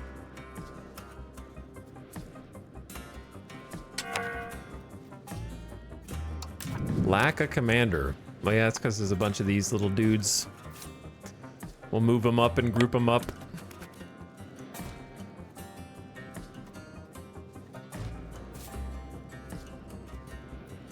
I thought there were supposed to be like 130 dudes we could raise as levies. I guess not.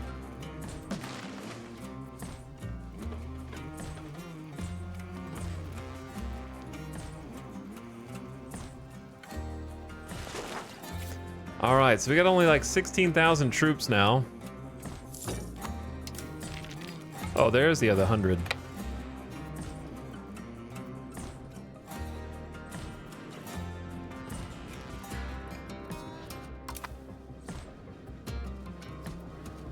So now we just have to kind of sit back and chill for up to 2 more years, depending on how this goes.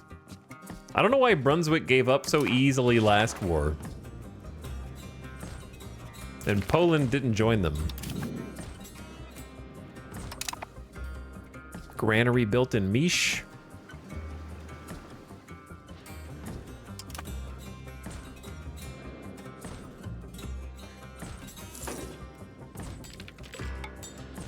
And these settlements are about to pop in. We're going to have to start paying maintenance on them. There are 2 people you can raise as a levy. That'll be a game changer.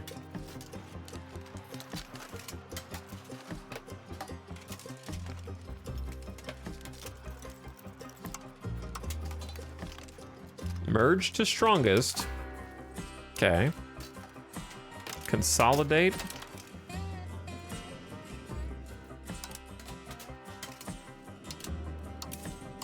Beautiful. Okay, now we got 3 different units with over 5,000 troops. Total 16K. We had 18K. We lost a bunch marching north into Labrador in the winter.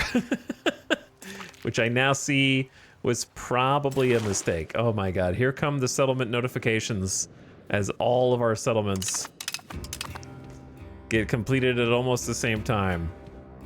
Don't crash the game though, please.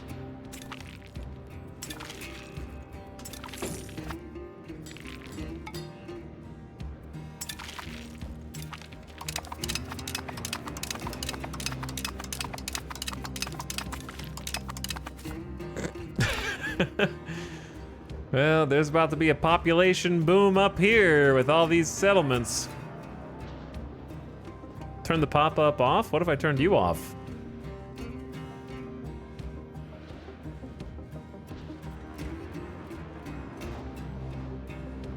Let's go 4x speed.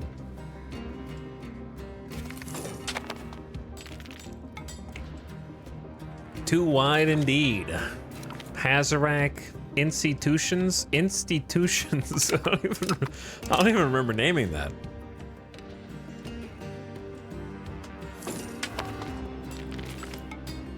Oh, baby. Army maintenance down 10%. We must strive toward preserving a clear and robust military organization, cutting waste and redundancies. Settlement, settlement. Boom, boom, boom. All right, they're recapping their capital.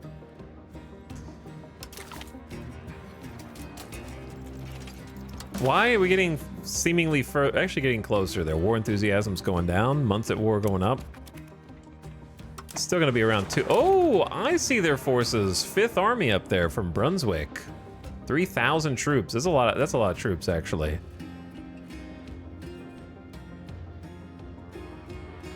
Matchlock levies, footmen, 221 cavaliers. That's a pretty big force.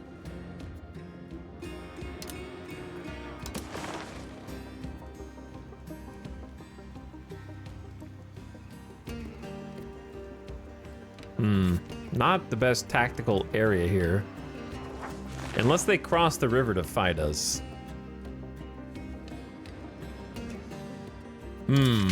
What to do?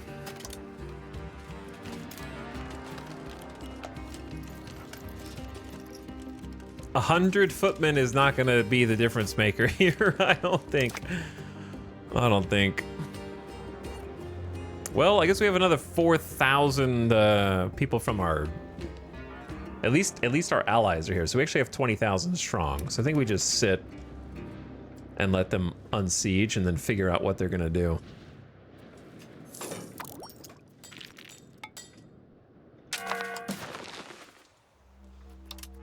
Do we got the flu? Do we have smallpox? What do we got? Smallpox.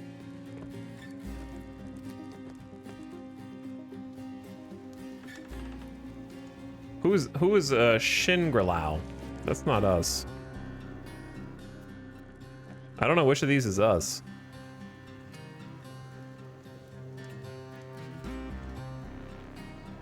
I don't really see the smallpox.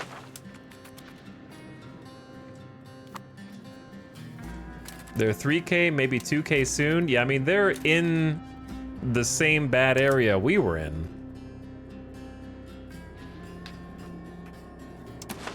They are in the frigid winter, taking 2% attrition each month. Settlement, settlement, settlement. Boom, boom, boom.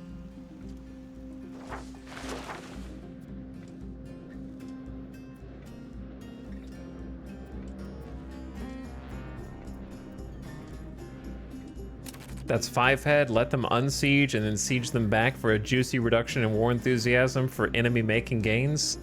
Yeah, I don't know if it works like that because our war score is going down, but it does seem like their war enthusiasm is trickling down, even though the war score is going down. If another force shows up, we might be dead. But I think we need to wait for them to come to us at this point. The nobility give us a gift of state satisfaction and gold.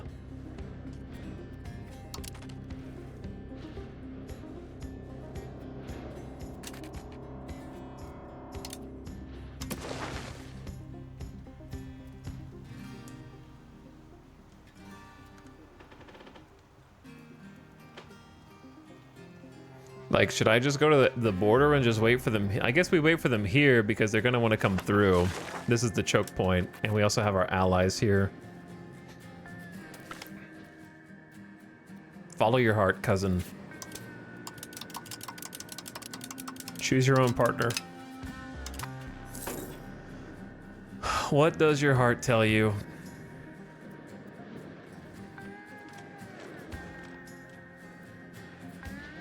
They're just gonna go around and unsiege everything for now. They might come through this direction instead, but that's fine. We have coverage with our castles. Oh shit. See, this is why I didn't go chase. This is why I didn't chase. Look who's finally here. They brought 300 artillery, 730 cav, and 1,763 infantry.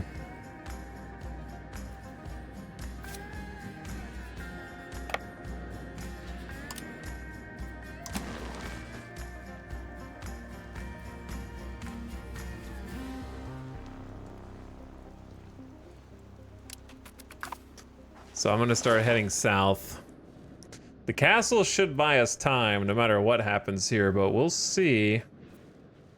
We could be in danger. That's a tightly packed ship. How many? It's more than one ship.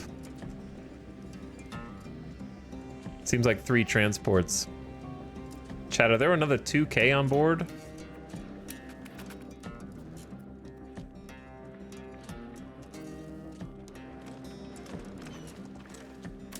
No, it's 3K total.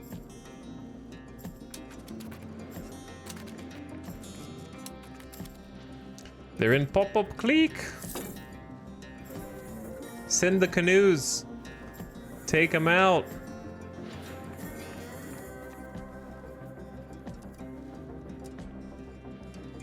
Well, we're a little sandwiched now.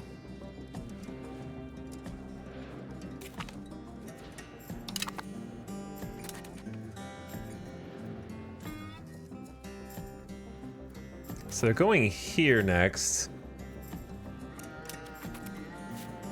Let's let all of our forces gather up and kind of figure out where they're going. Ugh. I guess I'm gonna need some coastal forts, man. We can get coastal forts, right? It's down here. It's actually kind of on the way. Hostile disembark time modifier plus 100%. Does this do anything for us, really? It just makes them disembark slower. Is that worth anything?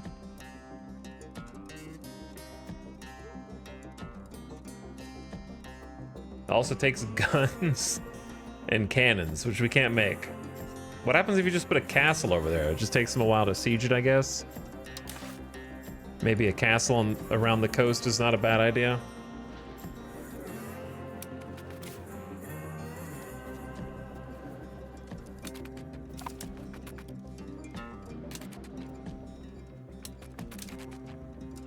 They're going to Yuxasippi. So if we just wait for him there.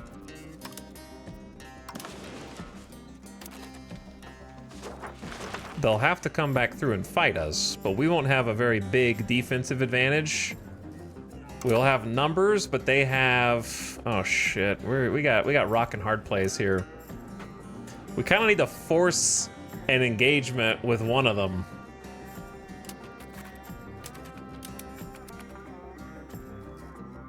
What the hell are you guys doing, brother?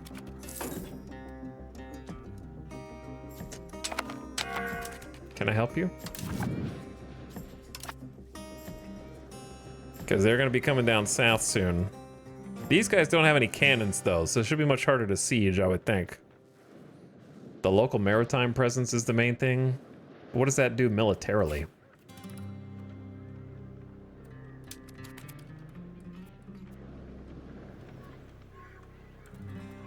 What do you guys think about just standing here and fighting?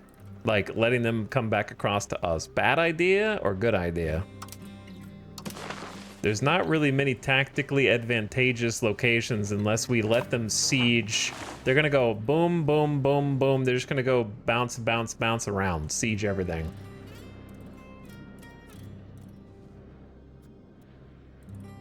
Disembarking gives a -2 to dice rolls, so if they take longer, you can move your troops to intercept before they land. I mean, I guess I can see it, but it would be hard to actually get all the way out there in time. We have 20,000 versus their 2,700. We're probably going to take some casualties. I don't think they're going to be able to go through Naze, so they're going to have to come back through us unless they get permissions.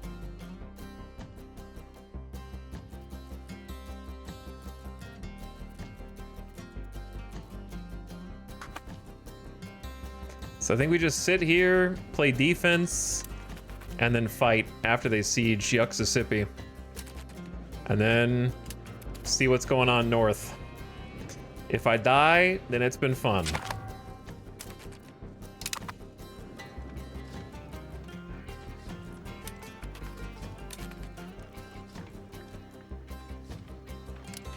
What are they doing? Are they just gonna stand there and wait for me? Hmm. Hmm.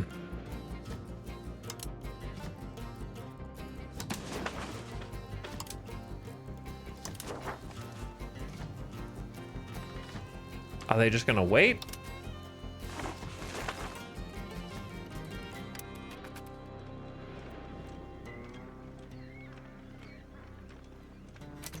Well, what to do? Did you get Black Death as a New World country? Nope, you get Great Pestilence. This is they're just waiting for me because if this, I'm gonna lose this ground and then I'm gonna start losing food, so they'll just be able to outfood me. These guys are straight up in my territory now. So if I sit here, my north side is gonna get sieged, and these guys are just gonna wait until I run out of food. So if I go back and unsiege pop-up clique, they might just go past me, and then I'm just playing catch-up behind them. And I don't want to attack them because they're on the better defensive tile. If I go wait for them in Lion Grift and assume that they're gonna go there next, then they may not go there and they might go past it. And then I have to play catch up again. I really need a castle over here. It's kind of stupid that I didn't build one.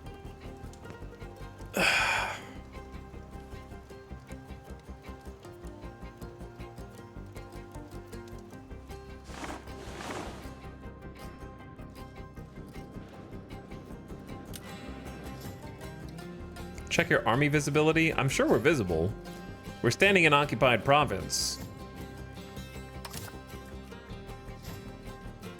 Yeah, they know we're there.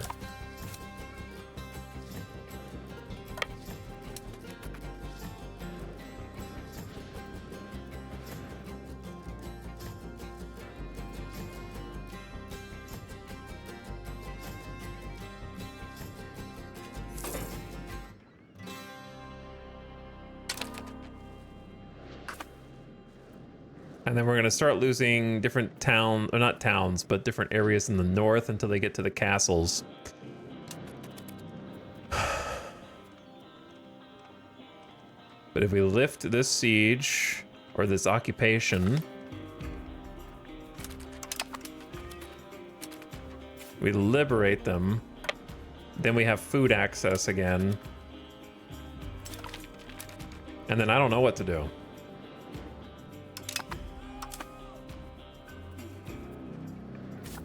From that point, IDK. I don't know why we're currently visible.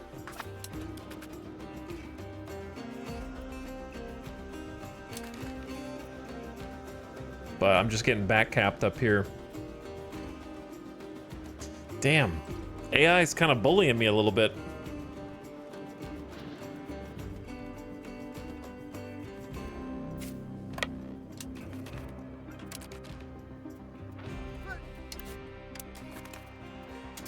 I'm gonna try moving around and see if we can get rid of Fog of War. Unclear why they have vision on me.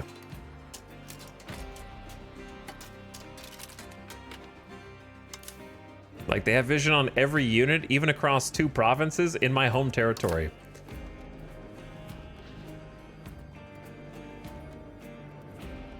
Is their navy looking at me? Does anyone even know how Fog of War works? It just sort of happens. Either happens or it doesn't.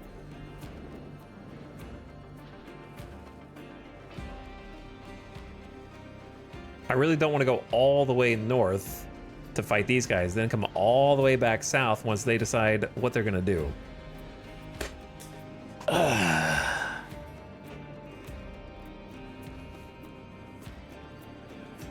The backseaters are oddly silent.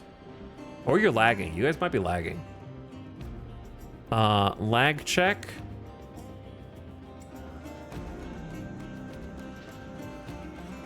Mod check.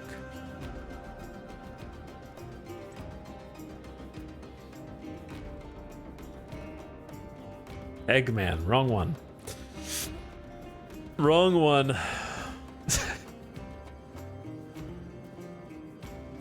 Let's see how far back I have to go before we're not in line in like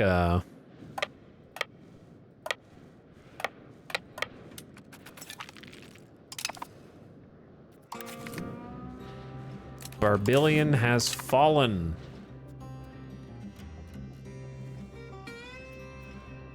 Okay, so they should be getting into my castle range pretty quick. Not able to get food in Yuxissippi, so they actually can't get any food here. But they have an unknown quantity of food.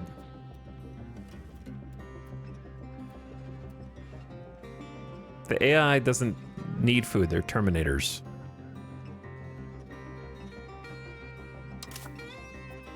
But yeah, how can they see me this deep into my own territory?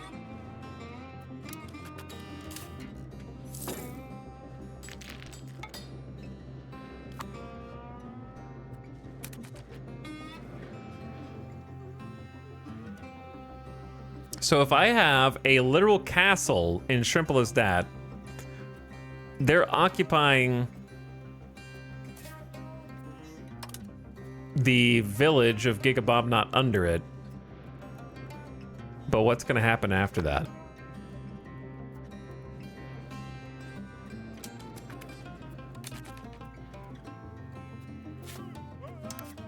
So how do they have full visibility of me 1, 2, 3 tiles deep in my own territory? Does downriver give a bonus to line of sight? Well, they're not downriver, so that's just a path. There's nothing blocking their sight like mountains. Woods doesn't block line of sight, only forest and jungle. Brother, this is forest. This is forest. This is forest. This is forest. This is forest. This is forest. This is forest. This is forest. This is forest. So why would you assume that all these fucking trees down here are woods? Every single tile here is a forest. We are in the midst of a dense forest.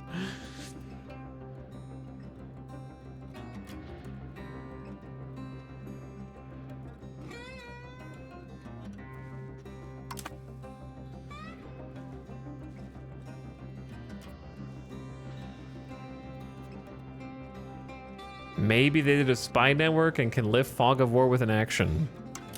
Man, I mean, there is an action that's like... something. Maybe not. I don't know. Maybe there was.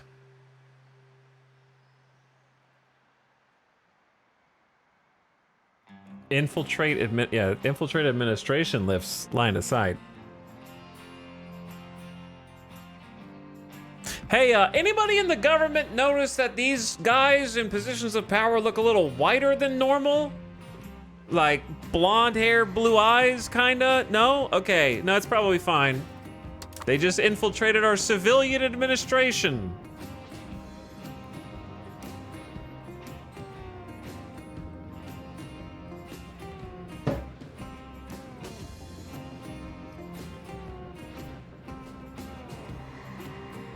Line of sight is only for tiles directly next to tiles. Maybe they have cores. I don't know what maybe they have cores means. They live on the other side of the world.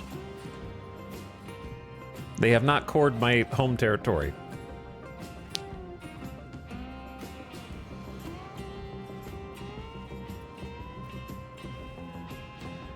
They'd like to, but they haven't.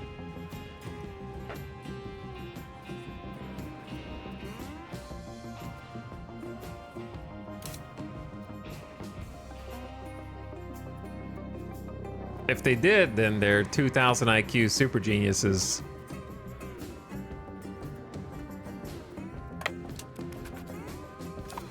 Well, they're not going to leave this tile, and I'm not going to fight them on that tile, so we're just going to go deal with the other troops instead.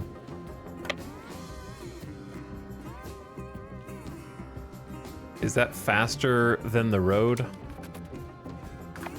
If you say it is, then I believe you. Well, we have some roads there. But then it kind of stops. Yeah, we don't have any. We need a road back there for this type of exact situation. Oh, now they're coming out.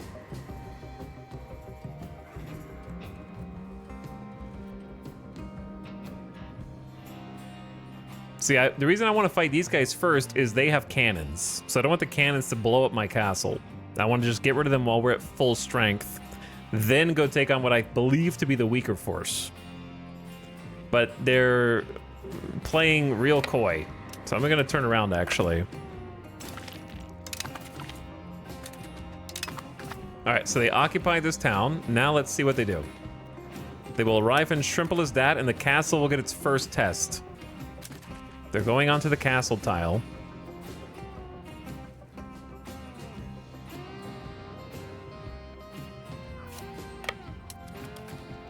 And I would like to beat these guys to who's in second.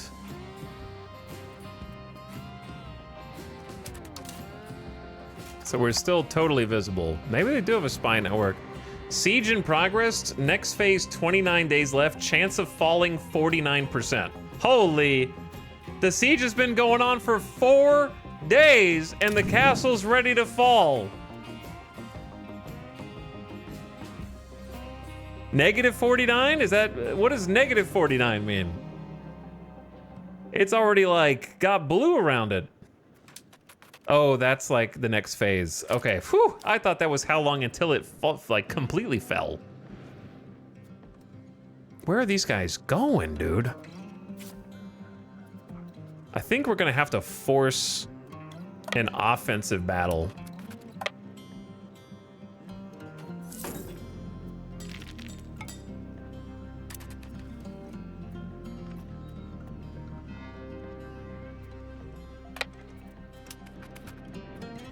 They're sieging something that's not even the province capital, I think we force it. Mouse over the fog of war icon again. Hostile AI has a 1% chance to forget about this unit each day. 1%. All right, so I guess you stay out of sight long enough and they'll forget about you. I'm not gonna take those odds. We're just gonna have to get crazy with it. Because they're on green, that's as good as we're gonna get. There's no river here, so it's just a -1. I just need to mass my morale first. Let morale repop. Okay. You're gonna lose. Oh, I'm gonna lose? That's crazy, man.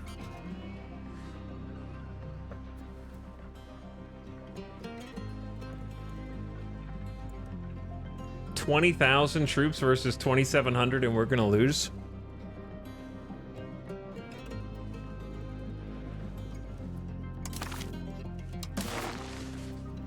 We can almost get a peace deal in. We're only -6 to peace. So what you're saying is save scum. Is that what you're saying? Because that's what I'm thinking. I'm not above save scum in this campaign. I just can't, in my mind, I can't believe 20,000 troops are gonna lose to these guys. But they might. They probably will. They probably will. I understand their quality is higher.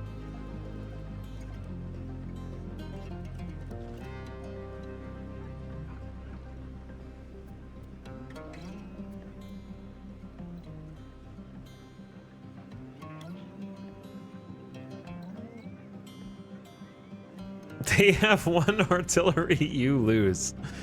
Chat, real question. Was 1600s cannon fire really that effective against infantry? I'm pretty sure they didn't get that down pat until at least the 1800s.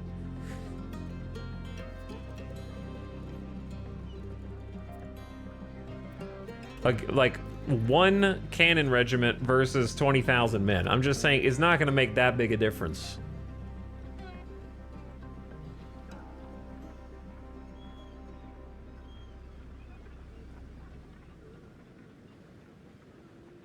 It wasn't, but even in the game, artillery is kind of stinky until later in the game. When did they invent grape shot cannon fire? Late 1600s, early 1700s. So we should be safe. They haven't figured out grape shot.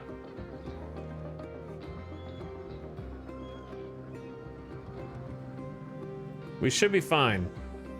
They're just shooting regular ass cannonballs. All right, if we lose, if we lose bad, I'm reloading.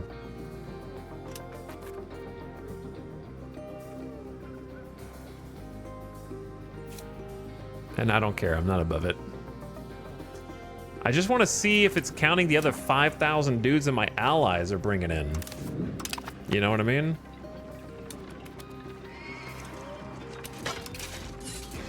Okay, nobody's engaged yet. We'll be on top. They're getting the cannon fire against us first. Ooh, 45 is a big number. All right, now we're engaged. And we're losing 37 a tick. 39 a tick, brother? They're rolling, I'm rolling 0 to their 6?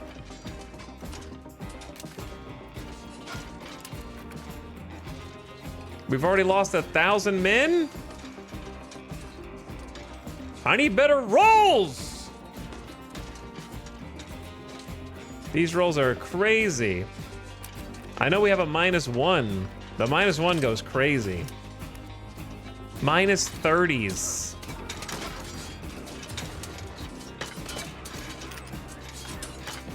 We've almost got one of their flanks down. Chad, I'm gonna look at you with as straight a face as I can when I tell you that there is not a single world that exists in which 55 men can hold off 4,108. There's not a single world in which that's the case. Give them all M16s and the 4,100 is winning. Okay? That's just facts.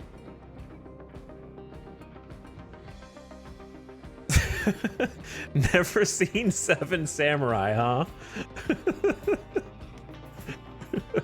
Ever seen the movie 500? The ratio is insane. Not even Sparta was this disproportionate of a ratio. Tell that to Custer. Custer lost.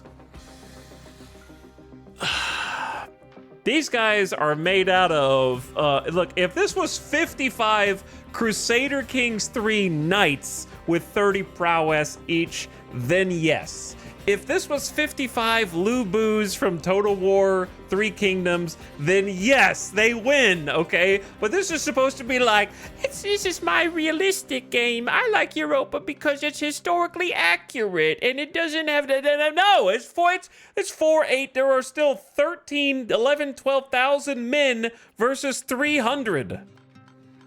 Literally just walk forward in a line and you will win. That's it. You just keep walking. You know, like you know how we romanticize all of the like 1800s war movies when they're just like, and they're just like drumming and walking forward and people are dying left and right around them. Just literally do that. Just walk forward and you win.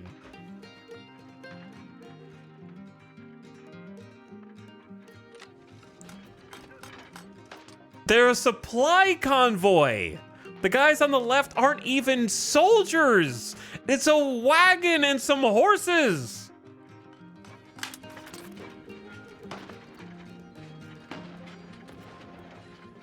You're losing to the cook. They're still killing us 14-3 at a time.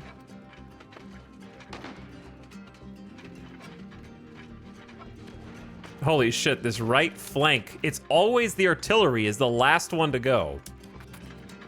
Artillery is just over-kitted, over-tuned, man. No one's, okay. This should not be controversial take. If artillery does not have infantry support, they automatically lose. That should just be a rule in the game. If there are no infantry, then the artillery instantly surrenders because there's... that should be a basic rule and a fundamental of the game. No infantry support, no artillery. You can't just field 1,000 cannons and win.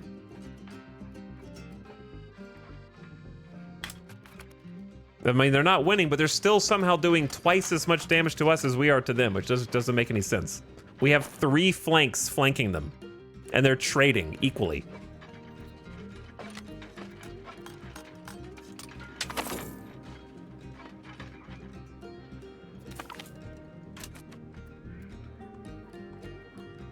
$100 dudes versus 1 cannon. Rip to the 3,000 brave souls who died fighting for our nation.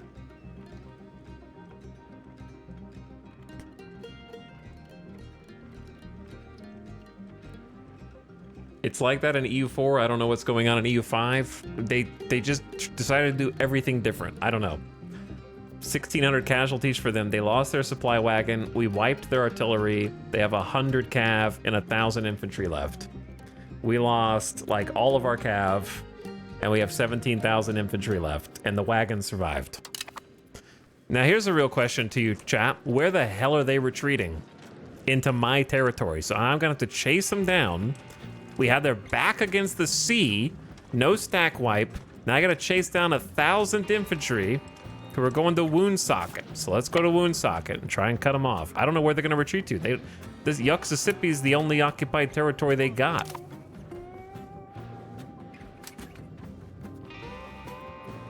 Meanwhile, the castle defends itself in the north. Can we just get peace after that? Nope. That win didn't do anything for us.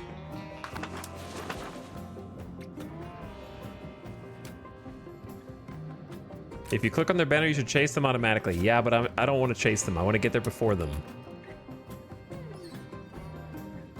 And then I want to find out where they're going. They're going to Ifrivium. Ifrivium? This one. They're probably just going to Yuxissippi, which is really bad for us. Can we get to Yuxissippi faster than them? That way we fight it defensively instead of offensively.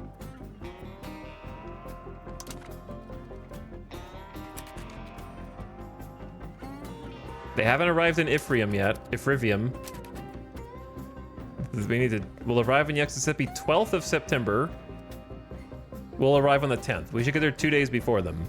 And then we'll win because defense. See, I want to get there before them, not chase them.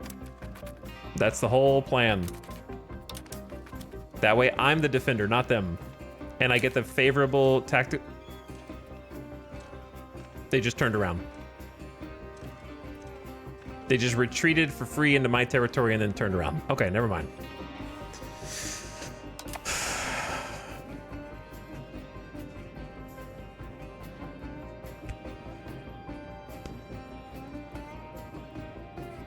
They just said, nah, that's an unfair fight.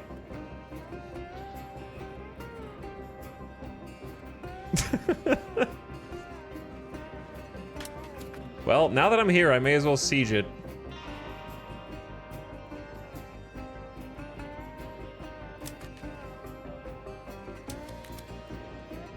Maybe. They're going to Mawtucket. Okay, that's... Thank God for the castles up there in the north.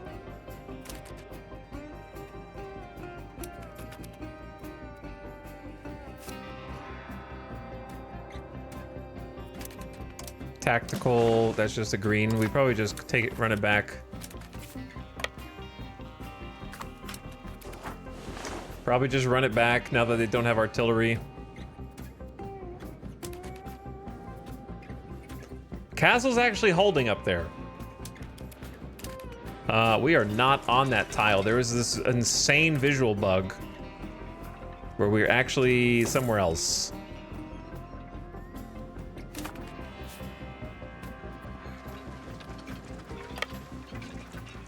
Okay, everybody group up. Okay, now go over at the same time. So I've had it before where they get there at different times and it goes terribly.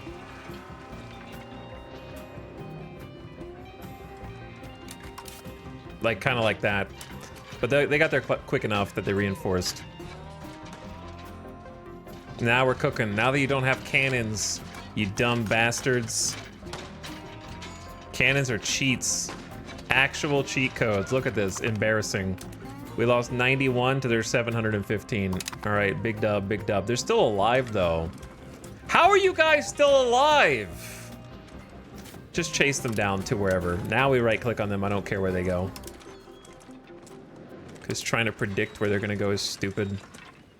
You have nowhere to run. All right, deleted. Deleted. Can we get peace now? So I don't have to go kill 3,000 of my own troops. They will accept.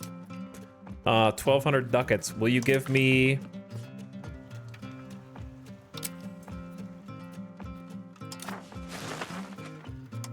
Give me...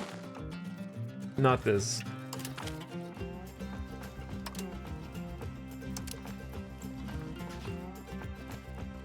Poland pays war reparations. They will not accept. Well, you're gonna have to.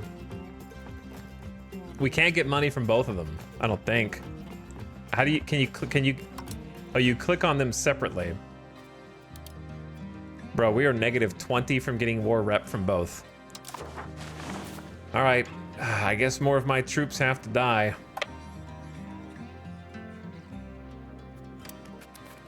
Time to go lift the siege. Well, actually, don't go straight in. Don't go straight in. Shut up, Morning Wars. Give me the 5 prestige. We will wait here, just north of them. What's war reparations? They pay me 10% of their entire country's income for the duration of the truce, which for me is 2.5 years.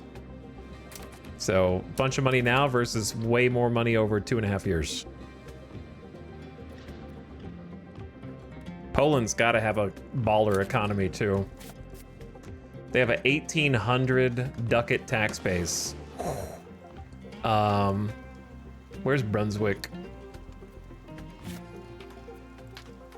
More like Bunswick.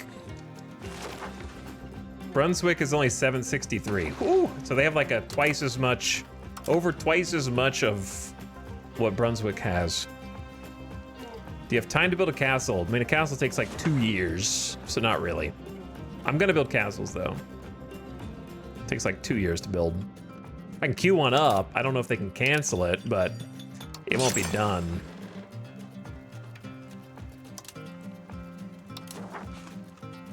Like, Yuxissippi is good because of the yellow, but otherwise it doesn't really have anything going for it.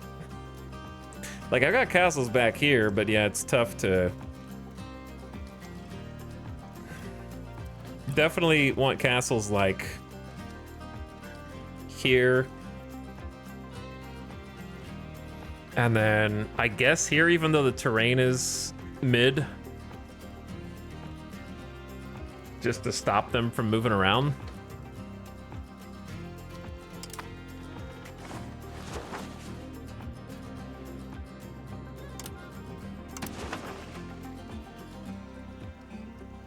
These areas are going to be weak spots, but we have castles here.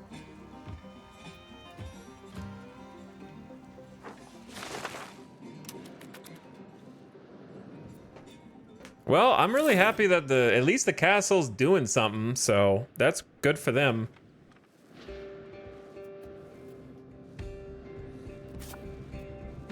And these guys don't have artillery, so like it's just, in theory it'll be easier. And they only have 193 cav, which isn't a ton. They're also like bronze tier instead of gold tier. I think we just fought a shit ton of regulars. How can they see us, man? We are in a mountain that is also a forest, and they know that I'm there. The fog of war mechanics make 0 sense. None. Great idea, terrible execution.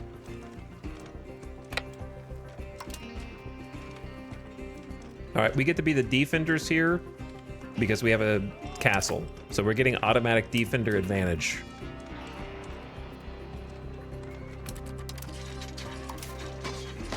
So this should be us on the bottom this time instead of up here.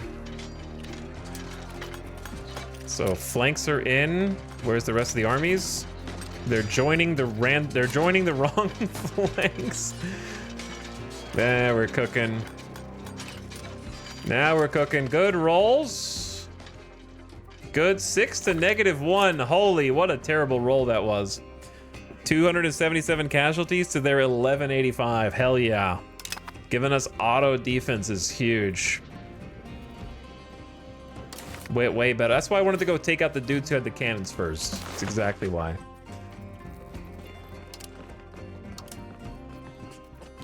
They will not... Do I have to do peace with them individually? How does this work? Because like Poland's like -13, but Brunswick is like -58. Only with the war leader. But will it do both? Why are the treaties under 2 different tabs? Will it do both treaties or only the one that's on here? What does peace offer? -10. Oh, because I'm offering them peace. You can also sue separately if you want to.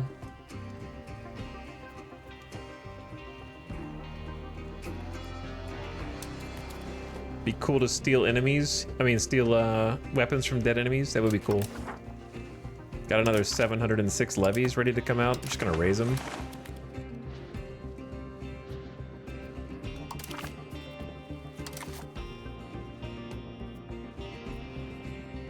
Oh, I need to go chase these dudes.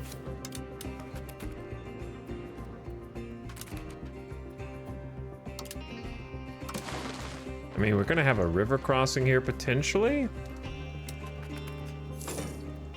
But I don't think they're gonna go there.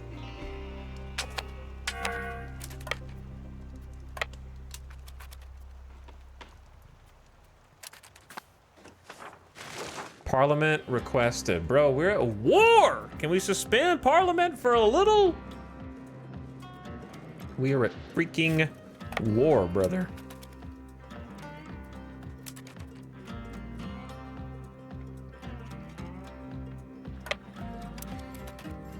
I have no idea where they're retreating, but we're gonna go up on this side.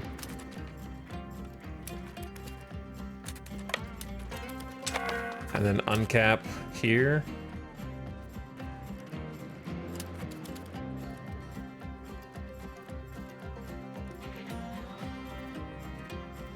gonna lift this, and then the castle is automatically lifting Gigabobnot. Oh, sick. That's a pretty cool mechanic. I like that mechanic. Pretty sweet.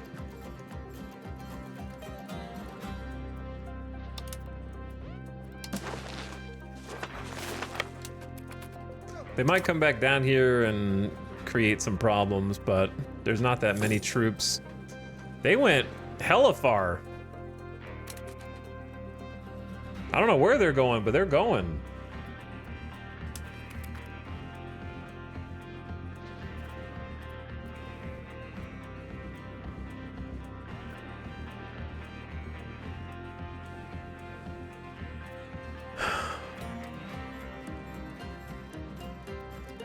Okay, capitals are unsieged. Now what I want is every single unit to go to Shrimple as that. Meet us there. Regroup.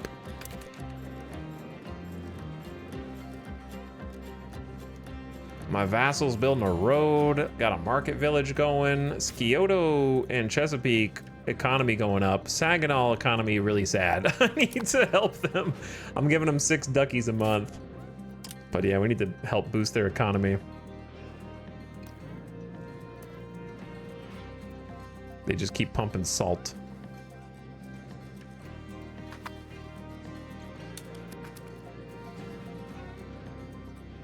Okay, so now we just wait till war score goes back up.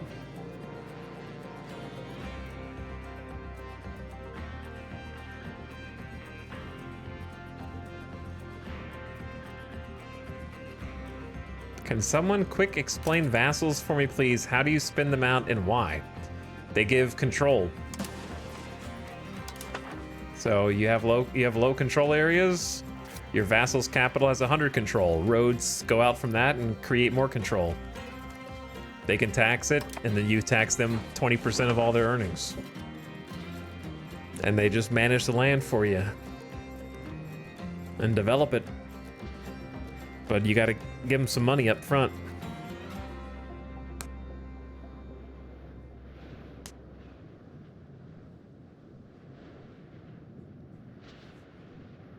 So I like having I like having these 3 different ones. I got 2 vassals and a fiefdom.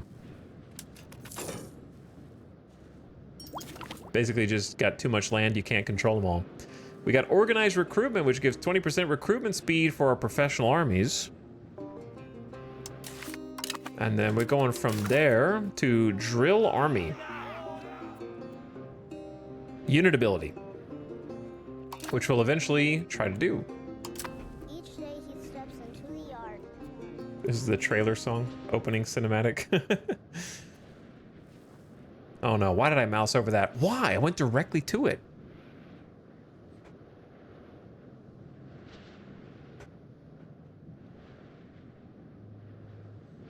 But yeah, different types of subjects have different sort of rebellion thresholds. So like if your vassals get angry at you, then the fiefdoms won't because they're a different type of subject. So it's a way to kind of not put all your eggs in one basket. And then marches kind of have like a bonus to defense, I think. They're supposed to be like buffer states between you and other nations that you expect to go to war with. So that they can't like go straight into your territory.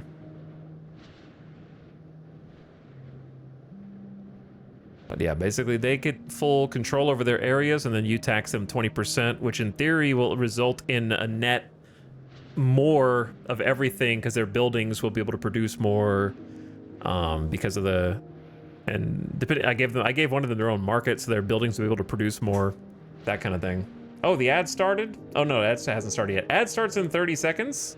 So may as well take a quick BRB anyways.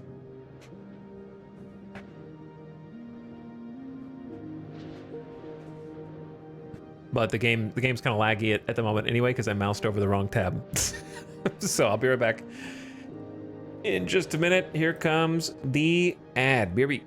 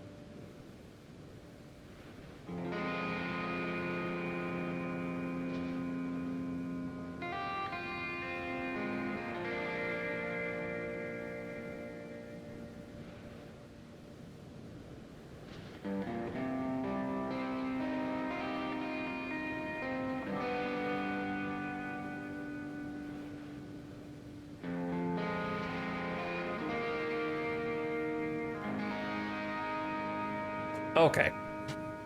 We're back. Grabbed a bite to eat.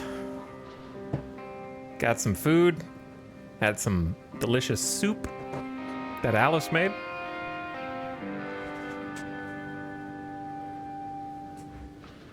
And now back to Eternal War,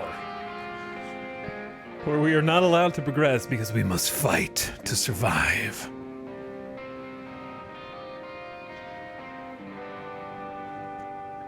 Eternal conflict. Chat, how many of you are familiar or have played Mount and Blade Bannerlord?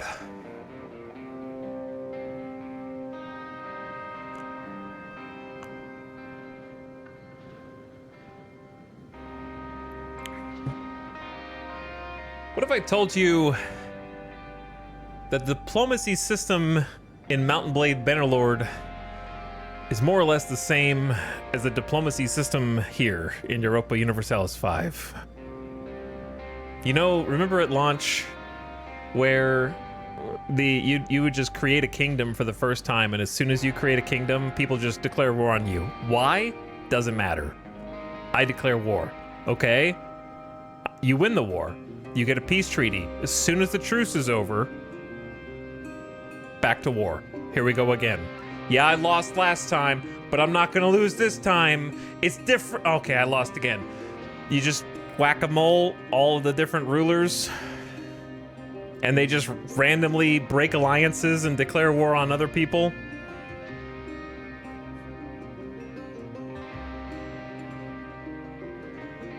Yeah, just war because war.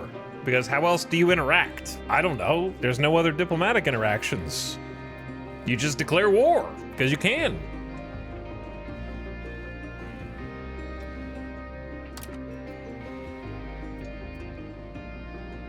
There's no real mechanics that support any other gameplay form.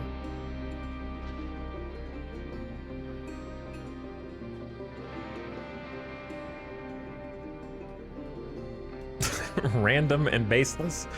I don't know if they ever changed it in Bannerlord. It was brutal in Bannerlord. It would just be like, do you want to form an alliance? Yes. Next month.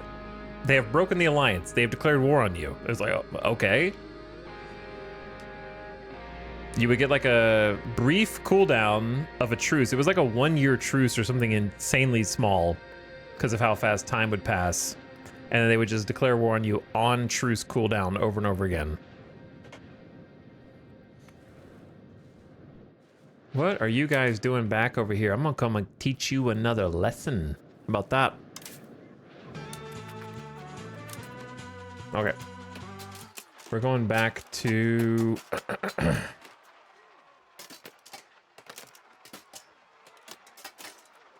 I really need more than just Dwarf Fortress, but Dwarf Fortress is coming back. Can't stop. It's just so... It's the only thing that could even somewhat temper my emotions flaring up. Just kidding. But,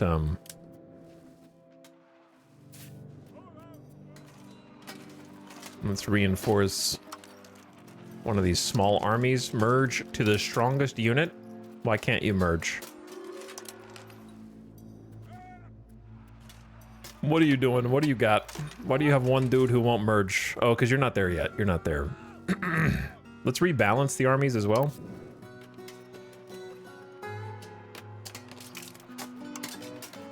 And consolidate them. There we go. Better. After a few battles, they've kind of loosened up. Why doesn't this happen automatically? No one really rightly knows.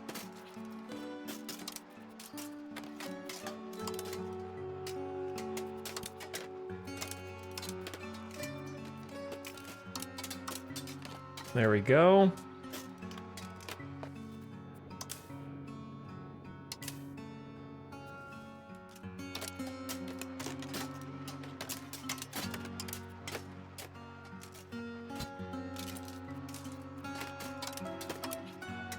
There we go.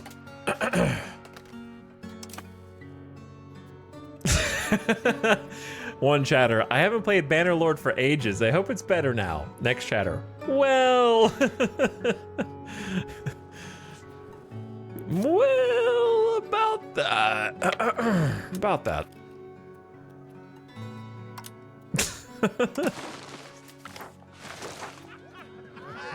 Fortification expert for 10 years. Or 50 years of better fort defense. Well, we've been building forts. Let's just keep the prices cheaper, I suppose.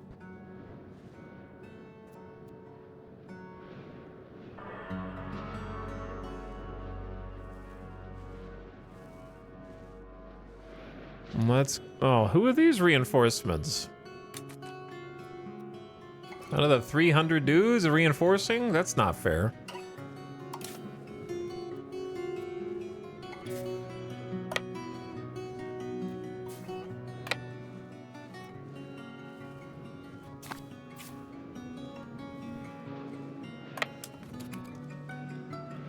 Okay.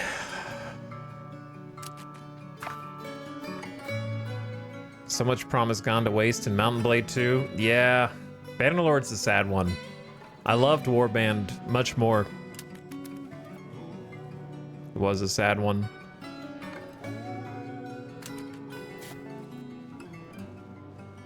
I don't think we can wait for these 440 to get here. I think we just have to dive on them.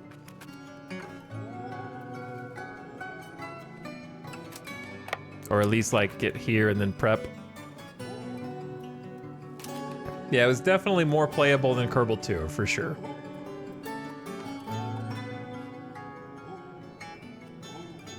You ever see a world in which you might try Dwarf Fortress again? That depends on if they're gonna change the entire core game or not. So I'm guessing I might try it again at some point, but I'm not gonna expect it to be different or like playable long term for me. Dwarf Fortress is a game for people who like programming sandboxes. It's basically a programming game, if you think about it. Definitely wants a programming mind.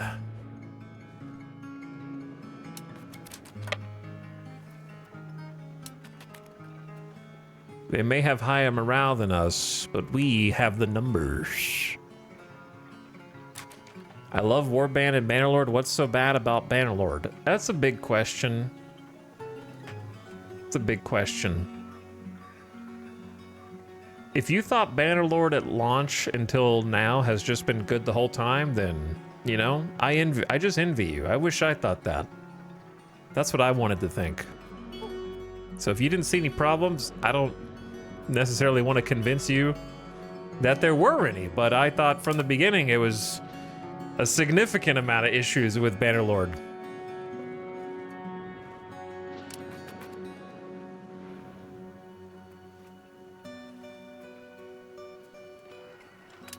I hope it at least functions better now, bug-wise, and it's just not a complete experience overall.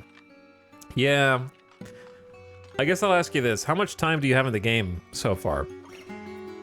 Because that's a big difference maker. Like, if you're new, if you just got it a few months ago and you've only put a little bit of time into it, then yeah, there's definitely... Chad, if you've never played Mountain Blade before, there's easily like 100 to 200 hours before you get really bored, which is good. That's fun. That's nice, and you got mods.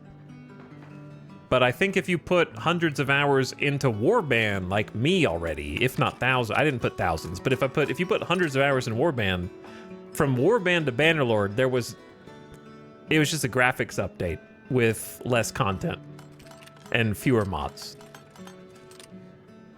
It's almost the same game.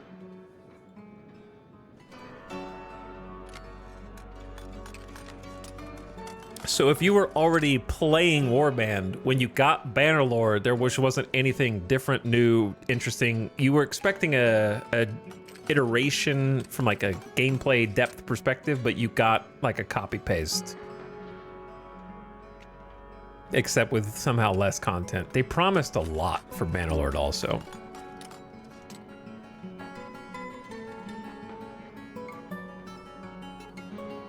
It is pretty to look at, yeah.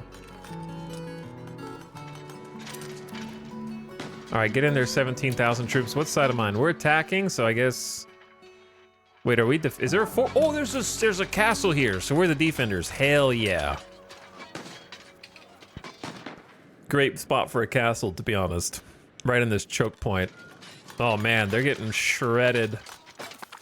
Oof. Not wiped. We only lost 73 casualties. Dude, what a great castle choke point that is.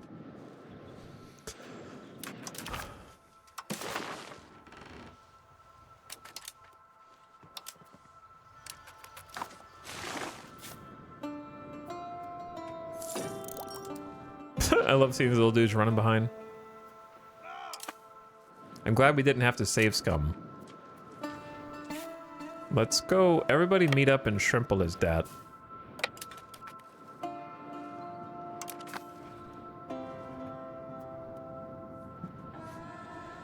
We very nearly have... Wait. Are you guys back here just sieging? Okay. Well, actually turn around and kill these guys. I thought they were gonna retreat further. They came back to the castle to siege. Wow, huge feint. Stack wipe. All right, easy stack wipe then. AI, you're doing the best you can. You're doing the only thing you know how based on what you've been programmed, but I gotta say, you gotta try harder, man. They're just like, I guess I'll die.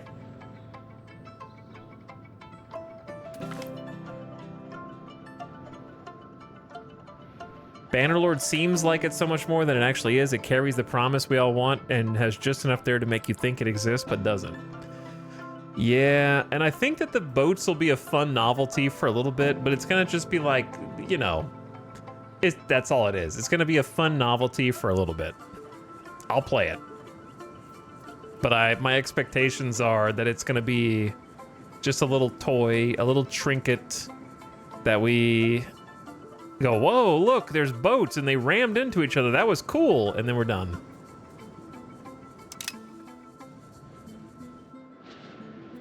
And then you just go back to whatever, you know, playing Arc Raiders or whatever you were doing before anyway.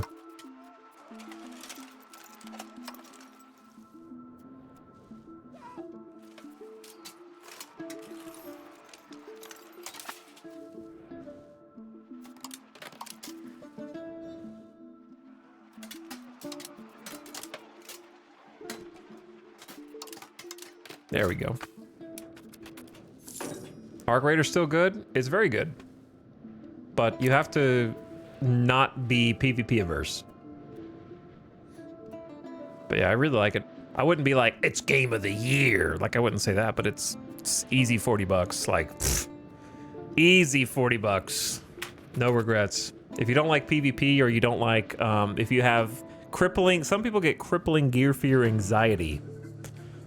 In that kind of game, especially if you're playing solo. I think it's better in duos and trios, and I just treat it as a PvP game. I don't try to do the whole trust other people. I just look. I don't play solo, so I'm not betraying anybody. I'm not backstabbing anybody. I've done a couple co-op extracts in multiplayer, but in general, I just want to go out and pew pew.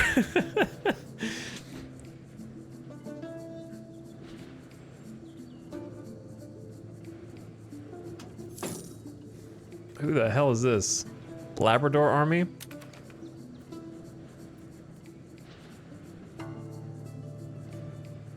Not friendly, shake my head. Arc Raiders is just smooth to play. It's the only Unreal Engine game that I'm like, wow, this game looks great, it runs great, it's smooth, it doesn't crash, I get high FPS, it's very pretty, it's the shooting, the sound design, it's all really good. It definitely deserves the hype.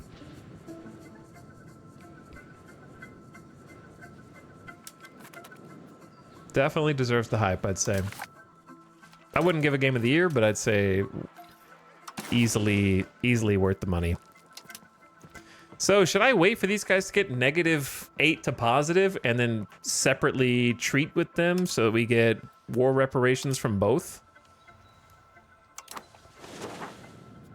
This is Unreal Engine 5. We're talking about Arc Raiders, my man.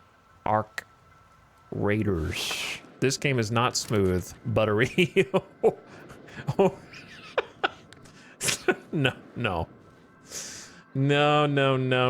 I have a flag up here at the top of the screen that I literally can't highlight, or the game will freeze for at least 30 seconds. So I need to be very careful here with what I'm touching with the mouse. We should go ahead and hold Parliament.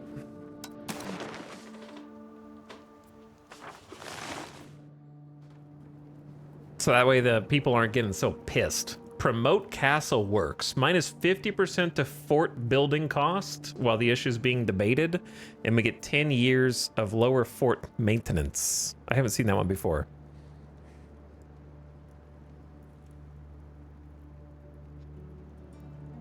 Increase ties to your subject. Increase sand, clay, fish, and medicament gathering. I wouldn't mind doing the castle works, but I feel like we've already built most of the castles that we're going to build, but I guess pick that one. Because our RGOs are fine. I'll probably build some castles. Also, monthly progress to defensive, I think, is good for us. We have 25 toward defensive. We'll get 6 months of 0.5. That's not very much, actually. It's like 2.5, but -50% off forts.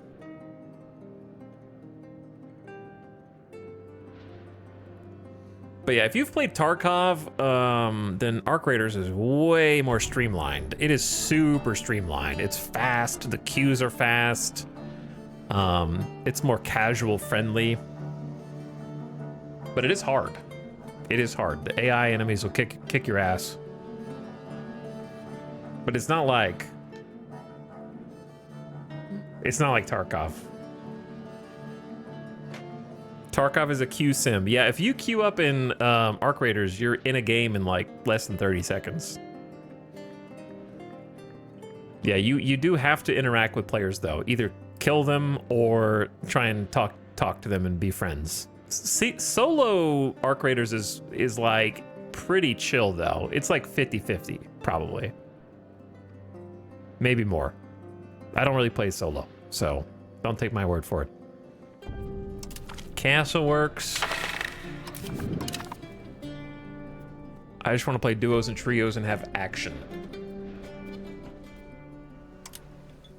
Duos are like a little bit, definitely more friendly than trios though. I've gotten more VoIP of like, friendly? And I haven't been betrayed yet.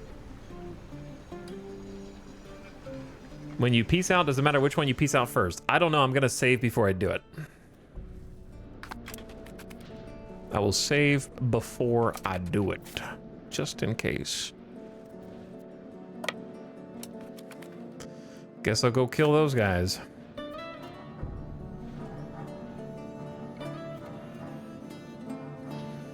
Solo is wild. You can get used to people being friendly, but when someone does betray you, it stings in a way that just getting rolled in Tarkov doesn't. Yeah, that's why I just don't even want to bother. Like, for me, it's not about the loot. I just want the action. So if I go in knowing that my mantra is if I see them before they see me, I shoot. The end. If they see me and go, hey, friendly, then I'm like, yeah, I'm friendly. I have like a moral code. Like if they had me in their sights but didn't shoot, then I respect the friendly. And then we're friendly until we extract. But if I see them first, I shoot. I open fire. I don't do the Amogus like, yeah, I'm friendly, and then try and kill them. Like I don't like that. And then obviously I don't like when people do that. I respect their right to do it, and that's what makes the game interesting. But I don't like to do it myself. So that's my moral code. If they catch me first and ask friendly, then I'm friendly. If I see them first, they die. Or I die. Whoever. Someone dies.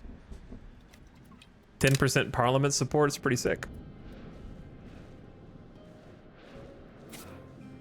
Why are you sieging up here? The AI is suicidal, man. They don't care.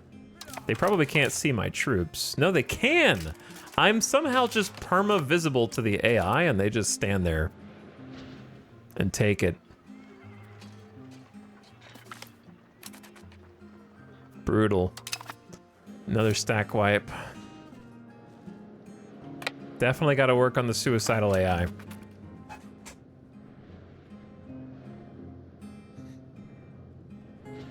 Q, head eyes, menu 20 minutes, repeat. Which RimWorld is more worth it, Anomaly or Odyssey? That's a tough question. Chat will say Odyssey, but do you have all the other DLCs? I wouldn't recommend either of those first.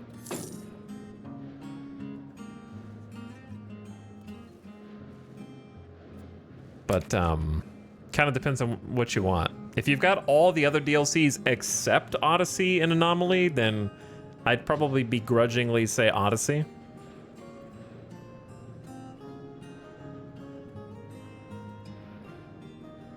Because that's what most people like. I like Anomaly, but I admit I'm not going to want to play Anomaly every time. It was good. I did like one extremely long, 200-hour long campaign or something crazy. How many streams was that Anomaly campaign, chat? It took me like 250 hours to get through one campaign or something. So because of that, I really love Anomaly, but it's not as replayable. So for people who play short campaigns and just keep restarting, you'd rather have Odyssey.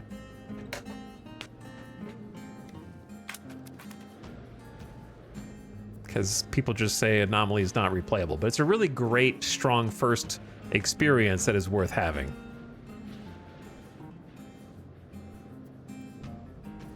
And Odyssey can coexist with Anomaly.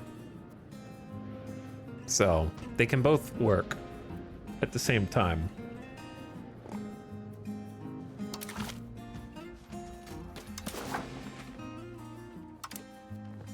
-5, we're almost there. I think we just hold out a little longer and see if we can double dip on peace. Give that a try. I think unlocking castles was honestly the best tactical decision that we made. We should probably just embrace another one then, yeah? This is pretty cheap and free research buff. 57 ducats and 8 stabilities, not bad.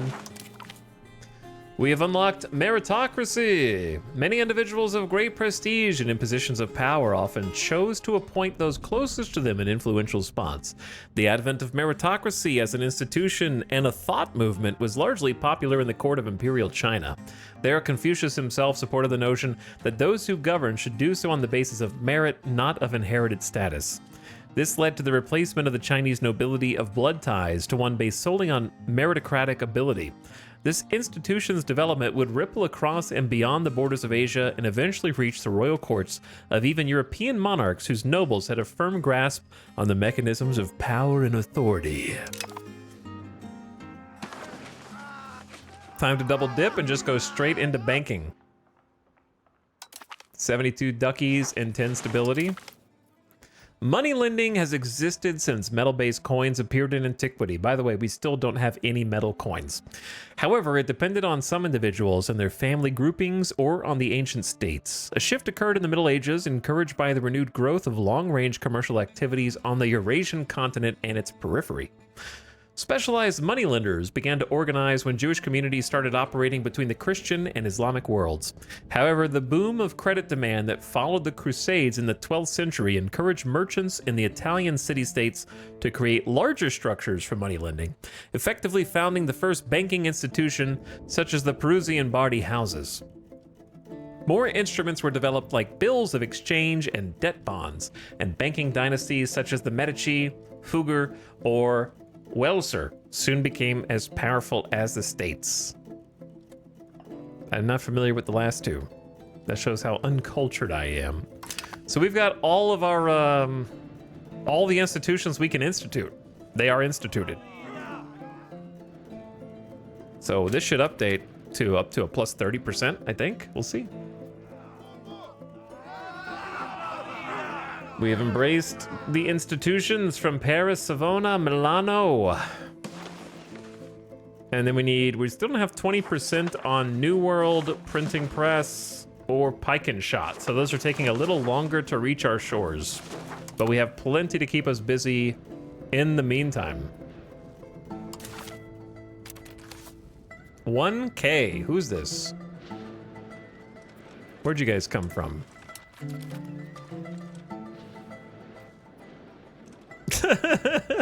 Where do you think you guys are going, eh?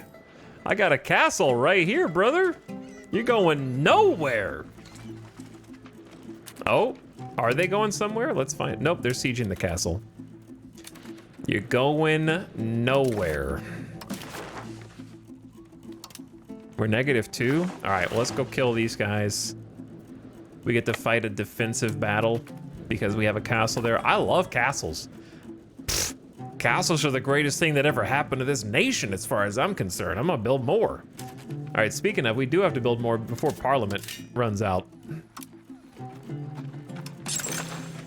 So we got 2 here on the coast. That'll kind of help. It won't perfectly encapsulate everything on the coast, but it's good enough. It'll kind of box them in.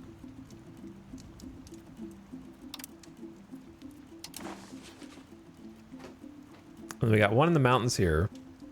Got 1 up here. That's a pretty good spot, but it lets them go around on the side, but then they'll still have to go up to this castle. We can't go back beyond their borders anyway, so Yerawamp. I think we go Yerawamp. I clicked, you just can't see it, but it is there.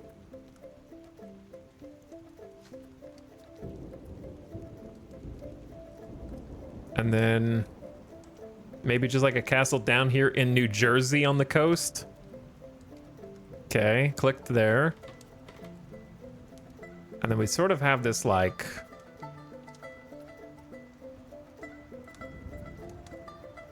I'm gonna say like Shamokin. Right there at that crossroads. All right, queued up 3 more castles while we have the discount. We have a 50% off discount for building them. We got 2 on this side. Maybe like closer to the border.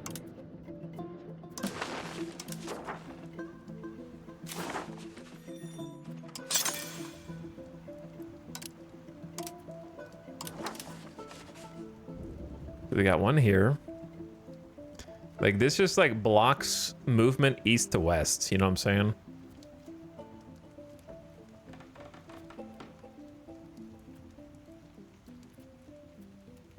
They have a little too much free range of movement up here. Since we're constantly at war. Are the fortifications near the capital castles or stockades? We have a castle on the capital, and we have stockades on every town. And then we have a curtain of castles around the interior on the outside. So there's no way to get even... The stockades are like a secondary line of defense, basically. So they have to go through the one of the castles on the perimeter here. Can you go away, tooltips? Sometimes tooltips are annoying. This one's right here. So it's not really defensively good, but it, in terms of area coverage, is good.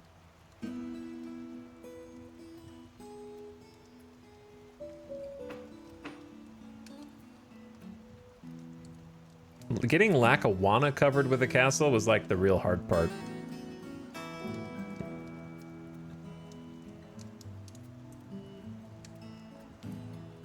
I might, like, if we need to, I might remove this castle and just move it here. Yeah, I might delete that castle and then go...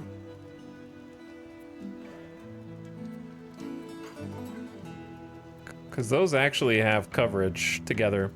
All right, we're moving the castle. I don't know how you move a castle, but I'm moving the castle. 1 castle there in Albuquerque. Delete the... We can delete the Jingoptali one if we need to. I'll just leave it for now.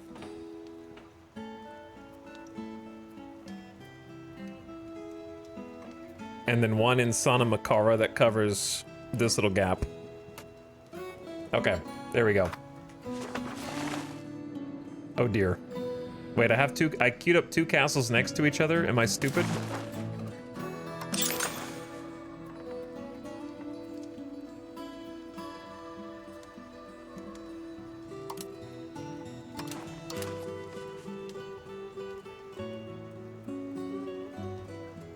Okay, castle there.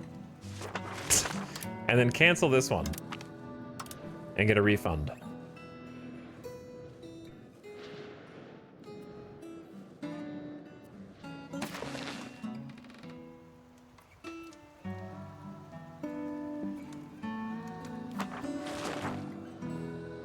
I don't know if I have any gaps.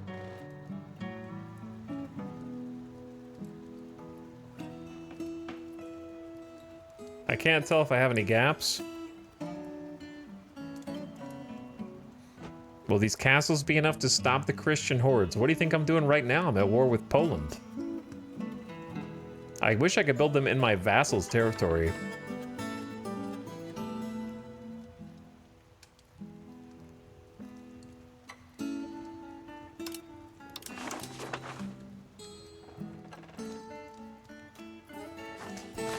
Another one. Right on the border with England. Right on the border with England.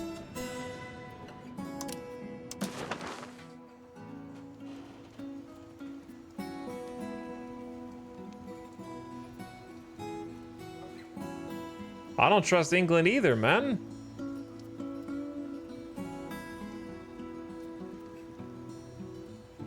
All right, right on the border with Poland as well. And then I just need literally 1. Chad, how many castles is too many? Man, I wish this was a yellow tile. I'm trying to build these on yellow tiles. Well, I guess we could build it right here.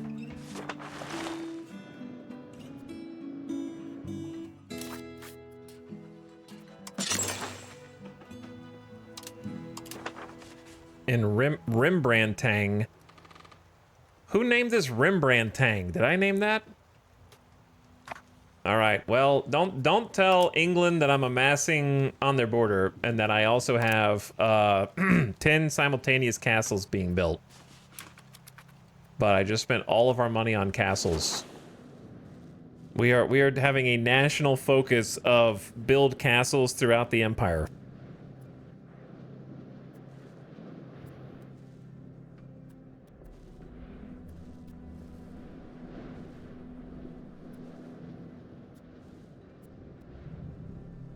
The Pope could be a problem eventually, but...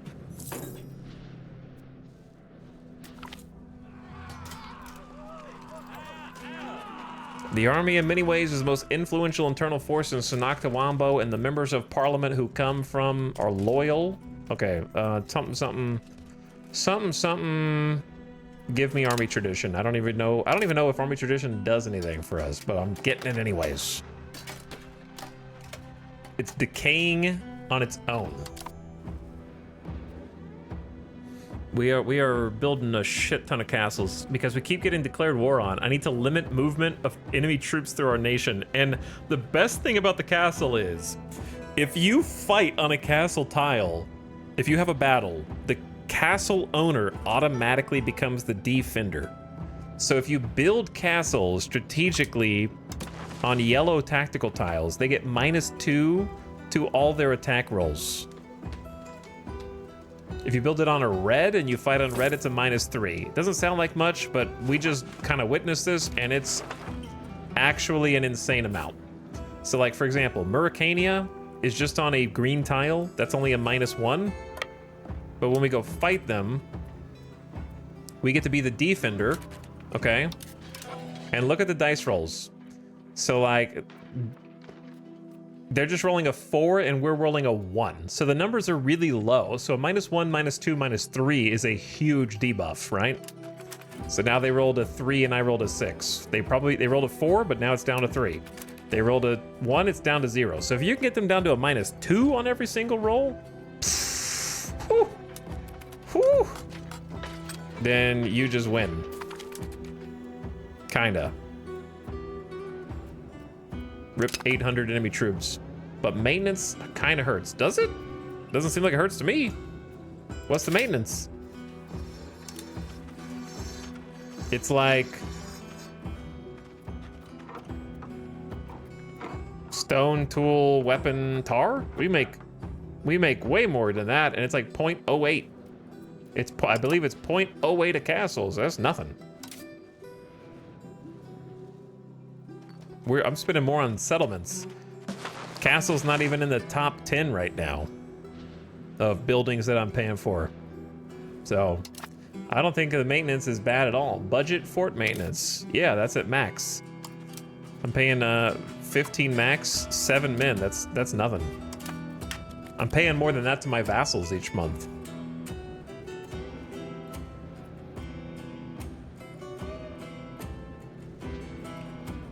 I'm paying my vassals 12 ducats a month just to have spending money for their allowance. Cheap. Our parliament has decided to promote castle works. Bam, 10 years of -20% fortification maintenance. There you go. That number just went down.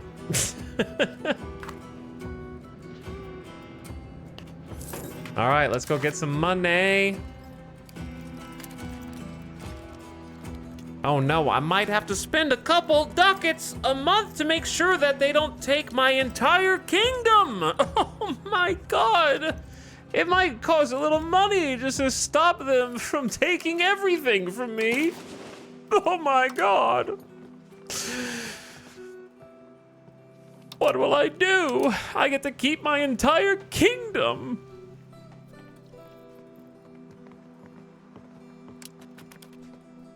Why can't I treat with Brunswick separately?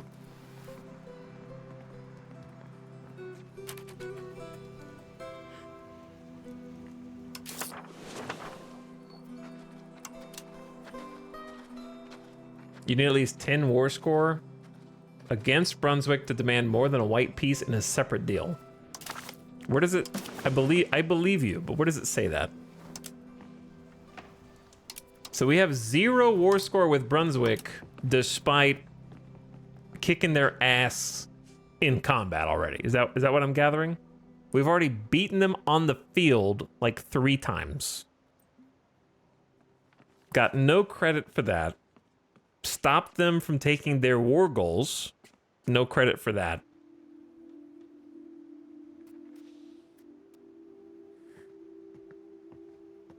The current peace offers a peace cost of 10. If it is too high, the other nation will not accept it. So it doesn't actually say that. It's just you have to know that peace cost equals war score.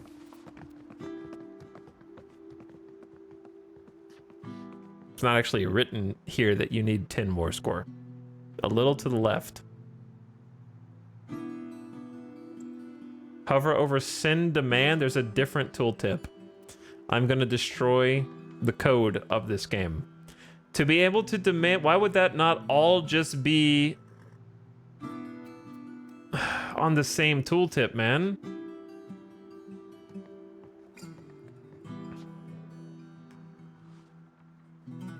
To be able to demand something in a piece, we need at least 10 war score. We currently have 0 versus Brunswick. All right. Guess what? We're not going to do a separate peace deal then. We're just going to go ahead and take this peace deal. But I can get even more stuff now. I can make them annul all treaties. Poland annuls all treaties with Brunswick and Verona, and they pay me 305 ducats, and I get reparations for 2.5 years. So, yeah. I don't know, how long does it cancel their treaties and their alliance? That's pretty crazy that they can do that just by losing a war in the New World. Send it.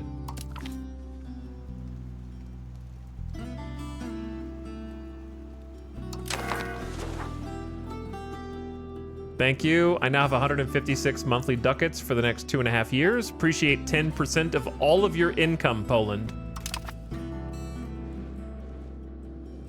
I'll try to make it count. War's over. I win again. I win again. That's what you get. Army maintenance down. Canoe maintenance down. Fort maintenance down. Diplo spending down. But wait, there's more. Stability spending up. You stay up. Line goes up. Get some more commoner tax. Bam, 170 duckies a month, baby.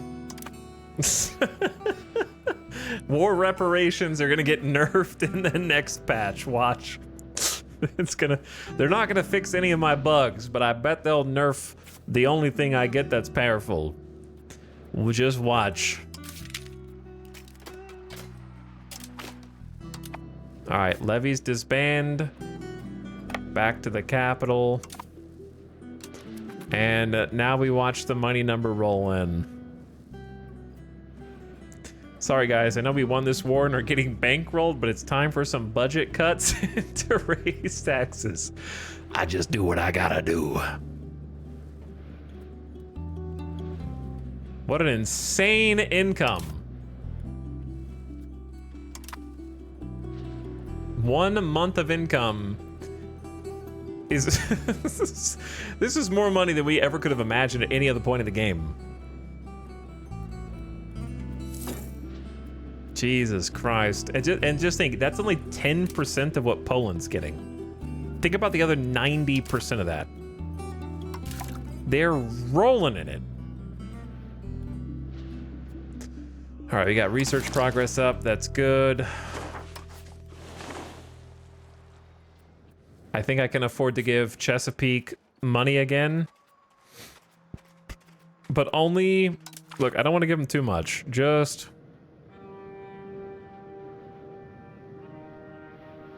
I'm gonna give you 6 duckies a month like I used to, okay? Don't spend it all in one place. I'm gonna help you guys, though. I'm gonna help you guys, all right? Let's see what do you guys need in the Gringlefield Finn market? They need pottery, furniture, liquor, and livestock.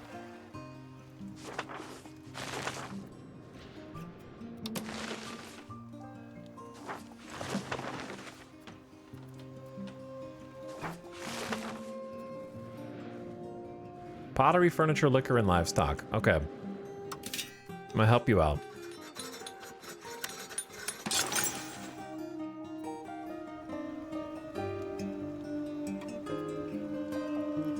We cannot build... Oh, it's a rural settlement. Well, don't show me where a rural settlement is then, you dingus. Show me where their capital is.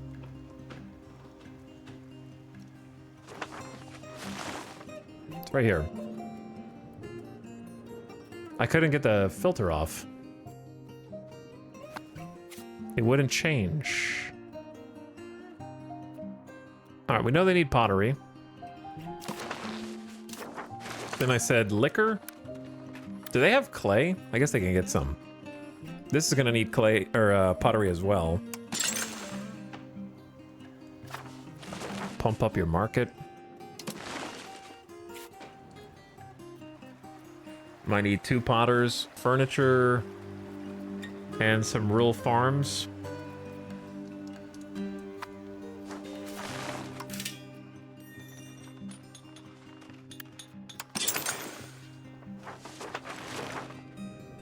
Okay, furniture queued up.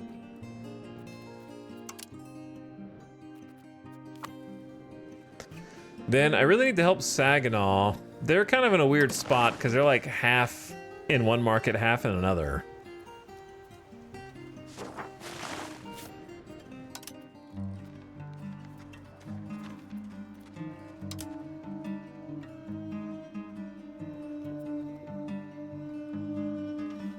I can divert their trade, which will make them more likely to go to a different market.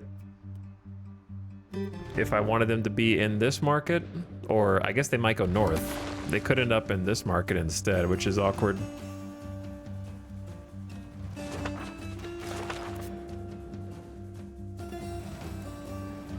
They're building the sergeantry. I think I'm building that for them.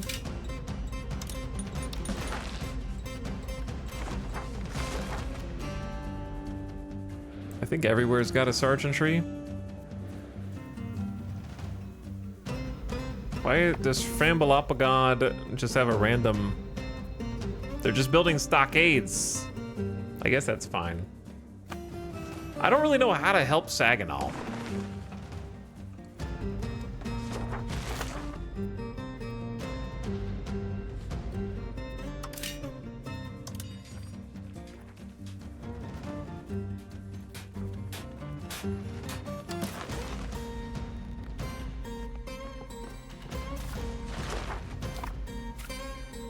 They got 8,500 people there, and they need jobs to stimulate the economy.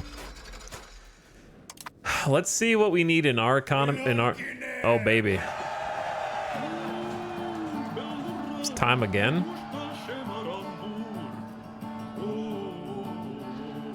Weapons.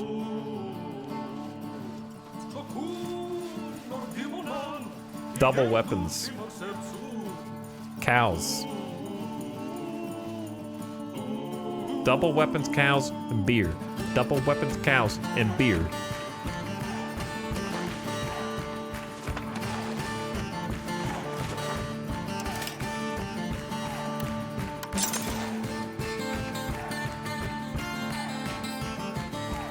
Double weapons.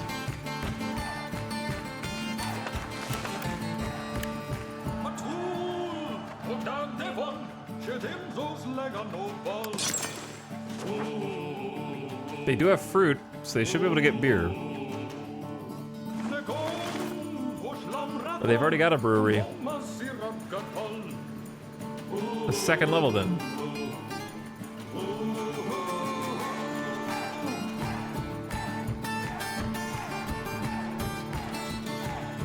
Okay, cows. Farming village.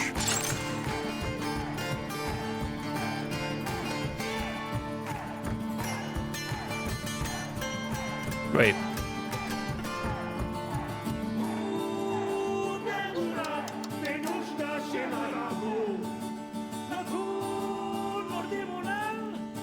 Oh, they only have one spot?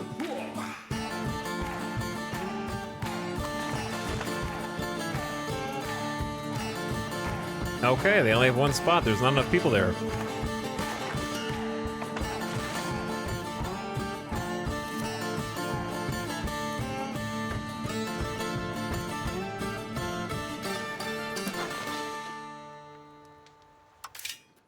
Hell yeah. That song really gets you going. So I want to build them some market villages where they've got some extra population. Such as here, here, here, here, here, right around their capital. Boom. All right. That should stimulate their economy. They can set it to whatever they want. And if they ever build a town there, they're only losing one level. There's not that many population there. This is our newest vassal. We just built this fief. So they gotta get their wings. You know, they haven't left the nest yet. They only got a 4.5 tax base right now. Scioto is starting to get a little bit of lift. They got a tax base of 20. They're our second newest, and then our oldest vassal, Chesapeake, is at 26. So their economy is doing the best because they were the earliest. But we're trying to give each of them some support to kind of let them take off, you know? We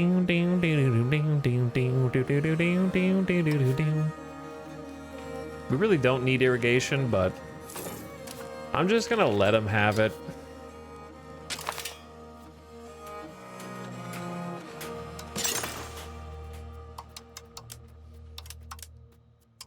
Now we actually have enough tools for it, so I will let the irrigation run. Political crises occur time to time.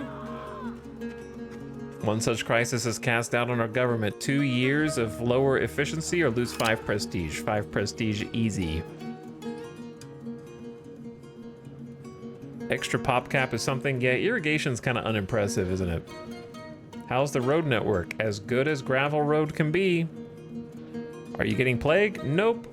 We cured the plague on the new national holiday, May 1st, 1576. It's not new anymore, is it? We're actually almost 50 years. It'll be the 50-year plague anniversary soon. God, I'm gonna miss this income when it goes away, you know what I'm saying? I'm gonna miss this income when it goes away.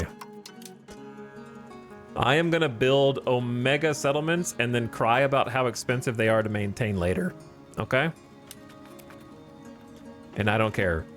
I'm gonna build all these. We can destroy the settlements later. It doesn't matter. Who cares? I just want to build them. We're ranked 132 world superpower now. We're climbing up, climbing the ladder.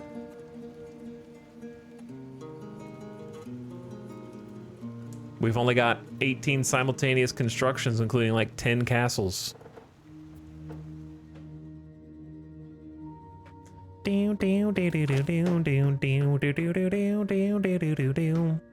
Queshatoa Nantucket awaits his match. He can find his heart's desire.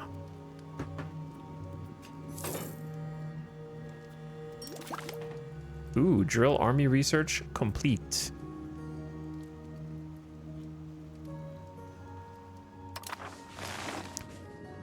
No longer shall we depend upon untrained levied men. If we are to defend our borders and smite our rivals, we must conduct regular drills. I would if I had regulars to drill, but I don't. Population number must go up. We're approaching 2 million people. 2 million people.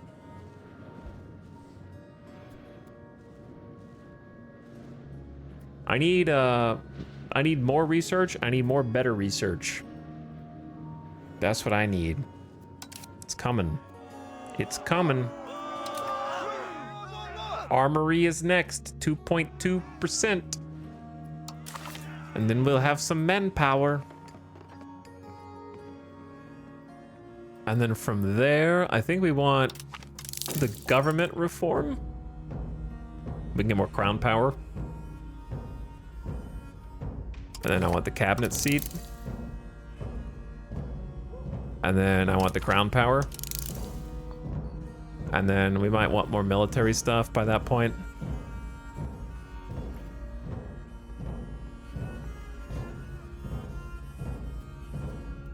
%5 of valid pops will be raised as men-at-arms. Maybe we just want to do that first, since we keep getting declared on.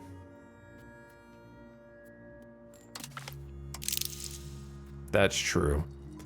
We do constantly find ourselves with our back against the walls. Maybe we just go men-at-arms. I don't really like the coastal fort when you have as big a coast as we do. It just seems... It's something, I guess, but they... It's something, I guess.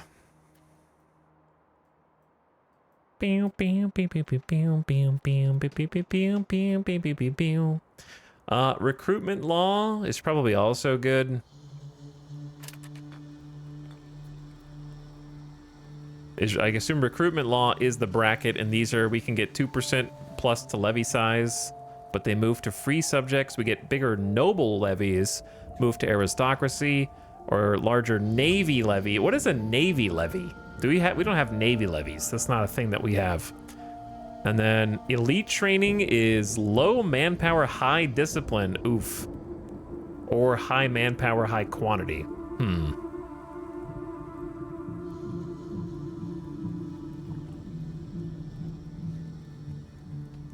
Navy levies are like fishing boats. I don't know what that means. We could make freaking cannons. Yo, imagine if we made some freaking cannons, bro. What does that take? Oh, we could make those. Oh, yeah, we could make those. The problem is I wouldn't have anyone to use them, because to get the hoof nice, the howitzers, we have to have 10. We don't have 10. No one does. But we can make our own guns. Lots of things to do, lots of things to do.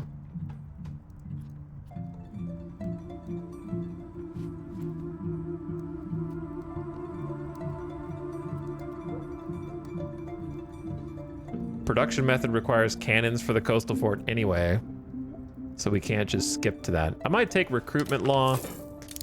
Anything that helps... Hello? Okay. Anything that helps us muster more forces right now is good. And the most important thing by far. Spy network. There's only 3 maps left for these guys, the high plains. We found silver and gold. Yes, we did.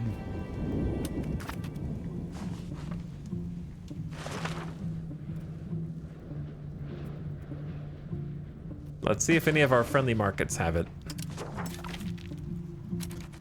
There we go, 1 castle on the coast. They'll have to siege that next time. We need some people to populate it first, though. That needs 1,000 people to get in. Ding, ding. God, I love this song. It's so peaceful. It just, like, hits all the right notes.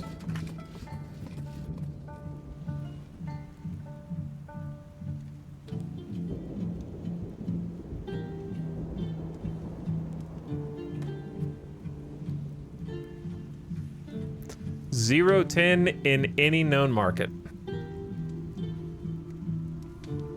And I mean 0. We'll get there eventually, but not yet.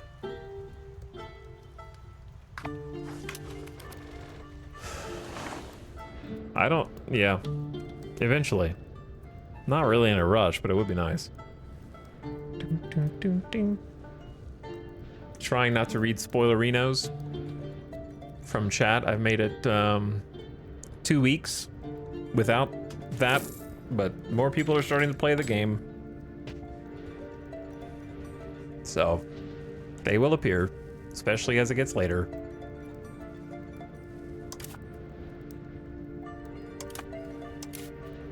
the further out you get from launch. Everyone is eager to share their newfound knowledge. How? Oh, we're losing prestige. I thought that was diplomats. We built a new castle in Oldepancock. And more to come. Hello? Is that a tribe?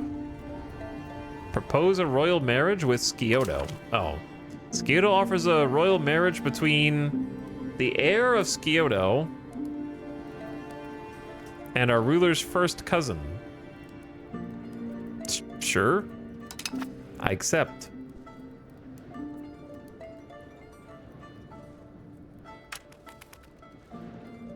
Why not?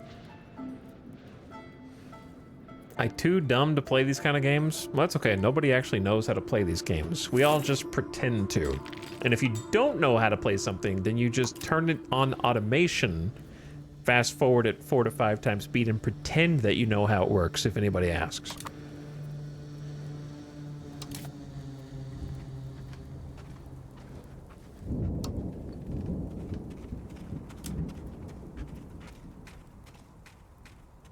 We get a lot more money once we're done with... I'm trying to pump stability back up to at least 90 before taking off that.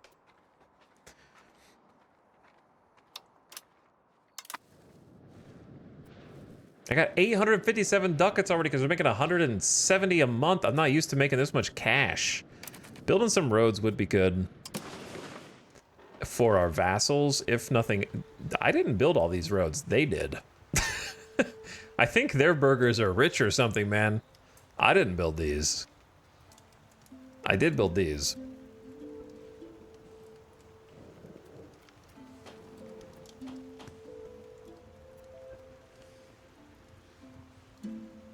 I think I wanted to build a road that was like to Evergelly. 578 duckies.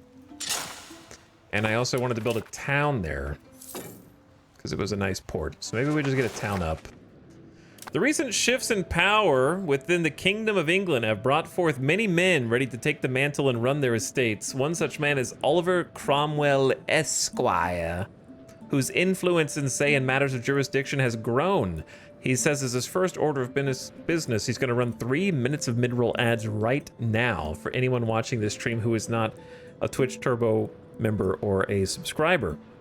And he is armed with the ambition and strength that he's derived from his faith, his peers, and himself will undoubtedly shape the future of our people, for better or worse.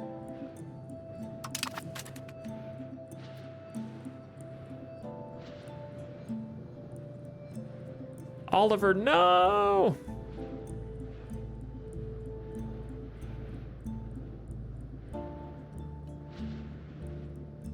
Not Oliver Cromwell. God, can you imagine having the name Cromwell?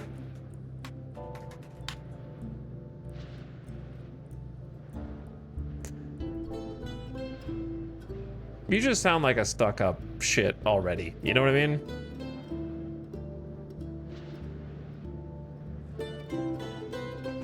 You already started off on the wrong foot.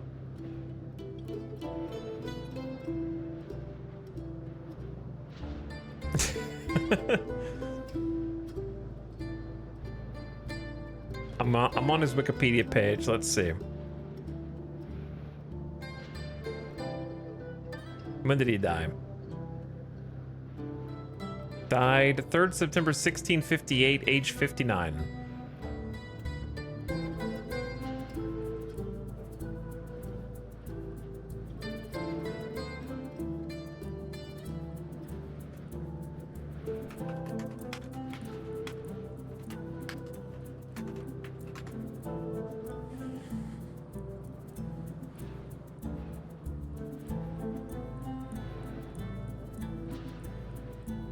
I like how Wikipedia, all it says is, he remains a controversial figure due to his use of military force to acquire and retain political power.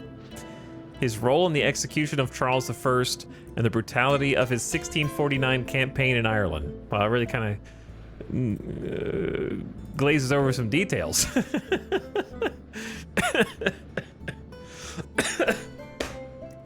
you know, he remains controversial somewhat due to modern estimates suggesting that possibly the conquest of Ireland totaled a demographic loss of up to 20% of the entire population.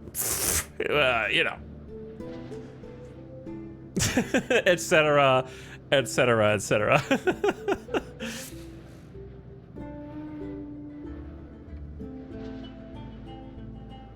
Look, maybe the English will be too busy fighting each other to fight me. Okay?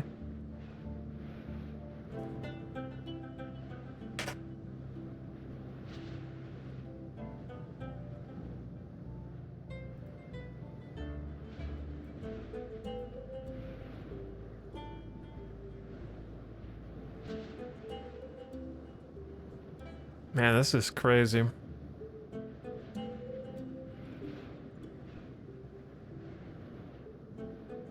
Okay, anyway. Go save Ireland. I guess I have to go save Ireland. What happens if you start in Ireland in EU5? Do you what do you get to do? Chat, I got some bad news.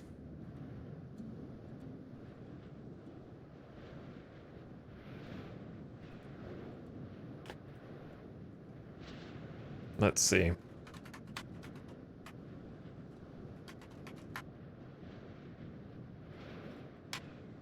Never mind.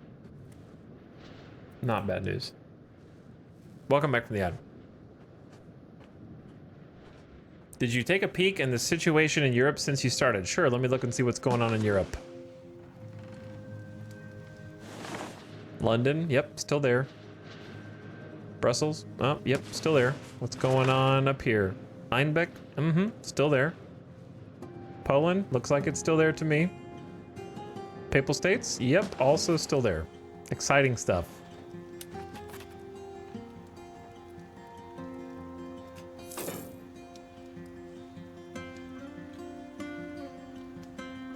It's a mystery. We'll never know what's going on. I met with the country selector. I don't even know what you're talking about. I don't know what you're talking about.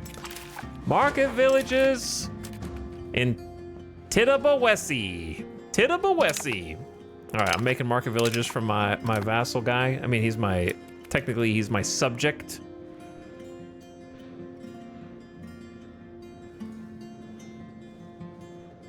Trying to help stimulate his economy, give him some jobs.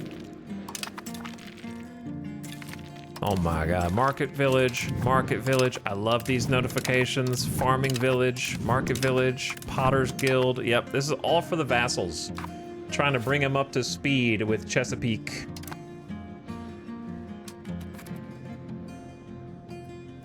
Oh wait, let's get the Evergelly town started. Boom. Another new town. We don't have a lot of control here. It'll go up a bit. I really picked it because it's a great natural harbor. And we can exert some maritime presence to increase control in other areas in the future. Did France found Canada? No, it is the same as it was historically. It's part of England.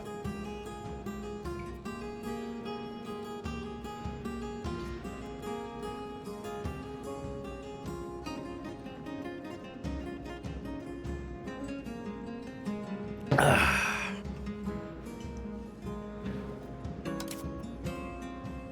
60% done on armory. All right, I'm listening. It's almost 1636. I want you all to pay attention to this 200 ducats a month because it's gonna go down, unfortunately. How do I see how long? I guess I can click on Poland and see how long they've got a truce. That's subjects. Annul treaties. They have to annul the treaty for 8 more years with...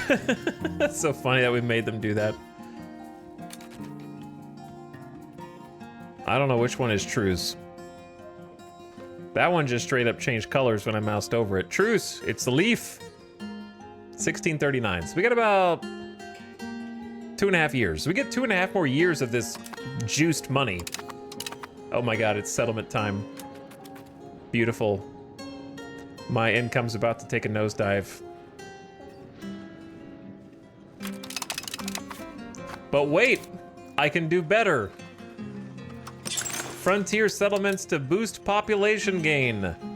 1, 2, 3, 4, 5, 6, 7, 8, 9, 10, 11, 12, 13, 14.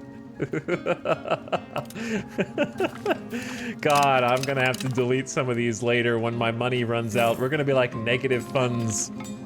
But it's gonna feel so good in the meantime. There you go. I could also help out my vassals, but I don't know if they would consider it helpful to cram settlements into their lands, but it would buff their population gains. The return of barter. As our nation continues to engross itself further in traditional economics, a significant shift is observed in the everyday transaction of the commoners. Bartering, or directly trading goods without an intermediary, means such as coinage has greatly surged in popularity. What? Bartering, the practice of directly trading goods without an intermediary means such as coinage has greatly surged. That's a weird sentence. While this resurgence undermines the influence of the burghers and the crown, it has led to a greater degree of lower level economic activity and stability. Allow bartering to continue.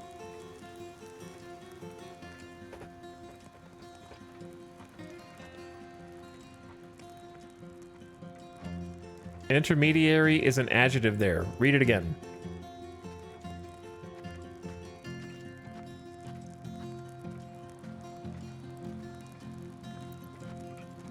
Read it again, but slower.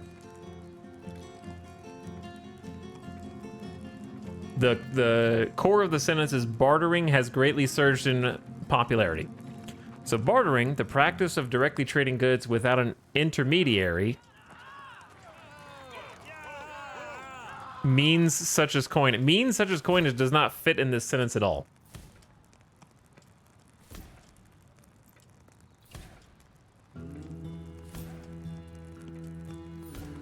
Without an intermediary means.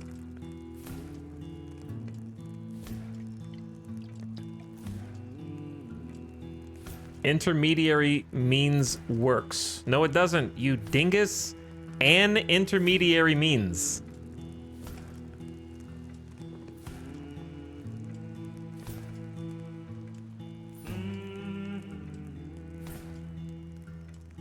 Means is that doesn't work in English. That doesn't work in English. I don't know how else to tell it to you. I don't have the grammatical words to tell you why, but I can tell you it doesn't. We lose -1 inflation. We don't have inflation. Our commoners lose 20% estate satisfaction. It means to say that bartering, the practice of directly trading goods with intermediary means such as coinage, has greatly surged in popularity. Yes, correct. You are right, chatter. That chatter is right. The rest of you are coping.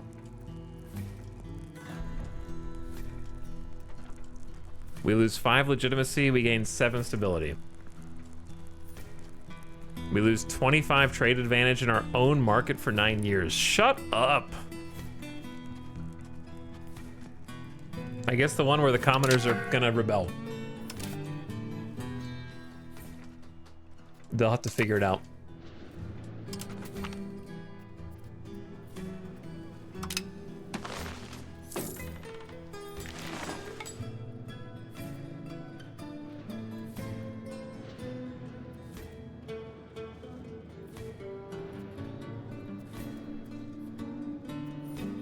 Literally unplayable. More like literally unreadable.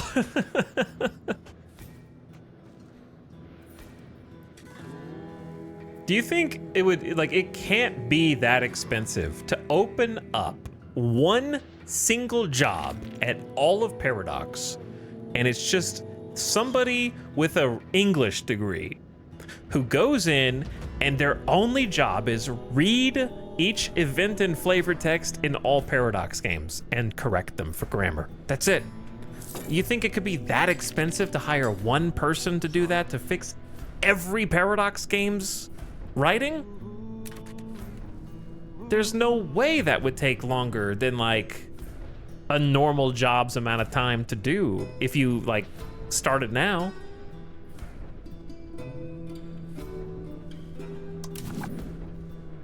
Because it's in every game. It's not just one event. It's not like, oh, that one event is pissing me off. It's just like, it's every game. It's Crusader Kings 3. Stellaris is probably the best of the bunch, to be honest. It's Hearts of Iron. It's all the games.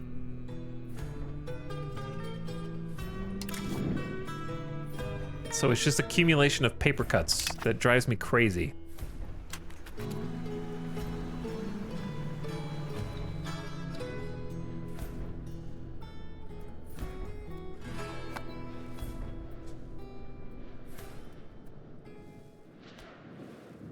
Am I gonna bankrupt my own vassals if I build settlements? I really want to help them start getting some population.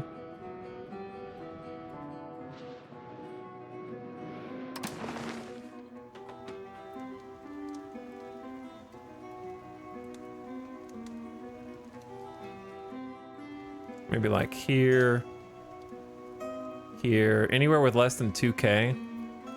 Here, here, here, here. All right, 5 isn't too bad.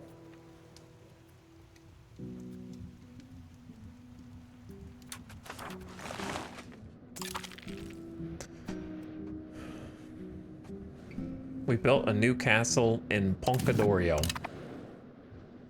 Poncadorio. They do, but UK English and USA English are too different. They are not that different, brother. Sometimes there's a U in addition to an O. Chat, I'm sorry. If you guys live in the UK, we can't communicate, okay? Our language is simply too different now. When I say aluminum, you just heard nothing. It was like I was like my mouth was opening, but nothing came out. We just have a difference of communication. Turn to gibberish in your ears.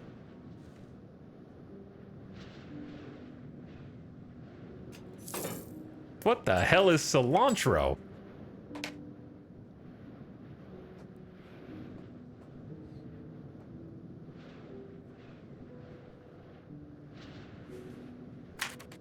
Look, you guys say, the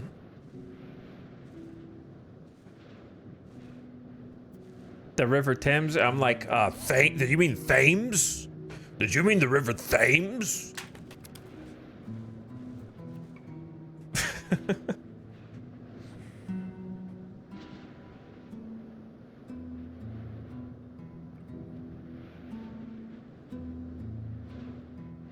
I had to pause for that bit. We built a new castle. Excellent. I want 10 more of those. Oh, I'm sorry. I really like to flavor when I'm cooking. I really like to use Worcestershire, I think it's called. I love that Worcestershire sauce. Mmm, so delicious.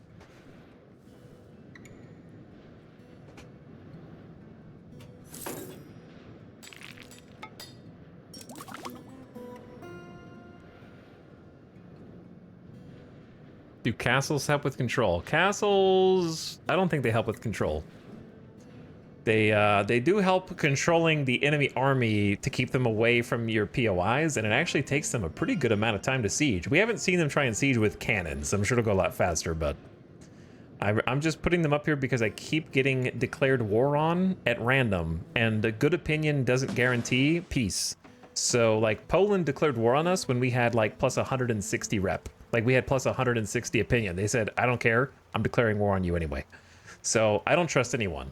So I'm putting castles all over to control my center location just in case the Pope decides to declare war on us. You've researched the armory. We have a nice buffer against the Pope, though. They could come in through Nausea in the northeast. They'd have to declare war on all of us, which I guess we would. But I have a freaking armory now. I need to build it. Monthly manpower plus 10. Plus 10. This is the game changer right here. Can recruit regiments here? Yes. But it's gonna need firearms. So we're gonna work on that. Firearms, leather, cloth, paper, and weaponry. So the thing with firearms is that there are some. We have some. Why do we have some? Who's making them? Nantucket and Squamscott.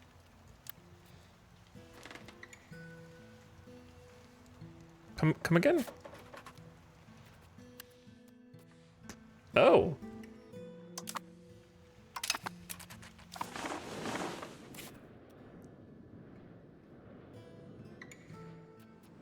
Who? Am I? Oh, it's them. Oh, it's them. Do they have a town? They built a town on Nantucket. Holy, look at that crammed in town.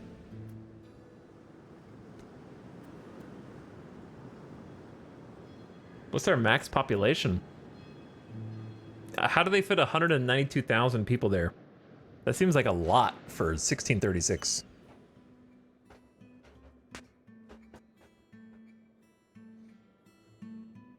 Is the New World fun, or does it need a few expansions? The whole game needs a few expansions.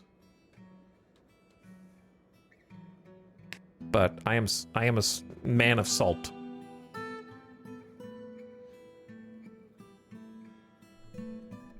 A nice whaling village? Probably. If you're okay with sort of just like sitting on your hands for up to 200 years without being able to research anything, you might enjoy playing in the Americas until the Europeans grace you with institutions. We're not even allowed to learn how archers work until after Europeans spread institutions to us. Native Americans don't discover archery until after the Europeans show up, unfortunately. Among many other things.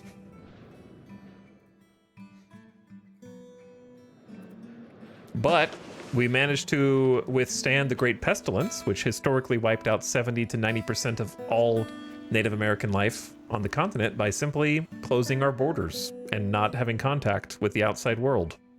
We only lost 20% of our population. Everyone else around us lost 80 because the AI doesn't know that they should close their borders. How did we enforce those closed borders? Don't worry about it.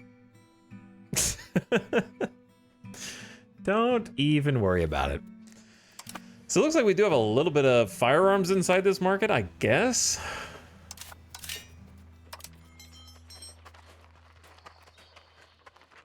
Not 0.5 though, it's much lower than that. But the armory is a massive upgrade for us, just truly massive. And it looks like, Chad, am I crazy, or what's the limitation on these buildings? Why can I just build as many as I want to get as much manpower as I want for as many regulars as I want, I suppose? As long as I can pay for them? Well, I'm trying to figure out what the limiting factor is. They're expensive, like the base price or the upkeep? Because 84 ducats is not very expensive. So I assume upkeep is. Well, let's start with one inside the capital.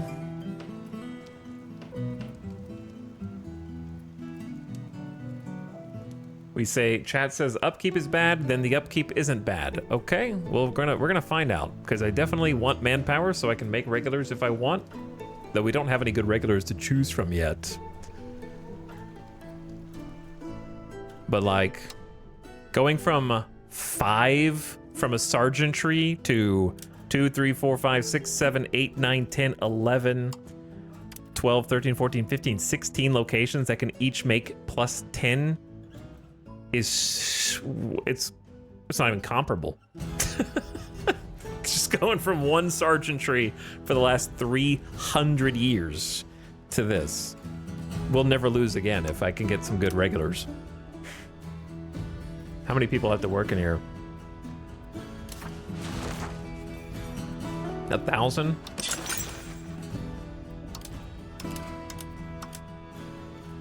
All right, well, put one in Poach and Paula. We'll start with 2. Start with 2 and let that sink in.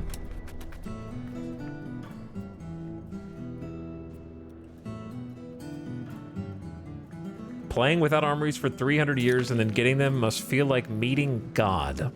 Now I have to actually research some regulars because I've been avoiding them because we couldn't train them. So I thought, what's the point? But now we have a point. So we're getting men-at-arms, which is a 5% of valid pops will be raised as men-at-arms, and we can train men-at-arms if we want from the Renaissance age. It's better than what we got now, I promise.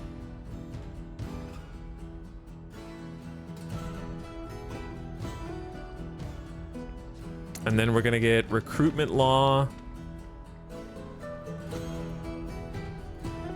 10% of valid pops will be raised as plated knights. Oh, forget recruitment law. Give me plated knights, then recruitment law. I want the freebies first. Then we'll go from there. Armories are gonna make us cracked, dude.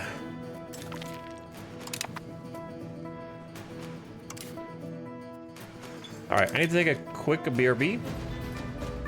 Very, very quick BRB. Look at all these buildings. What a mess.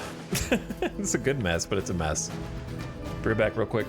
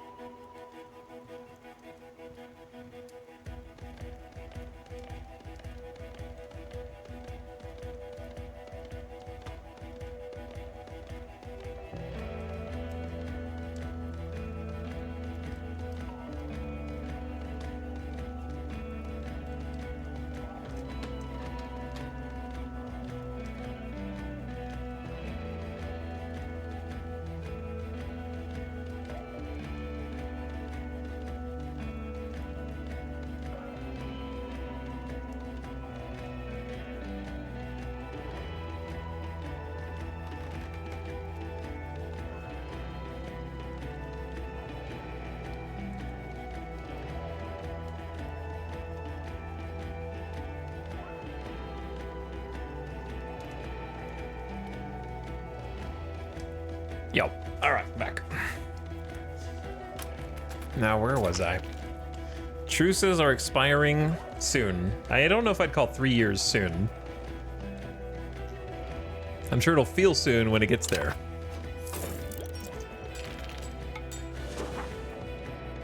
Put in Poland's money to good work. I'm currently building up just Fortress New England. Fortress New England is what I would call it. This is how much of my land is now covered in forts because I'm tired of them just running around doing whatever they want in my territory. I can't control my vassals. But they just landed, they beached troops on Massachusetts coast, so I said, not again. You guys are gonna have to go through a castle to get there. And then I got 4 more going in the north right now. There's one.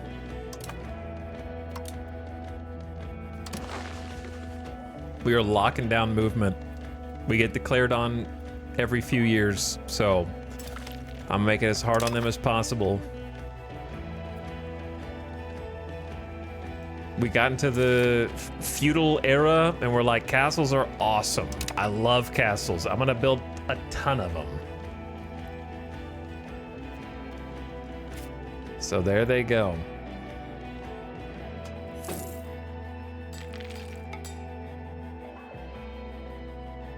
There are gonna be, well, there actually might not be plenty of soldiers, but we'll have 836 peasants. It'll be fine. Wait, that's not my castle. Yeah, that one's not mine. I got confused. That's someone else's castle. We're not playing offensively, so I don't care about sieging anyone else's castle.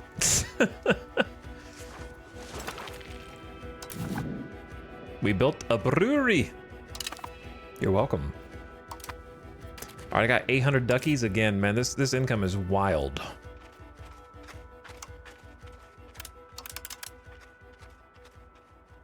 This income is we've never had this much money before. I don't know what to do with it all.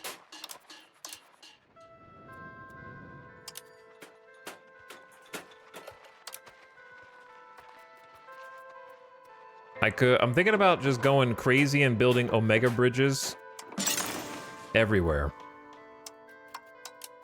Every single tile that can sustain a bridge, and just throw bridges everywhere. And just try and maintain that local proximity cost bonus as far as the eye can see. Just go bam, bam, bam, bam, bam.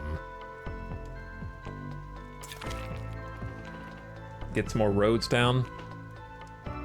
Carpenters Guild in Wambo.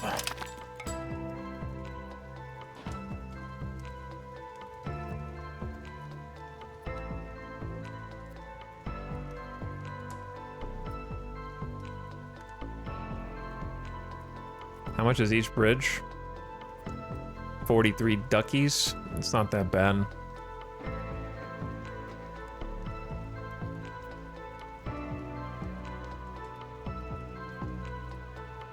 Why do there's that many rivers up here?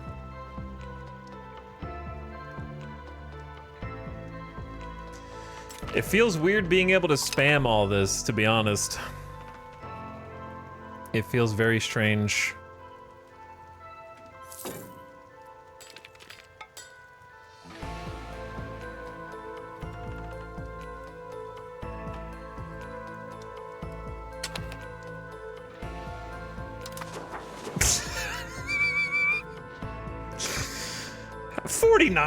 Do we have the infrastructure to support 49 separate constructions? Does any nation in the world have enough industry to build like 25 simultaneous bridges? I just don't think so. I don't think so. I don't think 1.7 million people could muster the organization necessary to simul build like 25 stone bridges and 20 settlements. Like, think about our departments that we're delegating these things to.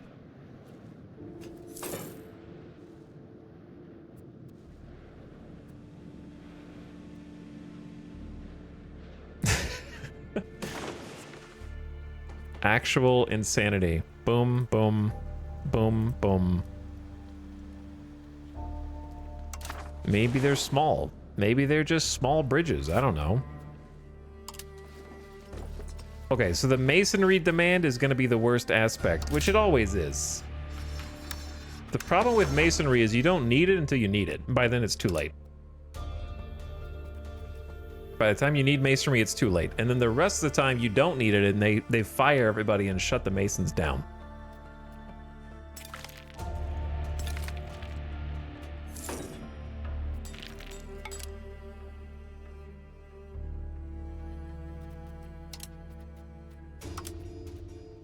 Settlement, settlement. Good, good, good, good. Oh, wait, did our city finish building? Oh my god, I think it did. Doesn't look significantly different, but there is more stuff there. Our city did finish, the first of its kind, the city of Wambo. Room for 137 building levels. The post-war economy keeps super boosting you. Yeah, the post-war economy is stupid. So the capital has a shit ton of room. 32,000 population. The first actual city in I think it's the first city in North America. Not the first town. Actually, it might be the first town, but no, we're not the first town. But we are the first city. I had to think about that. Well, in that case, yeah, I'll take a level 4. But I want to spread the Masons out a little bit. Get one in Mamdania. Get one in Tiakondia. Get one in...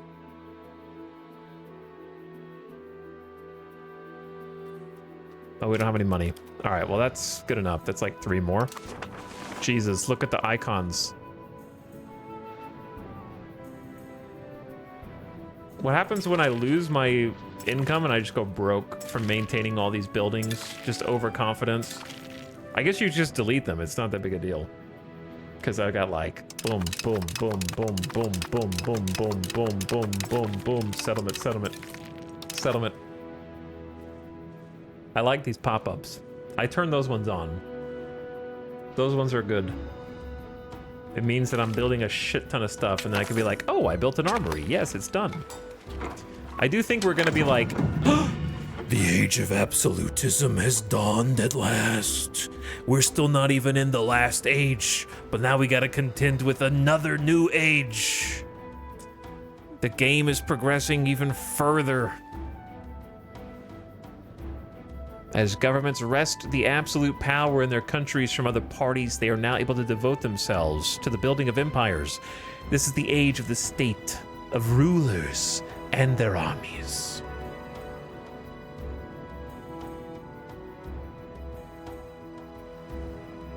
All right, what do they got? This is Lineage 2 music. Okay, unexpected, but it sounds good. Army initiative. Pop conversion speed. Proximity cost is good. Monthly development is good. Colonial migration doesn't matter. We're done. We've already migrated.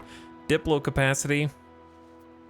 Like colonies are done unless you're on the West Coast. Bank interest doesn't matter to us. Monthly control kind of doesn't matter. Estate equilibrium's good. Humanism is good. Versus diplomats don't care, subject opinion don't really care, antagonism don't care, diplo reputation don't care, diplomats don't care, trade capacity don't care, trade efficiency don't care, viceroys don't care. Actually, yeah, don't care. Navy, nope. All right, so not you, none of you. Coastal careening ships don't care. Army attrition down, that's good. Discipline, that's good. Controlled decline is fine. Recovery morale, good. Artillery power, probably good. Manpower, good. Regiment system, good. Infantry power, good. Cigarettes. Wait, no, corvettes. Doesn't matter. So, I mean, the army stuff's really good, but I think we need to just lock in on the administrative stuff and build tall. Administrative focus it is. Our explorers inform us that they have come into contact with a strange new people who claim to come from across the ocean. They wear weird clothes and carry strange weapons. Are you sure they're not the people that we've been at war with 3 times now? Those people? Did you not notice that they seemed a little different before and that they were killing you with boomsticks that make loud noises and shoot little balls?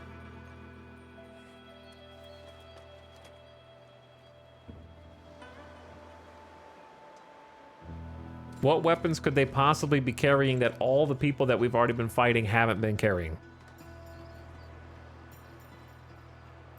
We changed societal values by 10 toward outward.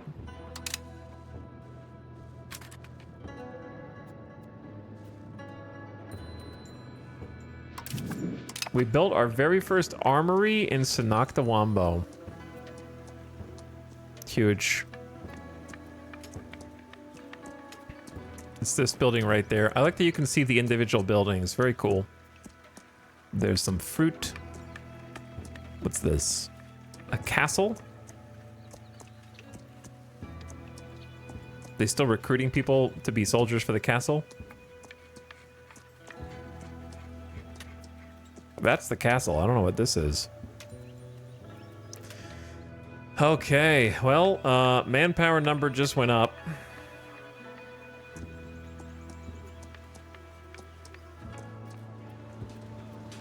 So if I have a sergeantry and an armory, the armory is only going to work at +7 unless all of its needs are filled. Okay. Gotcha.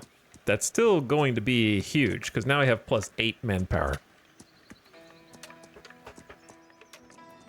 Yeah, you can hover over everything. So, like, if I go over to my clay pits in a different region, the clay is actually there on the ground. You can see the stockade. And then sometimes different buildings kind of have their own little resources also. Like there's legumes. Also like market villages and stuff. There's a toll castle that the nobles built. Level 6 farming village. So most of the buildings are on the map. It's very cool.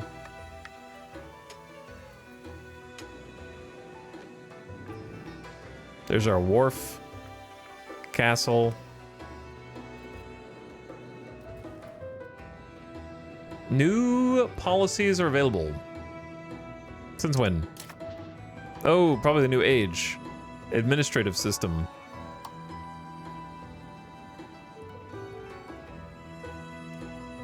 Are the 500 bridges on the map? I don't think so. It just kind of makes a bridge even when there's not a bridge, which is kind of annoying. I wish bridges were actual, like, traversal issues and not just a flat buff to control.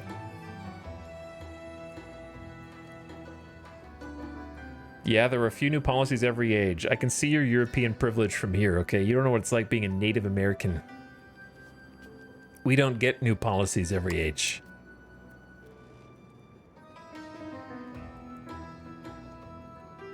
We have 5% efficiency, plus 0.1 centralization, plus 0.1 aristocracy.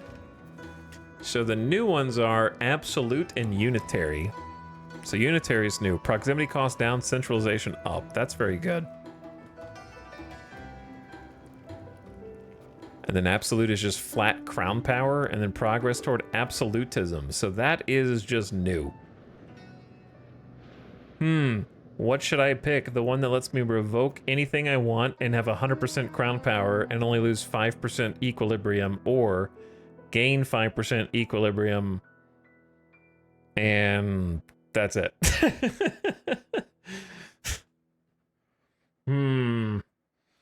Tough call. Tough call. Have absolute control over every aspect of government or share power.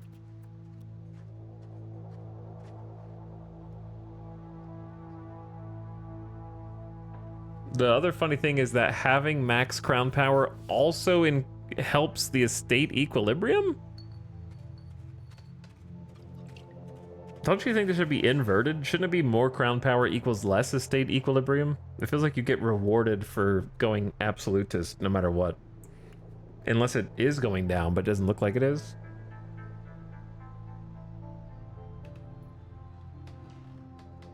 Not to mention the flat buffs to all trade income, which right now don't really matter to us, but to most nations do.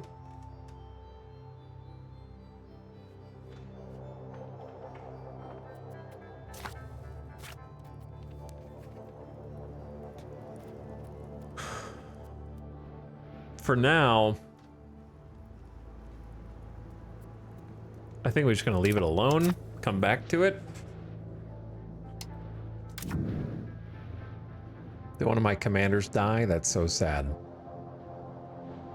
All right, well, this guy's a baller, but I accidentally moused over the tab that makes my entire game lag for like 30 to 45 seconds. The children education tab becomes unbearable the later in the game you get. So now we gotta wait.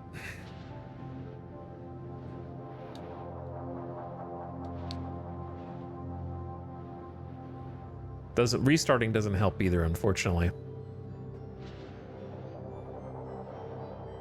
It just can't like keep up with the character cache in the database or something. That's when I alt tab and look and see what other games are coming out in the near future.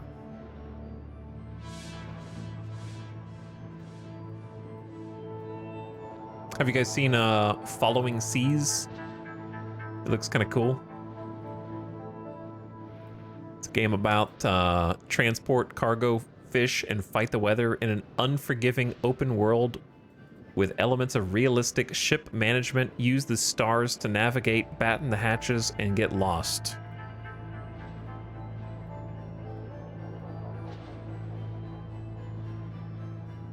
It looks pretty neat.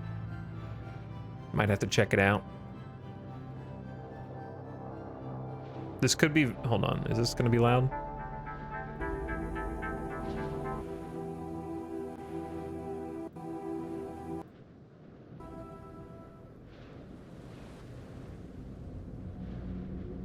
Look, you sunk your ship.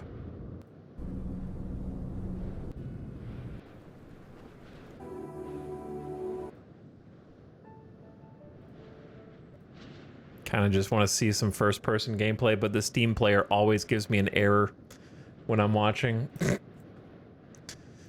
Silly Steam player. I am still waiting for this game to stop freezing.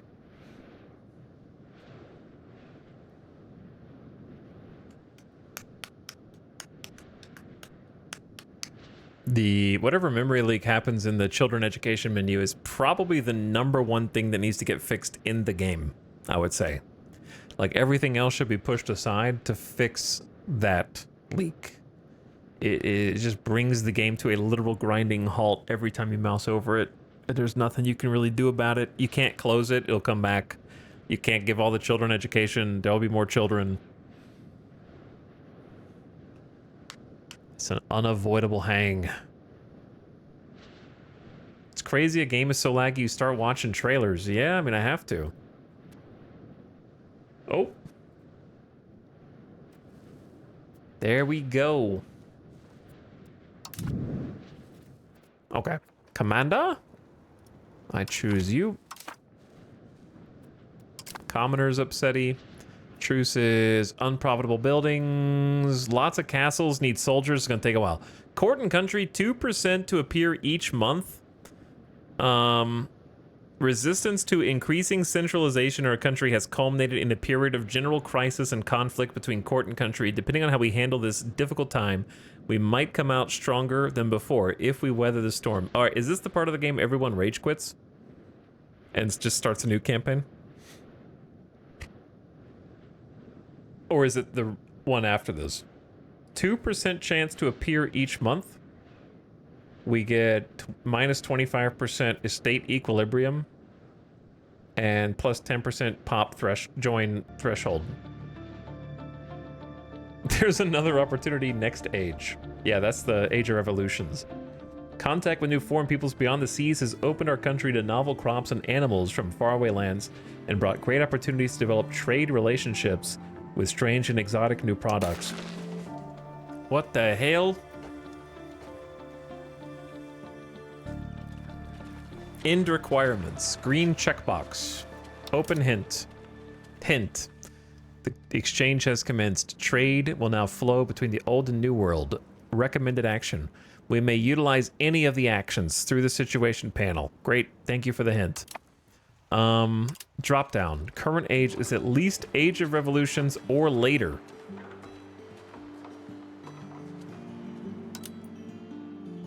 Goods of the New World. Present, no times. Potatoes?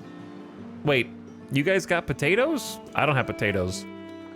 I do have maize. Maize is present on 0 locations in the old world. That's actually a good idea for a soundtrack. Cocoa? You guys have cocoa? You guys have chili? We do have tobacco. Goods of the old world. Horses, olives, livestock, grains, rice, wheat, sugar, cotton. You guys, why do you have so many?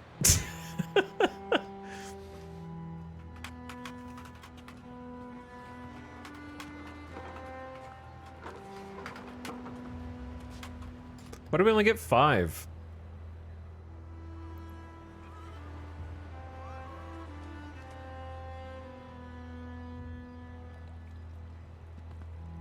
Shouldn't the situation start like a century earlier? Not necessarily. The New World wasn't actually like colonized until the early, like the first real perma colonies weren't till the early 1600s, not counting like the Spanish in Florida. Spread a New World good. We can spread one of the goods found in America to any of our locations, but the locals will not like it. Wait, I'm the New World.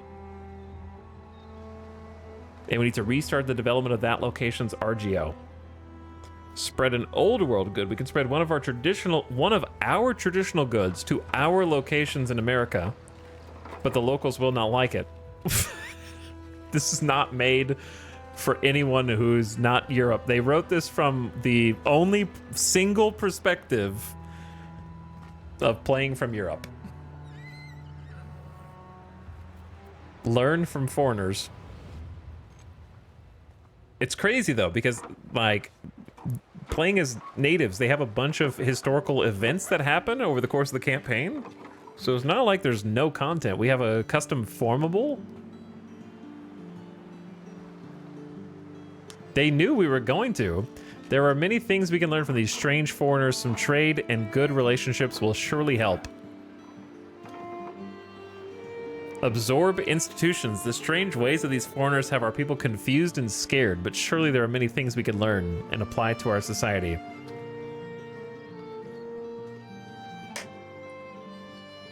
I kind of want to click that one first because I want institutions. 20 stability and 30 crown.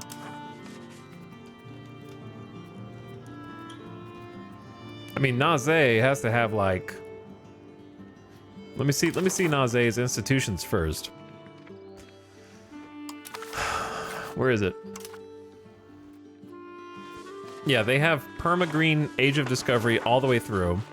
They have Perma-Green Age of Reformation all the way through. Right? So Naze. Oh, I have to pick. And we only gain 2.5% toward it. Oh, okay. All right, never mind that then. Spread an old world good. Oh my god, we could get like RGO livestock.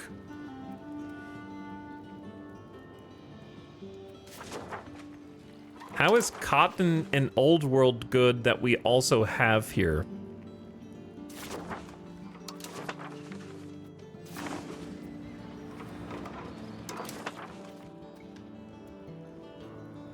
Gain 2.5 research progress for 10 stability and 15 crown power.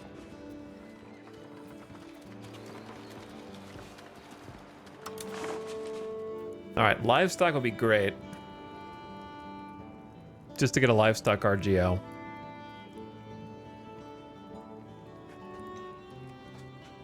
Cotton is Arabic, if I recall. What I'm saying is there are cotton RGOs just in the game. Like, we already have cotton RGOs in the New World. You mean we can get livestock not made from clay? I know.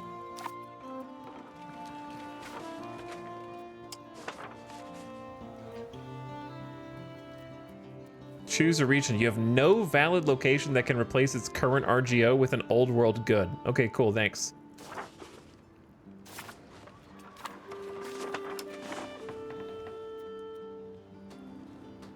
I can spread cotton up here though, so I don't have to trade for it. 100 ducats and 5 prestige is not bad. It looks like I can go anywhere down here. Unfortunately, well, actually we could go Jersey. Prosperity decreases by 10%. Why are these different color? Like green, blue, I don't know what that's supposed to indicate. Our control's gonna be shit down here.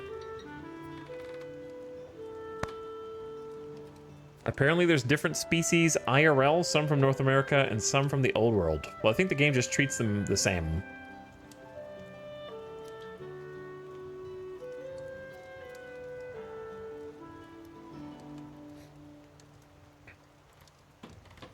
We don't want to change salt.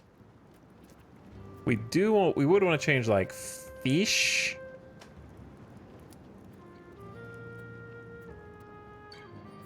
We could change fish to cotton. That's probably good. And then we're not necessarily getting the benefits, but our vassal is, which I think is fine. I don't really get much control down there, so we would get the cotton RGO. We wouldn't make much money off of it, if that was a concern.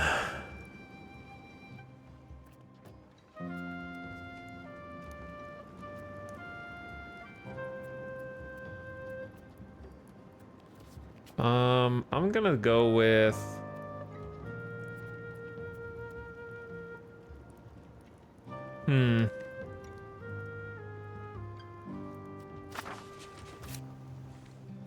They have 39% control there. They have 71% control there. Yeah. Yeah, I'm gonna replace this fish with cotton. The fish is kind of stinky anyway. Boom. Fish gathering operations gone. Prosperity decreased by 10. Changed raw good to cotton. It's that easy.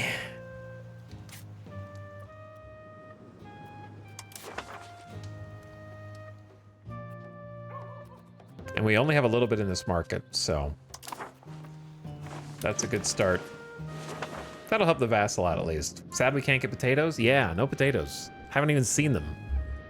They basically don't exist.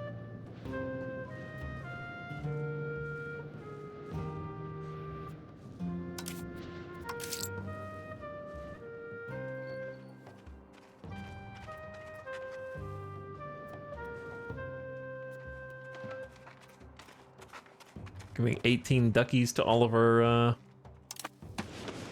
vassals combined. Oh, they were like 1.5 tax base. Now they're at 7. That's good. Step up. 23, almost 24, and 30. Wow, yeah, their tax bases are getting pretty developed. Look at these stupid bridges. I'm gonna have to pay so much in upkeep for them. Did we queue them all up? I don't even care. Think about how much more money we're gonna make from the proximity, though. Think about how much more money we're gonna make from proximity, though. Get out of here. Boom, boom, boom. I don't know if it's actually gonna be that much, but I'm gonna pretend that it is. Boom for you. Boom for you. Now I'm poor. One of the greatest and richest merchant families in our kingdom has decided to reward us for a just rule with a sizable donation. They need the money. Or an artist moves over. Nah, screw this artist. The last artist didn't make shit. They made a 0% art. So I'm taking the money. I'm taking the money. I'll build you a couple bridges too. Infrastructure for everyone.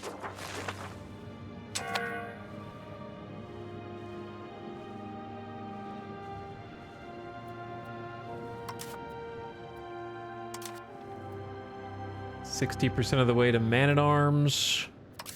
Levies are now 20k.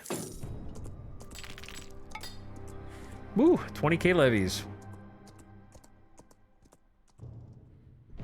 I think the sheer number of soldiers that were, remember they just patched soldiers to give you levies? I think we're getting a bunch more from all the castles that we built.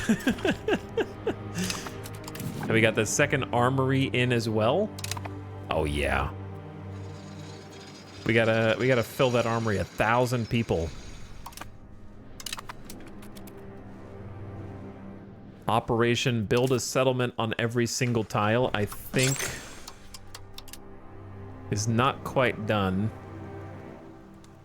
I don't know if this guy can afford it, but I'm gonna build you a couple of settlements. Going ham, man. Couple of settlements here and there.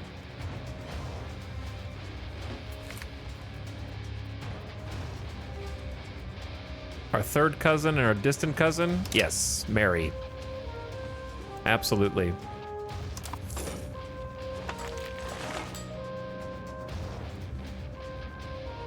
How many levies does Naze have? 9,000. Quite a few. They have 1.3 million pop. They're just shipping people over boatload after boatload. Just for reference, the Pope has 1.7 mil. Let's just look up for reference. How many Europeans came? All right, what was the European population in the New World in 1637?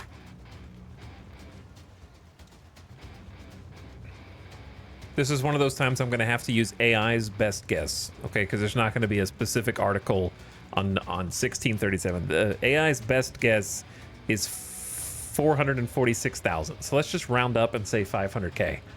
So in this time period IRL, around 500K in the entirety of the New World. All the New World. Not just America. The Pope's got 1.3 mil, so he's already 2.5 times that. Labrador's got 176K. Canada's got 500,000 there. Okay. Long Range has another 100K. There's 41,000 down there. 52,000 over there. There's millions. Millions. We've already got like at least 2 million Europeans here by 1637. They're going way too rapidly. They're gonna have to tone that down. It's going way too rapidly.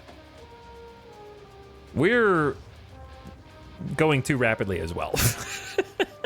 But you're the player. If you're the player, you're allowed to go rapidly, right? Because you're the player. You're making a smart decision. Still without roads? Yeah, they have chat. I just wanted you to know that they have 1.3 million people. They have not built a single road in Naze. 0. Somehow I'm supposed to believe 1.3 million people are living here without any infrastructure. None. Roads are for nerds and horses. Kind of true. Kind of true. Kind of based.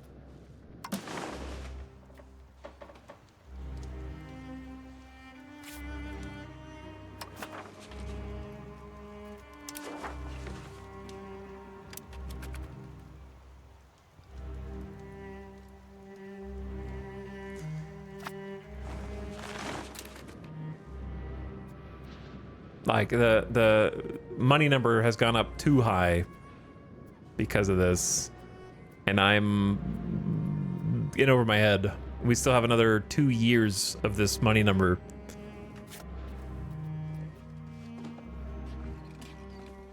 Oh, they went back to building up naval supplies again. How come I can bring over New World resources but not horses?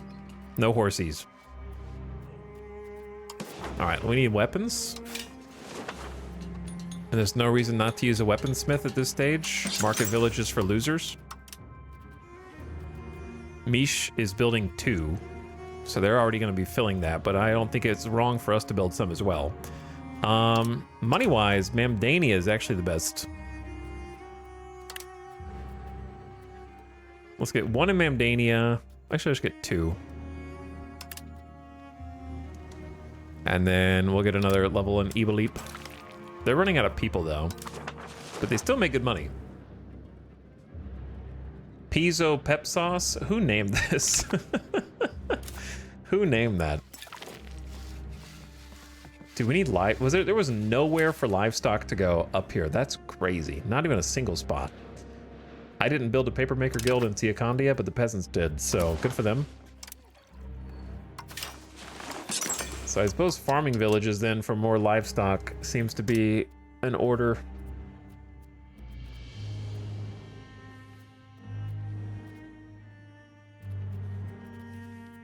Still 8,500 people in Gigabobnot. I'll add 2 more levels to Gigabobnot. A 4th level to Name Not Found. And then I'm broke. And then we'll go to Tun Tavern and Tochi Mochi. pause. Tun Tavern, Tochimochi, and I want to build like 2 levels each. That way, because I'm tired of having to catch up on livestock. We can make more tools. We have no problem making tools. We have iron out of our eyeballs, and then we can get more clay too. I think you're supposed to, but it's locked behind terrain. I don't know what terrain type horses need. Yeah, we don't have many options up here in the Northeast. Yeah, the iron situation is we can mine it, and we have RGOs that can be upgraded, and we're good. We're good. I think he can take Naze. Well, Naze has the backing of the Pope, who has 50,000 troops and a fleet, so...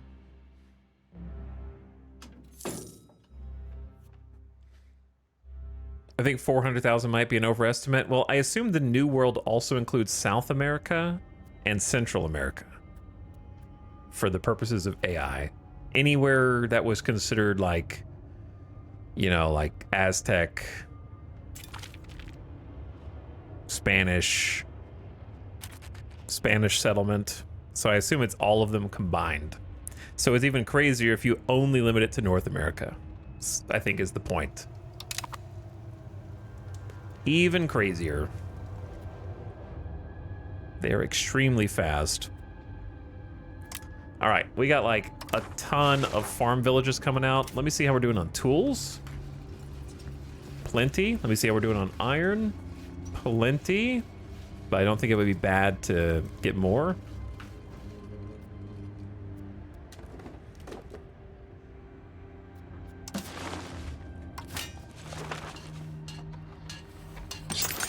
Let me just get all the tools guilds flipped off a stone.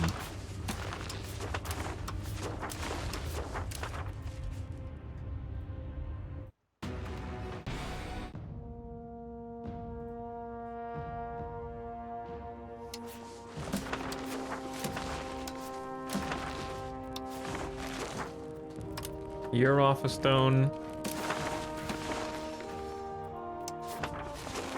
You're off a stone. We're gonna have too many, we're gonna have so many tools.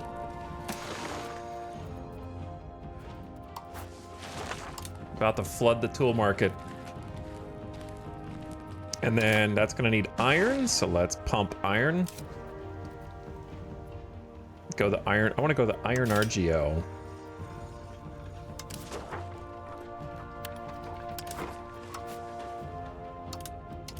Okay, RGO builder is way easier to handle this. Why do we make more money in Popbegon way down there?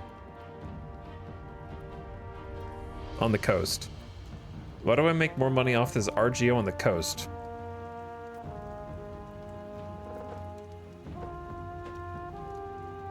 Than I do anywhere else. Oh, that's Chesapeake. So they're the ones making the money. Okay. Yeah, I mean, that makes more sense. They're still filling in their existing RGO. My iron RGOs are just pretty far out. Ad starting soon? Oh no, I was gonna snooze it. I'm getting ready to be done because it's been 10.5 hours and it's 1:30, but I'll go a little longer. Just a little. Damn, ad out of nowhere. According to the Institute of Genealogical Studies in 1665, there are about 75,000 colonists in North America.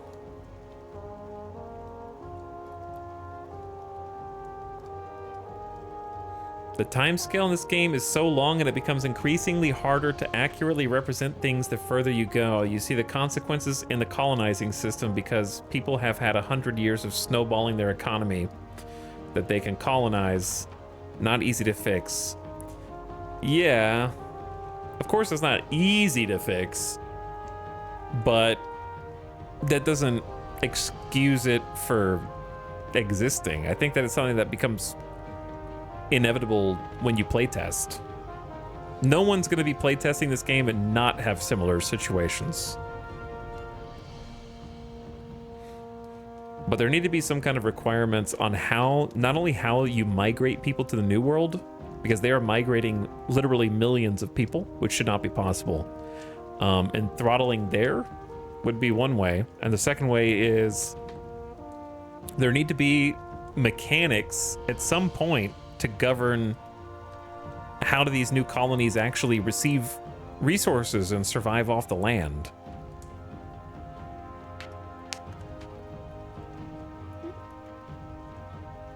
I don't really mind who's colonizing because I think some ahistoricalness is good, so the Pope colonizing doesn't bother me. If the Pope colonizes like this every game, then that's a problem. If it's consistent. If it's different, if it's a little bit different each time, that's what you want. But there needs to be something in place to sort of administrate the lands. I think we can all agree that no one, the Pope, England, anybody, nobody, even if 3 nations banded together to colonize all this and worked cooperatively, no one could tame Florida, the swamps of Florida, the South, the Carolinas, all the way up to Illinois in an uninterrupted border with no infrastructure, no roads, just little towns that they made because they get events for being colonizers with like 1,300 people in it, and actually have this function, not only function, but like live. People would be dying. There needs to be some kind of mechanism by which colonies can fail. That happened in real life. Some colonies didn't make it for various reasons. Survival was not easy. Famously, the people that were coming over to colonize had to work with natives in order to figure out how to live off the land. There's no mechanics that simulate any of those things. You just come over, as long as you're paying money, the people keep coming over, and then boom, they're all the way up here, no problem. Not over. There's no such thing as overextended in Europa. You just have 15 to 20% control. That's your only punishment. There's no problem with overextending. The only penalty for overextending is you can't make as much money, but you'll always make more, never less. So colonies need to be able to be unprofitable, but that's not possible in the game. A colony cannot be unprofitable. The number only goes up. That's the big issue, I think. That's the heart of it. Colonies need to be able to be unprofitable. That would prevent you from overextending because you won't be able to receive those trade resources from the coast. The Winya market got a little smaller, I think. They're trading with Cahokia up there, I guess.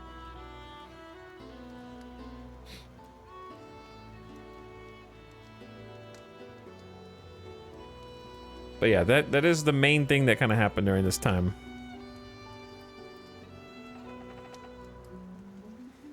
That's true for colonies for sure. Conquering works better when it comes to overextending, but colonies are just, yeah, it's just free money. It's a money printer. You can't fail if you colonize. I was worried that we were overextending, but I didn't run into any problems. We just kept land grab, land grab, land grab, land grab, land grab. Deal with it later.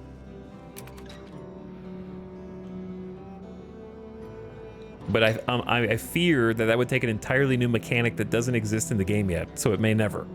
I don't think a DLC would fix it. It would have to be like a core update introducing a brand new mechanic to simulate that.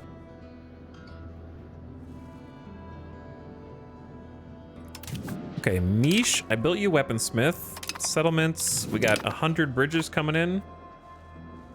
How much food do your markets make? A shit ton. Way more than we consume.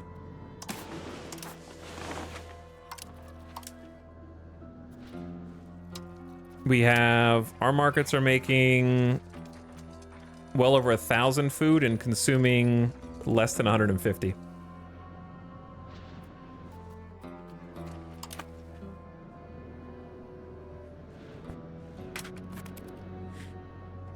But the food mechanic doesn't like do anything in the game. It might do something if you're in Europe or some weird start location, but it has no bearing on anything in the New World. It's just free food for everyone. I don't know how we'll ever hit the cap on it.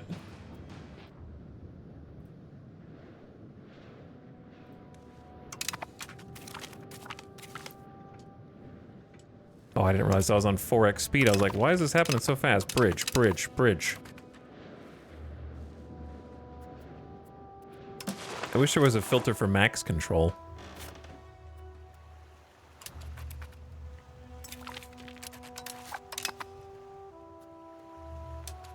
So all the bridges are just going to have marginal impacts on control. They're not going to change anything, like, dramatically, but every little bit counts, in my opinion. Every little bit counts.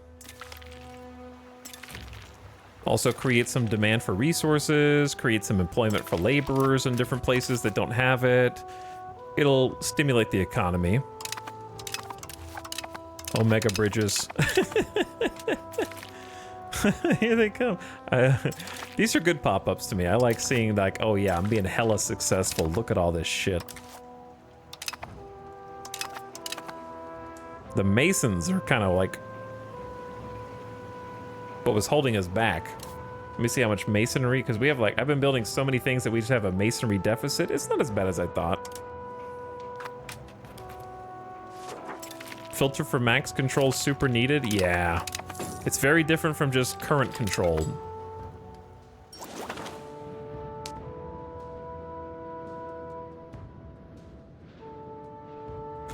We have now researched men-at-arms, which gives us the following benefits. Allows men-at-arms.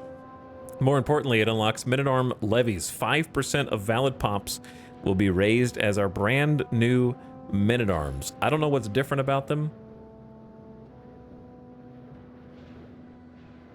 other than they're men with arms. Be sure nice if there was a comparison between the age 1 and the age 2 unit. Because I guess it's just levy combat efficiency. I don't know what 10% versus regulars means. This whole screen doesn't make any sense to me here. And then everything else looks the same, so I don't really know what's different about them. But I assume it's more better. So let's take a look at our levies, if that changes in the new month. Before they were armless. True. God, I'm gonna miss this income when it's gone. Poland is subsidizing our entire nation. Made a distillers guild for our allies. I mean, my vassal. I'm trying to keep my subjects profitable. I want them to do good things. It's not my fault that the AI builds fishing villages when we have unlimited fish, and then they're like, why am I not profitable? I'm trying to help you. I'm trying to build things that make you profitable. But you have to help yourself too.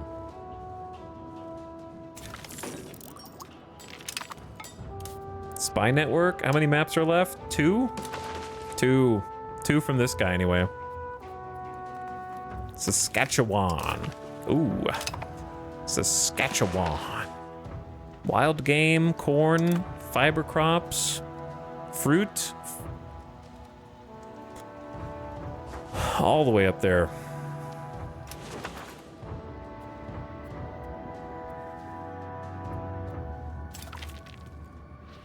I need to keep this screen open so I remember to steal the other map.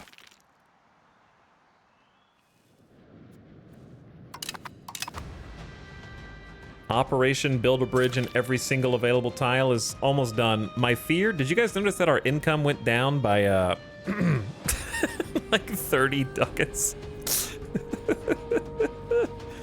Where'd all my money go, man? Honestly, most of it's stability. Paying a lot in stability here.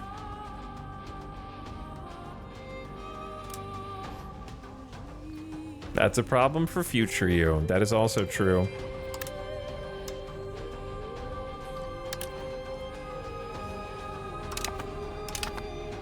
Masons are gonna probably fire a bunch of people, but it is what it is. I'm not even spending on diplomacy right now.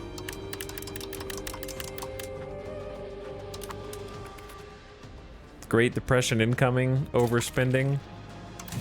Too many Masons built. Not enough demand anymore.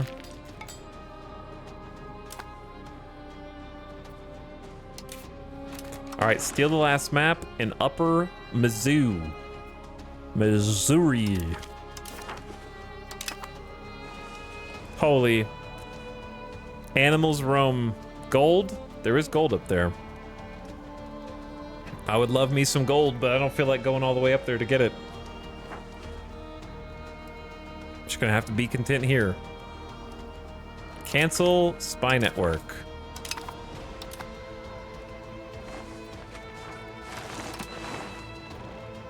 Spy network over there instead. See if we can get Texas map revealed.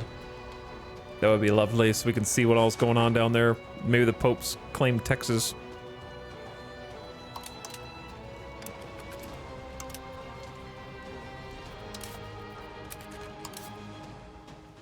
I got 760 duckies. What am I gonna do with the duckies? Let's just see what we need. What does our market need besides naval supplies? Can we provide iron, of course?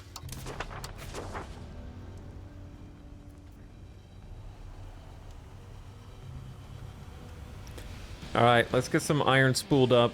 Halkentrop. Albuquerque. Trazakandi. And Marijablima. Tillenford. And Jalgan Stoop. All historical names, of course. Kamambawa. And Pop-Up Clique. All at the same time. All in on Omega Mines. Mega Mind, you could say. How about tools? We probably have a shit ton. Plus 10. I'm crashing the tools market. Kind of crashing the tools market.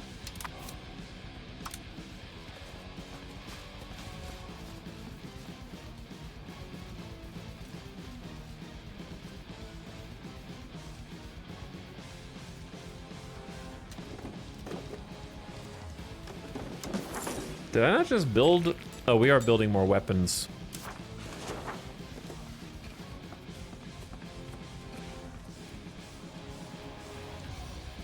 We're actually short on cloth again. I think the bubble popped and now it's building up again.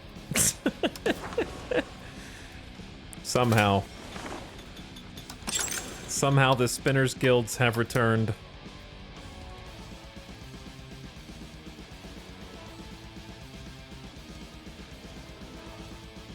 How is Wambo not the most profitable?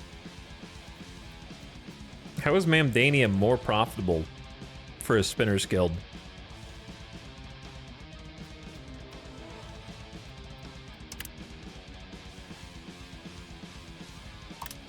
Alright, I'll get 2 Spinners Guilds there. Valheim soundtrack going crazy, man. Tiakandia, you get 1. Glormenglop, you get 1. Then we need a beer.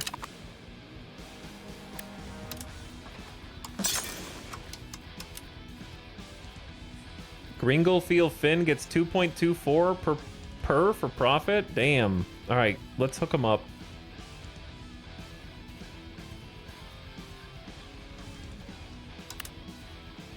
That's our vassal. And then Mamdania. Why is Mamdania hella profitable right now? I don't understand how it's more profitable than my capital, which has max control, max market access.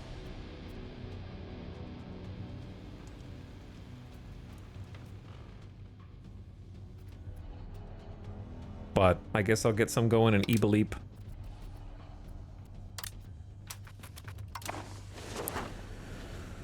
Whew. I don't know if we're supporting the economy enough, but I'm currently trying. I'm trying to build things that matter. That way, when all the money dries up from this subsidy from the post-war, we got the infrastructure already built. I built a town down here in Evergelly and then, like, kind of just didn't give them anything. Definitely want to give them a temple.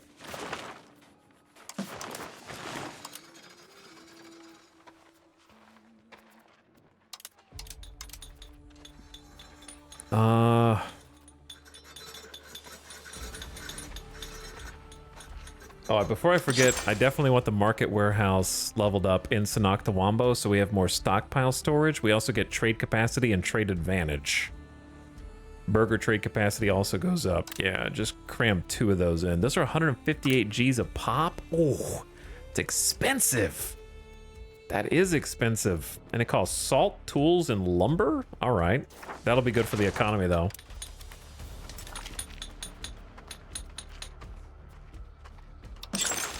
Definitely a library in the new town.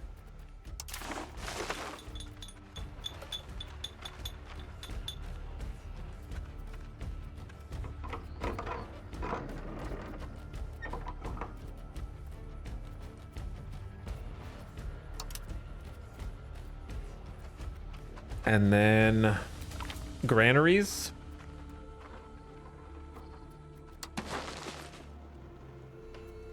Am I broke? Nantucket awaits his match. That's our 3rd cousin. He can choose. That's up to you, brother. I'm using a mod to do that. If you were curious, that's with the help of a mod. Happy 1638. Time's flying a little too fast, if I'm honest. Chat, does that say Sanoctawambo can have a level 10 granary? That's gonna be like half a ducat of maintenance just for the granary. Holy. Doesn't that seem a little excessive?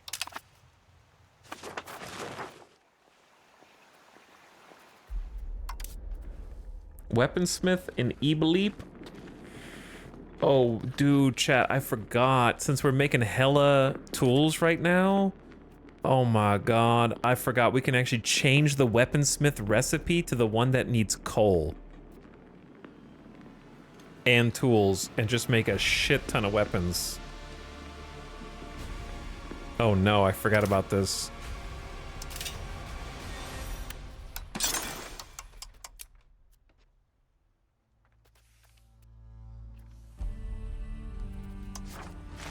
That one's already doing it in Ebleep.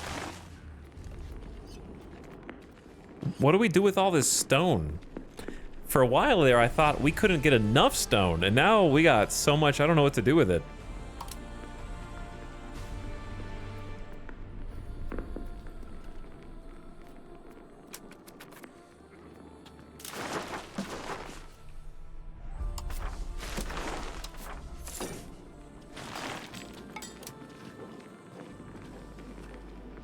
I'm lagging. Yeah, suddenly we have positive weapons. Couple settlements coming in. We can now get more iron from Marijablima. We're gonna have a bunch of those popping in. That one's using stone too. We're like firing all the people who use stone to consume all the tools that we have excess of. We have tons of wood. We have a lot of overhead for coal. And then, oh my god, it's going crazy. Military is divided. Forts are our strength, brother. We need defensive, not offensive. I'm tired of having to form cow out of clay.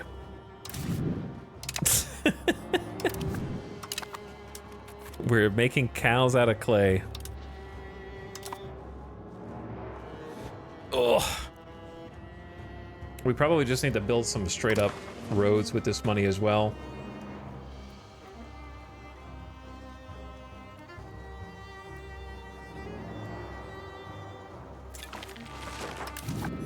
New farming village in Tun Tavern. More. More. Let me check clay. Why is this music so unnerving? We actually have plus 13 clay. We're good. I say, you know what a smart idea is? Go to the capital and have the road builder build up to every castle. So we have like a quick movement speed buff to get to every...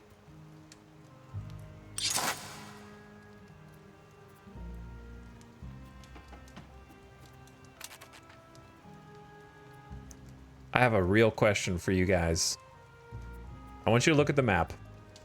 Look in the middle of the map. Do you see where Getchagoo is?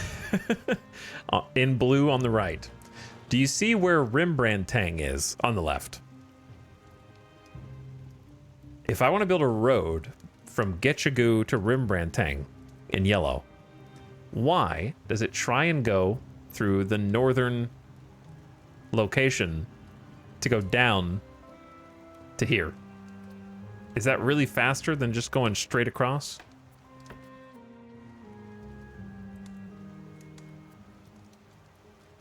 You can't just write terrain like that explains anything. It's a direct connection from here to here. How would going through another tile make that faster? You still have to go through the same tile.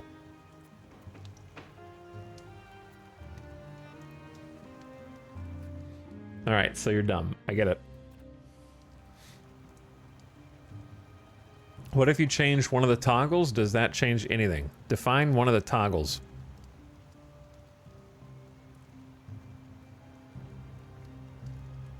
It could be that those two locations aren't connected,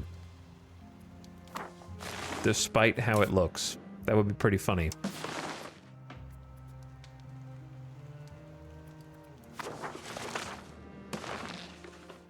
The river's on the north side, and it blocks both regions. On the 4 buttons, isn't second option the fastest way? Travel time, yes. Proximity, no. Somehow proximity is better. By travel time, yeah. But I don't know how that would increase proximity.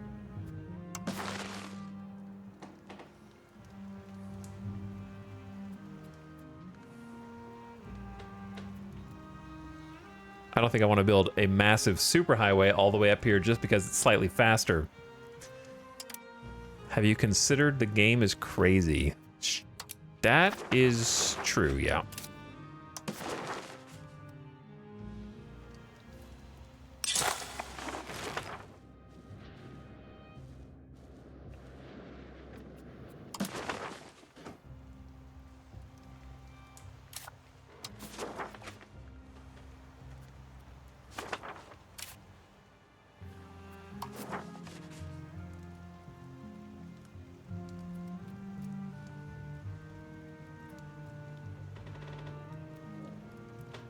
Where am I building a road here that doesn't already exist? Oh, through, Pribblegop.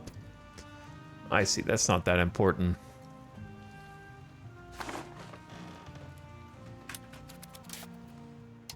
I'm fascinated by this, though.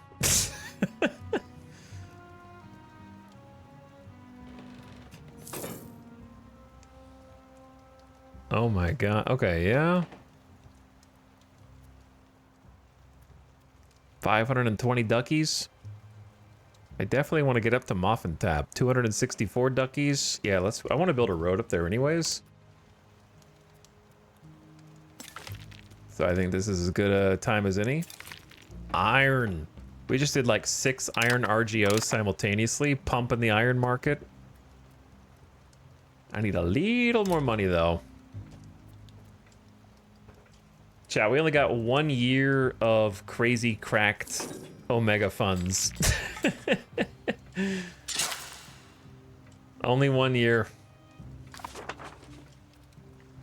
I believe. And then the truce is expired. 7th of July, a little over a year. Farming village to raise livestock. Iron from Tillenford.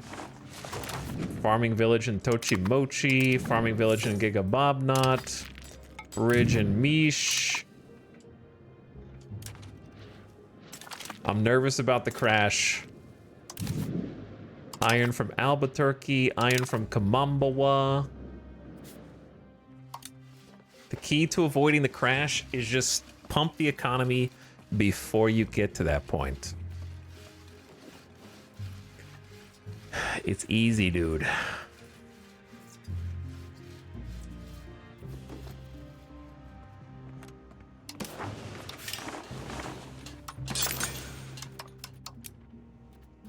Eberleep's already got 2 breweries coming in.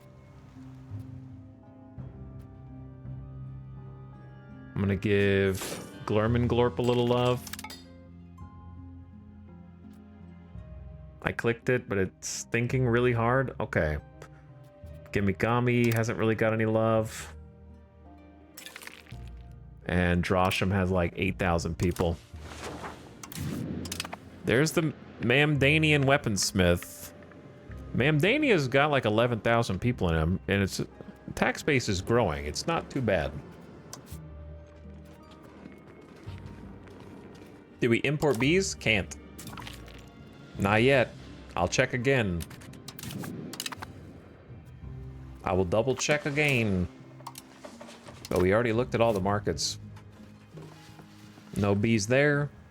No bees there. Never seen this market before. They have bees. So what I'd have to do is somehow set up a trade between people who can reach this market. This is a new market.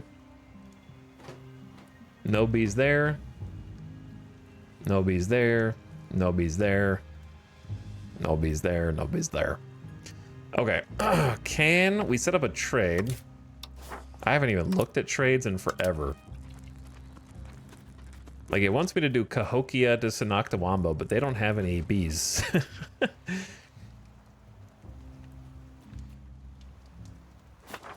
If I go to the Winya market, try to import beeswax. Nobody has any that can reach there. Can I set up trade offices in the Cahokian market?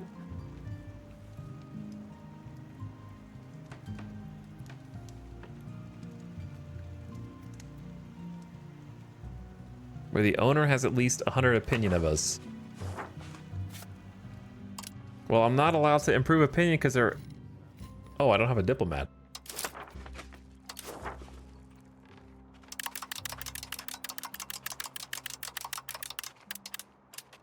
I wish there was a way to just set maintain 2 diplomats and leave it at that, and then it would just try and fill.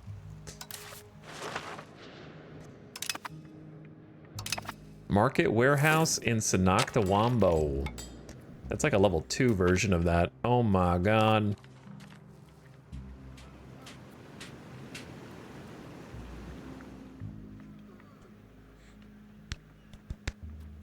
Level 3 market warehouse. We are gaming. Plus 600 to all stockpile, plus 30% to burger trade capacity. We get some trade advantage. Yeah, every single item in the market's gonna be able to store more. Big city. Big city. The encroachment of our state on domains that have traditionally been dominated by aristocrats has led to a resentment of the king and the court. These groups have united and formed alliances to combat central authority. Today we received a number of objections to our latest tax decree, citing ancient rights and immoral conduct by the representatives of these upstrats. It is clear that continued attempts to strengthen our power will be obstructed. They will bend the knee to central authority or attempt to negotiate. All estates get 5% satisfaction, and we move 20 toward liberalism and lose 25 legitimacy. Okay, am I crazy, or is absolutism just better? I guess it is a 10% satisfaction equilibrium swing. Other than that, that's pretty much it.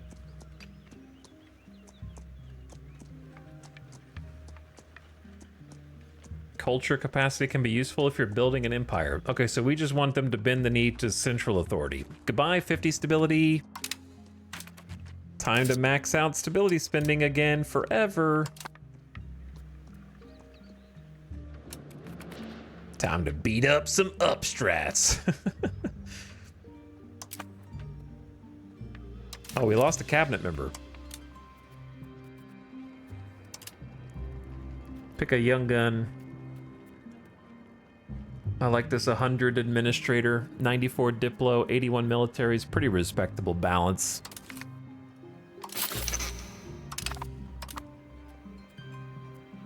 Didn't notice that he was dead.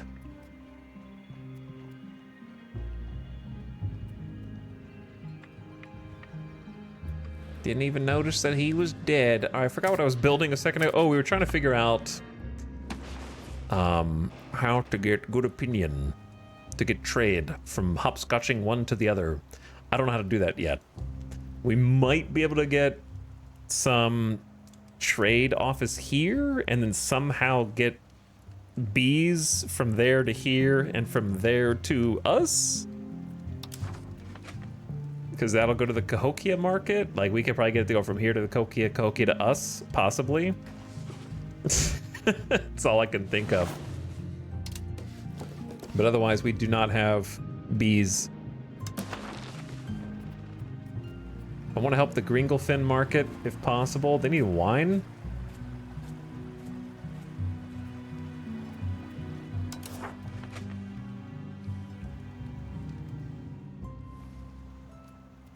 Do they already have a level 1 here or no? I don't think they do. What's their shortage? We have a shortage also. They have a shortage and we have a shortage. All right, I'll build them a winery. And then I guess you got to do Sanoctawambo. That's where the fruit is. That's our capital. That's the big guns. So maybe queue up 2.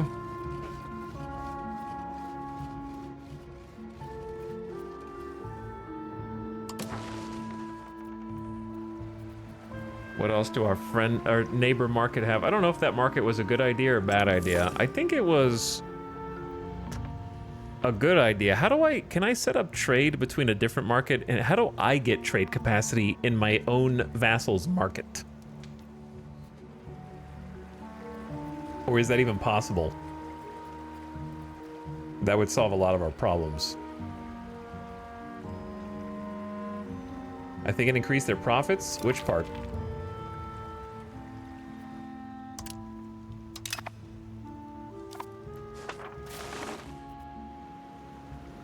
Trade offices work. Don't they have to be on a port? Them getting their own market since they have better market access? Oh, I see.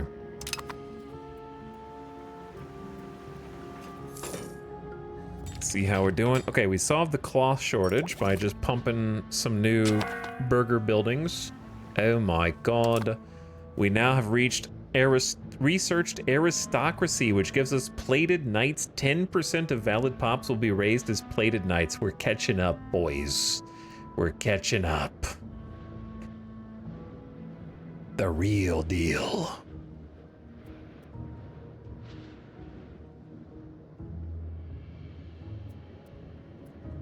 Morale damage taken minus 25%.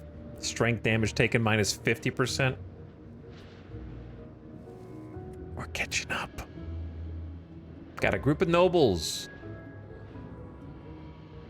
Aristocracy gives their support to the monarch, but they will also always expect to have some privilege. They must never be confused with the common rabble. Does your vassal have any lake or coastal provinces? Actually, they do have ports here. I mean, like, they could have a port there. They don't have a city, though. It had to be a town. It has to be urban. So, like, can I build them a town?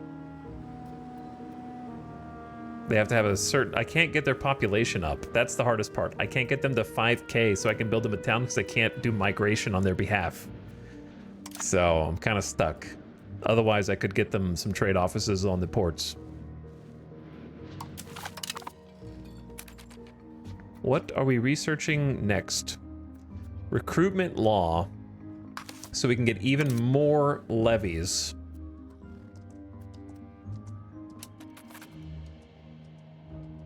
But I see the plated knights now. I do see them. They're in the mix. Pretty sick. We do have iron, so I guess it makes sense.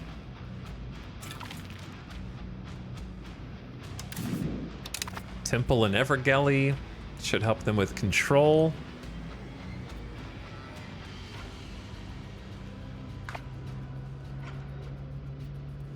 But yeah, I don't know how to get trade in their market.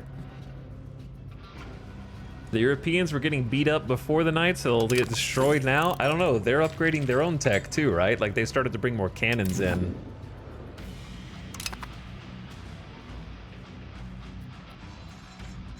Oh, they're kind of out of peasants here. Chat, the AI, I gave them so many peasants. What do they do with them? Level 3 furs on their city. They could do level 3 furs they could do furs anywhere. They got fur. Nope, pump RGOs. Pump the RGOs, occupy all the peasants inside the useless RGO so that they can't work in the profitable burger buildings. Just such complexity. Such advanced AI. They see button, they click button.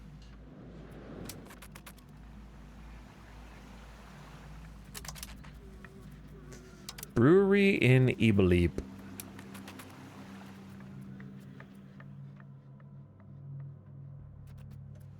Oh, we're just going straight to level 2 because we have a deficit.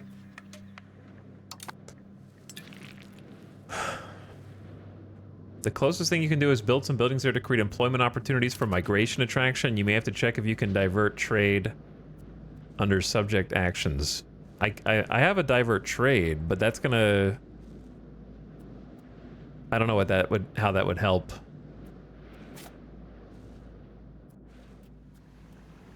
They built 2 fishing villages.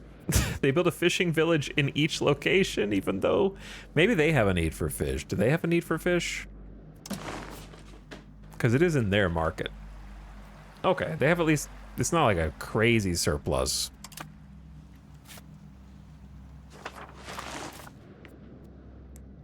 There's not enough peasants here for me to build any buildings, though. The only thing I could build is, yeah, settlements.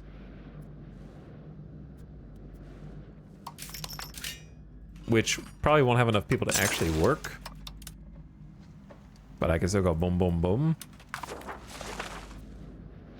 Which will increase migration attraction for those areas. That's pretty much all I can do.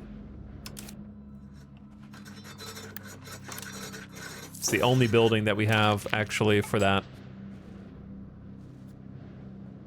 Alright, we only have 6 months, 7 months of free income left. And then panic.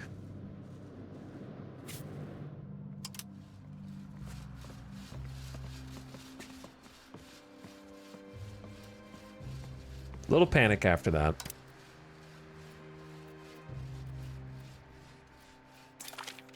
Sure would be nice if we had cocoa or pepper. All right, where is the Colombian exchange? We could...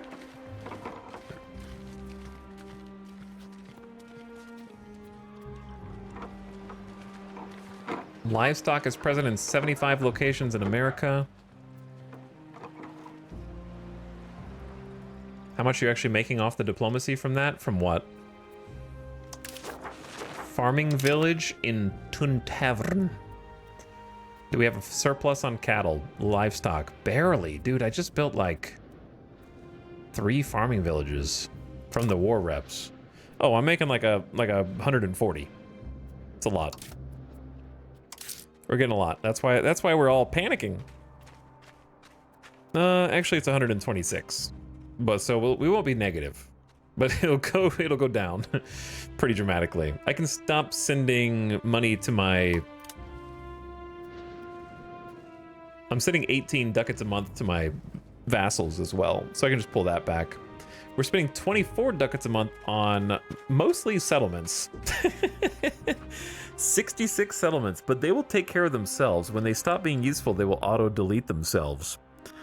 So I think it's worth having just to get the population boom, because look at us, we're at 1,100 people a month, heading toward 2 million. And it's gonna go up, I think.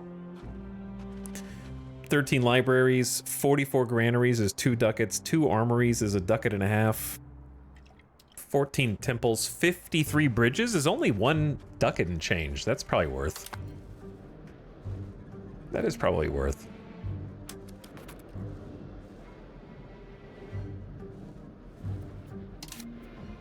Let's see if we can get any more settlements in our territory. I can do it in my vassals' territory, but I don't want to bankrupt them.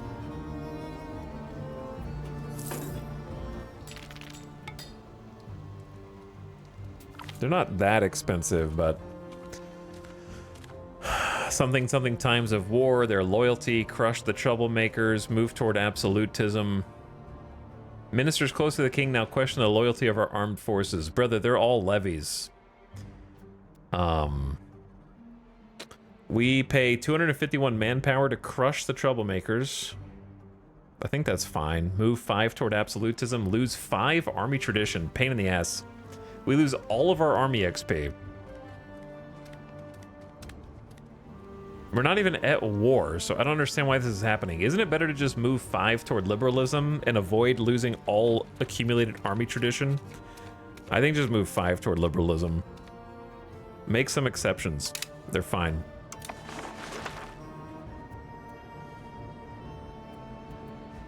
What's the best way to increase population? Well, the easiest way to show you would be to look at one of our frontier places and see what's contributing. So out here we have a settlement with 250 people in it. Unfortunately, it's only working at 75%. If you have wool, it would go 100%. And then we can look at our population and its growth. So our population growth is primarily affected actually by the abundant free land. So it's not crowded with other urban areas. So if it's crowded with urban areas, you won't get that one because there's not abundant free land. Second is actually the settlement. So settlement is the next best way to increase population, but a settlement will not work after a certain point. It can only work up to a percentage of the population. I think it has to be less than 10% full. I want to say it's less than 10%. If the tile's more than 10%, you can't build a settlement. So that gets you up to the 10%, so it can kind of start building upon itself. And then after that, prosperity. And then after that, being a rural settlement instead of a town. And then after that, food. And then after that, worshiping the fertility deity. Which I suppose not everyone can do.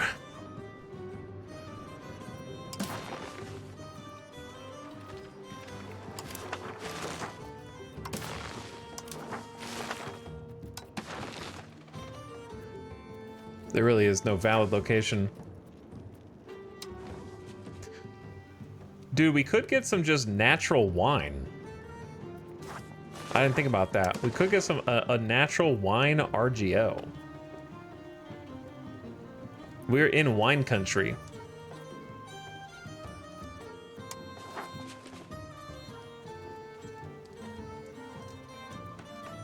I don't like why do I have to choose between Canada and North America? Why can't I just see all the locations at the same time?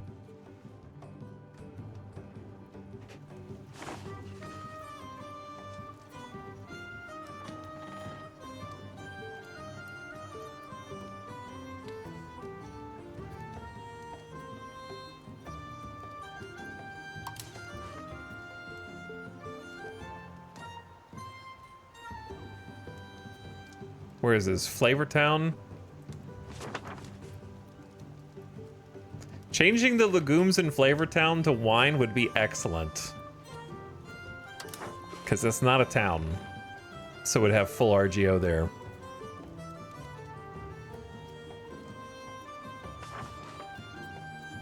Pojampalo is a town.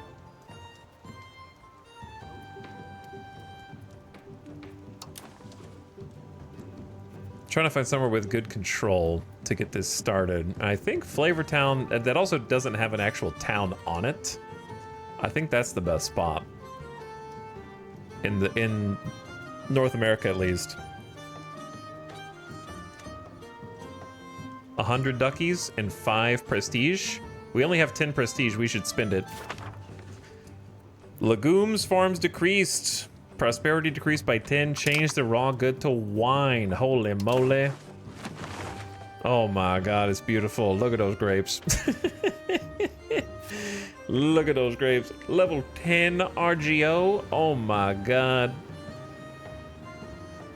It's beautiful. Output per level 3.68. Oh, it's beautiful. That profit per level 1.57 is solid.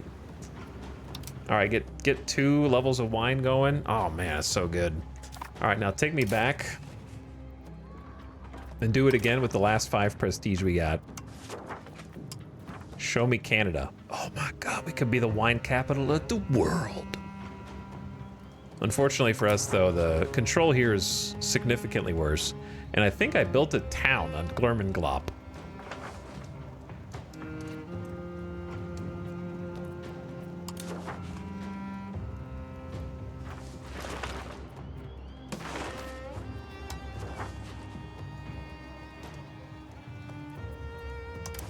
Well, I mean, we did build a town here. We have a road there. It's only 41 control.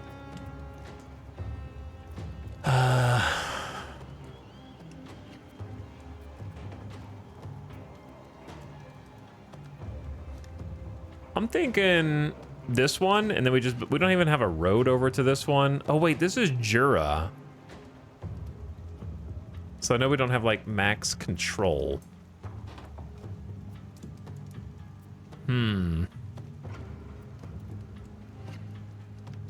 I don't know what to do.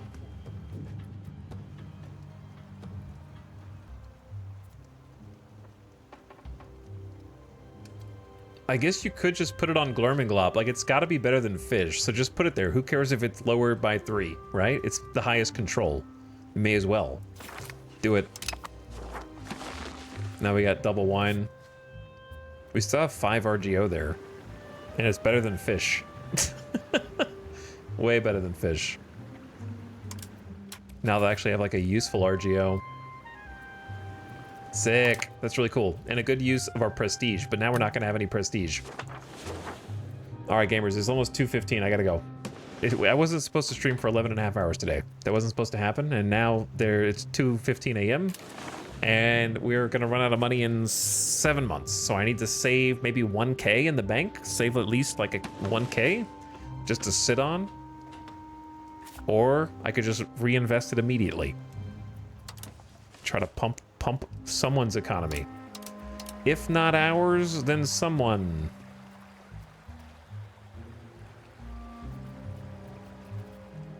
I need to figure out how to get the damn beeswax.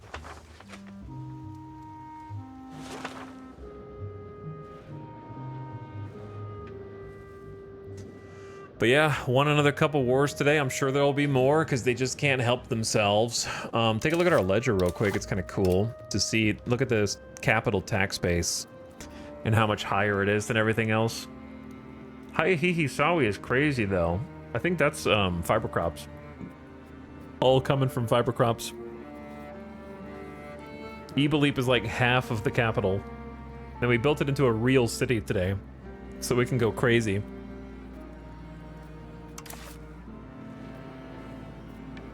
It's looking big, it's looking good. This whole metropolitan area. But yep. Building up. Vassals. New vassal almost has double-digit tax base, 21 tax base, 33 tax base. Their tax base looks good. We'll probably pull the support back from Chesapeake and Scioto once our money dries up and let them. We can still give them stuff, you know, build stuff for them, but they need to kind of get on their own 2 feet here.